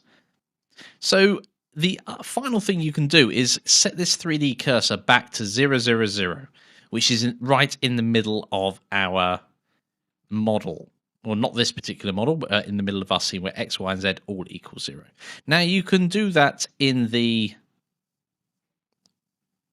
properties section over here. If we scroll down, we've got our 3D cursor position, its location, and the shortcut we could go into there and set them all as 0, but the shortcut is Shift and S, and then finally cursor to center, and that will pop it where 0, X, Y, and Z all equal 0.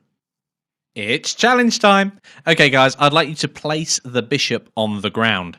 So I say ground in inverted commas. What I mean is, so the bishop is actually where Z equals 0, so nothing is protruding beneath that grid.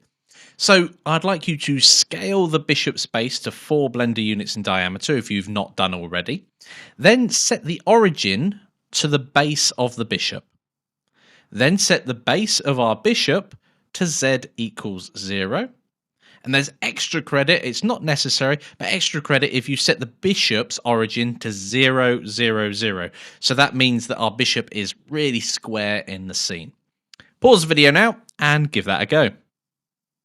Okay guys, welcome back. Let's hop straight on over into Blender. Okay, so let's go about moving all of this stuff above this ground plane. So let's move around and just click on the base.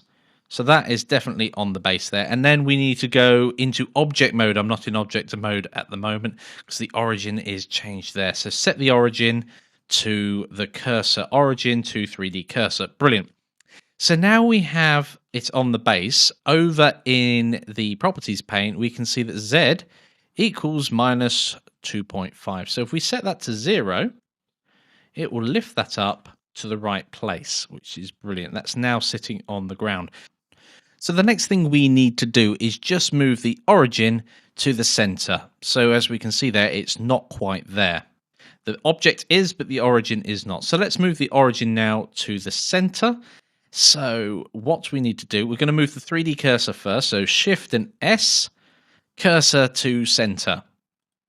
Now that the cursor's in center, we can then again go set origin to the 3D cursor, and let's move that back to there. So now the origin of our model is smack bang on the bottom, which in this case is great. Excellent. How did you guys get on? Please share your progress in the discussions, and I will see you in the next lecture. Welcome to selecting hidden geometry. So in this video, we're going to learn how to select geometry that isn't visible to us in our viewport in front of us. Now, there are two straightforward ways of doing that. Number one, we can switch the viewport shading to wireframe mode. Number two, we can toggle limit selection to visible. And then finally, we'll go on to build the rest of our bishop. Let's hop over straight into Blender. So we have our bishop coming along rather nicely here. So the first thing I'm going to do is rotate it round to the front view so we've got a good representation of our model. Now we need the reference material. We need to go get the background image.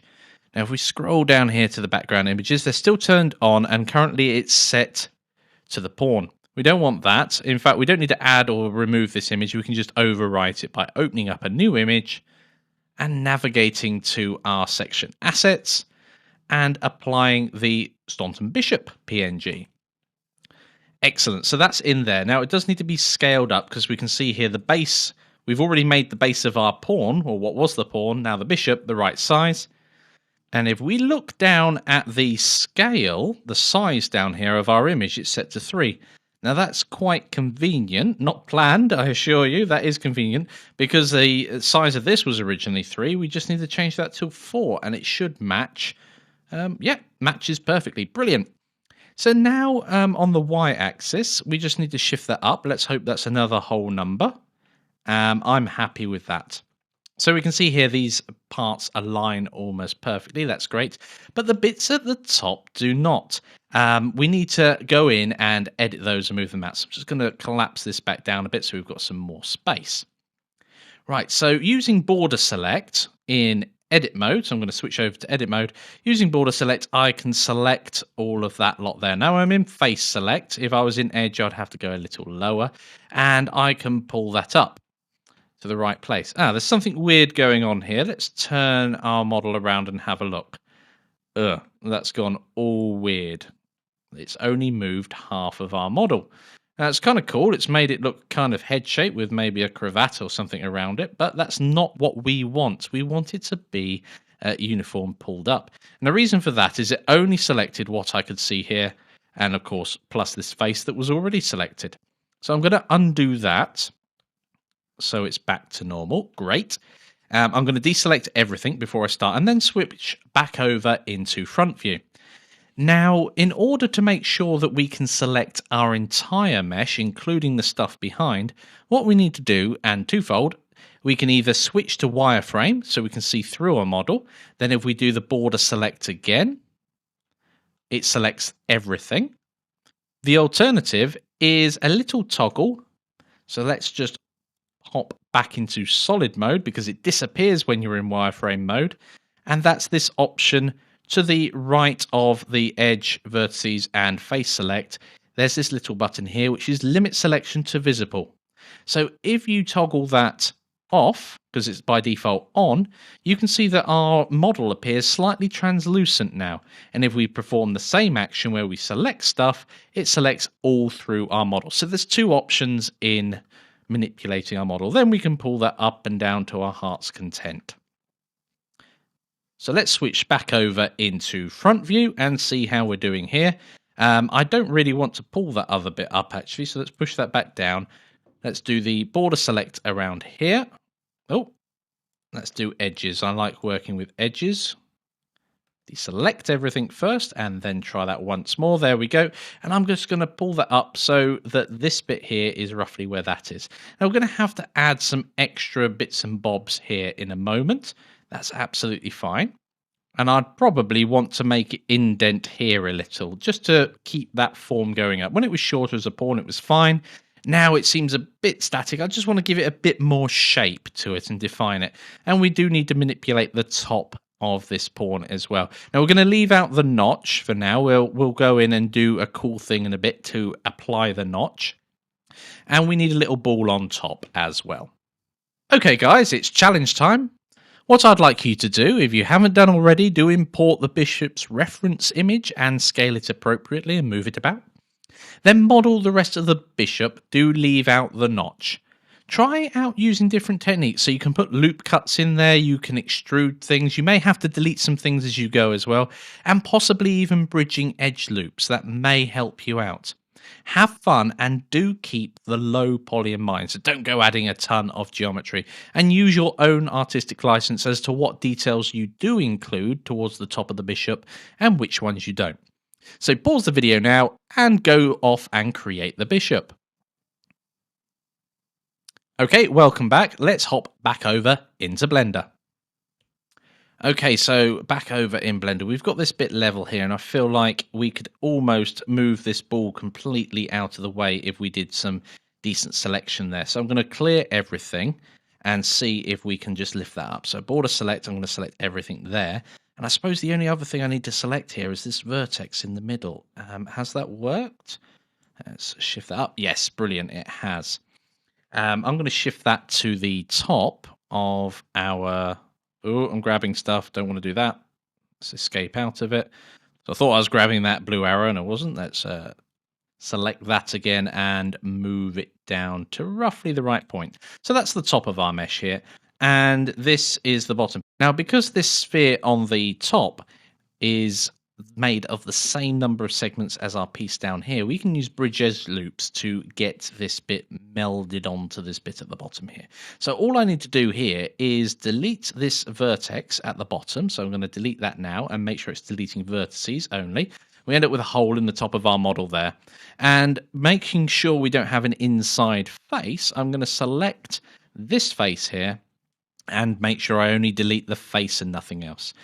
So then selecting these two edge loops, that one there and this one here, and going to Mesh, Edges, and Bridge Edge Loops. And there we go. Nope, selected these two edge loops. I didn't hold down Shift when doing that.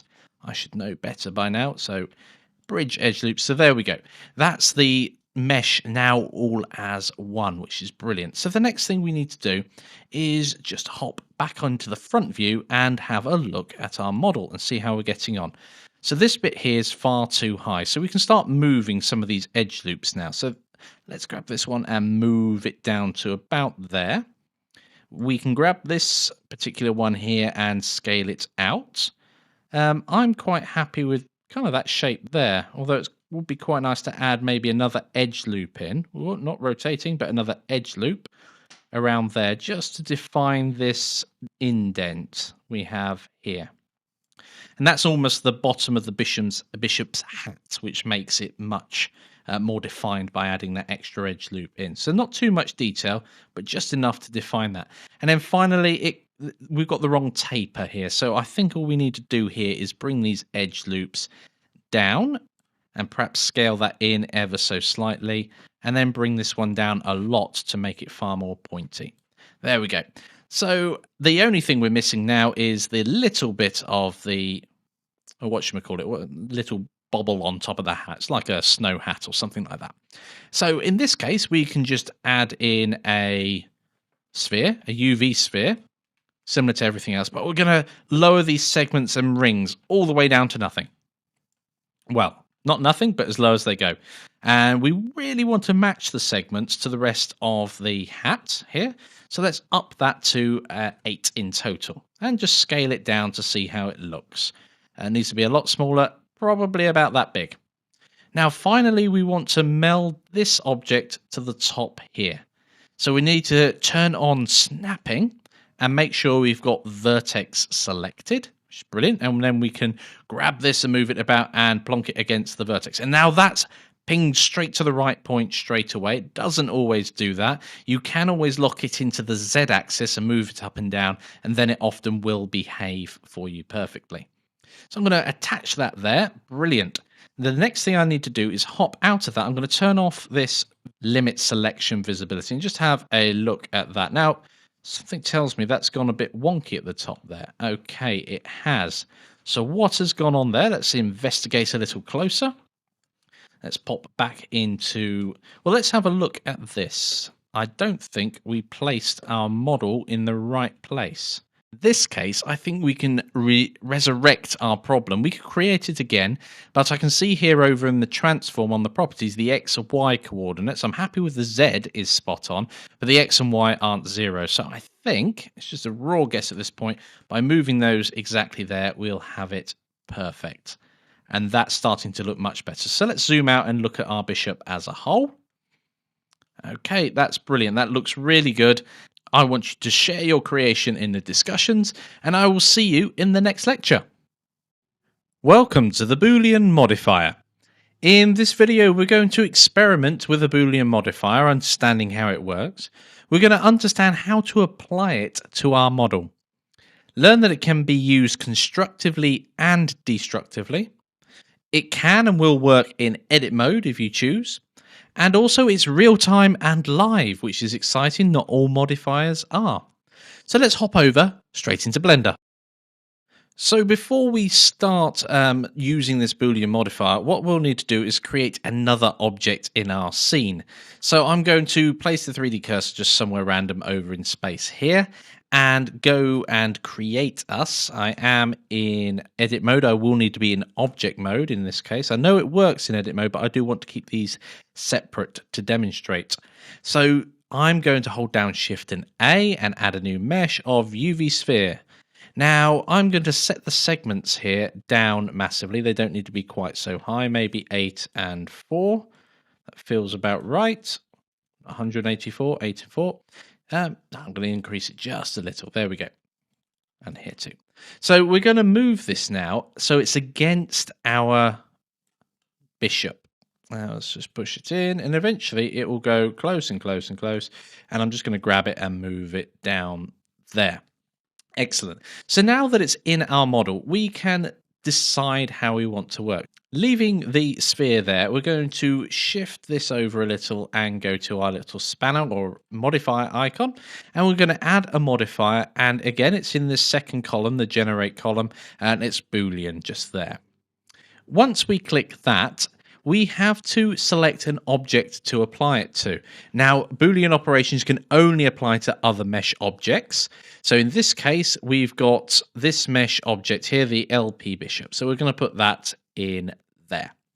Okay, so the first thing that this has done is we've now removed anything that's not within our bishop itself. And we can demonstrate that by applying it and then just moving it back out. You'll see that we're left with a surface of the bishop on cut away from here. So we've still got our sphere on this side, but not on that side. So let's plonk it back in, undo a couple of steps so we can work on there. If we shift into wireframe mode, this is quite exciting. We can see it as it passes through. So if we set the object back to low poly bishop, we can see what will be left as we're moving through. Quite cool. And that's with it sets the operation as intersect. What else do we have? We have difference and union. Well, union, as it sounds, combines the two together. So if we then applied this, that would become one mesh without, as you can see, there's no sphere inside. Now, the difference does the exact opposite. It's going to cut away the bishop shape from the sphere. And we can demonstrate that again in wireframe mode. We see there's nothing left of our sphere. And if we apply that and move the sphere away, we've taken a chunk out of the sphere, but the other way this time. Well, in this case, if we want to cut a hole in, let's see how it applies back on the bishop. So let's set our sphere back into the bishop itself. And this time select the bishop first, and then add a modifier of type Boolean. And select the object as the sphere. So with intersect, it's cut out of the sphere. So that's the opposite way. That was the difference when it was the other way around. Excellent. And let's try union. Well, that's hopefully going to look the same as it did before. Yes, it becomes 1 after the operation. And difference. Well, that, after it's applied, will eat away at our model. That's brilliant. That's exactly what we want to see. Oh, it looks kind of like a spaceship or a hole in there. Perhaps if you wanted to make a hole in the bottom of a tree to hide in. Who knows? So that's the Boolean operator. I'm now going to undo those changes because I don't want to ruin my bishop. And I'm going to delete that sphere. Excellent. Zoom back out. Yep, everything's intact. I've not modified our bishop at all. So, challenge time. I would like you to cut a notch in the bishop. So, using a Boolean modifier, cut a notch from the bishop's hat in the top. If you need to have a look at reference material to make sure its placement is good, then go ahead and do that. Pause the video now and give that a go. Okay guys, welcome back. Let's go cut a notch in the bishop's hat. Right, so the first thing I want to do is just generate something and think about where it's going through. So I want to make my notch diagonal, and I also want to make it slightly wedge-shaped. So I'm going to create myself a new mesh object in object mode, so it's separate. Excellent. I'm going to make it more wedge-shaped as well. I don't care about the scale at the moment. I can play about with that at will. So I'm going to pop into edit mode, grab an edge like this one, and just move it in to make a wedge. It doesn't need to be quite that angle. Definitely don't want it that big. Probably more like that. And the final thing I think I want to do is just round it off ever so slightly, not much. Is this going to spoil the geometry if I do that? Maybe. Let's leave it like that and see how that works. The next thing I want to do is move it closer to my bishop itself. So I'm going to hop back over into object mode and move it about so it's almost in the right place. I've still got snapping turned on. That could be useful in this case, but not. Well, it's close enough. That's brought it to our model. Let's pop it there and push it in. We may need to scale this up and down as we go. Okay, that's looking good there. However, I want mine the other way round. So I can just rotate that by on the Z-axis by 180. And then move it back in on the Y-axis. Back in, and that's cutting in there. It looks a bit too deep a cut. I don't really want to go beyond here, so I've got a couple of options there. In this case, I'm going to scale that only on the XY. No, only on the Z-axis, I think. So scale on the Z-axis rather than going into wireframe. Oh, I've not left myself enough space. Must remember that. Excellent. I do need it to come out. So about there, I'm going to lift that back up and push it back ever so slightly. And I do need to scale it probably on the X-axis at this point. So let's do that now. Scale on the X-axis just to push it out. I'm going to whiz around the model. Yep, that's all the way through our model. I'm just going to pull it up ever so slightly more because we're still around there.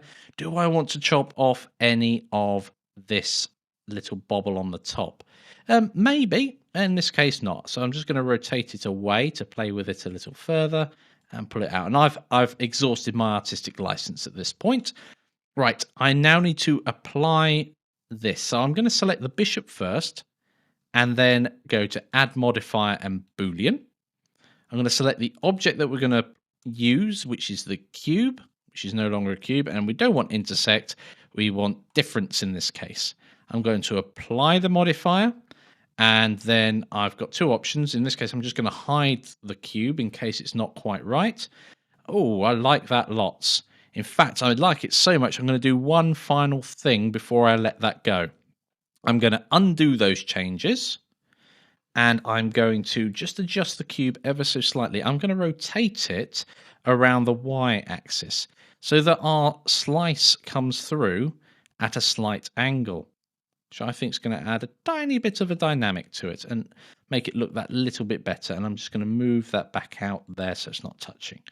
Right, I'm happy with that. So I'm going to add my modifier again, which is already there. In fact, all I need to do now is apply it. Excellent. I'm going to hide my cube in the outliner and just check that out again. Brilliant. I've got exactly the slant that I wanted in my bishop's hat. How did you guys get on? Please share in the discussions, and I will see you in the next lecture. Welcome to Empties in Blender. In this video, we'll be introducing the concept of an empty. Essentially, an empty is a null object that has no geometry. They can be used as a handle to control other objects, used as a parent object for a group of objects, and we'll be dealing with that very shortly. They also have many other uses that we won't dive into right at this moment, but will when we need them in the course. So let's hop over into Blender. So let's open up a new file in Blender and we get the default cube in the scene. Now I'm just going to get rid of that because I'm not going to use that at all. And let's create our first empty. So you add an empty much like you would do a mesh object. So you could use the add menu on the 3D editor header or just go Shift and A. And well, that's fortunate. My mouse was directly over it. So an empty, and you can see there are 8 different types of empty. Now, essentially, they all do a very similar thing, but depending on the application that you're doing, you may want a different shape or a different type of empty, just so it's more descriptive of the type of control you're going to have. So, for instance, if you wanted a single arrow, if it was a directional control you were using, you can see here that this single arrow is great, and we can scale it up, rotate it round, and we can say the object is pointing that way. And then when we move the arrow round, we can control an object based upon its direction. Very, very powerful. So there are lots of different options for your empty, but essentially you go into the add menu and go ahead and add an empty. Now, you cannot create any geometry from that. There's no editing them in that sense, but you can use them later on to control lots of different things, and we'll be doing that very soon with our chess set. Right, so in the spirit of keeping it lean, we need to do some things now. We need to append the bishop into our chess scene to see what it looks like as a whole, check everything is in the right proportion. And then start filling up our board. We're going to create the white pawns, duplicate our bishops and pawns. That's important rather than just duplicating, because we want it to apply across any changes we make. We want them to apply across the bishops that we made and the pawns, so we don't have to repeat ourselves. And then we'll get on to managing our models in this scene. Let's hop over into Blender. Right, so we're done with this for the moment. Let's go and open up our chess scene. So it should be in my recents. Yep, chess scene. And this is where we left it before. So go ahead and open up your chess scene blend now, where we brought our primary white pawn in. Right, let's go and append our bishop. So we're going to go File, Append, and go find your low poly bishop. And in Object, we want to select the low poly bishop.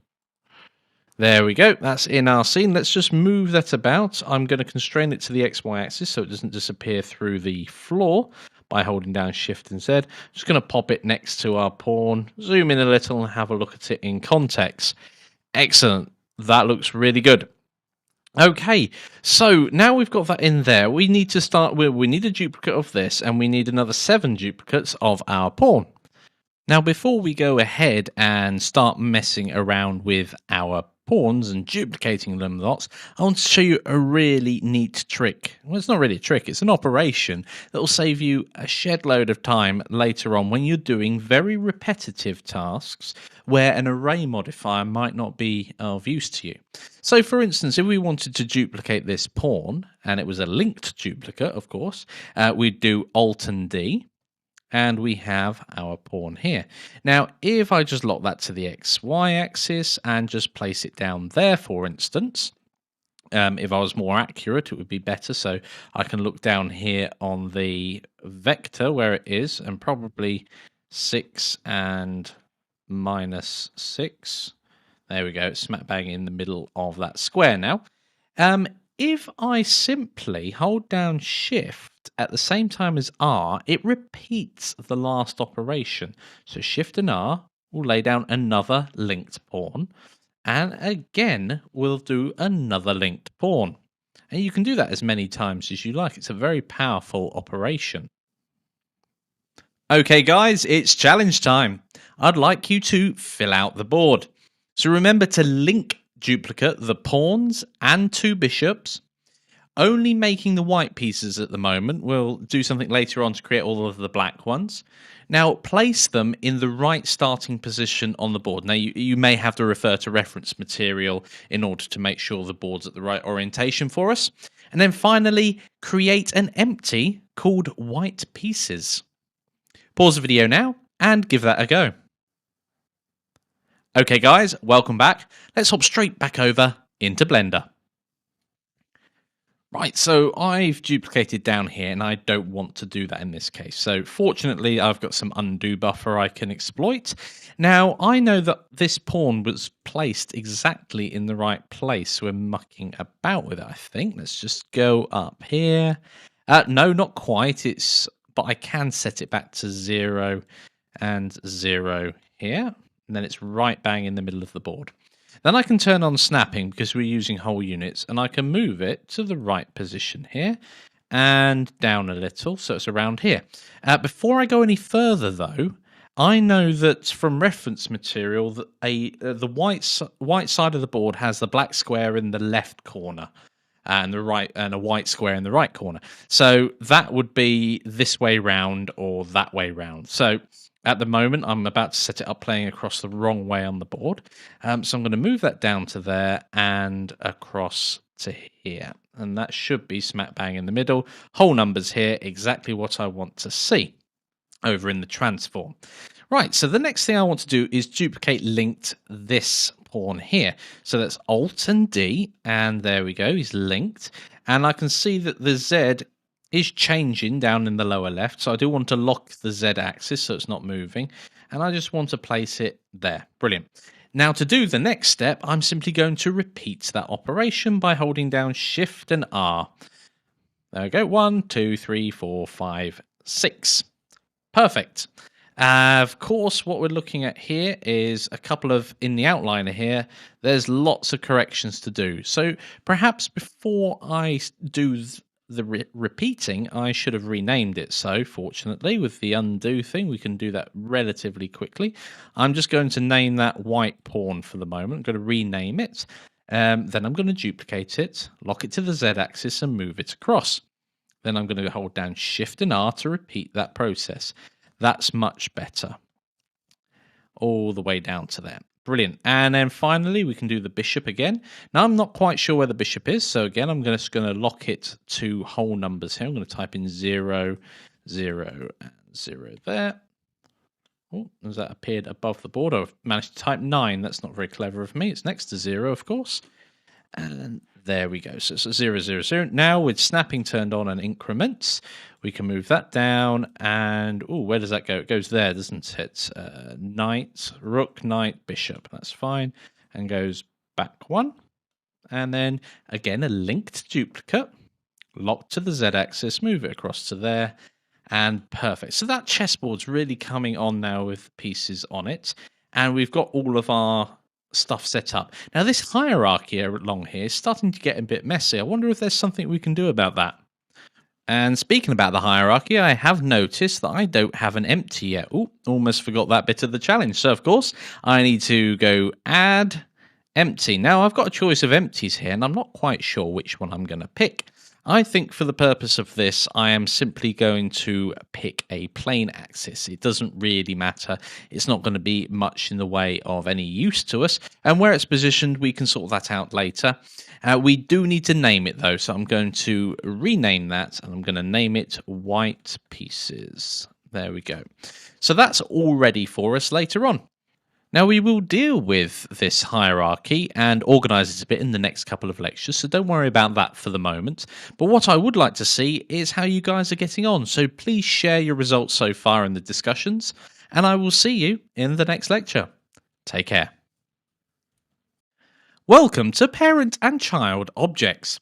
In this video, we're going to see how parents can group together objects, essentially that becomes their children. We're going to create a hierarchy which is easy to navigate. We'll be using this to logically group our pieces together. Now, when we're doing parents and children, the children can have children, and those children can have children as well. So you can have a whole family there, so parent, child, grandchild, and great-grandchild, etc. So looking at our hierarchy. Now, going from left to right, this is roughly how the outliner will be looking. Where we have the chess scene itself, there will be a light, some objects in our scene in the camera, and a couple of other things as well.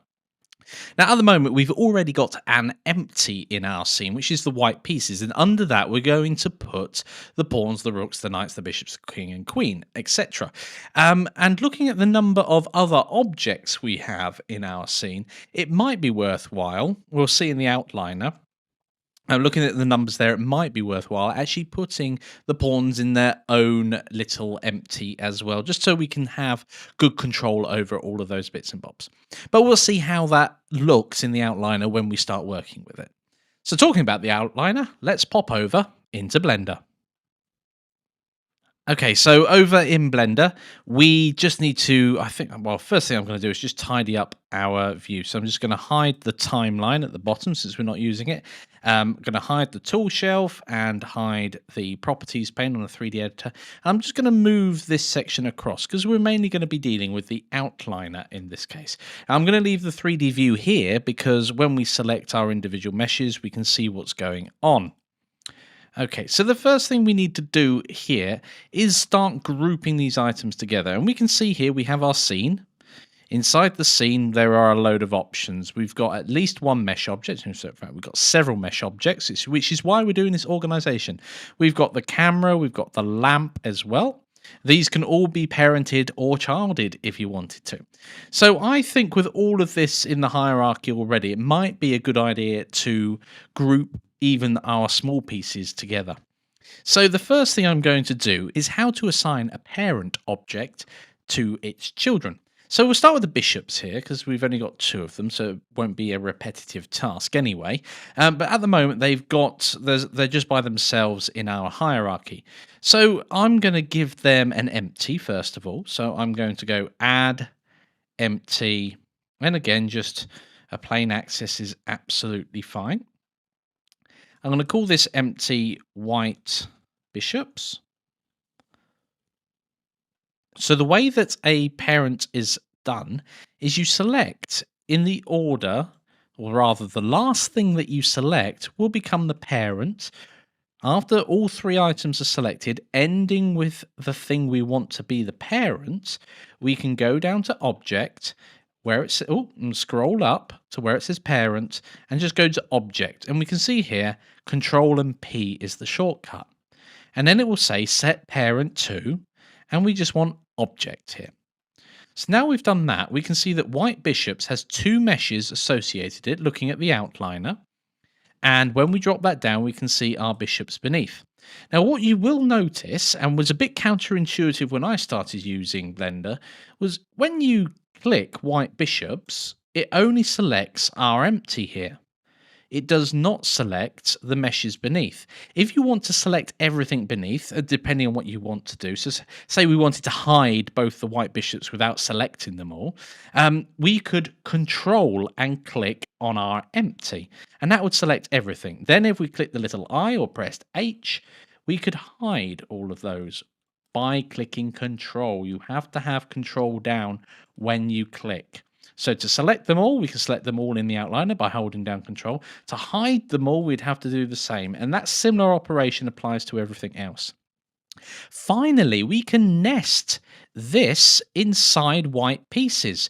So we select our first object, or rather in this, well, it is an object. We select our first object, and then we select our second object whilst holding down shift. So both are selected, and then go to object, parent, on object, and again control and P. So in this window here you could just go control and P and set parent to object. Now under white pieces we have white bishops, and under that we have low poly bishop 1 and 2. In fact, I might name them 1 and 2 now just for neatness. Okay guys, it's challenge time. I'd like you to finish off the organization of the hierarchy. So assign the pawns a parent empty called white pawns, and then make the white pawns empty a child of white pieces. Pause the video now and go give that a go. Okay guys, welcome back. Let's hop straight on over into Blender. Right, so we're almost here with these pawns. So the first thing we need to do is create our empty that we're going to assign as the parent to all of these pawns. So add empty plain axis. I'm going to call this white pawns, PAWNS, excellent. I'm going to select all of these, holding down shift as we go, with the final one being white pawns. Then I'm going to go over here. Cursor has to be in the 3D window. Go Control and P. Set them to the object. Excellent. So that's tidied up our hierarchy no end. And then finally, I'm going to select white pawns. It's already selected. And put them under white pieces. Again, Control and P. And set it to the object. And now we've got a much neater hierarchy. As you can see, there are now the white pieces and the chessboard. Excellent. And when we open up that, we have our white bishops and white pawn. Oh, it looks like we had the series of objects selected. So I've made a mistake there. So let's reassign these the parent object of white pawns. I forgot to deselect before going forward, and that's excellent. That's popped all of those under there. So white pieces, white bishops, we've got 2 meshes under there. White pawns, we should have 8 meshes, which we do. And if you wanted to, you could go through here and name these appropriately if you wanted to. And to keep that naming convention going without doing too much work, the first one will just be called 0 to 7. Excellent. How did you guys get on? See you in the next lecture. Welcome to Zoom to Mouse and Rotate Around Selection.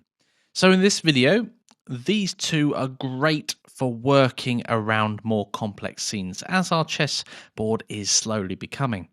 Now, we are changing the user preferences with this, so if you wanted this to apply again and again and again to all of the models you're creating, you will need to remember to save your user preferences, otherwise they won't update. We're going to demonstrate both zoom to mouse and rotate around selection, and also some other view options that are available, because you can get in a bit of a muddle when you're using these two, or in fact, just in general, when you're zooming in and out of a model, you may come to a point where you can't zoom any further, and that is really irritating. And we'll show you some ways to get around that. So let's hop straight on over into Blender. So the first thing that I will want to do is just pull the outliner back in slightly so we can see more of our 3D view. Now, by default, when you hold down the middle mouse button and rotate around, it usually rotates around the center of our scene, which is the center of the board in this case, where X, Y, and Z all equals 0. And zooming is also done to that until you move the viewport and pan around, and then we can zoom back in. Now, there are better ways of doing that.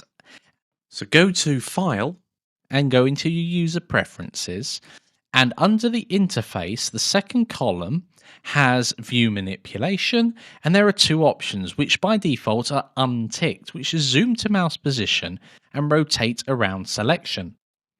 If we turn both of those on and save our user settings, we can hop back into Blender, and all of a sudden you can see zooming, for instance, is dependent on where our cursor is. So if I put it over one of these other pawn's heads and zoom in, it will zoom towards there. Now, that is incredibly powerful when you're working on other models.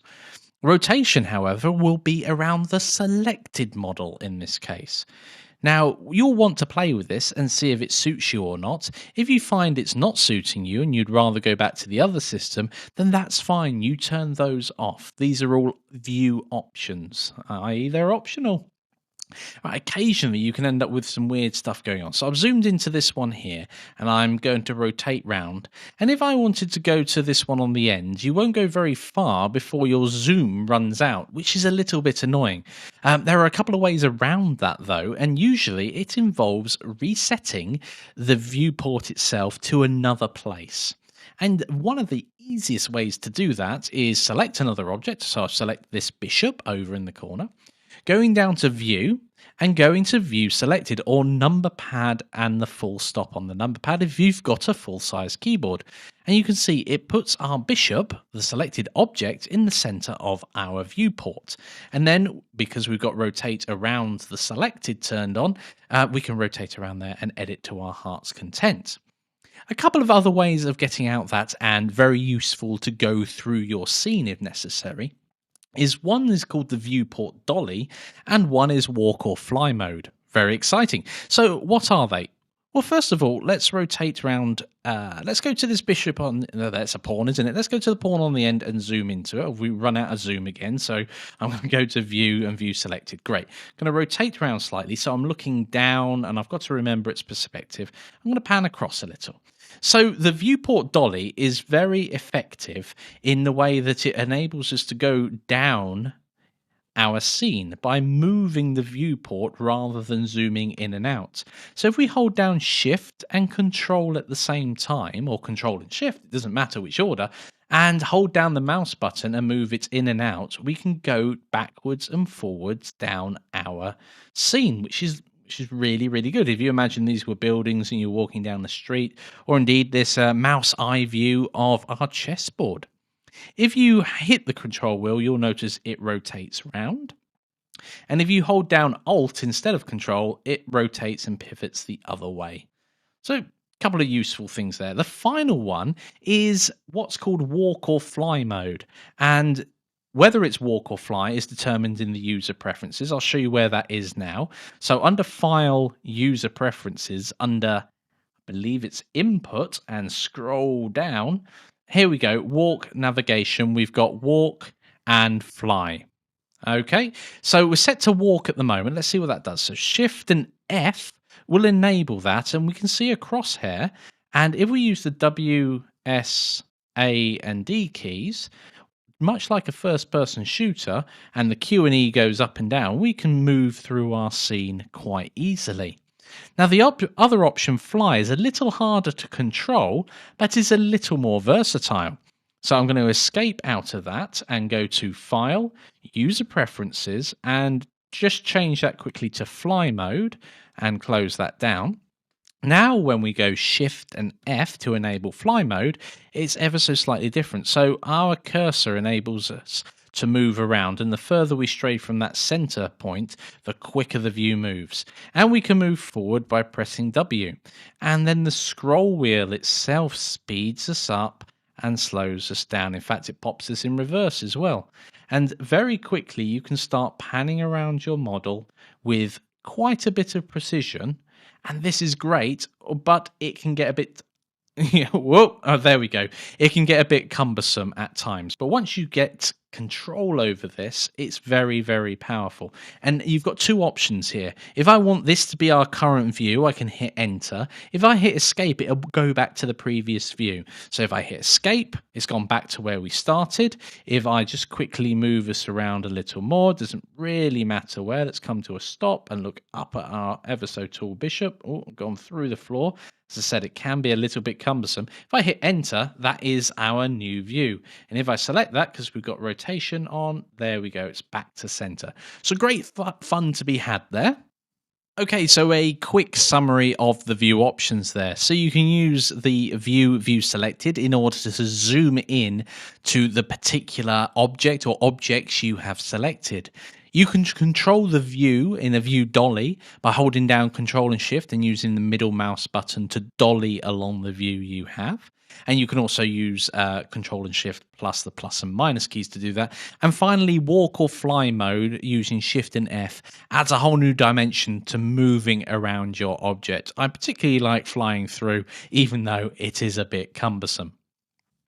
Okay, so a quick challenge for you guys, and that is try out the view options. So go through what we've just done, have fun with the view options, try a couple of the different options that you have there, and if I haven't said options enough, stick with what you like. They are options, okay? You don't have to have them set exactly the same as me. However, if you see me rotating around an object and wondering, how are you doing that when it's over there? You now know why it's set like that. So I can quickly zoom in and out of my scene and rotate around selected objects. So pause the video now, give that a go, and have some fun. Okay, welcome back. I hope you had fun playing about with those options. Remember, if you have any questions, to ask in the discussions, and I will see you in the next lecture. Welcome to Lighting in Blender. So in this video, we're going to understand that the lamps themselves mainly apply to Blender render. not the cycles engine. In fact, light is handled differently in cycles, amongst other things. We're going to be adjusting lamp's properties and seeing its effect. We will switch into rendered mode in the viewport shading options to see what is actually happening as well.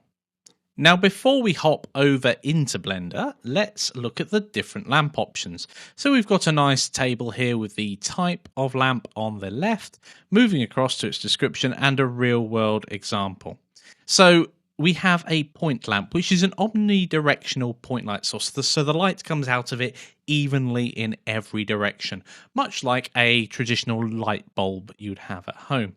Now, a spotlight is a directional point light source. So it's very similar to the point source, only it has direction to it. So if you imagine like a spotlight, or perhaps when you put a lampshade over the top of your normal bulb, it makes it into a directional light.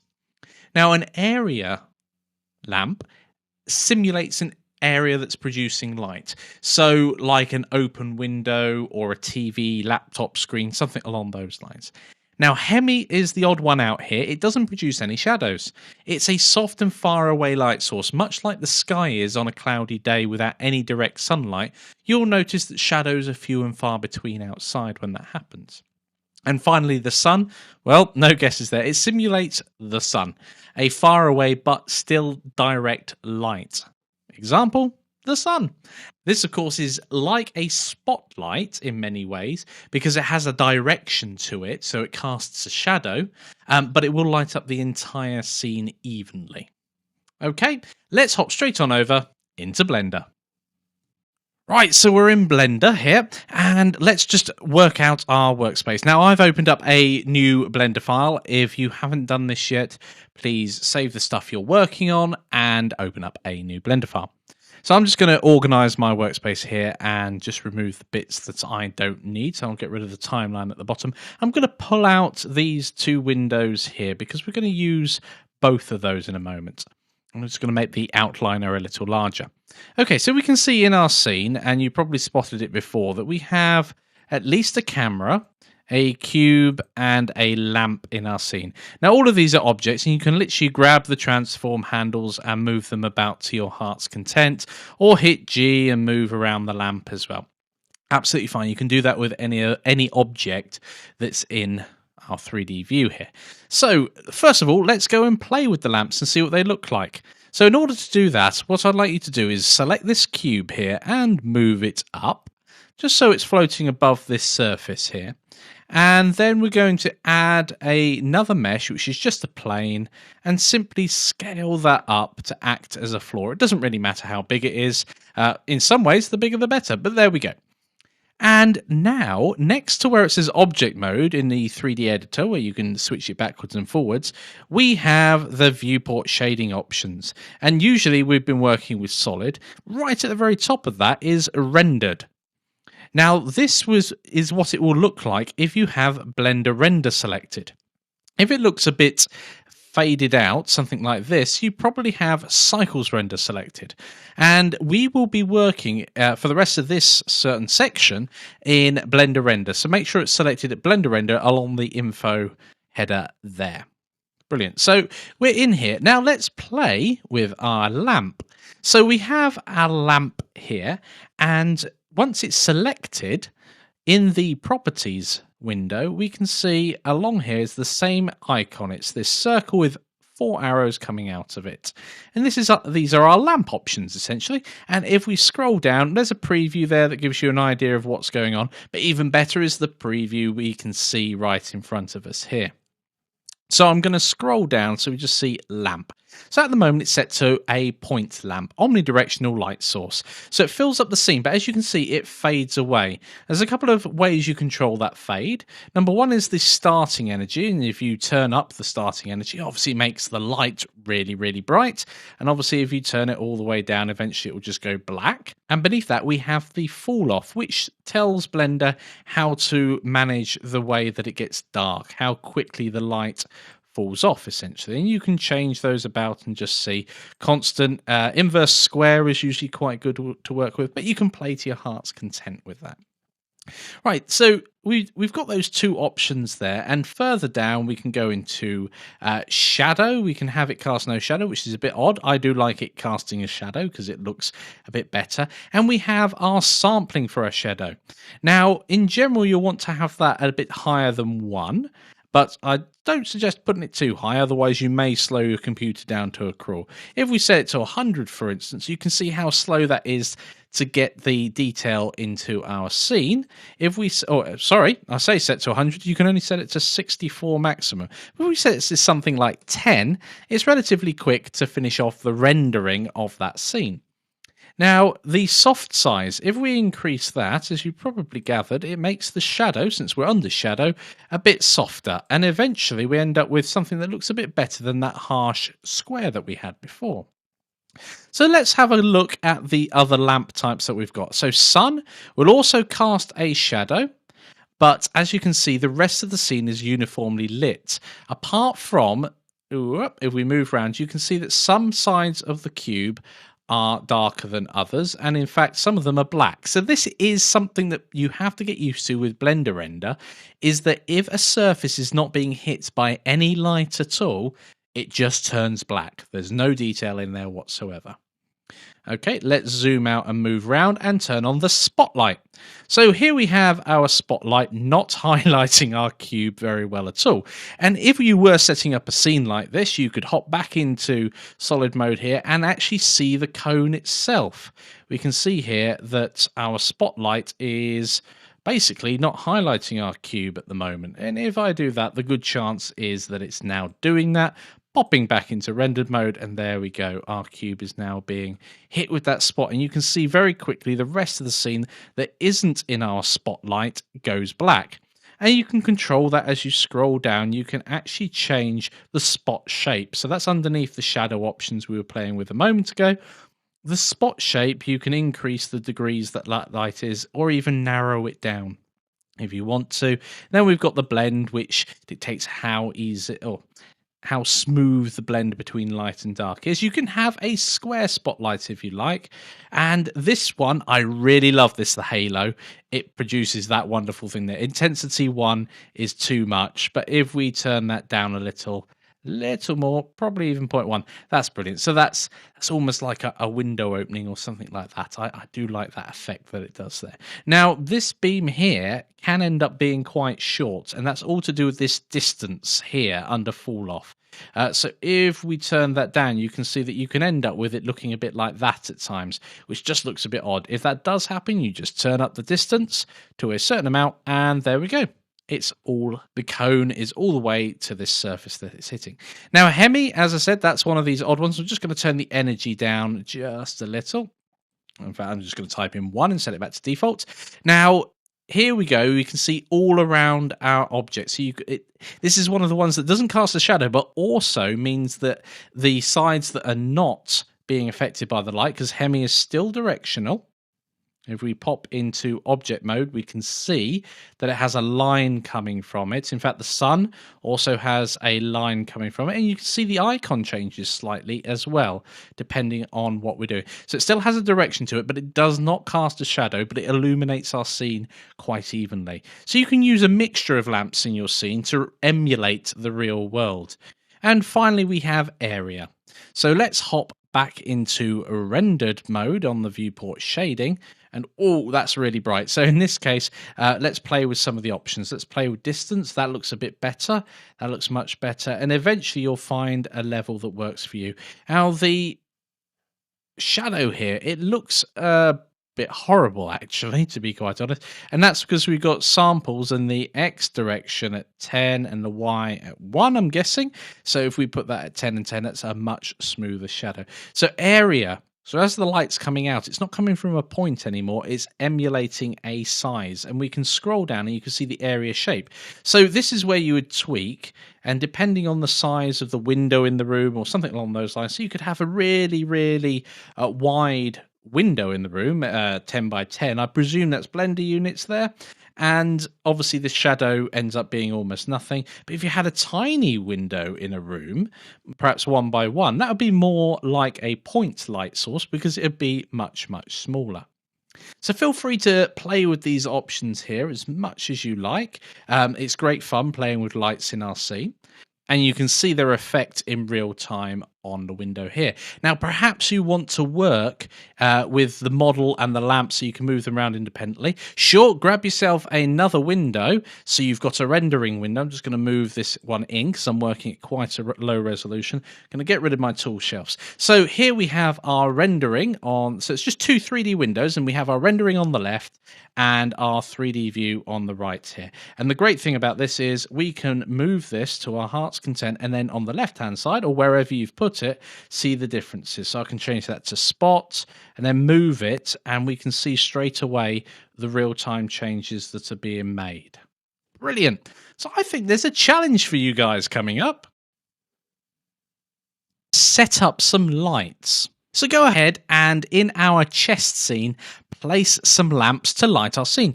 Now, it's your choice of how you want to light it. Play about and experiment. I'll give you a few hints here that I'm probably going to use a sun lamp and a hemi lamp in order to generate a uniform light for our scene. But if you want it to be more dramatic, perhaps play with a couple of spotlights and cast some long shadows across the board. It's entirely up to you. This is your artistic choice. Have fun. Pause the video now and give that a go. Okay guys, welcome back. Now let's see how I would light the scene. It may be different to how you've done it, but let's have fun and see how we get on. Right, so let's open up our chess scene. So open, low poly chess set, chess scene. So there we go. So this is how it's looking at the moment, which is brilliant. We've got our hierarchy all set up here. Excellent. So we've got one lamp in the scene and it's pretty low down. First of all, I'm just going to see how it looks. So let's hop straight down into rendered mode. Oh, that's kind of dramatic. I kind of like that. But I do want to light up all my pieces. I kind of want to show them off in this case. And remember, you can always alter your lamps at any point. You're not stuck. In fact, you could create lots of lamps and you see them move them about as if there was an array of lights above you. Yeah, the choice is yours. So in this case, however, I will want to have a sun lamp that does the entire scene absolutely fine. But what it does do, unfortunately, is create these nasty shadows. So I'm going to simply select the lamp in the outliner, pop over to the 3D window and duplicate it. Not a linked duplicate. That's great if you've got multiple lights and you want to control them all at once. However, if I just do a simple duplicate, we've now got two suns. But what I can do here I'm moving that lamp. Don't want to do that. We just can't see I'm doing that because I'm in the rendered mode.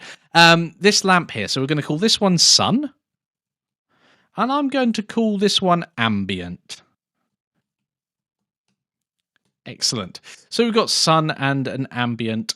Oh, I've named them both the same. That's really clever of me there. And I'm going to group these together into our lighting. So I'm going to create, you don't have to do this yourself. I'm just doing it for my hierarchy. I'm going to create an empty. Doesn't matter what it is. I'm gonna make it a sphere. I'm gonna call this lighting. And that just helps group my lighting all together as well. So there we go, all in there. I'm set the parent object, and I'm going to correct the spelling mistake there. There we go. So lighting, and we've got ambient and sun, and both of them are a sun at the moment, and we can see that we've got these dark areas. However, on the ambient one, when it's selected, I'm going to go to hemi. Now it looks like that, and we've still got some shadows, but I think the hemi's it's actually making the board very, very bright in this case. So I'm going to turn down the energy that the hemi has, perhaps even to, let's try 0.3 or thereabouts. Yeah, I like that. That's good. Let's go to the sun itself, and I'm going to split this window so I can see what's going on. Now the sun is here in our scene. I don't want it there. If I put it here and just hit rotate it round, lift it up a little more because it is a sun after all. Rotate that down so you can have lots of fun with this. So it's now shining on our board. Let's rotate round the rendering. Let's go to view and just view selected. There we go. We zoomed in there. Yeah, that looks good.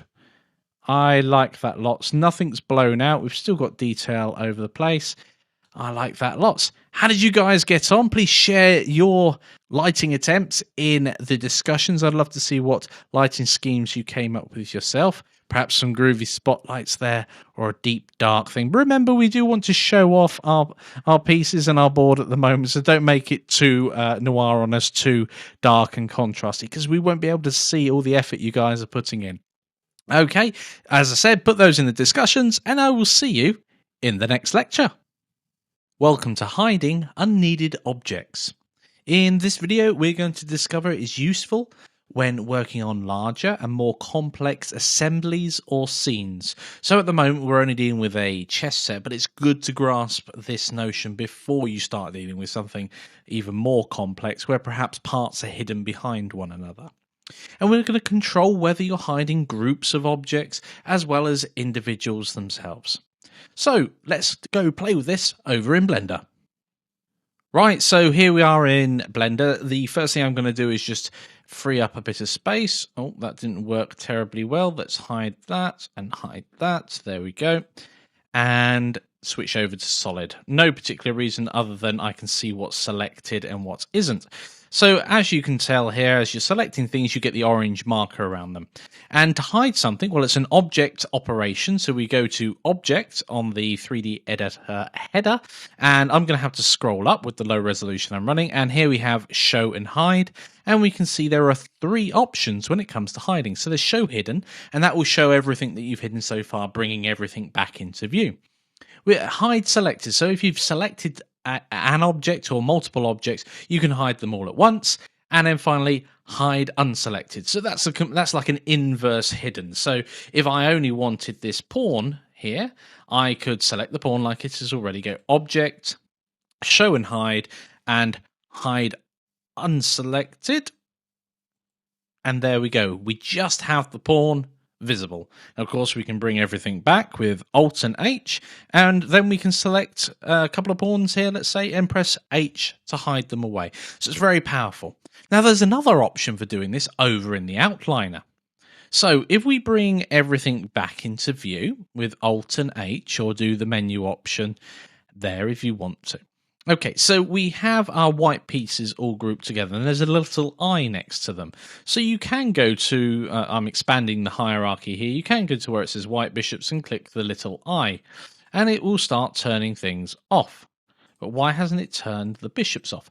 Well, underneath that you have the bishops themselves. So that's grouped, it has an empty called white bishops, but it's not going to hide everything underneath.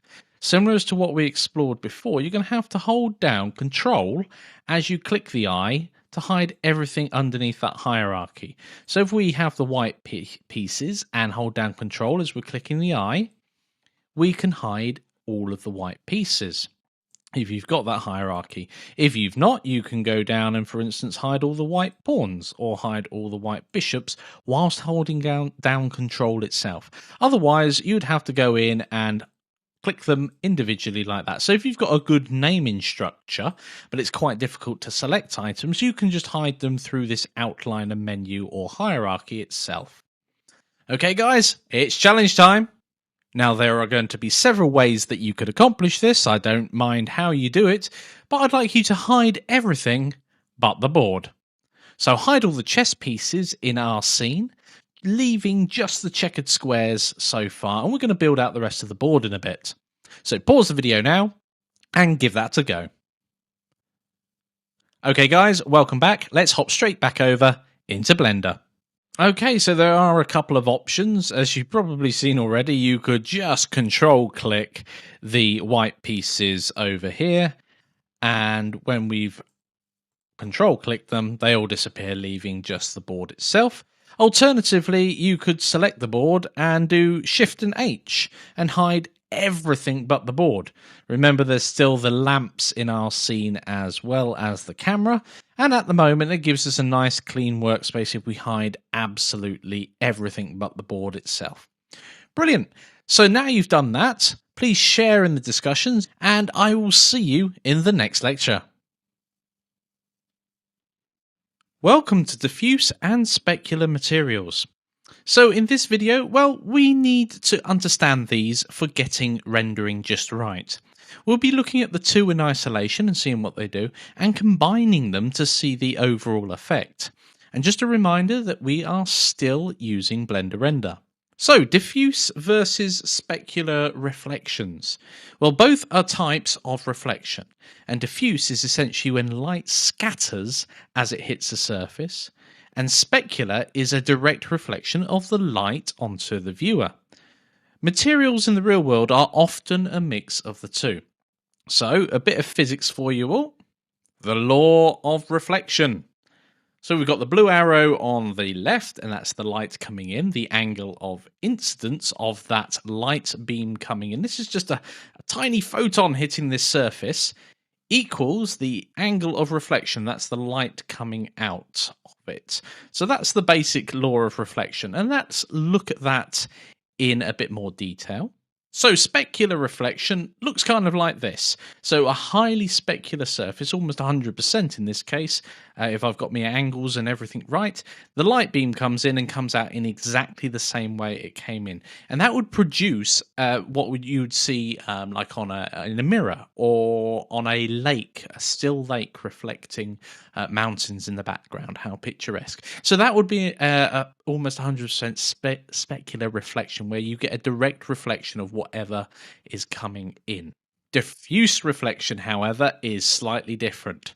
Because the real world is not all lovely, flat and smooth, we end up with a lot of diffuse reflection. As you can see here, the light coming in and going out is all over the place, so you don't get direct reflection. Just like when you look at your wall right now, it's probably painted in a matte or a satin paint rather than a highly glossy paint, which is more specular. And then, of course, you may have mirrored walls. So let's hop over into Blender and see how these act when using Blender Render. Right, so I've opened up a new Blender file. I suggest you save the work that you're working on. Now, the reason why I've opened up a new one is because we're going to be playing about and experimenting, and we don't want to do that in the chess scene that we're working with at the moment.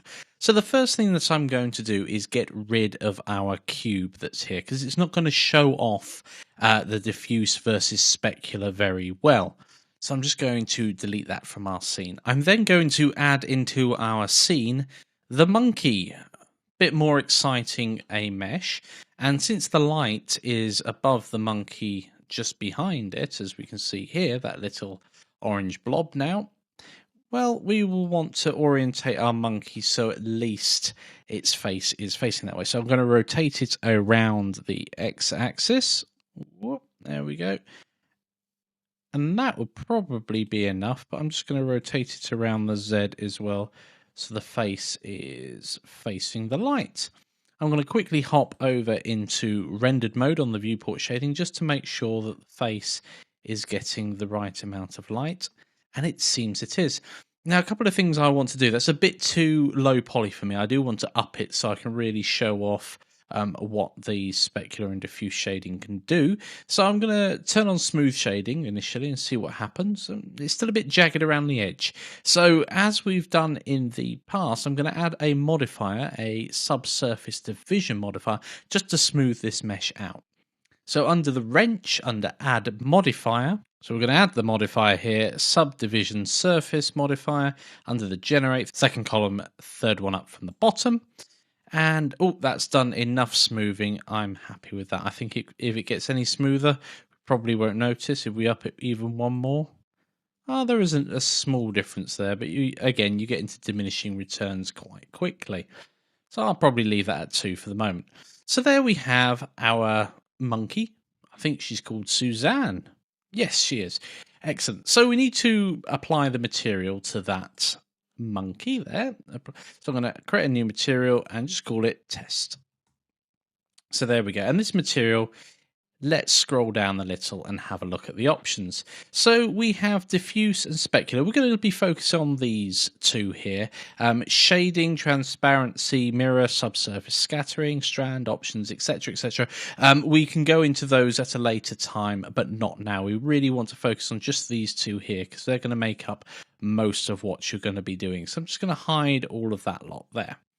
Okay, so the intensity on both of these simply turns up their values. So if they're both down at 0, you probably guessed it, that the image is completely dark and it's not reflecting any light at all. In this case, it's absorbing all the possible light. The diffuse, when we turn that up, well, if it's all at 1, we end up with a very matte finish. So there's lots of diffuse reflection coming from here. So we have that scattering effect that we looked at earlier. So this would be very similar to a terracotta pot.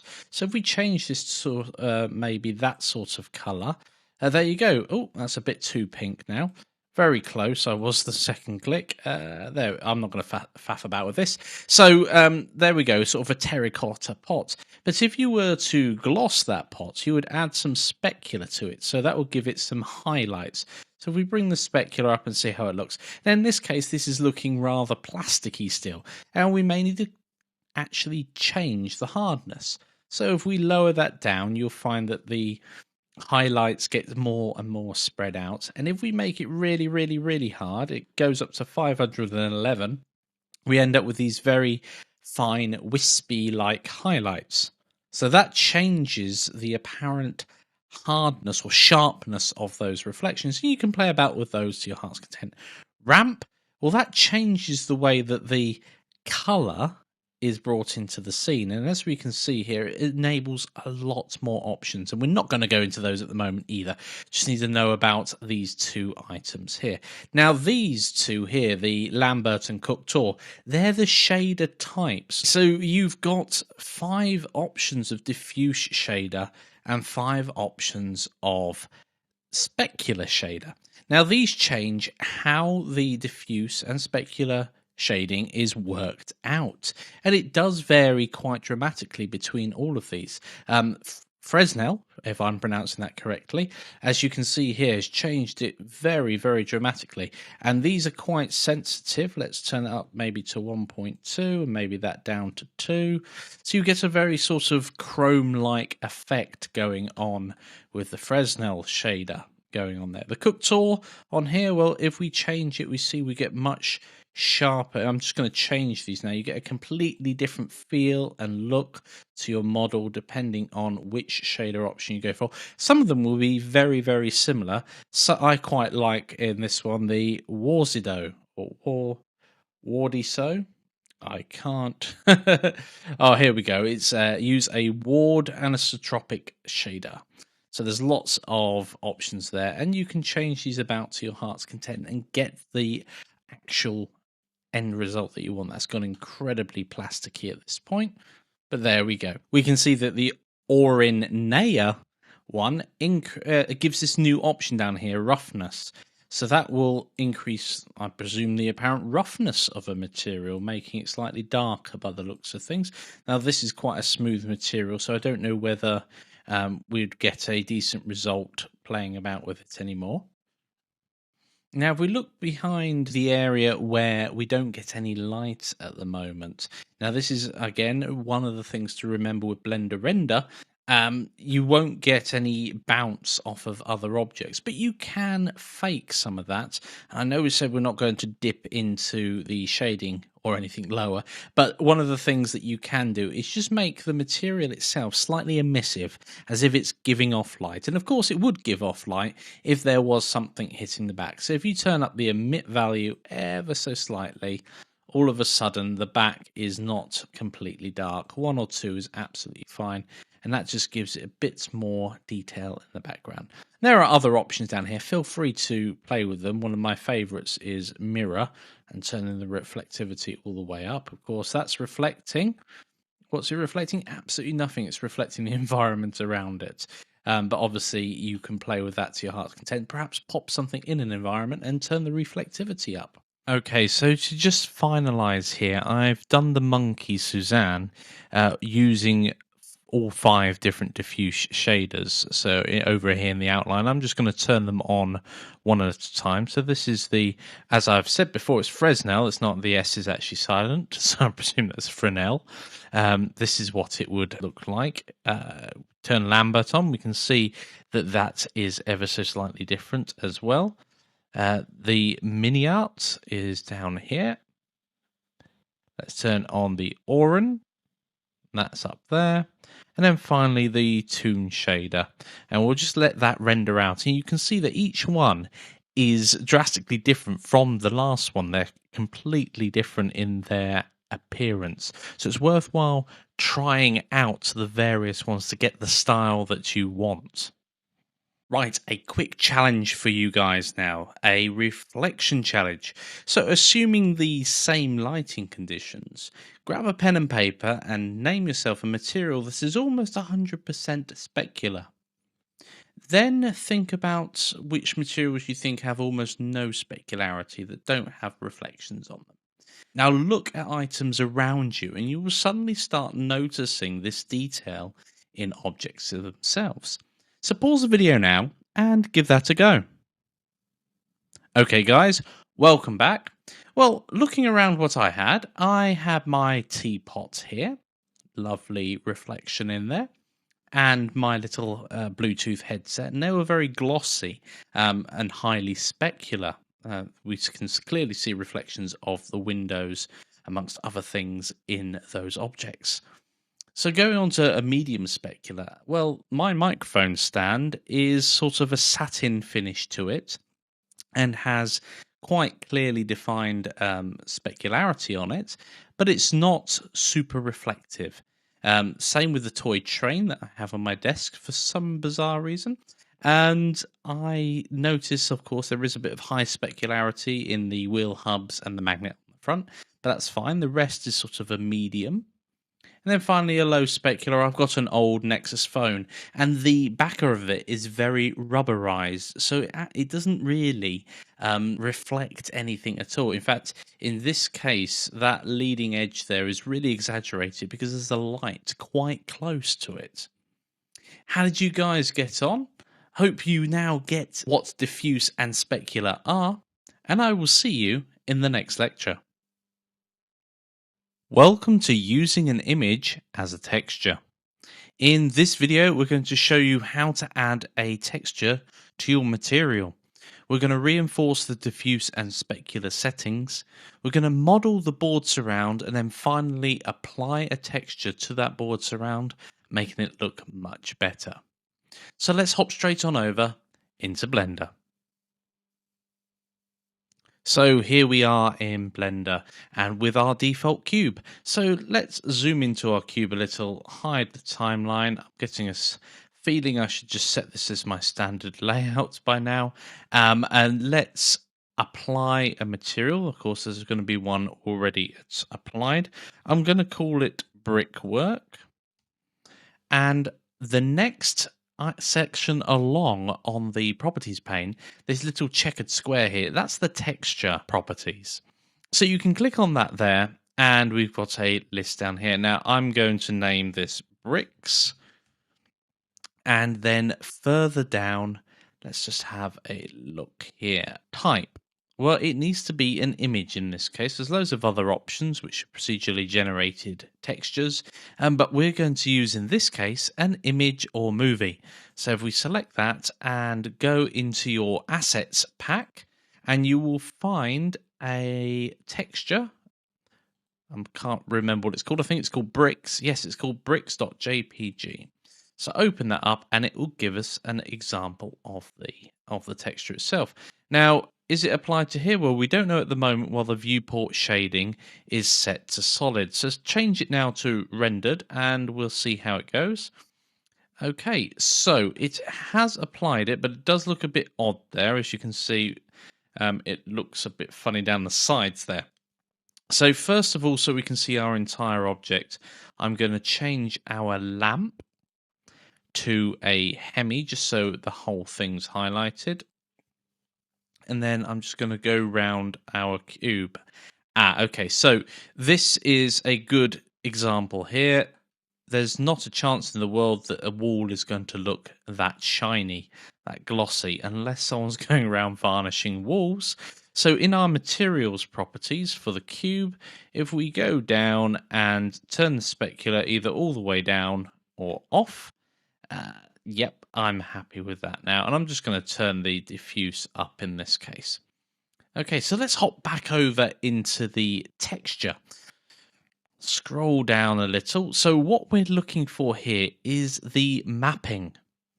So at the moment, the coordinates for this texture are being generated by Blender for us, which is great, and their projection is flat, which is why we've got these lovely stripes down the side of our blockwork.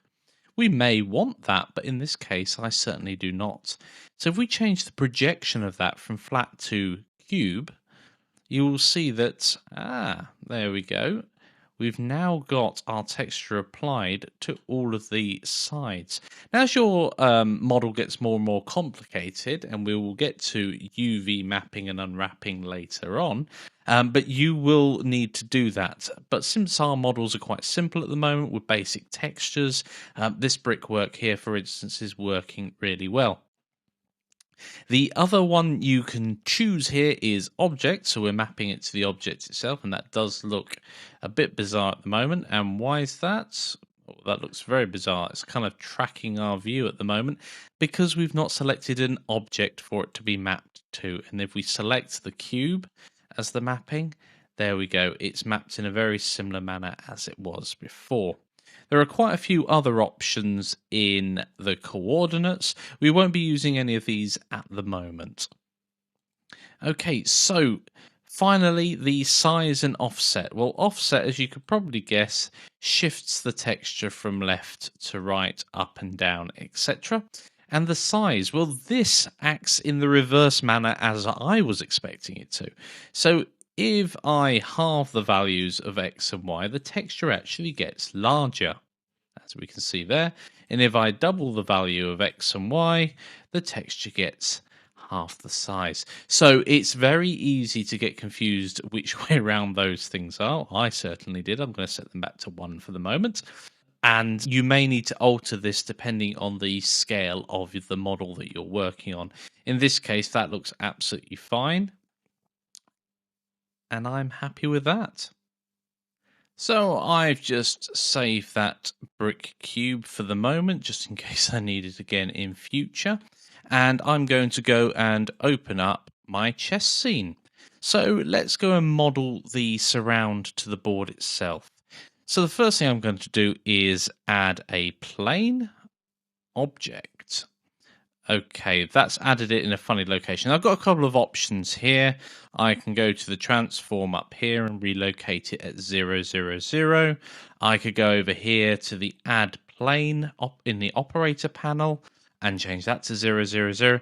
In this case, I'm going to choose to just undo the creation of that and use Shift and C to both center the view and put the 3D cursor bang in the middle of our scene.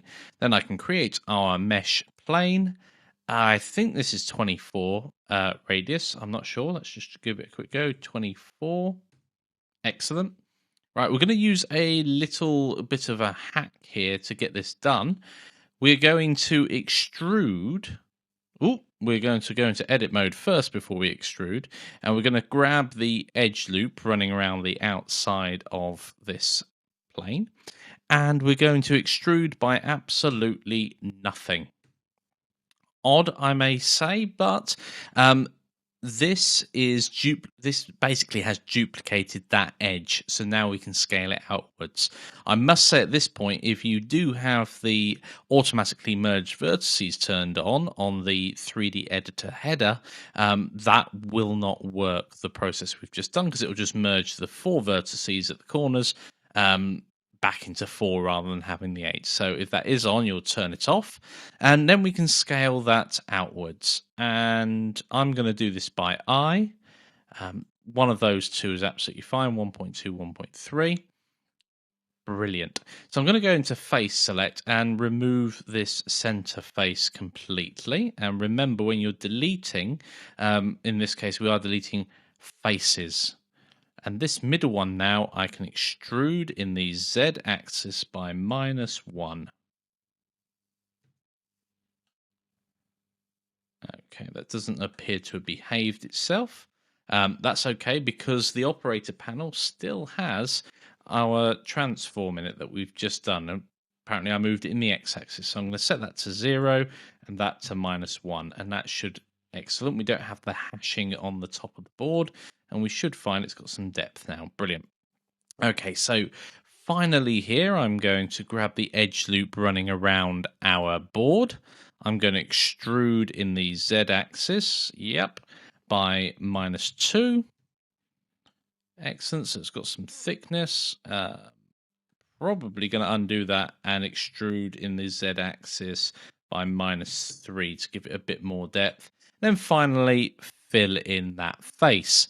Excellent. So because we've been going in the negative direction quite a bit, I can see straight away that a lot of the faces we've generated have got the normals around the wrong way. So whilst we're still in edit mode, let's select our entire model and just flip the normals around the right way with Control and N. And whilst we're here, let's just make sure we've not got any duplicate vertices by removing doubles. We haven't in this case, it's removed 0. Excellent work. So we've got our board ready to do there, and what we can do finally, I'm just going to bevel this edge.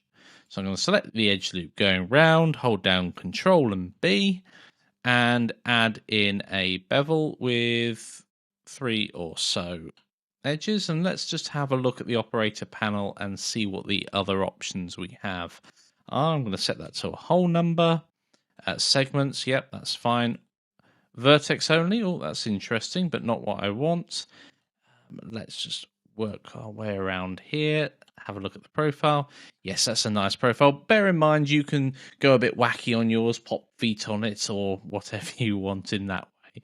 Clamp overlap. Okay. That's a bit better there. That centralizes it a little. Ah, I see. So that prevents it coming too close to the edge. Brilliant. That's exactly what I want in this case. Oh, that's an interesting. Going like that rather than the other way. I think I'm going to keep that. Excellent. Right. So let's just apply that. Sorted. And now I think it's time for a challenge. Okay, guys, it's challenge time. I'd like you to add a wooden texture. So using the Brazilian rosewood texture in your asset pack, apply that to the board surround. Pause the video now and give that a go. Okay guys, welcome back. Let's go and apply the Brazilian rosewood texture to our board surround. Okay, so we're back in Blender now. Let's go ahead and add a texture to our board surround. So first of all, I'm going to go to where it says plane and change the name of this to board surround. In fact, I'm going to put the word chess in front of it, and that's purely so it lines up with the one that's just chessboard. So the chessboard surround, I'm going to add a material to it, and I'm going to call it chessboard surround. That'll be a good name for it. So I'm just going to copy and paste in that name. And then I'm going to go straight over to the textures, create a new texture, scroll down a little more. In fact, I'm going to make this window bigger now. Open up section assets, Brazilian rosewood. Oh, that looks good. I'm going to turn on rendered straight away and see what it looks like. Why aren't we see anything? We've got the lighting hidden. So I'm going to hold down Control and turn both the lights on at once. Excellent. So we've got a couple of options here. That looks like a proper machined bit because you would probably, I think the term's metered, to get that 45-degree angle in there with the wood. Let's see if there's any other options that would suit. A bit of experimentation as always, never goes amiss.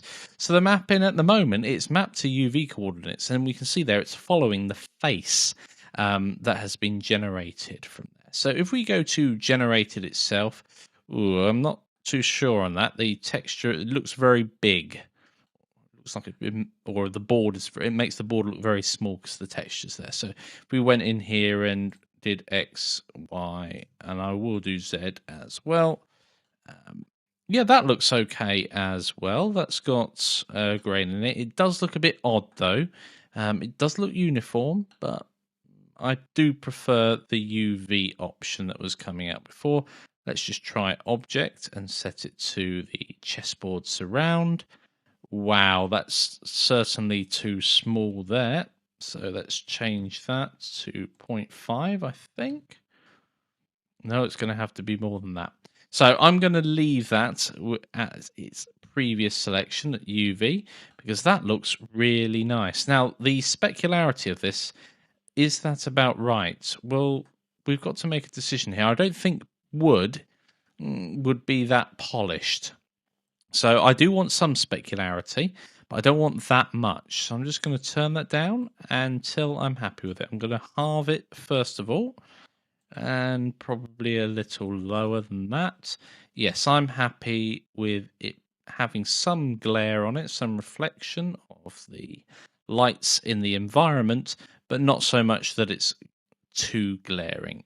Right, brilliant. How did you guys get on? Please share your results in the discussions, and I will see you in the next lecture. Welcome to using procedural textures. In this video, we'll be introducing procedural textures and applying some to the checkers on the board. So let's hop straight on over into Blender. Now, procedural textures are very similar to the image texture that we've just placed on the board. However, the procedural ones often do rely on the diffuse color that you set for the material itself. So if we go to our chessboard itself, we'll see that it has two materials applied to already, a white square and a black square. Great. So we're going to select the black squares in this case, and we're going to go to texture, and I'm going to create a new texture, and I'm going to call it black square so I don't get confused. Black square. Excellent. Now, when we were adding here with the type, image or movie, we've got all of these other options to choose from. Now, each one of these will have a different pattern. If we pick it, we can see that straight away we end up with this, what looks like a pink leopard skin going on. We certainly don't want that to happen, the pinkness there. And if we scroll right down, we can see the other color it's bringing in just down here. So in this case, we can change that from pink to white or a blue or something else, or maybe even orange, who knows. And that really does look like a leopard skin at this point in time. Now, if we zoom in a little closer, we are in the rendered mode at the moment. We can see that there's this horrible line going through the middle of our square. Now, I'm pretty certain that this square is what we call planar, i.e. it's completely flat. However, it's trying to probably do a UV mapping to and yes, it is here mapping the coordinate system's UV. If we change that to generated, well, it looks a bit odd, and that's because now that texture is spread out amongst all of these. We can see it's much larger than it was. If we try object, it's gone really, really small. If we set the object to the chessboard, well, that's still a bit spotty for my liking. So we've got some options here that we can go through. I do prefer generated, and perhaps if we were to make it a little smaller on the X, Y, and Z, I like the way that it's spread out, making each one look considerably different. However, I'm not too keen on the type. This looks more of a tortoise shell now it's this big. So we can go back up here and we can change it to something else. And there's loads of different types that you can choose from. Most of them will be seen as a kind of noise, if you will. And there are various options. So we can see this, I think that's pronounced Stucky. If not, do forgive me, but that is the type of procedural generated texture that's going on here. If we change that to clouds, then when we scroll down, it would have changed to some cloud options. Oh, I quite like the clouds that it's put on there. Let's see if we can play about with it a bit more. So if I change that to hard, Oh, that's much better. It's got sort of a grain to it. I don't know quite how to explain it, but I do like that. Let's play with the depth. Let's just shoot it up as high as it will go. Often the best way of seeing the difference between what these options will do is to go to extremes, high and low. Size, if we go a bit higher, we can see that spread out across the entire board. We probably don't want that, so let's go back down to around 0.2. Let's see what 0.1 looks like. Oh, that's a bit messy, that low. So again, you can go backwards and forwards and find out what you like. Now, I like that pattern, but I think the orange is too bright. So I'm going to go back to our material and scroll down. The diffuse color here is black because it's a black square. So sorry, it's not that one. It's this color here. And I like the color. I just want it darker. So I'm going to drag down the lightness on the side here. I might have to make it a little different. And again, you get the hang of this playing about with it. I like that. It's now subtle, yet won't detract from the rest of the board itself. Brilliant. Okay, guys, it's challenge time for you. I'd like you to texture the white squares for me. So using a procedural texture on the white squares, do exactly what we've done with the black ones. Choose a different type so it's kind of similar but different, and make sure it is visible, but again, make it subtle. We don't want it standing out and detracting. The board is the stage for our pieces to sit on, not the main feature. So pause the video now and give that a go. Okay guys, welcome back. Let's hop straight on over into Blender. Okay, so the white squares, so we can simply go to the chessboard, go down here, switch our material to white square. I'm going to go to the textures tab. Oh, need to scroll up in this case. I'm going to change that pink straight to blue. I've got a feeling white and blue might go quite well. And I'm going to name this texture white square.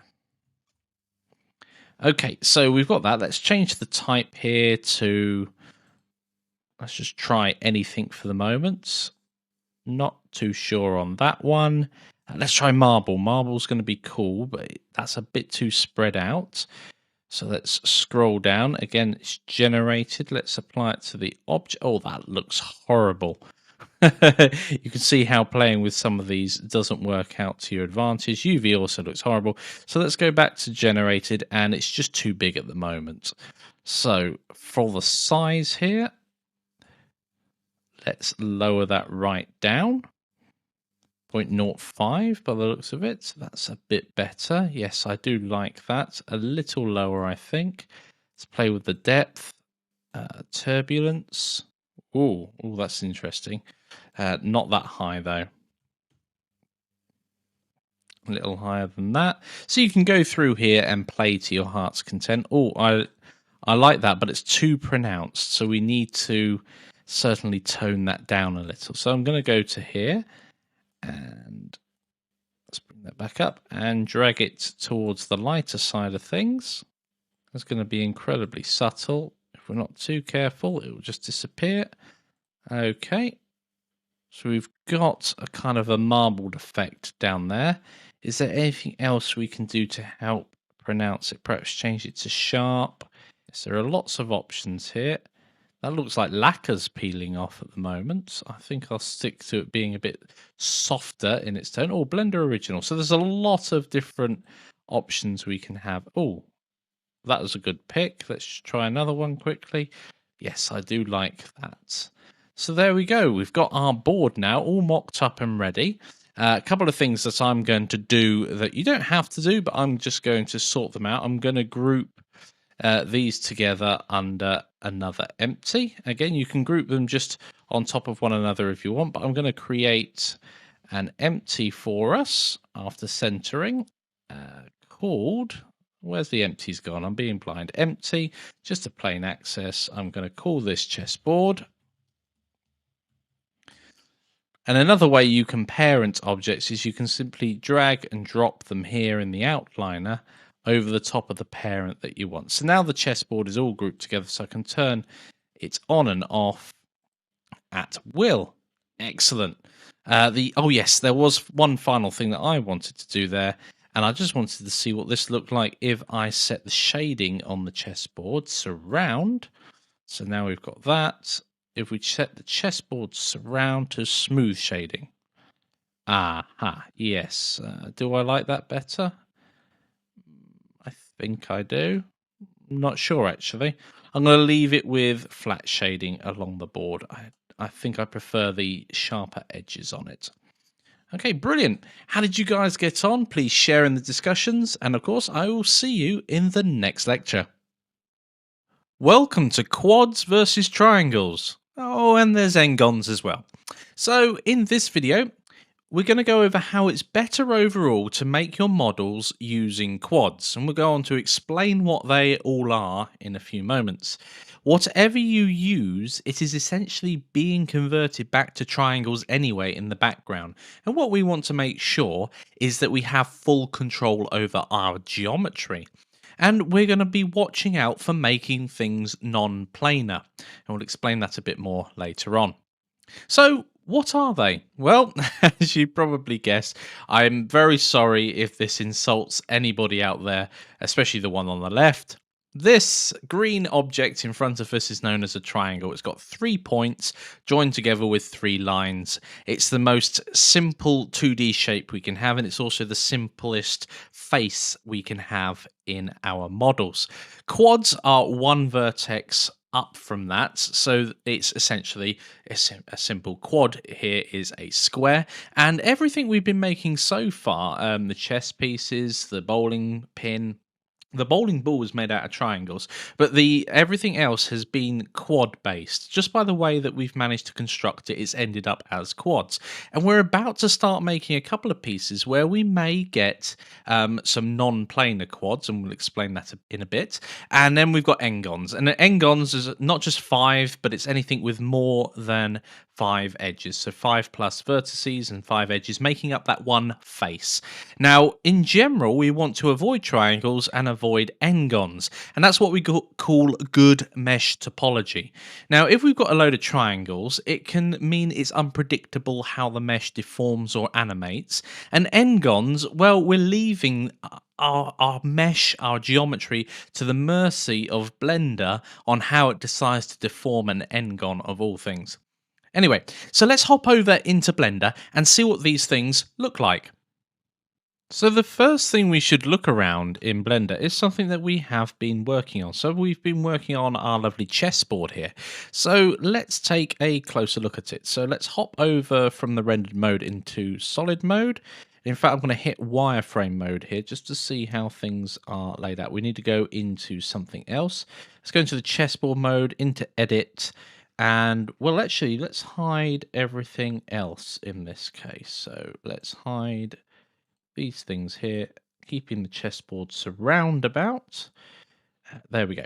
So we've just got the chessboard surround here. Now, if we have a closer look at everything that goes on here, we will see that there are literally just quads everywhere. 1, 2, 3, 4, and there's a quad there, there's one there. We zoom in, this face here is made of, I am on face select, excellent. That face there is made of 4 edges, and so forth and so forth. So everywhere on this particular model of our board, we've just got quads. So let's take a look at something else that we've made.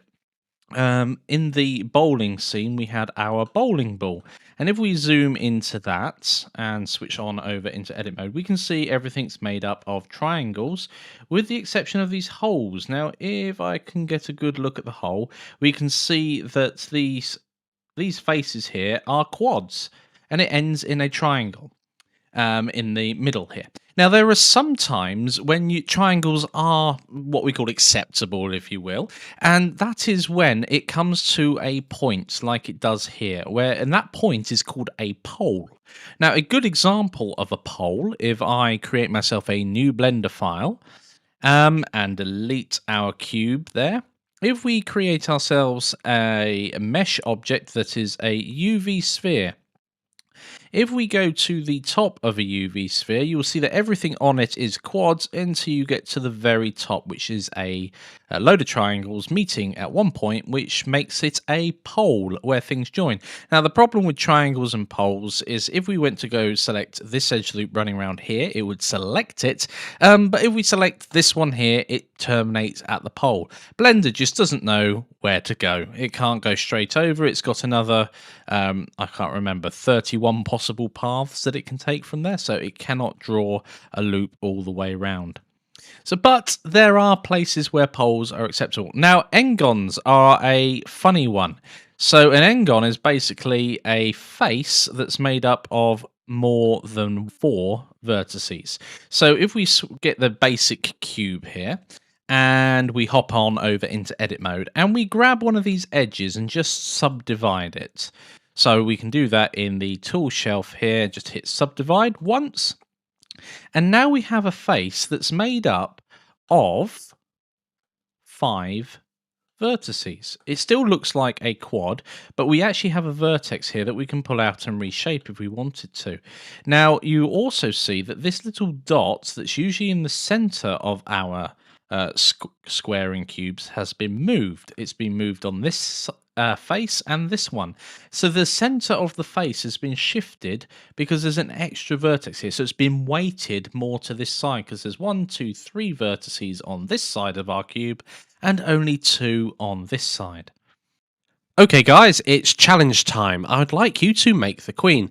So go ahead and make the queen without the spikes on the crown itself. We'll be dealing with those in the next section. Make sure that the model is made of quads only. The base itself can be left as an n-gon. So if you turn the queen upside down, you'll notice you've got an octagon on the bottom there. Don't worry about that. Leave that as it is. But just make sure the rest of your model is actually an n-gon. Go around and make sure there are 4 sides per face. And then I suggest that you start with the bishop as a base piece. It's close to the queen's dimensions, and you can essentially just take the bishop's hat off, make the neck slightly bigger, and then plonk the crown for the queen on top. So pause the video now and go give that a go.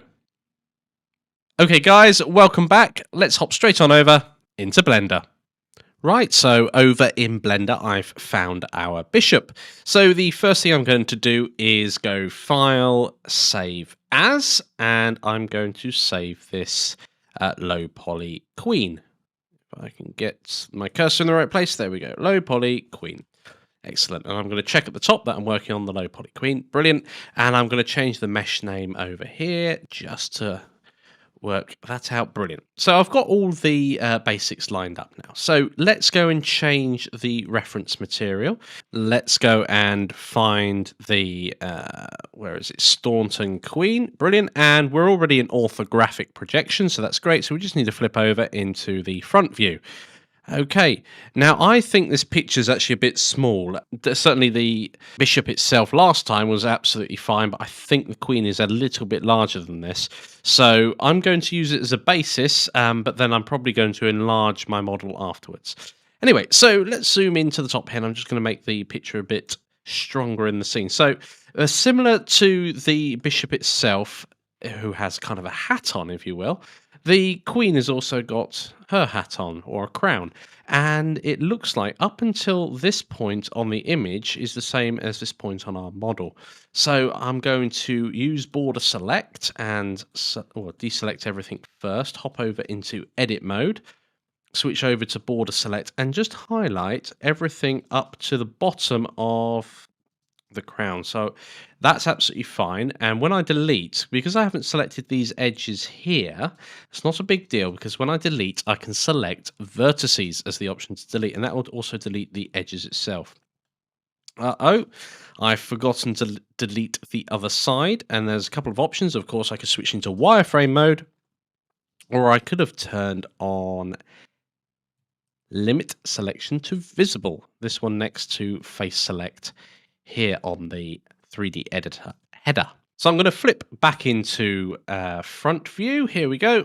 Then using border select by pressing B again, we can go around that. Excellent. delete, and this time the vertices as well. So there we go. We've got our model here. Now I'm going to grab the neck. So again, I'm going to press B, highlight all of that lot, and just use the 3D manipulator widget and lift it up to about that height. Brilliant. I'm going to select this edge loop running around here. So I'm in edge select, that one there, and just scale it outwards ever so slightly. And the same with this edge loop just above it. Let's scale that out. And I'm just going to bring this very top bit down. Okay, to about there. So that's that bit done. And now we can go ahead and create the rest of the Queen's crown. We can see that it goes up and then back in on itself. And we can deal with the geometry for that in a bit. But I'm going to simply just extrude from the top here in the Z axis to... do we want to keep that ridge there? I'm going to ignore that ridge, but I'm going to go to here and then all the way to the top of our crown. Now, before we do anything else, I'm going to scale that out. And since we're locked in the Z plane, we are definitely scaling only along the XY plane. Right, so now I can tilt round, come out of wireframe mode. I'm going to fill in that face. Now, that is one big n-gon at the moment, so that's fine. We're going to still make it quads, because after we've filled it in, we can then press I to inset, and we'll worry about making... Well, it'll probably come to a pole at the very top. So that's going to be at the top of our crown there. And let's extrude that back into our model. And we can worry about the angles and everything in a bit. We're going to inset back in and pull this bit up, and that will create the top of the Queen. And let's switch back over into front mode. Right. And then we've got a ball on top as well. So perhaps I lifted up that just a little bit high to about there. And then we're going to create a similar ball to that which we put on top of the bishop. So I'm going to move the 3D cursor to around there for us. For the ball itself, I'm going to make sure the 3D cursor's position in the properties pane, X definitely needs to equal 0. Y definitely needs to equal 0 as well. And Z, well, that's not a problem at the moment because we can move that to our heart's content in a bit. So we need to add a UV sphere. So let's go and add a UV sphere. And it needs to have 8 segments to match up with our model. And if we go to 4, that's brilliant. Let's, in the rings, and let's scale that down so it's about the right size. Perfect. Lift that up. And this is where your artistic talents come into play. I'm actually going to separate this from our model with P by selection. So we've got the little mesh that we've been working on separate, because I'm going to recombine it back into the model in a moment. I'm going to go back to the main body itself into edit mode and select that top and just scale it in so it comes to more of a point. I'm going to add a loop around the top there just so I can manage the way that that sort of her hat, if you will, comes in, her crown comes in around there, so it's a bit more curved. And then finally, I'm going to combine these two together. I'm happy with how they're laid out. Let's just have a look. The lines will all converge as they need to be.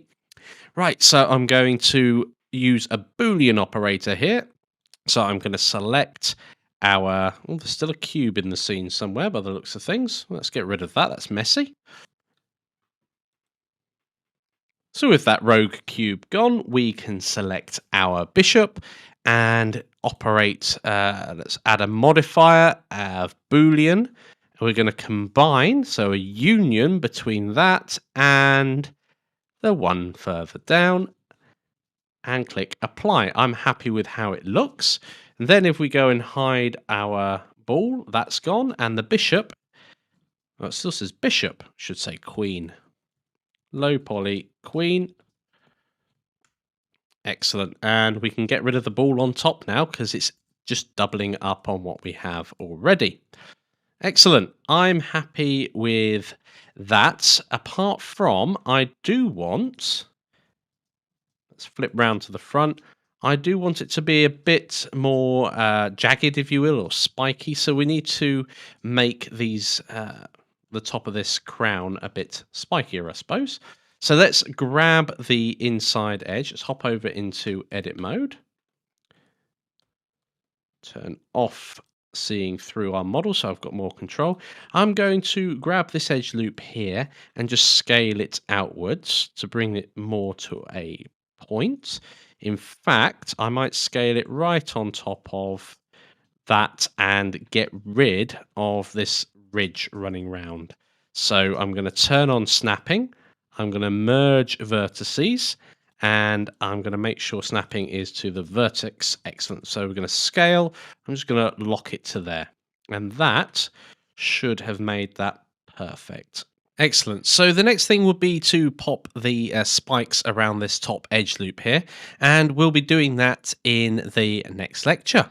See you soon. Welcome to non-planar geometry.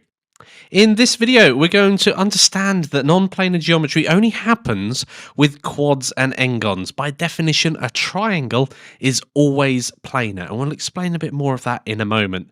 It is important to realize that rendering and exporting absolutely always converts your geometry into triangles. You do lose control over the rendering if you don't have a planar surface, because you're leaving it up to the renderer to sort out how to use your triangles, essentially. You can't always see this in the 3D window, so you might not realize it has happened, and we'll show you a couple of examples where we go on to make the Queen's crown, how that can disturb us. And finally, it does make a huge difference with flat models and flat shading, which is exactly what we're working in at the moment. All of our model is, in fact, flat surfaces, and later on when we make our lamp in the next section, there's a lot of flat surfaces in that, so it's important to make sure that they are planar, otherwise they will look odd during rendering. Now, triangles and n-gons, if your model comes to a point at any point, you might need a triangle. We're going to try and avoid n-gons where possible, although when you start subdividing your surfaces, you're likely to create an n-gon elsewhere. That's something that will happen. And of course, you don't have to worry too much about that, providing you feel or you know that you're in control of that bit of geometry.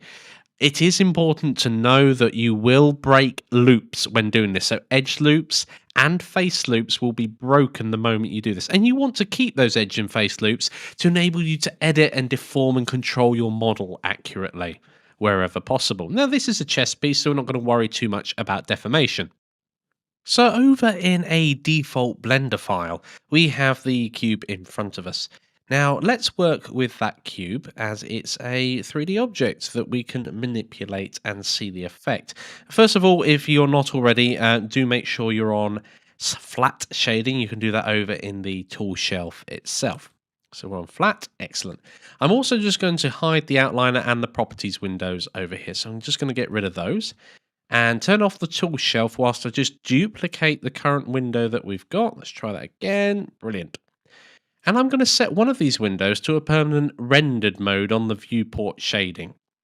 And that means any changes we make over here, we'll see over here as well. And I'm going to zoom in because we're going to play with the top of this cube. So let's zoom in over here as well. Go into edit mode and make sure I'm vertex select and just select one of them and pull it up ever so slightly or push it down. It's up to you. Now we see that even though on the 3D view itself, it looks like that's a relatively smooth, well, I don't want to say the word smooth, but a flat surface moving up there, we can see that when Blender decides to render it, we get this horrible line across here, not what we want. Now, we are dealing with flat shading here, and we're dealing with flat surfaces.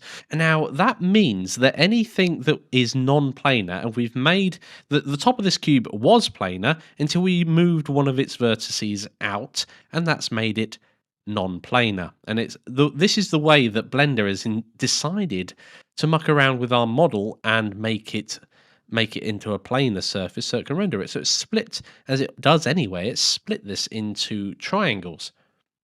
And that is what we mean by losing control. I've got no control how that's split up. Now, if I wanted to have this corner higher than the other, the best thing to do would be to add further geometry so that it's planar and also does that if it's a flat model.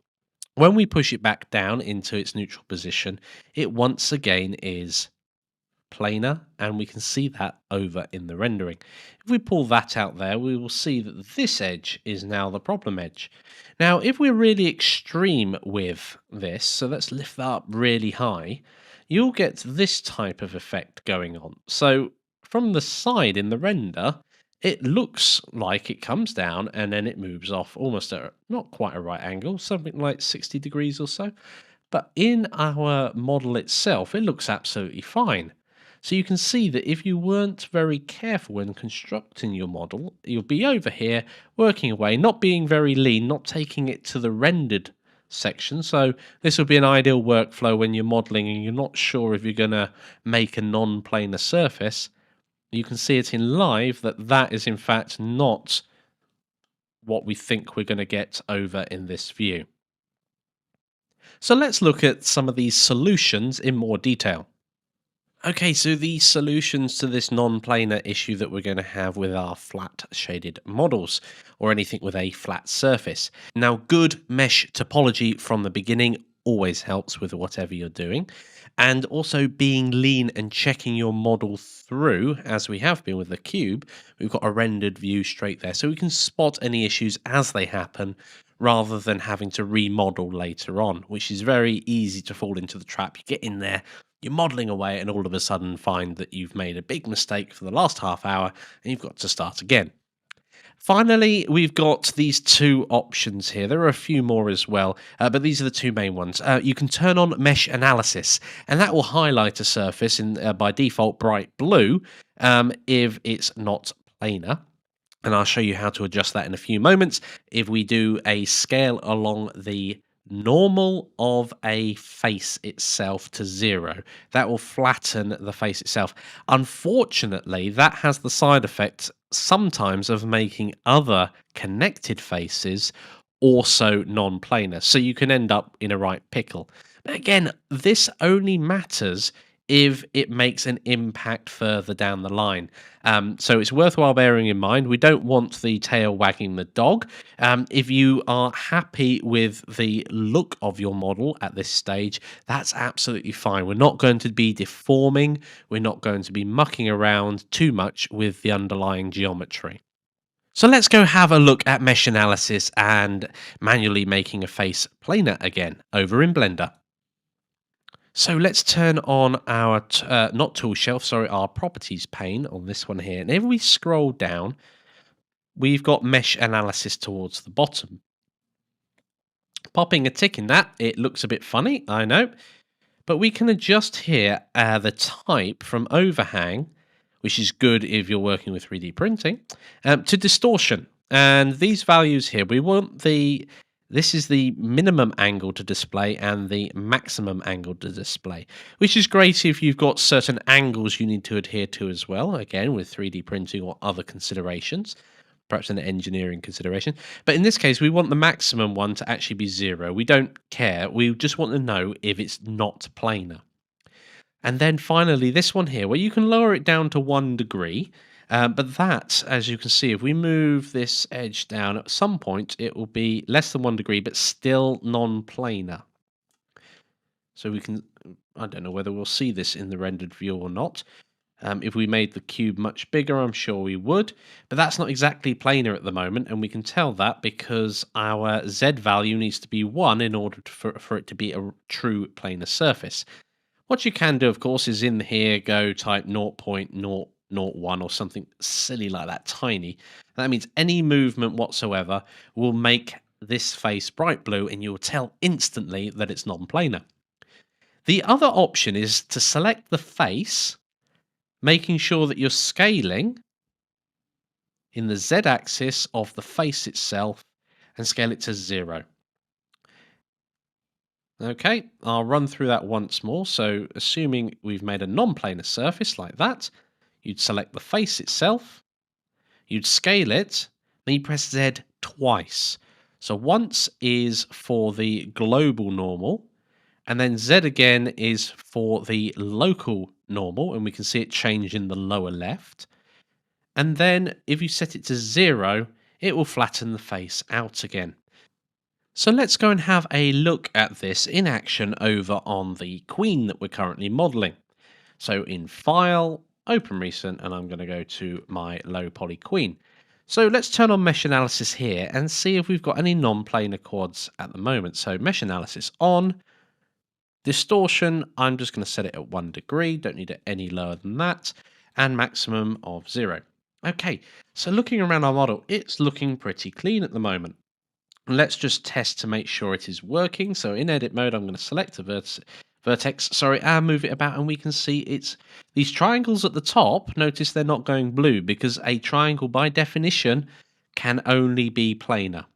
The quads, however, are not. And if I'm wobbling that about, you can see they're going towards being planar and away all the time. I'm just going to escape out of that since I don't want to make it non-planar. Now, the top of our Queen, if we want it to be pointy, we've got a couple of options that we're going to have to do. Because it's pointy, essentially you're going to have to end it as a set of triangles. Now, I certainly want the outside to remain more quad-like than the inside. I'm happy at being triangles here. This is an artistic decision. An alternative way of doing that would also be to add some tiny quads to the very top and then make a kind of funky crown. Now, we are going to have to do some subdivision at some point or some geometry reconstruction in order to keep the style that we're going for at the moment. But again, this is artistic style. You may enjoy or indeed like the aesthetic appeal of it doing some triangulation. So there are no hard rules here, but what I would like to keep throughout our model, I'm just going to turn the mesh analysis off again. I would like to keep this octagonal feel around all of our pieces, especially on the outside. I don't mind if the inside ends up a bit triangulated in order to make this top. So we are going to include triangles. They're already at the top there anyway. And as well as triangles, when we do some subdivision, I'm sure we're going to end up with a couple of n-gons. Now, those won't matter unless they stop us deforming the object or they cause a rendering problem later on. As long as the mesh topology is good and we end up with the flat shading that was necessary to create this model, that's absolutely fine. So let's hop on to the next lecture. Welcome to edge rings. In this video, we're going to learn about edge rings, how they help you manage your geometry, and finally, the definition of an edge ring is a series of edges which are not directly connected, however share faces with one another. So to explain that, let's hop over into Blender. Once we're in Blender, I've opened up a brand new blend file. So save the work you're working on and just open up a new Blender file. Brilliant. So let's delete the standard cube that we've got and create ourselves a good one. A good object to see this in action is a UV sphere. So go and add yourself a UV sphere and maybe scale it up a little so it's large in our workspace here. Brilliant. So this is a great example. So what we've done so far is we've selected edge loops, which are rings running round our objects. Okay, so that is an edge loop running along, I think that's longitudinally, if I could speak, and latitude along there as well. So those are the two edge loops or ways the edge loops work in here. Now, an edge ring is very similar, whereas with the edge loop, we're holding down Alt as we're clicking these edge loops. The shortcut for edge rings is Control and Alt. So when you click that, you'll notice that, let's just start. We're doing vertices here. So make sure you're on Edge Select. There's always a good one. And hold down Alt and Control when you're selecting. And you can see it's selected, as the definition says, they're not directly connected with one another, but they're part of the same faces. And those run all the way around. And that's a slightly different selection than, of course, if you did the face select around. So if and it's very similar in some of the operations, because if we scale that in and out, it will operate in a very similar manner as scaling the face ring in and out along there, because you're manipulating certain edges. but it does give you more control over the geometry. So if you ever need to delete a certain series of edges, so if we deleted those edges and edges alone, we've cut the top of our ball in half, which is maybe useful if you wanted to add more geometry. And of course, then you can select this top bit, bottom bit, and then fix it with edges and bridge the edge loops. Then it comes back to shape again. So it's a great way of manipulating your geometry, and you may find it useful in the next few sections, especially when you start creating a bit more bespoke geometry. Okay, guys, it's challenge time. I'd like you to finish the Queen's crown. So we're going to be creating the Queen's crown. I'd like you to be inventive and creative. Go a bit wild with it, if you will. Remember to keep it simple as the rest of the model is. If you make the crown too complex, it will look out of place. I do suggest you save as and try sticking with quads, and also try using triangles as well and see the results that you can get with them. So a few hints for this challenge. Save your file now. You should be saving regularly, but we're about to muck about with the file. So, and we're quite likely to at some point muck it up completely. So of course, saving it is a great way of going back to the beginning. You can always go File, Revert, and start again. Be prepared for the deletion and creation of geometry, especially if you go down the triangles route. Very straightforward to make a crown in principle, but you'll soon come into some shortfalls depending on which way you go. But have fun with it and don't get too frustrated. Remember, you can always undo it and start again if necessary. Just a reminder that the snapping tool itself may be your best friend, especially if you're creating geometry. So the solution that I'm going for, as I was alluding to earlier, I want the outside of my crown to remain flat. I'm quite eager for that to happen in this case. The inside, where it goes into the crown itself, I'm quite happy if there are a few triangles inside there. Now that will break some loops, but at this point in time, I'm happy because the triangles themselves I'm going to get right as I'm making them.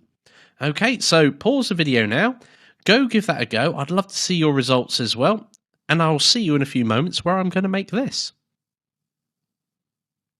Okay guys, welcome back. How did you get on? Let's crack on in Blender. Okay, so over in Blender itself, we've got our queen here. Now they're coming to a point, so at some point we're going to have to actually subdivide this edge going around here, so we've got some points to go through so they can go in this zigzag method up and down. Now looking at our model, there's a couple of ways we can go about that, but we do need to be careful of the order of which we do things. So if I subdivide this face ring going round here, it will make the face loops either side null and void because they'll suddenly have nowhere to go. It'll also create n-gons around this bit here and this bit on the inside as well. Now, I'm happy with that, so I'm going to delete the inside bit anyway. So bearing that in mind, if I'm going to be deleting this inside bit, I should select it now, and in face mode, of course, and delete it whilst we're here. So it's important to now decide which deletion method we're going to do. I want to delete the edges going around here as well. In fact, in this case, I will probably just want to delete the faces themselves, or the edges. Well, I don't want to select the inside edges and delete them. So it's just going to be the faces in this case. Excellent. So that's gotten rid of some of our geometry here. I'm now going to select this face loop going around and simply subdivide it. And that's going to give us some midpoints we can work to. The next thing to do is to actually make the midpoints themselves. And we're going to have to do a couple of things here in order to combine the geometry into that. So I'm going to want to pull some of these edges together. Now I'm going to keep this series of face flatness coming up our model. So I'll want to join these two bits together. So from there to here. There's a couple of ways I can do that. I can obviously split the face in two.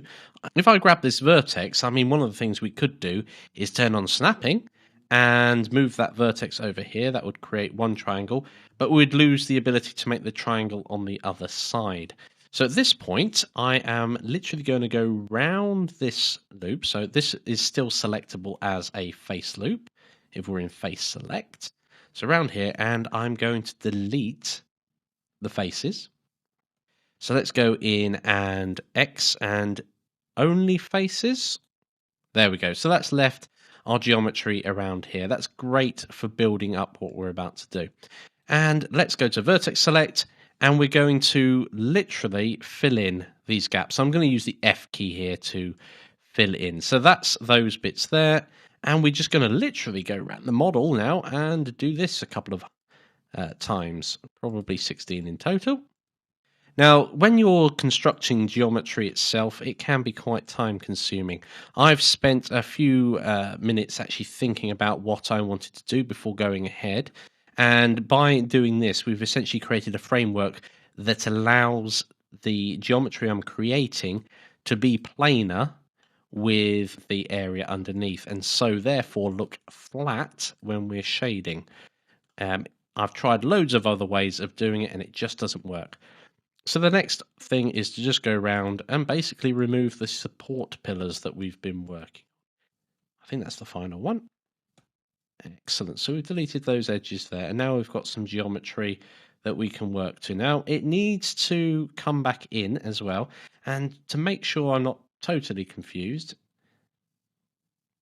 1, 2, 3, 4. That actually keeps it as 4 as well if we go through and delete these middle vertex or middle vertical edges. Too many things starting with V here. So there we go. Now we can fill in these as we go as well. So fill, that's actually a quad, which is kind of cool. Fill. Excellent. So I want to build triangles up now going to this point here. So I essentially want that edge there and here, and that's going to be one face. And then I'm just literally going to hold down shift to remove a vertex that's the last one in a line and literally go around our model. So we've only got one vertex to remove every time, and it'll be the last one in the line, as we can see going around there. And let's just check it as we go. That looks good to me. I'm gonna what I haven't done, of course, is flipped into rendered mode. That looks lovely there, and that looks nice on the inside as well. We've got the triangles where I want triangles, which is quite important. Okay, excellent. So there we go. That's created. I will now just have a quick look and see which parts of my geometry have been ruined. So I can no longer select the edge loop running around there, and I probably can't select this one, but I can select this one. So now I'm aware that this is a 5-sided engon, but I'm happy with that as it is, because I know it's like that, and we're not going to deform it in that place. If we were going to deform or animate around that area, then I'd certainly consider adding further geometry so I can control the deformation. This crown around the top, well, that's not an issue there. If anything, what I would like to do is add in an edge loop just here. So so that acts as the base of the triangle. And then I've got a bit more control over the shape and position of, let's lock that to the Z and move it down ever so slightly. So I've got a bit more control there over my model itself. And then it looks a bit more like a crown. In fact, I'm going to move this edge loop in ever so slightly so it's not chamfered. And I've still got snapping turned on. I want to turn that off to stop me ruining my own model. Then finally at the top here, one of the things I noticed while I was in face mode is there are these dots running around here.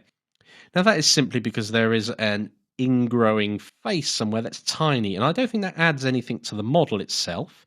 So I'm going to grab the edge loop running around there and literally just move it up slightly so it's there, and perhaps scale it out as well. And that will give the ball on top a bit more prominence as well. In fact, I'm going to grab this edge loop and move it up as well, just in the Z-axis, so that these are roughly the right height and it rounds off quite nicely. Brilliant. How did you guys get on? Let's hop over into rendered mode. I'd love to see what you came up with for your Queen's Crown, and I will see you in the next lecture. Welcome to the mirror modifier. In this video, we're going to show you how to set up and use the mirror modifier, and also start creating our knight. So let's go explore this mirror modifier over in Blender. Okay, so we've opened up a default Blender file. I'm going to expand this area here so I can see our modifiers tab and just go straight away. We can see the cube selected and add a mirror modifier. That's under the generate options, as all the ones we've used so far are, and mirror is about halfway down. Once you've applied the modifier, it works in object mode and edit mode. Now, it's not going to reflect the object itself if we move it to the side or over here. It actually applies to the mesh within the object itself. So let's just recenter it for ease. And if we hop on over into edit mode, we can start manipulating it and seeing what's going to happen. So I'm going to grab this vertex here and just pull it out slightly. Excellent. So what is happening here is it's within itself, as we can see, because the whole cube itself is being modified at this point. It's been reflected, even though the x-axis is ticked, it looks like it's being reflected down the y-axis itself, as if there was a mirror positioned along there. If we switch it to just the y-axis, well, it looks like you've placed a mirror on the x-axis itself. And finally, the z-axis, well, as you've probably guessed, that looks like it's sat here along this plane here itself. So that's how you change which part is mirroring, and you can have them all turned on at once if you want to. Now, we've got a couple of options here. Now, merge is quite important when you're working on a model. It pretty much just merges any vertices that happen to lie upon the plane of reflection. So down here, for instance. So in this case, if you were to modify this cube itself, you would start with half the cube. So let's go back now and just do that. Let's just click the little eye icon so we can't see the modifier being applied. We'll grab this face over here, and we're going to move it in the x-axis. Move it in the x-axis. This isn't working. Why not? Oh, I've accidentally deleted it. Well done. I'm going to move it in the x-axis by 1, and that will push it up against this x equals 0 threshold here. So now when we turn it back on again, we don't get the weird stuff happening. And the modifier itself means that where these vertices join in the middle, it will only have one set. It won't duplicate them on top of one another. Clipping, well, it prevents vertices going through the mirror during transform. And the vertex grouping mirrors vertex groups. So now that we know how the mirror modifier works, let's go hop over and start creating our knight. So I'm going to open up the, where is it here? We've got the base, and I stuck that in the archive. The chess piece. Here we go, chess piece base. We're going to start with that one. So now that we've opened up our low poly chess piece base, first of all, I'm just going to add the necessary, I'm going to call it knight for a start. And up here, I'm just going, down. Not up, but down. There we go. I'm just going to change the image that we're working from to the knight itself. So I've got something there. I'm going to turn the opacity up so I can see it and just check that's all working as it should do. Perfect. Our knight is ready to start tracing out. So final thing here is to just save it as and call it low poly knight. Perfect. Now that that's called knight, we just need to apply the mirror modifier itself. So we're going to have to cut this in half and then apply a modifier to it. Now, there's one final thing that we need to discuss before you go ahead and use the mirror modifier, and that's if your origin isn't in the right place or you start moving or rotating stuff around, you can cause a bit of disruption to the mirror modifier. So, just as a quick example, I'm going to toggle limit selection to visible off, and just using a border select, I'm going to select some of my mesh and delete it to just show you what can happen.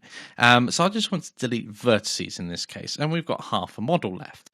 Now, ordinarily, if you hop into object mode and go to the mirror modifier and apply that, we would get a reflection going on. I seem to be blind, or it's not appearing. Let's just make sure I'm applying it to the right thing. It's called knight. That's fine. Let's just try that again. Add mirror modifier. Ah, there we go. Needed it on the Y plane. Right. So now I'm reflecting around there. It looks absolutely fine. However, if for some reason this one was rotated round slightly and not aligned, it will cause something to go wrong.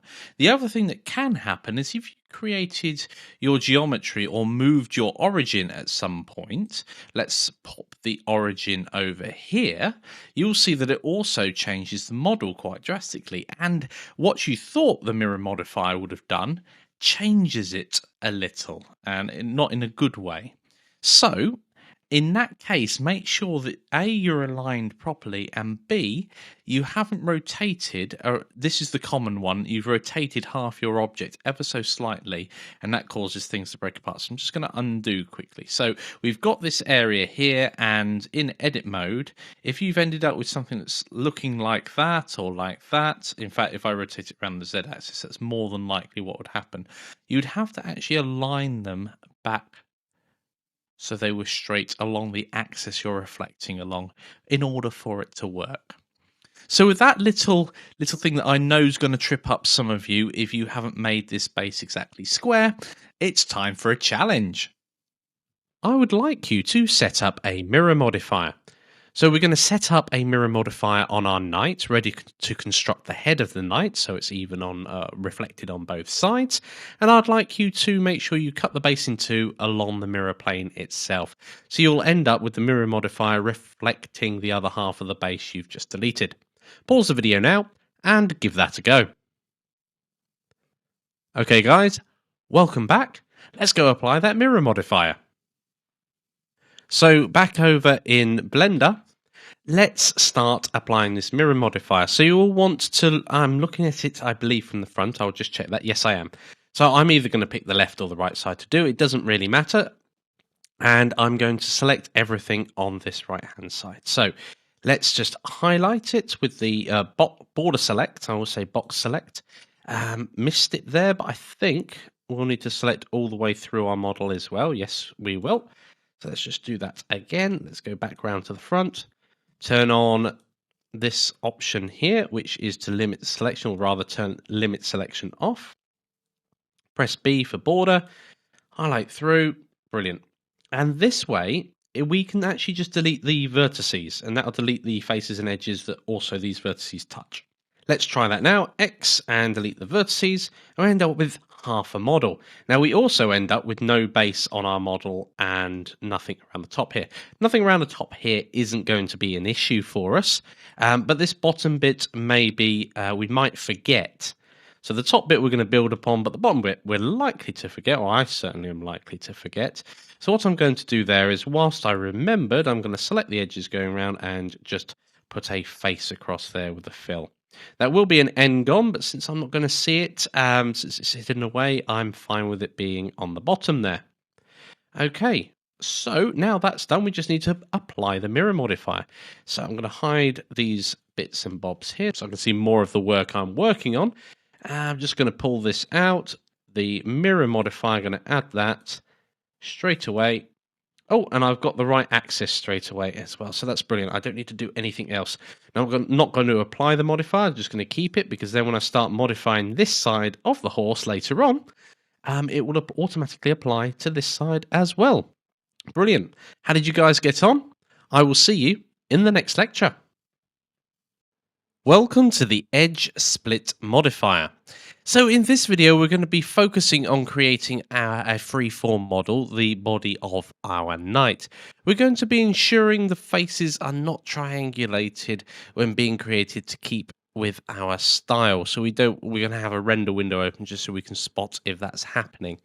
We're going to be introducing the Edge Split Modifier, and that's going to help us with the issue we're going to suffer when modeling this knight.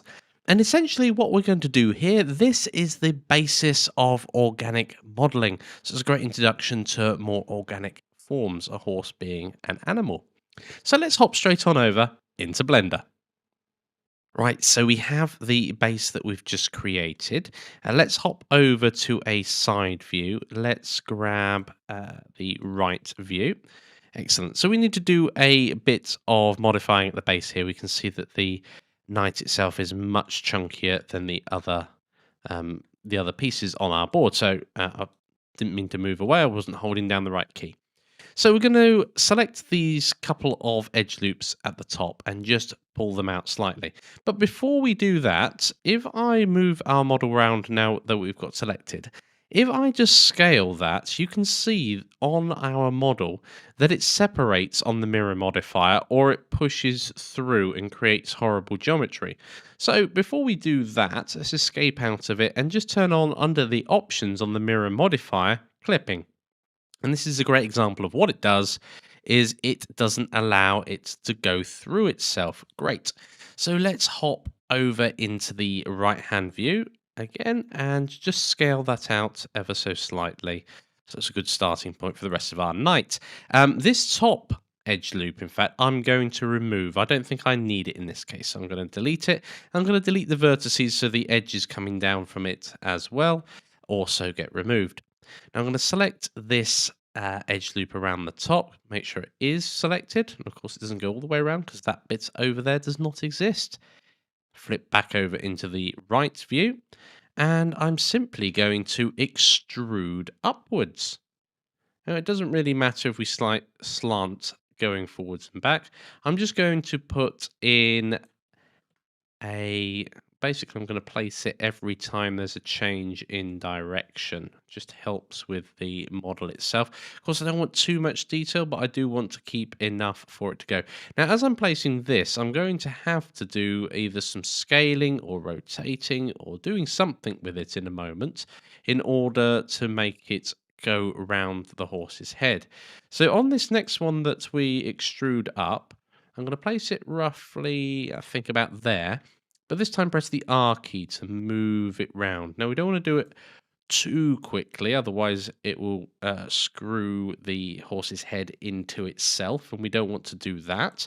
I'm just going to move this one round as well. Okay, so that's starting to look quite good moving around there. Before we carry on, let's just have a look at our model already. I'm going to turn on the mesh analysis we had a look at earlier, and I'm going to turn it on to distortion, set it at just 1 degree there and 0 over here. Now, there's no colors on our model yet, and that's because our mirror modifier is turned on. So if I click the little eye, we'll see that, well, we've got some planar quads, but also some non-planar quads going on. So if we hop over into rendered mode on the viewport shading here, we can see we're starting to get some triangulation going on, and that's not what I want. Now we could go through and we can try and correct this, but there's a great tool that will solve this for us. First of all, what we do need to do is just make this window 2 windows so we can see what goes on one side. Okay, so in object mode on the tool shelf, you can enable smooth shading, and it makes it look a bit odd being so low poly. However, in our modifiers, we can add a modifier, another one. So where it says add modifier, we can have a drop down or drop up, depending on your size of screen. And we can enable, if I can see it, the edge split. So it's the 5th one down. Oh no, it's probably further down than that. It's the 7th one down. 1, 2, 3, 4, 5, 6. It's the 6th one down on the generate column. Now, when we put the edge split modifier on, what that does with a smooth model is when the angle between two faces is, or two edges rather, is greater than a certain amount. In this case, we see lower down our edge split modifier. The split angle is 30 degrees. Now, if I decrease that, it becomes more and more blocky. And obviously, if I increase that all the way up to 180, it goes smooth everywhere. So it's a great way of making a model with angles. It's not the only way, but it is one of the easiest ways. And if I set that as 0, lo and behold, it's managed to make our triangles go away. Very, very useful indeed. Okay, it's challenge time. I'd like you to create the knight. So we've started, and so we will finishing off the knight's body, focusing on quads. Now, because we've started from quads and we've extruded from quads, we will end up with quads if you continue creating the rest of your model like that. I suggest creating the mane and the ears using a loop cut rather than subdividing, because this will enable you to carry on looping around your model and be able to divide it when necessary. Now, just before you go and do this challenge, there are a couple of things I want to reassure you basically with. So, first of all, making all your quads planar is going to be a challenge if your model is already quite skewed, and the edge split modifier might not actually work. Speaking of the edge split modifier, I wouldn't recommend you apply it. That will not solve your problems if you're still struggling to get them planar. Again, do focus on quads. Try and make them non-triangular where possible. Now, it did take me 6 attempts at the night in order to make sure all the faces were planar. So don't be afraid to restart your model if necessary. Now, this won't be a problem in general when you're modeling. This is an extreme example where every face of your model is flat and it's a quad and not a triangle or any other shape. So this is just to highlight the problem in an extreme example. Do your best, and if necessary, practice and practice, and you will get there. So one of the things to watch out for with modifiers in particular, unless you have a need to apply a modifier, then do not apply it. It enables you to edit your model really quickly. So for instance, in this particular model, I've got the edge split modifier that I'm going to use, but I am not going to apply it. If I do apply the edge split modifier, as the name suggests, it will split all of the edges. So we'll go from our couple of hundred polygons that we'll have to a couple of thousand, because every vertex of every face will be duplicated, and that's a bit crazy. So just in general, don't apply a modifier unless you need to. The modifiers are there to speed up workflow so you don't have to repeat yourself or do an extra operation. Okay, pause the video now and give that a go. Okay guys, welcome back. Let's go finish off our night. Welcome back over into Blender. So let's finish off creating our knight. One of the things I'm going to do here is I'm happy with the rendering output for the moment, and I've got very limited screen space, so I'm just going to hide that away. And I'm also going to make this a little smaller. I don't really need it at the moment, but I may need it in a bit. So I'm just going to drag it away so I can pull it out again later. But I'm not going to get rid of it because they're going to be useful. I'm going to hop straight back over into the right view so I can finish off creating it. So I'm going to hop into edit mode, extrude a bit more here, place that there, rotate it round, not too much, of course. I'm just going to move it out, in fact, and we can scale it in, and we can move things about a bit more in a moment. I'm going to rotate that around just a little bit more, extrude. And we're going to carry on working like this as we go around. I've sped up the video just slightly because I'm literally at this moment in time selecting edges, extruding, scaling those in, rotating them as you can see there, checking around the model now to see what's going on. I hadn't applied the mirror modifier and it looks like I pulled out slightly. So I've just undone those last few extrudes, hopped back over into this side view here and started just working on the front again. So again, emphasizing the point of lean. Check your model regularly and thoroughly as you go forward so you detect these problems as you go and they don't surprise you at the end. Now here I want to follow the natural curvature of our horse. So I've switched into vertex select, and I'm pulling these vertices in to follow the natural definition of the horse itself as we go round, leaving space, of course, for the mane as we go. And we'll be creating the mane in a few moments. Right, the final thing here is just adjusting the head shape so it feels right and looks right, just as a low poly model. As you can see, we just want to balance out the horse as it comes around, because these loops of face loops going around will define its shape itself as we go. Just going to tuck that in a little more, give it a little more of a rounded nose. And let's just hop round and see how that's looking. Now, it looks a bit odd at the moment, but rest assured, it will look more horse-like in a moment. One of the problems is it's of a almost continuous width as we go, and we don't want that. So one of the things we can do here is start grabbing um, a couple of edges going around, not necessarily edge loops, but that edge, that one. Let's hold down shift as we go round. Those ones there. Oh, not this one here, but that one there. And maybe the one right next to it. And what we can do then is once we've got these selected, is we can actually just move them in slightly, making our horse a bit narrower.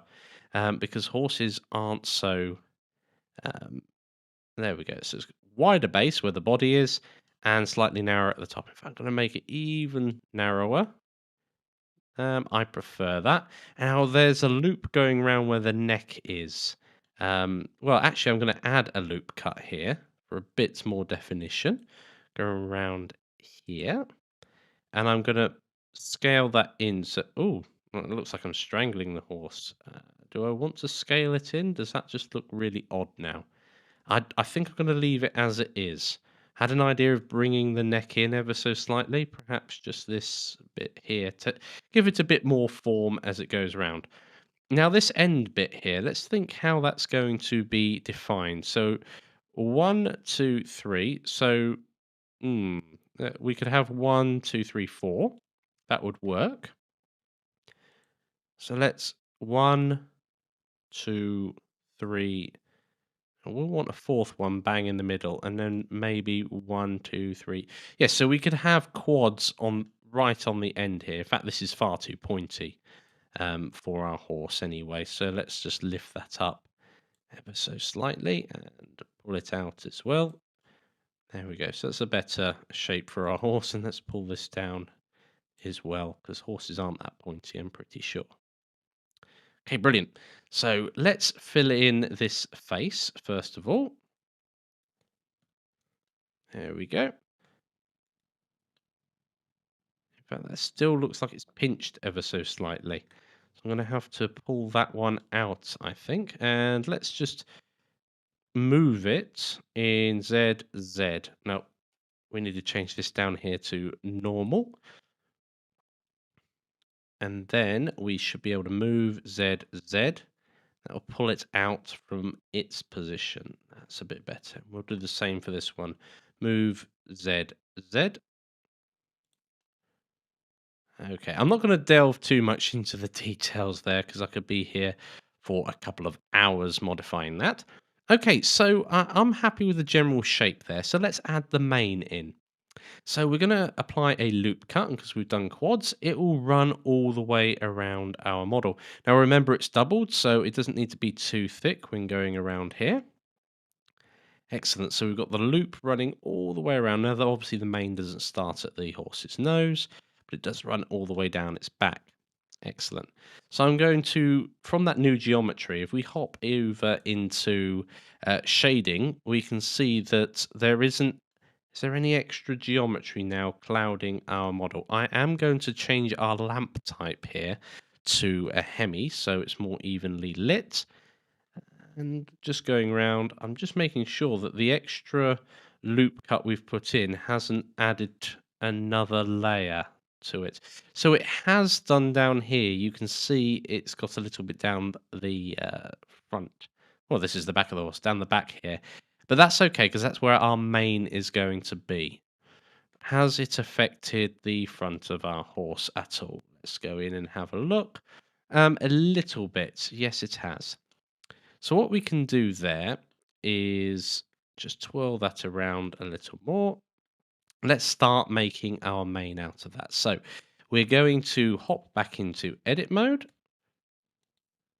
In solid view, hop back over into edit mode on our knight. Excellent. And let's go to view right. So we know, right, the mane does start there. And fortunately, we can just go around here and select these. Okay, so now that those are selected, we can extrude. Excellent. And I don't think that's going to be coming out in the right. Oh, not really. That doesn't look too great. So let's just undo that extrude. We want a global extrude just in the y-axis. So let's extrude that in the y-axis. That will pull it out. It doesn't need to be too far back. I like that. And finally, it will probably taper in naturally at the top.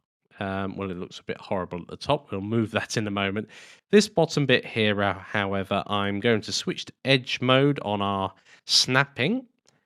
Zoom into this area, make sure that it merges vertices, and select this edge just here. And I'm going to just grab it freeform and literally pop it on top of this one here. If it will snap, why is it not snapping? Oh, we don't want it on edge, we want it on vertex. I do apologize, because then I can snap it right to that one there. And I believe the number of vertices is currently 93. If I move it and snap it on top of that, it should be 91. Brilliant. So that's the main gone in. And we can... Now, we do need to just move, whilst we're down here, move these two faces, grab them and pull them in ever so slightly. That's better. Otherwise, this main is a bit... Well, it doesn't matter if it goes too thin in places, as long as it's in the right place. Oh, it's still got snapping turned on. Let's turn that off. Excellent. So let's... I don't want it too wide, but also not too narrow. And finally, this top bit, it is a bit of a mess. Let's just pull it up. And we certainly... I don't know. Certainly probably don't want it looking like that chevron back there. So simple way of doing that is to grab this edge here and just move it forward so it's the appropriate way around. And let's have a look at that running round. That looks good to me. So finally, adding a couple of ears. I do want to add a couple of ears to our model. And there's a couple of ways that we can do this, but keeping in the spirit of loops, I will use loop cuts to add it rather than subdividing, since that will ruin our geometry. Question is, where does an ear go? So let's head on over to the view where we can see an ear. It looks like it's coming from somewhere around this area here. That's great, we can work on that. So let's put a loop cut in either here or here. There will do, and I'll move that up ever so slightly. Brilliant. So now that we've got that area there, we can grab one of these faces. I'm going to zoom in and move around ever so slightly. The ear's going to come from this face here. I am going to inset ever so slightly. You can do this in a number of ways. And then I'm just going to pull that out. Let's see how that looks. Oh, that looks like a very angry horse. Wouldn't want to mess with that. I'm just going to go into kind of a freeform mode here and see how that works out. It looks a bit more friendly now that the ears... Let's make them a bit longer. And again, you can adjust these to your heart's content. I think I might leave them there for the moment. Kind of stuck back, ready to fight. Well, it is a knight in a war game that is chess. So that is brilliant. Let's have a look how it looks over in rendered mode. Yeah, I'm liking that. Brilliant. How did you guys get on? I hope you could spend a bit more time on the model than I can when I'm teaching you guys. I'd really like to see what you've got up to. Please share your nights in the discussions, and I will see you in the next lecture. Hello and welcome back. This is going to be a quick modelling challenge for you. We're going to create the rook. Now, you've got all the skills necessary to go ahead and do this straight away. So start the rook from the low poly chess piece base we made earlier. And remember to use your reference material for a rough scale and shape guide. So go pause the video now and give that a go. Okay, welcome back. Let's go create our rook. So over in Blender, we've got our low poly chess piece base. The first thing I'm going to do is save it as a new file. So file, save as. Am I in the right place? Yes, I am. And call it low poly rook, or C rook, as I appear to have done there.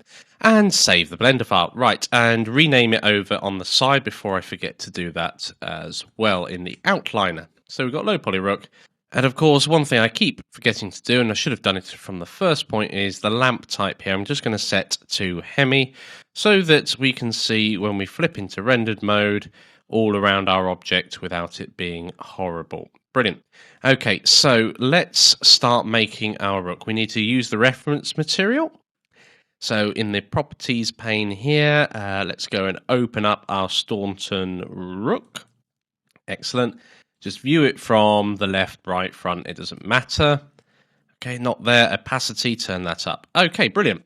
So let's start modeling the rook itself. And as we can see, I didn't sort that out. I know we came across that before, but I didn't sort that out last time. I can see here that it's slightly off of the ground. I'll have to check our knight in a bit and see whether that's also been affected by this as well. So let's position the 3D cursor. That will automatically snap it to the base there. Go to the 3D cursor on the properties and set the X and Y to 0. In object mode, set the origin of our object to the base. Origin to 3D cursor. Here we go. Brilliant. And now we can move the object itself. So Z equals 0. Brilliant. So let's flip back round into the front view. Start grabbing some edges and moving them about. That image looks a little high actually, so I'm just going to bear that in mind as I'm making the model rather than moving the image. Hop into edit mode, select the top couple of edge loops here, and I'm just going to move them up to roughly the right place. This one here could do with moving up as well. Okay, and perhaps a little bit of a wider bit just here. There we go. Right, so this bit's along here. I pretty much can grab this bit here and move it all the way up to the base here. Let's pull up a little bit more and then extrude.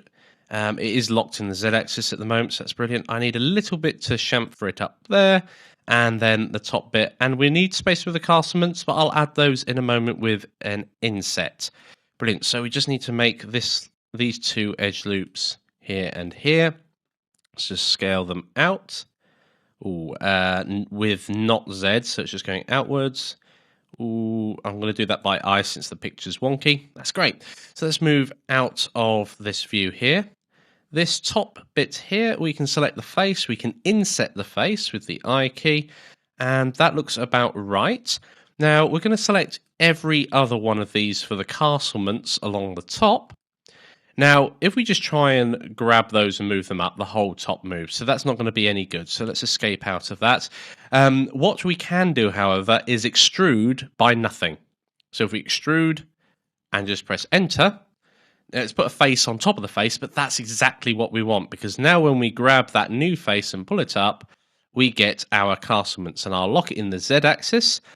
And the final thing I want to do here is just push this bit down. And again, if you just grab it and push it down, well, that's kind of funky. I don't know whether I like that or not. But I'm not going to go for that. I'm literally going to extrude down from here. And not too far, but enough. And let's hop straight on over into rendered mode, see what it looks like. Oh, I like that. Brilliant. How did yours look? Please share in the discussions, and I will see you in the next lecture. Welcome back to another quick modelling challenge, and that is our king. So I'd like you to go ahead and create the king. I suggest in this case using the queen as a starting point, because we're almost there with it. We just need to change, perhaps put a cross on the, I want to say hat, it's a crown, isn't it, on the king itself. And maybe not so spiky, so you might want to remove the spikes. It's entirely up to you how you make this king itself. So to make the king the right size by our specifications, a base size of 4 to 4.5, so we're going to be scaling the entire model, by 1.125. Now you may have to reposition the model on the XY plane, should you do this scale, because it's likely to scale beneath it. And finally, and alluding to the points made earlier, make the king your own and have fun whilst you're doing it. The suggestion I'm going to put forward in a few moments is just my way of doing things, and you'll have your own. There's no right or wrong. Try and keep it in style with the rest of your pieces as well. Remember, we've got an entire board of pieces here, and it's great if they kind of match up and look like they're part of one set. Pause the video now and give that a go. Okay guys, welcome back. Let's go and create our king over in Blender. So we're back over in Blender with our queen. I've opened up the low poly queen. So to make sure that I don't actually muck around with this model, I'm going to go straight away and go File, Save As, and change the low poly queen to low poly king. And of course, making sure we change the name in the outliner as well, so our mesh has the right name. Brilliant. Okay, so now let's have a look at some reference material. So let's zoom around to one of the angles, and obviously we've got the queen on show here. Let's go and change the reference image to a king. Excellent. So we can see that the king is naturally bigger anyway, and it's got a slightly different sort of crown on top. So I want to keep the base relatively the same. In fact, we could just stretch the entire model up to be the right height. So let's go round to the, let's do the scaling right now. Let's just scale the entire model itself. So first of all, the origin's on the base. That's great. So if we select our entire model in object mode and scale it by 1.125, let's do that straight away. And it's still on the base. Brilliant. Let's hop back over into the front view and see how that lines up. Oh, that's almost perfect. So we can do a tiny bit of adjustment. I'm going to leave the base how it is because I really do want it to be a chunkier object than the rest, since it is the most important one on the board. Over in edit mode, however, I'm going to make this crown certainly more in line with our model. So it's got a bigger top to it. So I'm going to grab these three edge, well, I'm going to grab most of those bits of edge loops and just bring them down to there. Okay, so now we've got that basis there. We've got the top of our king. Well, we've got a couple of options here as to what we do. We can go through and turn on limit selection, or turn it off, limit selection to invisible. We've got a couple of options here as to how we go about either removing the geometry that's here, or in fact working with what's here. So taking that into account, what I'm going to do is I think it's actually going to be easier deleting everything and starting the top bit afresh. So I'm going to go onto border select and highlight the bits that I want to remove.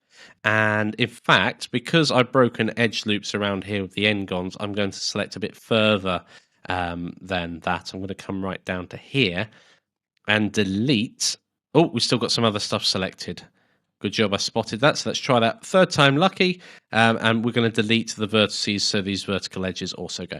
So we've got a great starting point here. We're going to go from here and it's going to branch up on the Z-axis to about there. And then it's going to come back in to our little squashed ball on top. Brilliant. So now we've got that, we can scale this edge loop out to make the top of our king. Brilliant. And this one's going to be scaled in quite a lot. So let's just scale that one all the way in, almost to nothing. But we'll sort that out when we place this little ball on top. So let's place the 3D cursor roughly around where we want it, which is there, and then change its position so X and Y both equal 0. Perfect.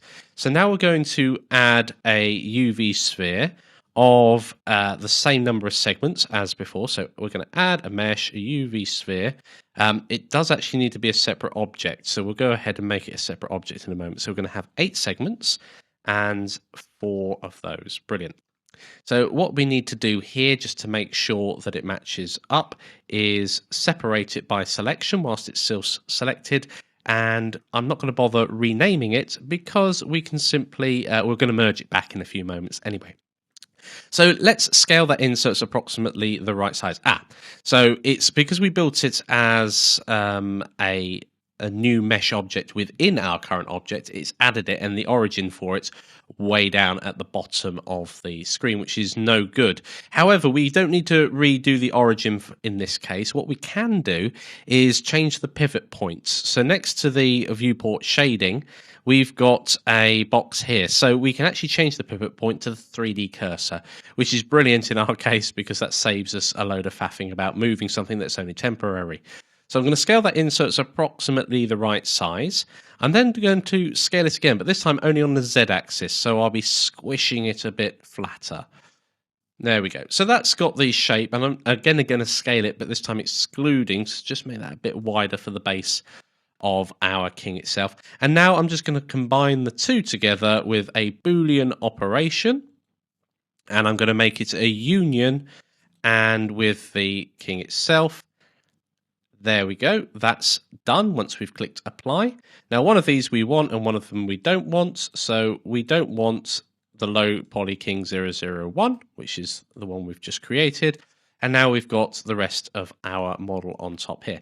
And we've got a cross on top of our king here.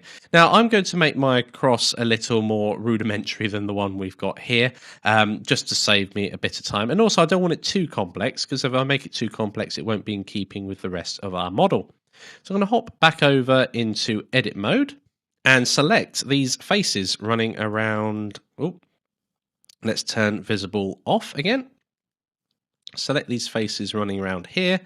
I'm literally just going to pull that up to give us something to work with. Excellent. Let's zoom out and check that for proportions. Zoom back round to the front. I don't know why I'm saying zoom. Perhaps I mean whiz. Okay, so we've got that now, and I'm going to make a slightly different type of cross, I think, on mine. I'm going to use that as the ins and outs bit. We need a pivot point in the middle. And we can do that with a loop cut. So if we decide where the loop cuts are going, in fact, I'm going to make this vertical to begin with. So let's put a loop cut in and pull it down to about here and then scale that back in itself. So we've still got this sort of dome shape. Now I want this and this one here to kind of just make a straight line for the moment. So I'm going to select that top edge loop and go and scale it. Do it by eye instead. That would be absolutely fine. There we go. So we've got our model here, and it's just a matter of putting a couple of loop cuts in. In fact, I should have put 2 in at the same time whilst I'm working on it. Do I want 3 or 2 or even 4? Probably 4 to keep the shape that I want. Again, I don't want to be too detailed, but at the same time, I don't want to lose too much either. So let's pull this one out slightly to make one bit of the cross. And we only want to scale it on the XY axis. So that's that bit there. In fact, we could scale this bottom one and the top one at the same time. That would help us massively if I can get the right edge loops selected. In fact, if I hold down the right button, it helps as well. Okay, so we're going to scale that on with not on the Z axis and pull those out there. I'm going to add another loop cut just at the top if I can, if it's going to let me. Sometimes it can be a bit fiddly to try and get the right place. So let's undo those bits there. I'm happy with this bit sticking out here. So we just want the cross coming out basically from this center point or these center points here. So let's select this face here and these faces here. They are opposite one another. Yes, they are. And let's just grab them and pull them about. Well, we need to change the pivot points, not around there, but its individual origins. Then I'll be able to pull that area out, which is perfect. I don't want to do it too far. Excellent. Now, we're going to have to add another edge loop in around here and scale that out. And probably another edge loop at the top. Lift it up a little and scale that out. So kind of like that. And then finally, these edges here and here. No, I do want to just do the top ones separately from the bottom ones. So let's grab those and I'm going to move them by eye and take a note of the number. So that looks roughly right, and that's about minus 0.8. Oh, no, it's not. 0.08 perhaps. There we go. And this one will be plus. So let's go around our model. So there's a lot of experimentation to be done when you're making a model, especially when you're not quite sure how you want it to look. And let's move that in the Z-axis again by this time 0.08 again. Okay, so I quite like that, actually. It's been accidental. I didn't mean to make these two things at the top, but it's turned out okay at the end. Let's have a look at it in rendered mode. And the other question I have is, do I want this cross on the top any bigger? In this case, no, I'm quite happy with that. I'd love to see what you guys came up with your king. So please share in the discussions. I'm going to make sure I save this now. Please share in those discussions, and I will see you in the next lecture. Welcome to setting up a camera for rendering.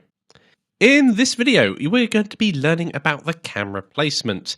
They are a directional object, so a camera has a front to it, and that's the bit we look through.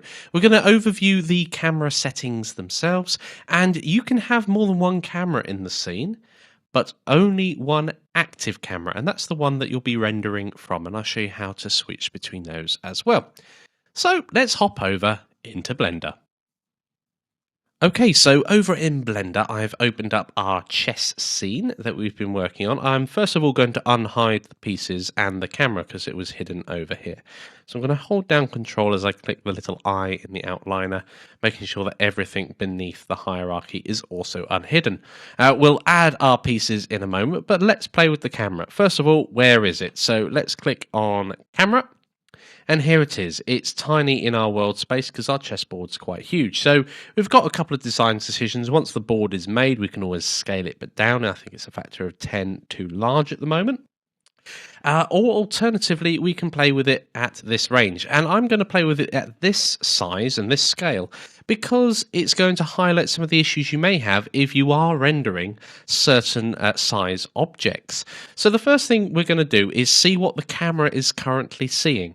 There's a couple of ways of doing that, but the easiest one is to go down to View, and we've got an option here for camera, and it's numpad 0. I don't have my number pad attached, so I'm going to use the menu system at the moment. So when we click that, that's what our camera is currently seeing. The rest of the grayed out area we cannot see at all. Now when moving the camera about, you can literally use the G key, like you would do any other time. It looks like we've got incremental snapping turned on. Yep, we have. I'm just going to turn snapping off for the moment so we can move about. Now you can have more control obviously by constraining to the X, Y and Z axis. Now what will happen when you're using the X, Y and Z is it will lift it up and down globally, but sometimes it's much more intuitive to switch to a local. So if we press Z again, oh, where's it gone? Well, that enables us to zoom in and out. Oh, there's something funny happening there. That's interesting. The camera seems to have a clipping range, and we'll go into the camera options in a moment and play about with that as well. So we can set the camera forward and back, as we can see there. If we use X, oh, not to delete the camera, let's move it first on X. Well, that's the global X, and then we can go X on the camera itself and move it from left to right, and locally Y will be up and down as well. This is great using the constraints, the local constraints, when you want to rotate the camera. So when you press R to rotate, we get this kind of feeling a bit giddy. Great for those more action shots, I suppose. But if we go Z and then Z again, sorry, just Z once in this case, it will pan around like this. This isn't panning, this is actually rotating. Panning is moving across the scene like this. So there's lots of things you can do in order to set up quite a dynamic scene, and you can move the camera up and down and until you get to a place where you can see the whole board. So I'm going to do that now, and we can see most of the board in this situation, and I'm just going to move it across. There we go. I'm happy with that, apart from the fact that I can't see what's going on. So what's going on there? So with the camera selected, in the properties pane, there's also a camera icon, and here it is. I'm going to make this bit bigger so we can see what's going on. So there's quite a few options here. There's perspective view, which is on by default. We can set it to orthographic, which is great if you're rendering up drawings for someone, but it's not going to look very realistic if you set it to orthographic. And panoramic as well.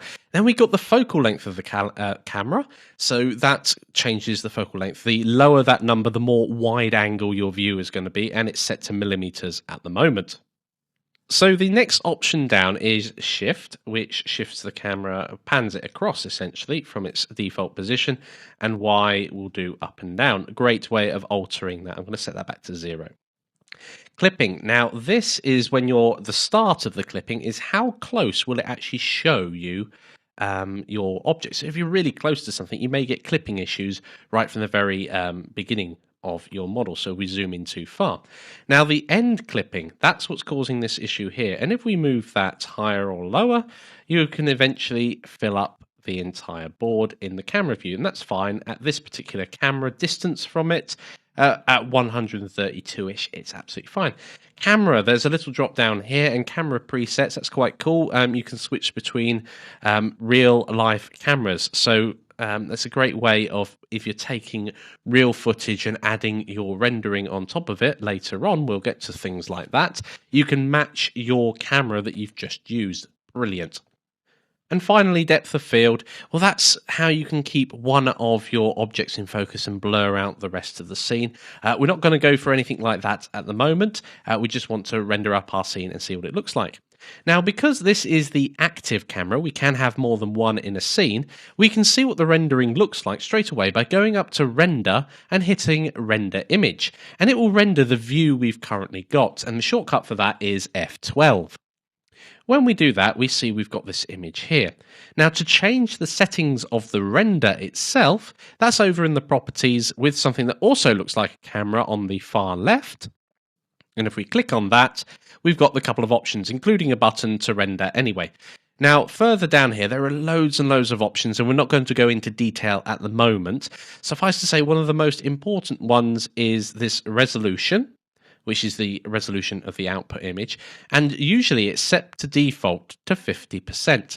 Now, the issue with it being set to 50% is indeed 50% of that there. So if you wanted a 1080p, a high-def image, you'd have to whack that up to 100% before hitting the render button here, F12, or up on the info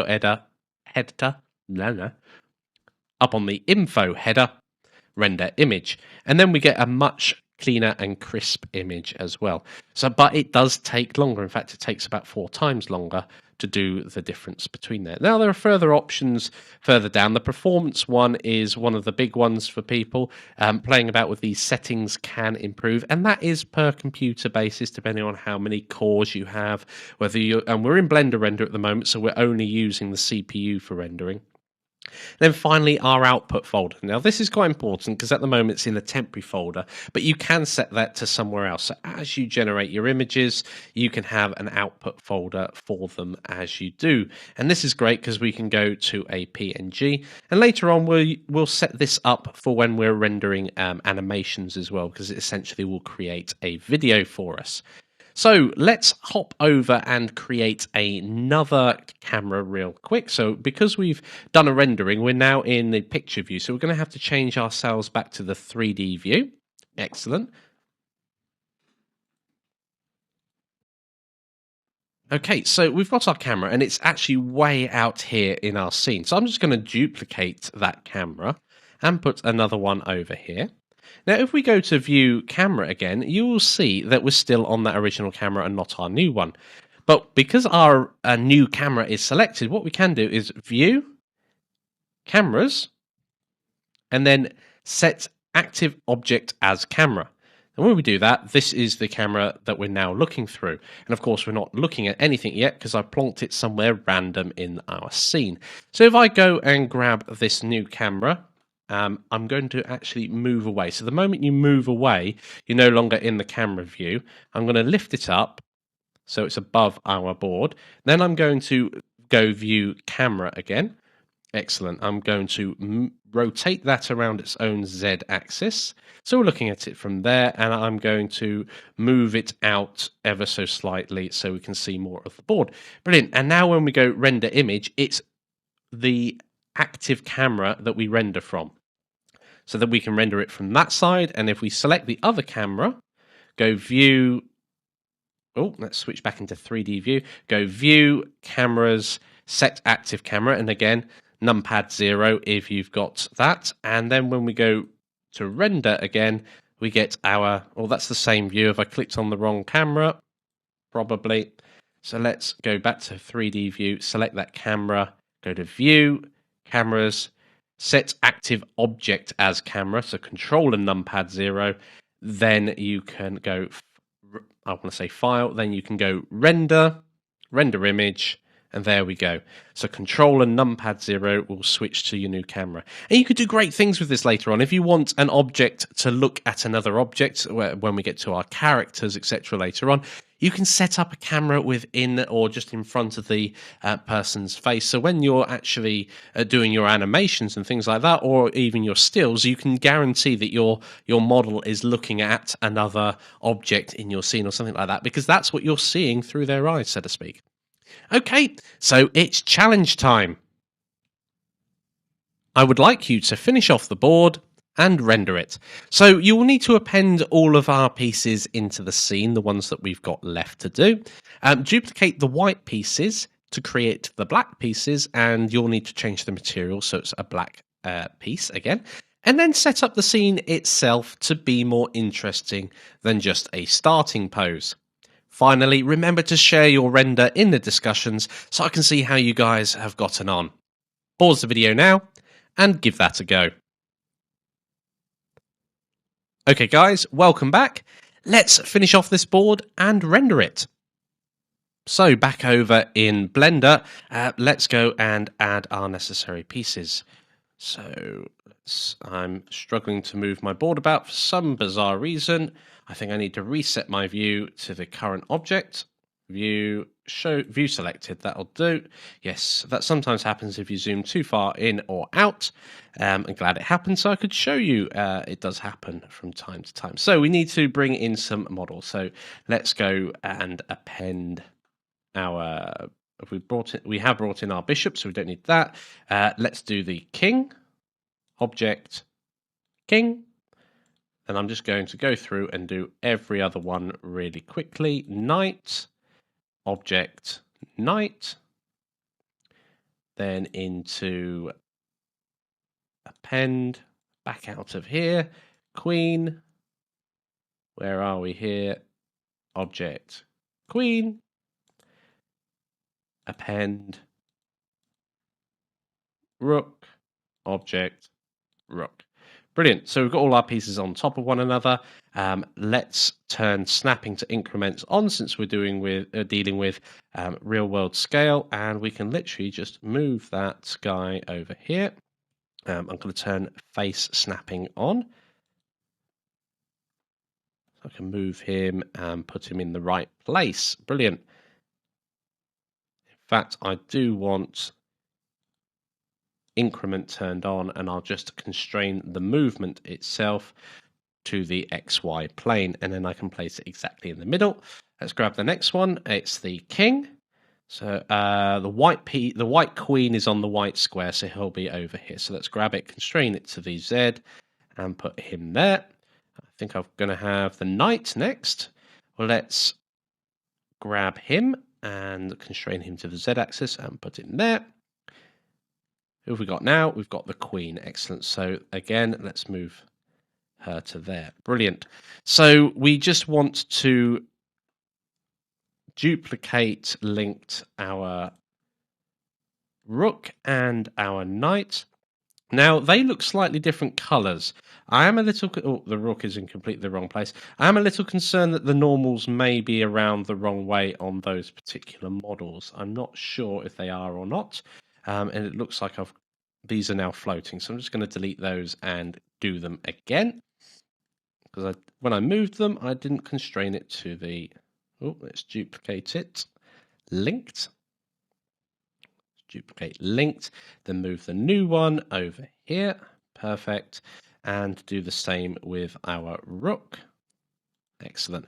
So those are all those pieces there. I do want to just go into the mesh objects themselves. Just go into this one here, edit it, select everything within the mesh itself, and then we're going to go Control N just to make sure the normals are the right way around. And we'll do the same to the rook itself. It may be that they've not got the white material applied to them as well. So let's go and check that out. No, they don't. So white square. Okay.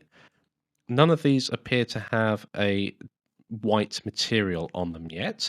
So it might be worthwhile doing that now. Let's call this material white piece. Excellent. And let's make it quite specular. I want my pieces to be shiny. and as white as it can be. There we go. That's that set up. Now here we can use this drop down and apply white piece, and it applies across. I'm just going to do the same to all of the pieces now whilst I'm thinking about it. White piece, and then the pawn at the front as well. So I think that's a white piece. We'll do them all because they're all linked. So that's our board basically set up. We've got a bit of organization to do in the hierarchy, so let's do that now. Let's put all of these.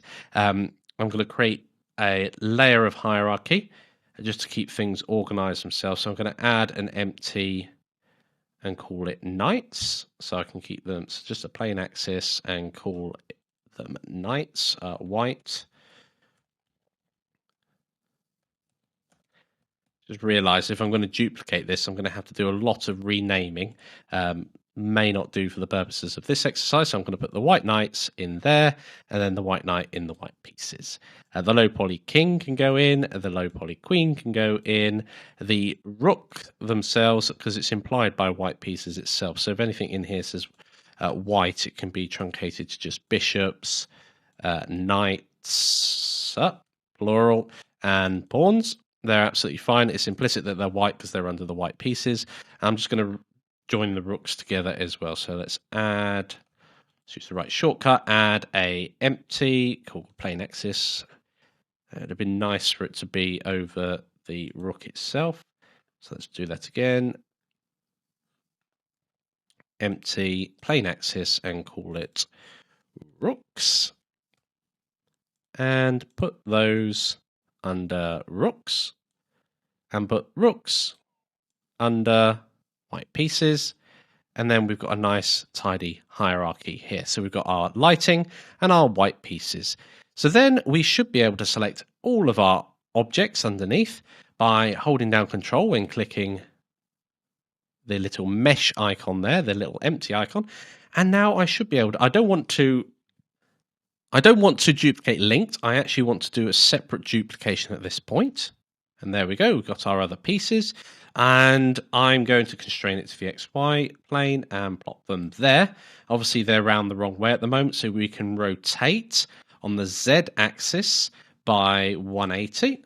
And they've moved round. And we need to bring them forward again and probably move them across so they're in the right position. Excellent. And white piece is 0, 1. So we'll call this black pieces. Excellent. So white pieces, black pieces, and we just need to color them in the appropriate color. So them being as they are, we need to create a new material. So let's bring the properties pane back up so we can see it. I'm going to create a new material, going to call it, so new, going to call it black pieces. Excellent. And I'm going to set the color to black, unsurprisingly. And I'm still going to give it a lot of specularity, so it's got a nice sheen to it. So 100% on both. I'm not sure. Obviously, we may edit this in the render in a moment. So we've got those there, and finally, let's apply that to our models. Oh, I don't mean to grab that. So we've got this here, black pieces. Excellent. This one here looks like it's still got the white piece applied to it. So let's remove that, and we've got the black piece there done. And here, let's remove that material and add black pieces, and do the same on the rest of our models here. Apply black pieces here, remove that material and apply black pieces. And 2 more models to go. It's no longer a white king, it's a black king. And our final thing here is to make the queen black as well. So there we go. That's all that roughed out. Let's see how it looks in rendered mode. So let's go and view it from the camera. So we've got our angle right. That's absolutely fine. And render our image. Wow, excellent. So let's zoom in there, see how that looks. I really like that. That's absolutely brilliant. That's turned out wonderful. A couple of things that I could do here is move the pieces about. I'll leave you to do that because I'm running rapidly out of time. And of course, the king and queen on the black side are currently on the wrong squares as well. I'd love to see your renders in the discussions. Please share, and I will see you in the next lecture. Welcome back, it's Ben Tristan with you. I'm going to be talking about exporting your model. So in this video, we will tidy our folders for future access, export our models as an FBX file, import the .fbx into both Unreal and Unity game engines. Don't worry, you don't need either of those installed. I just want you to see the process. And then I'll be briefly talking about opening Blender models in Unity 5 and about exporting textures and materials. So firstly, this is the folder structure. It's a very real folder structure that Michael's ended up with. And I just want to talk through how we may think about organizing this for the future. So firstly, we have a couple of things here, the diffuse shader example and this brick cube blend that were used in the production, but we don't need now. I think a good practice is, as Michael has already started, to put those in an archive folder. Next up, we have a couple of renders. These are image renders of the actual scene. It would make sense perhaps to put that in a folder called renders. It's entirely up to you, but the concept is that we are just tidy with our files. This is your section asset, especially for the course. So then we should be left with 6 different pieces in chess. The bishop, the base can go into the archive, the king, the knight, the queen, and the queen mark II. So I'm going to archive the first version of the queen, so we're clear on what the current version is. And the rook, we're just missing the pawn, which is probably in the archive. Here it is. Fantastic. So now at the top level, we have the scene, and then a load of things that are collectively the pieces. So I'm just going to make pieces before append. Now, these are the pieces before they were appended into the main chess scene. Any changes that have been made to these pieces inside the chess scene.blend file will not be propagated into the chess scene. Okay, so just understand that these pieces exist in 2 places, in the hierarchy of the chess scene blend file, but they also exist as individual pieces here. These are very helpful for importing into things like Unity. So let's look at that now. Let's go to, for example, the bishop, as that's the first one in the list. Here's the bishop. Now note on your bishop that you had a cube here that we hid because we used it for shaping the head of the bishop. So what we need to do is when we export this as an FBX file, I want to show you what happens in Unity. So I'm just going to put this in my downloads, and then I'm going to go over to Unity, which you don't need installed. I just want to show you what happens. Some of the things that you may find when you're working with a game designer actually turn up happening. They may say, oh, I like the bishop, but it's got this big thing sticking out of it, and there are no materials on it. So materials won't come across, I'm afraid, not your textures anyway. You may get the base color come across from Blender, but you won't have the actual textures, like the wood texture. And the other thing is this cube is still here as a sub-object of the bishop. Now I can just delete it in Unity, and it's gone. But of course, if we were to re-import that model, it would come back. So your options as a Blender artist are to delete it here, but then you may want to keep this for future purposes. Or just communicate with the Unity developer and say, hey, there's going to be this extra cube, just delete it and create yourself a new, well, it's not up to you to tell them what to do, but they would do something like create a new prefab. It doesn't matter, those are Unity details. But the point is that they can safely modify it as long as they understand what's going on. It's hidden inside Blender, but it's still an object when it's exported as an FBX. And the same thing would happen if we opened this as a .blend file in Unity. We'd have exactly the same issue. All right. Now, I just want to show you a different engine, which is the Unreal Engine. Let's just import the same piece into the Unreal Engine. So if I just import over here, bishop. One of the things with Unreal is the scale is very different. So when I import using the default import settings, which I actually don't want to use, I would probably want to set this to 0.01. But if I use the default settings, then the bishop will be very large in Unreal, towering into the sky. And of course, it will still have this issue with the cube sub-element in it. Again, you may need to do a special export for people deleting that element because hiding it won't do. All right, so the take home from Blender is that these hidden elements like cubes will appear in the FBX, and you may need to either delete them or communicate with the person you're handing it to make sure that they understand how to handle that. Great.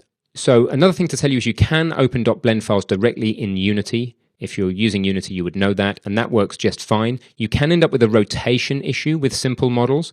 So let me just show you that so that you're aware. If we take a simple model like a Blender pawn, for example, just let it open, or a rook. There it is. There's a rook. Now, this rook has a single mesh. There's only one mesh object in the hierarchy.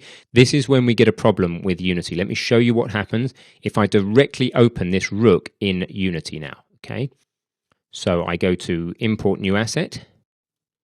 I go find the rook, pop it into Unity, and into the scene. Now there it is, and it looks like it's okay in the scene. The warning sign in Unity is that the rotation has come with a -90 on the X. Now look what happens. This is a sort of weird bug you may have reported. I'm just going to pop a light into my scene because it's rather dark. That's better. Now, when I try and rotate my rook around the X-axis, it's all fine. X is the red axis in Unity. When I try and rotate it around the Y-axis, it's all fine. But look at this. When I try and rotate around the Z-axis, it behaves the same as if I was rotating around the Y. That will cause a lot of problems, okay? There's a simple way to solve that, two simple ways to solve that from Blender. One is to give your game designer an FBX. If I exported this as an FBX, as we did before with default settings, it will be fine. Another way to solve this is, if you want to work with the Blender workflow, is actually to add yourself in object mode a empty plain axis, and that just sits down here at the origin inside the rook file. If I then save that, so here's the rook, having saved it with this axis, let's pop that into Unity. Now it looks upright in the preview, and when I put it in the scene, we don't have this funny rotation in X, and all the rotations behave properly. Okay, so there's a useful tip for you in Blender. If you've only got a single mesh, this only happens, this bug, with single meshes. When you have more than one mesh, like the rook, like the bishop, this doesn't happen. Just put a plain axis in, and that will solve the problem. You can work directly in Unity with a blend file then. So the final thing to say is, as I briefly mentioned before, is the materials don't get carried across. So if we were to look at the full chess scene here and bring that into Unity, it's going to take a while to import because it's a much bigger model than some of the other models. I'm going to delete the rooks in the scene and pop the chessboard in. All looks good in Unity, but it's all flat. You see there's no textures on the side of the board here, no wood texture, and the subject of actually what we call UV unwrapping your model over in Blender, your full chess scene model, and exporting those textures is something we'll cover in a couple of sections' time because it's a little more complicated. So I hope that's been useful, giving you some experience of how these things are going to end up in other packages.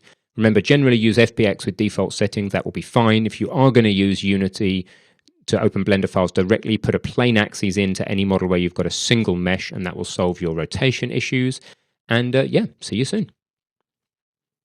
Welcome to setting up the camera. In this video, you will understand that the camera view is for our animation rendering as well as our normal rendering that we do. We're going to set up the camera, ready for the animation, and also animate the camera. So let's hop straight on over into Blender. Okay, so we have our animated lamp that's jumping about here, but of course the way that we're currently viewing it, the view that we've currently got, is nothing to do with the rendering. If we go over here and click render image, we'll see what actually is going on. Okay, so before we go any further, there's something really weird going on with this base here. This is not the view we want for our animation, but this is neither the base that we want here. So let's go and troubleshoot this really quickly. Now it looks like geometry is going over the top of one another, yet in the 3D view, when we render or set the viewport shading to rendered, we don't get that issue. So something that's turned on in rendered mode is not turned on in our view mode. I'm guessing, actually looking at the outline here, I'm guessing it's probably these two curves are still rendering. We can see here they've still got cameras on them. So the base curves that we had before, if we turn those two off and just render our image again, perfect, that artifact has gone. So it's a good point just to highlight here that before we go and animate anything and do 120 different renders, let's just make sure one of them comes out right first. And I'm happy with that, but I'm not happy with how it looks. So we need to move our camera. So let's hop straight back to the 3D view. Okay, and let's turn on some of the other lighting that's going to be going on here. So we're missing the plane at the back. So let's turn that plane on. Right, and hop around to where the camera is. So view, camera, or number pad 0. And this is what the camera can currently see. Well, not all that the camera can currently see. I'm going to need to zoom out a little. There you go. That's what the camera is currently seeing inside that border. Now, that's not an inspiring view, and we want to move the camera around. And the camera is just like any other object. First of all, in the outliner, we need to check that it is actually visible in our scene. We can see that it is not. And if we try and select the camera and do anything with it, try and move it, well, we can move it up here in the transform pane. That's absolutely fine. But if we try and use G and move it without it being selected as visible, it won't do anything. So it depends which tools you want to use. We've got keyframing still turned on. Notice this is all gone yellow. Now we may in fact want to keyframe it anyway. So let's move it around to its starting position. So I'm definitely going to want to rotate it, not like that, around its own z-axis, maybe about there. Now this plane that's emitting light for us is likely to end up being in the shot if we leave it like this, and we don't want that. If we go if we go render image, let's see as that comes out. Yes, that plane is going to be in our render. So we're going to have a problem there if we ever need our light source in the scene. Now, there are a couple of options here, of course. We can hide it from the render, but of course, then the light doesn't actually affect our scene as well. So we don't want to do that.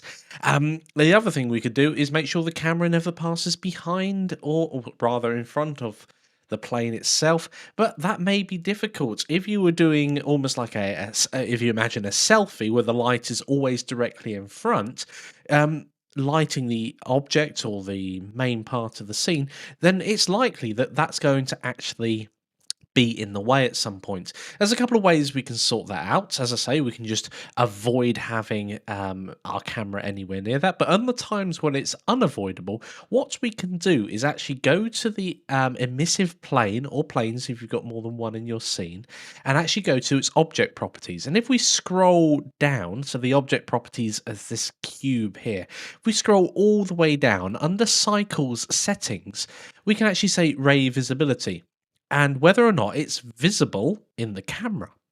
If we go ahead and turn that off and render the same scene again, so we just go and render image here, what we should find is that it is no longer there. Perfect. Yet it's still adding light to the scene. So if we turn that back on and hit render, we will see that it will render out the scene and we'll get that white line back in there. But if we do that, as we can see here, I've turned off the lamp base instead of the plane, silly me. But as you can see here, if we go ahead and turn off the plane in rendering, what will happen is all of that light will be missing from our scene, which is no good. The reason why we've put the light there is to light our scene. So let's turn that back on and quickly re-render, make sure it's all working. Excellent. And of course, on ray visibility under the object of the plane, so with the plane selected, object properties, scroll all the way down, ray visibility on the camera, we can turn that on and off. And in this case, we'll want to turn it off, so that it's not interrupting depending on where we put the camera. I think my camera is going to be much closer than this plane ever is, but just to make sure that it doesn't appear in shot, we can turn it off under the cycle settings. So I'm going to hop straight back round to the 3D view, and we're going to use these transform here just to adjust our view ever so slightly. I do actually want to be a bit closer to the lamp. So there's fine. I'm just going to grab the camera and move it there. And let's hop into non-rendered, just solid view, and just play our animation and see how that looks. Okay, that's looking good. We can see here that the animation is slipping back ever so slightly before we go. So let's just go to this part here, and then we don't want the camera following us, so we just need to shift it back slightly. So on that keyframe there, since I am going to animate this, I can just move it back ever so slightly like that. Let's see how that looks now as we shift through. Yeah, that's still in frame. and it's actually still in frame as it jumps at the top. So let's see if we can zoom in a little closer. So let's change the, what is it going to be? Z goes up and down. So I'm going to have to move it down slightly and then move it closer to the camera, and probably this way as well. Now I need to rotate it. So let's rotate it round a little this way. I don't need to do it that way, and I will have to look up slightly because I'm going to lower the camera down to here. Got to pull it back here, and there's lots of adjustments you can do here. There's no right or wrong for doing this. I'm just setting it up how I think it's going to look quite good on the final render, and that's going to go out of shot, but that's fine because we can adjust and keyframe in some new camera positions as we go forward, and obviously that's going to fly off the end of our scene there. Brilliant. So we've got the first stage, we've got the first keyframe all set up, we've got our starting position for the camera all set up. We just do a quick render again to make sure it's coming out how we want it to. Perfect. That's great. If this render here is taking a very long time, remember in the rendered options, there are some settings that you'll need to do. And if I scroll down, 64 by 64, well, for a start, I know that 16 by 16 is going to be slightly quicker.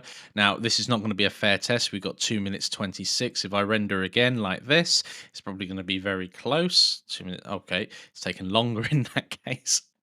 But it's too close to cool at those low levels anyway.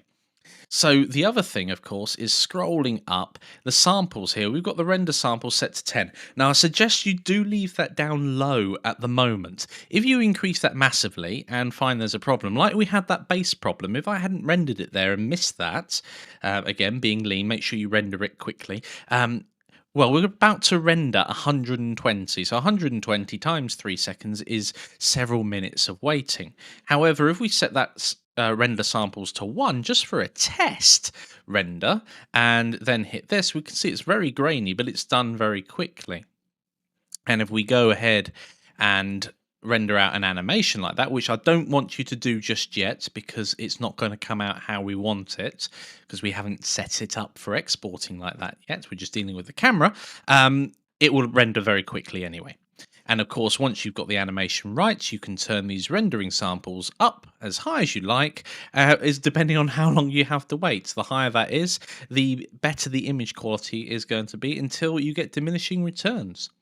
But anyway, I've got a challenge for you guys. I would like you to set up and animate the camera. So set up the camera so our lamp is in view the entire time. Animate the camera to keep our lamp in view as it's jumping about. And then have fun. Try different angles. See what you come up with. I'd love to see your animations as well, but we're not quite ready to export the animations. Hold on and we'll deal with that in the next lecture. But for now, pause the video now and set up and animate that camera. Okay guys, welcome back. Let's hop back on over into Blender. Okay, so I need to hop straight on to my 3D view once more.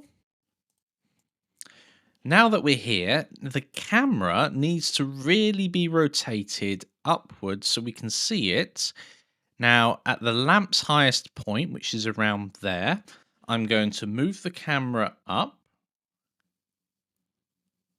Oh, actually, I'm going to look up. So I'm going to move the camera along so it's kind of following.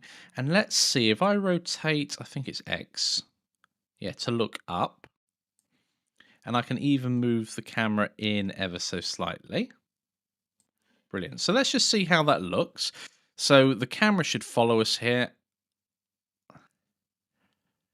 Now the base goes slightly out of shot, but am I happy with that?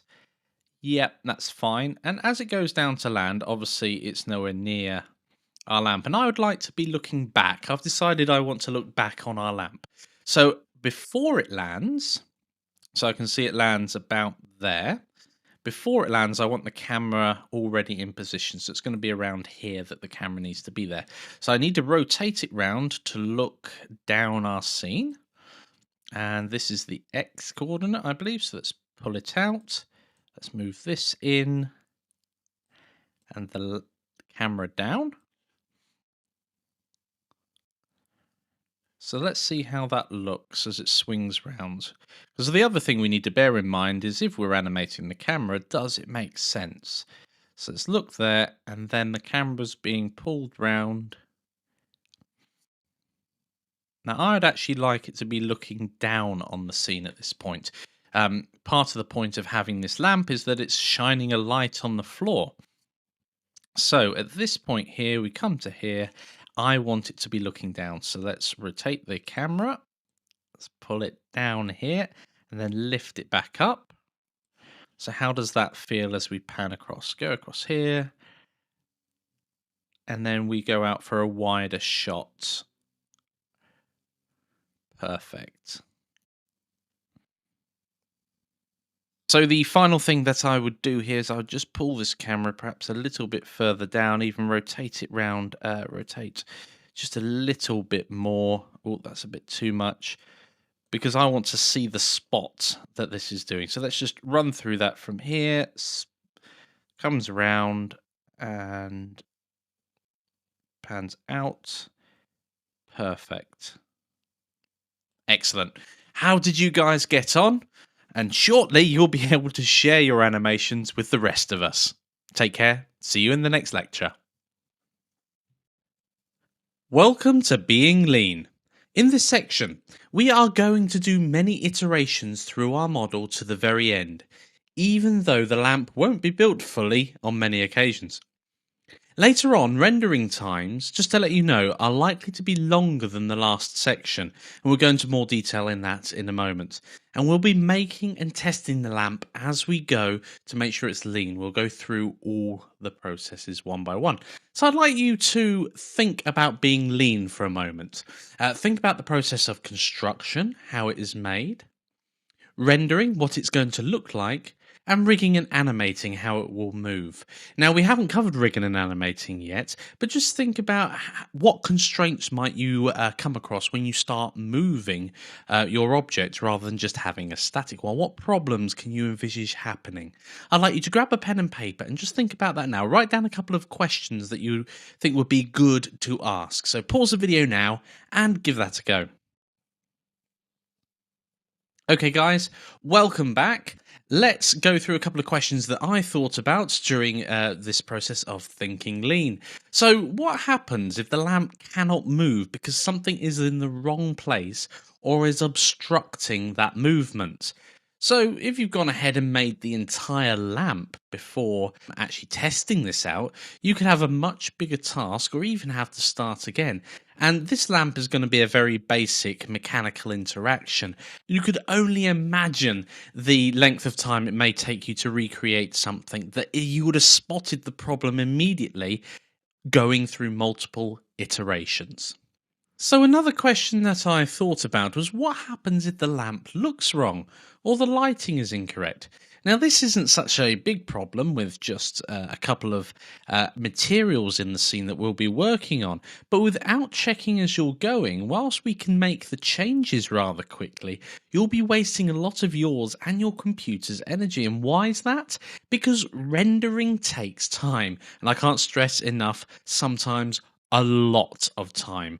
And we'll go into more details later on in this section of how we can cut down that render time and the differences you're going to experience. Okay, guys, remember to think lean, and I will see you in the next lecture. Welcome to Cycles versus Blender Render. In this video, we're going to go over how Blender Render is generally quick and you get a reasonable result quickly. It's as simple as that. And it uses only your CPU. That's a central processing unit in your computer. Now, Cycles itself is a physical-based renderer and is accurate, but it does take longer. It is designed for GPUs, which is a graphics card essentially, but runs fine on CPUs as well. And we'll go in later on how to configure these to be better and render a little more quickly. So why are we using Cycles? Well, we are using Cycles since we are modeling a lamp. It's a light. It's a great time to introduce you guys to Cycles. The two are not cross-compatible, okay? So there's no real switching between the two and expecting what you've done in one to come across to the other. That is important to know at this stage.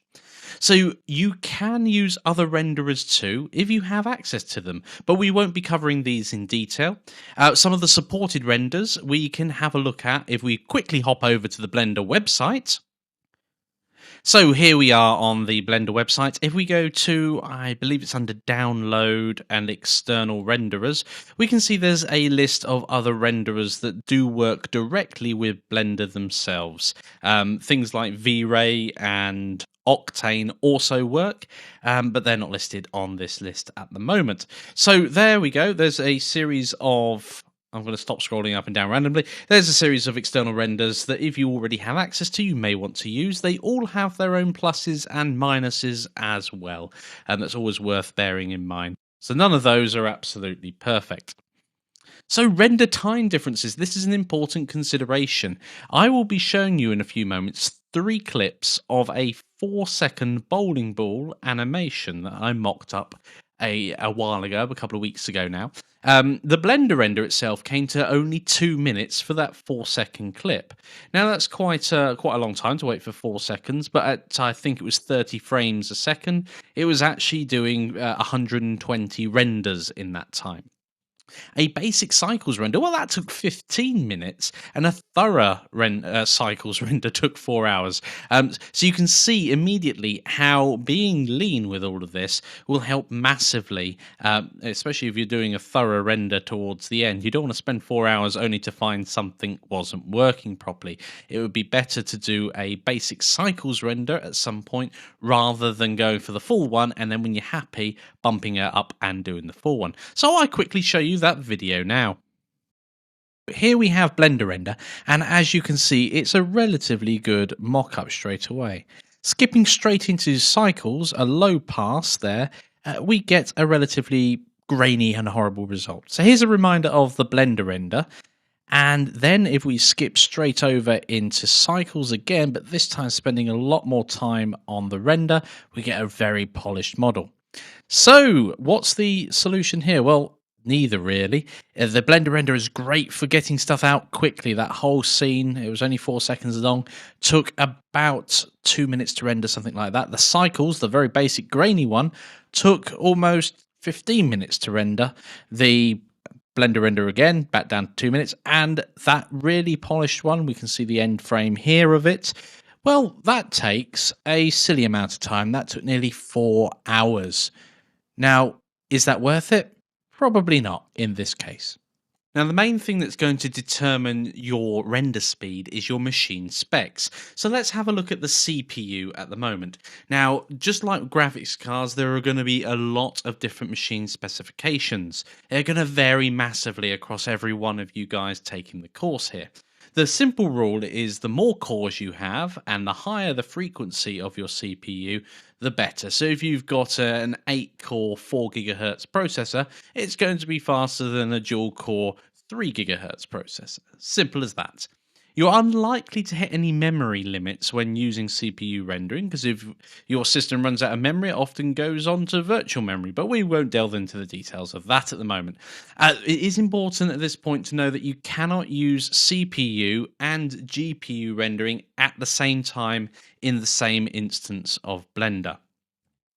So your machine specs again, but this time focus on the graphics card. So NVIDIA cards, any that support what they call CUDA, which any modern NVIDIA card is going to do. ATI AMD cards, the support has started in Blender 2.75, but it's not complete. And you may have memory issues if you're using a graphics card, a GPU. And the simple reason for that is some cards just don't have as much RAM as your computer would. A lot of cards may have 1 or 2 gigabytes, and you may be sat with a computer that's only got 1 or 2, but it can switch over to the virtual memory. However, if it runs out of memory on your graphics card, that's it. It can't do anything. It's just run out of memory and will fail. If in doubt or you are having trouble, remember you can switch to CPU rendering at any point. So that concludes this round of Cycles versus Blender Render. Now there's no reason to not use either one of these. It all depends on the application you're going to be using it for. As they are interchangeable, not as in switchable between one another, but you can use a Blender Render to work out a scene's animation quickly or mock it up really quickly, get it out there to the person you're working with or even yourself to make sure that it is what you want, before then going back and manipulating the same meshes using cycles to make a much more realistic render. You can do a mix of them both. In this section, we are using cycles, and in the next few lectures, we'll get Blender set up so that it can use cycles well, and we'll also compare CPU versus GPU for your particular machine, so you know which one is quicker. However, that's it for now, and I will see you in the next lecture. Let's talk briefly about dedicated graphics cards. A quick note for you, Cycles runs with AMD ATI cards and NVIDIA cards. It works better using CUDA at this moment in time, which is an NVIDIA only system. Now, either way, I'd like you to make sure you've installed the latest drivers for your graphics card, for your GPU. If you do not have a dedicated NVIDIA graphics card, then you can skip the next few lectures because you're either going to be using your dedicated AMD ATI card or you're going to be using your CPU for the rendering. And the next few lectures are all about setting up CUDA on a Windows and a Mac computer. Welcome to installing CUDA on Windows. Now, in this video, this is a lecture for Windows machines. Please skip to the next lecture for the Mac setup. It's also only if you've got a dedicated NVIDIA card. So we're going to show you how to check your driver version and make sure that you have the latest version of NVIDIA's drivers on your computer. There's no real activations of CUDA itself. Just two requirements. A, you've got up-to-date drivers, and B, you have a card capable of CUDA 2.0 and onwards.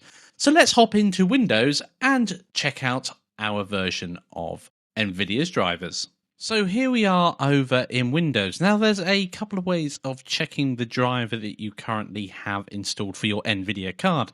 If you have done a full installation of NVIDIA before, in your task area down here, you can go up and select the NVIDIA settings. When you go into NVIDIA settings, if you look at the system information, which is in the lower left or under help and system information, it will tell us the driver version that we have, which is 3.32.28. Now, I know that is out of date because I've just installed this version of Windows on my computer. So I know that's massively out of date. That's just the drivers that came with my computer. So how do we go ahead and update that? So let's just close that down. Now the little NVIDIA icon down here, the NVIDIA settings, if you left click on it, it just appears on the screen. However, if you right click, it says new updates are available. Now, if you don't have this bit of software installed, the NVIDIA control panel, you'll have to go to the NVIDIA website itself. So let's go there now, NVIDIA. And we can also check out the version that we're currently on as well. So I know that I've got a GeForce. In fact, it's remembered from when I came here last. So I've gone to the NVIDIA download section of their site. And we can see here GeForce 750M is what I've got inside. If I search for that, we can see that the latest driver is 3.5582. And you can click download there and install that. Bear in mind, it is a rather large update. Okay, it's challenge time. I'd like you to install the latest NVIDIA drivers.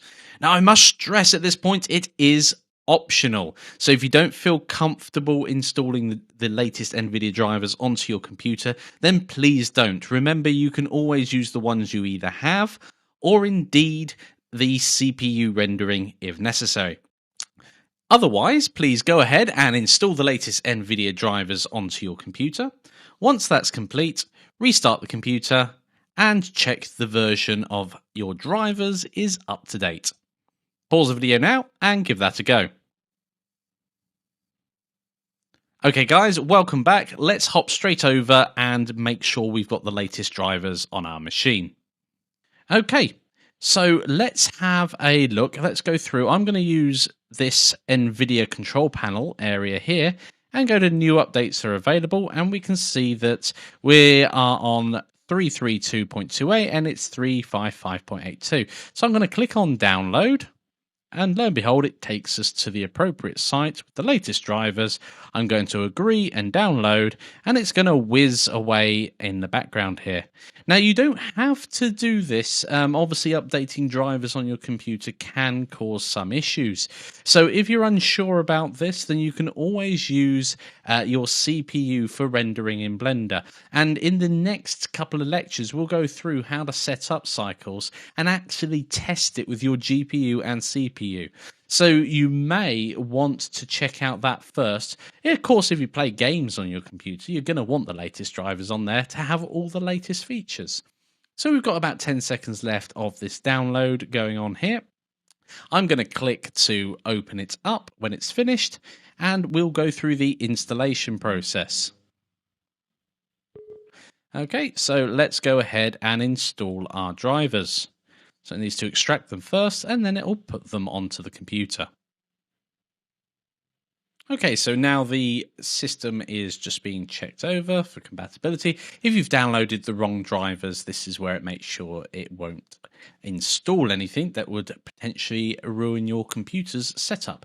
So, of course, you'll need to agree and continue. I'd always recommend just using the Express thing, unless there's some sort of add-on, and I don't think there will be from NVIDIA, but obviously with other software, you've got to be careful if you just click Next, because you may end up with a load of rubbish on your computer. Do bear that in mind, and do only download any drivers from the NVIDIA website itself. Do not download them from some special driver update software or anything like that. If you've got something like that on your computer, you may have something malicious on there. So here we are installing the NVIDIA drivers. We'll let that go through. Don't be alarmed if your screen, like it does now, goes blank and then comes back again. I will just check that I am still recording at this point in time. Yep, I am still recording. So don't be afraid. Don't worry if your screen goes blank and then comes back again. It's perfectly normal whilst it's going through the process of installing the latest graphics driver. Now, when this process has finished, you will find that it is likely that you'll need to restart your machine. So make sure you've saved any work you are currently working on before you do restart the machine, because we don't want you losing any of your stuff. There we go. So the drivers are installed. It's just got a couple of options down here. I don't want to have any of those, and I'm just going to click close. It hasn't prompted me at the moment to restart my computer. However, I'd always recommend after doing a driver update like that, that you do. So let's just check and make sure the latest driver has been installed. Let's clear that one down, go back to the NVIDIA control panel, open up the NVIDIA control panel, go to Help and System Information, and we can see we've now got the driver version 355.82. Brilliant. I hope you were successful with updating your graphics drivers. Take care, and I will see you soon.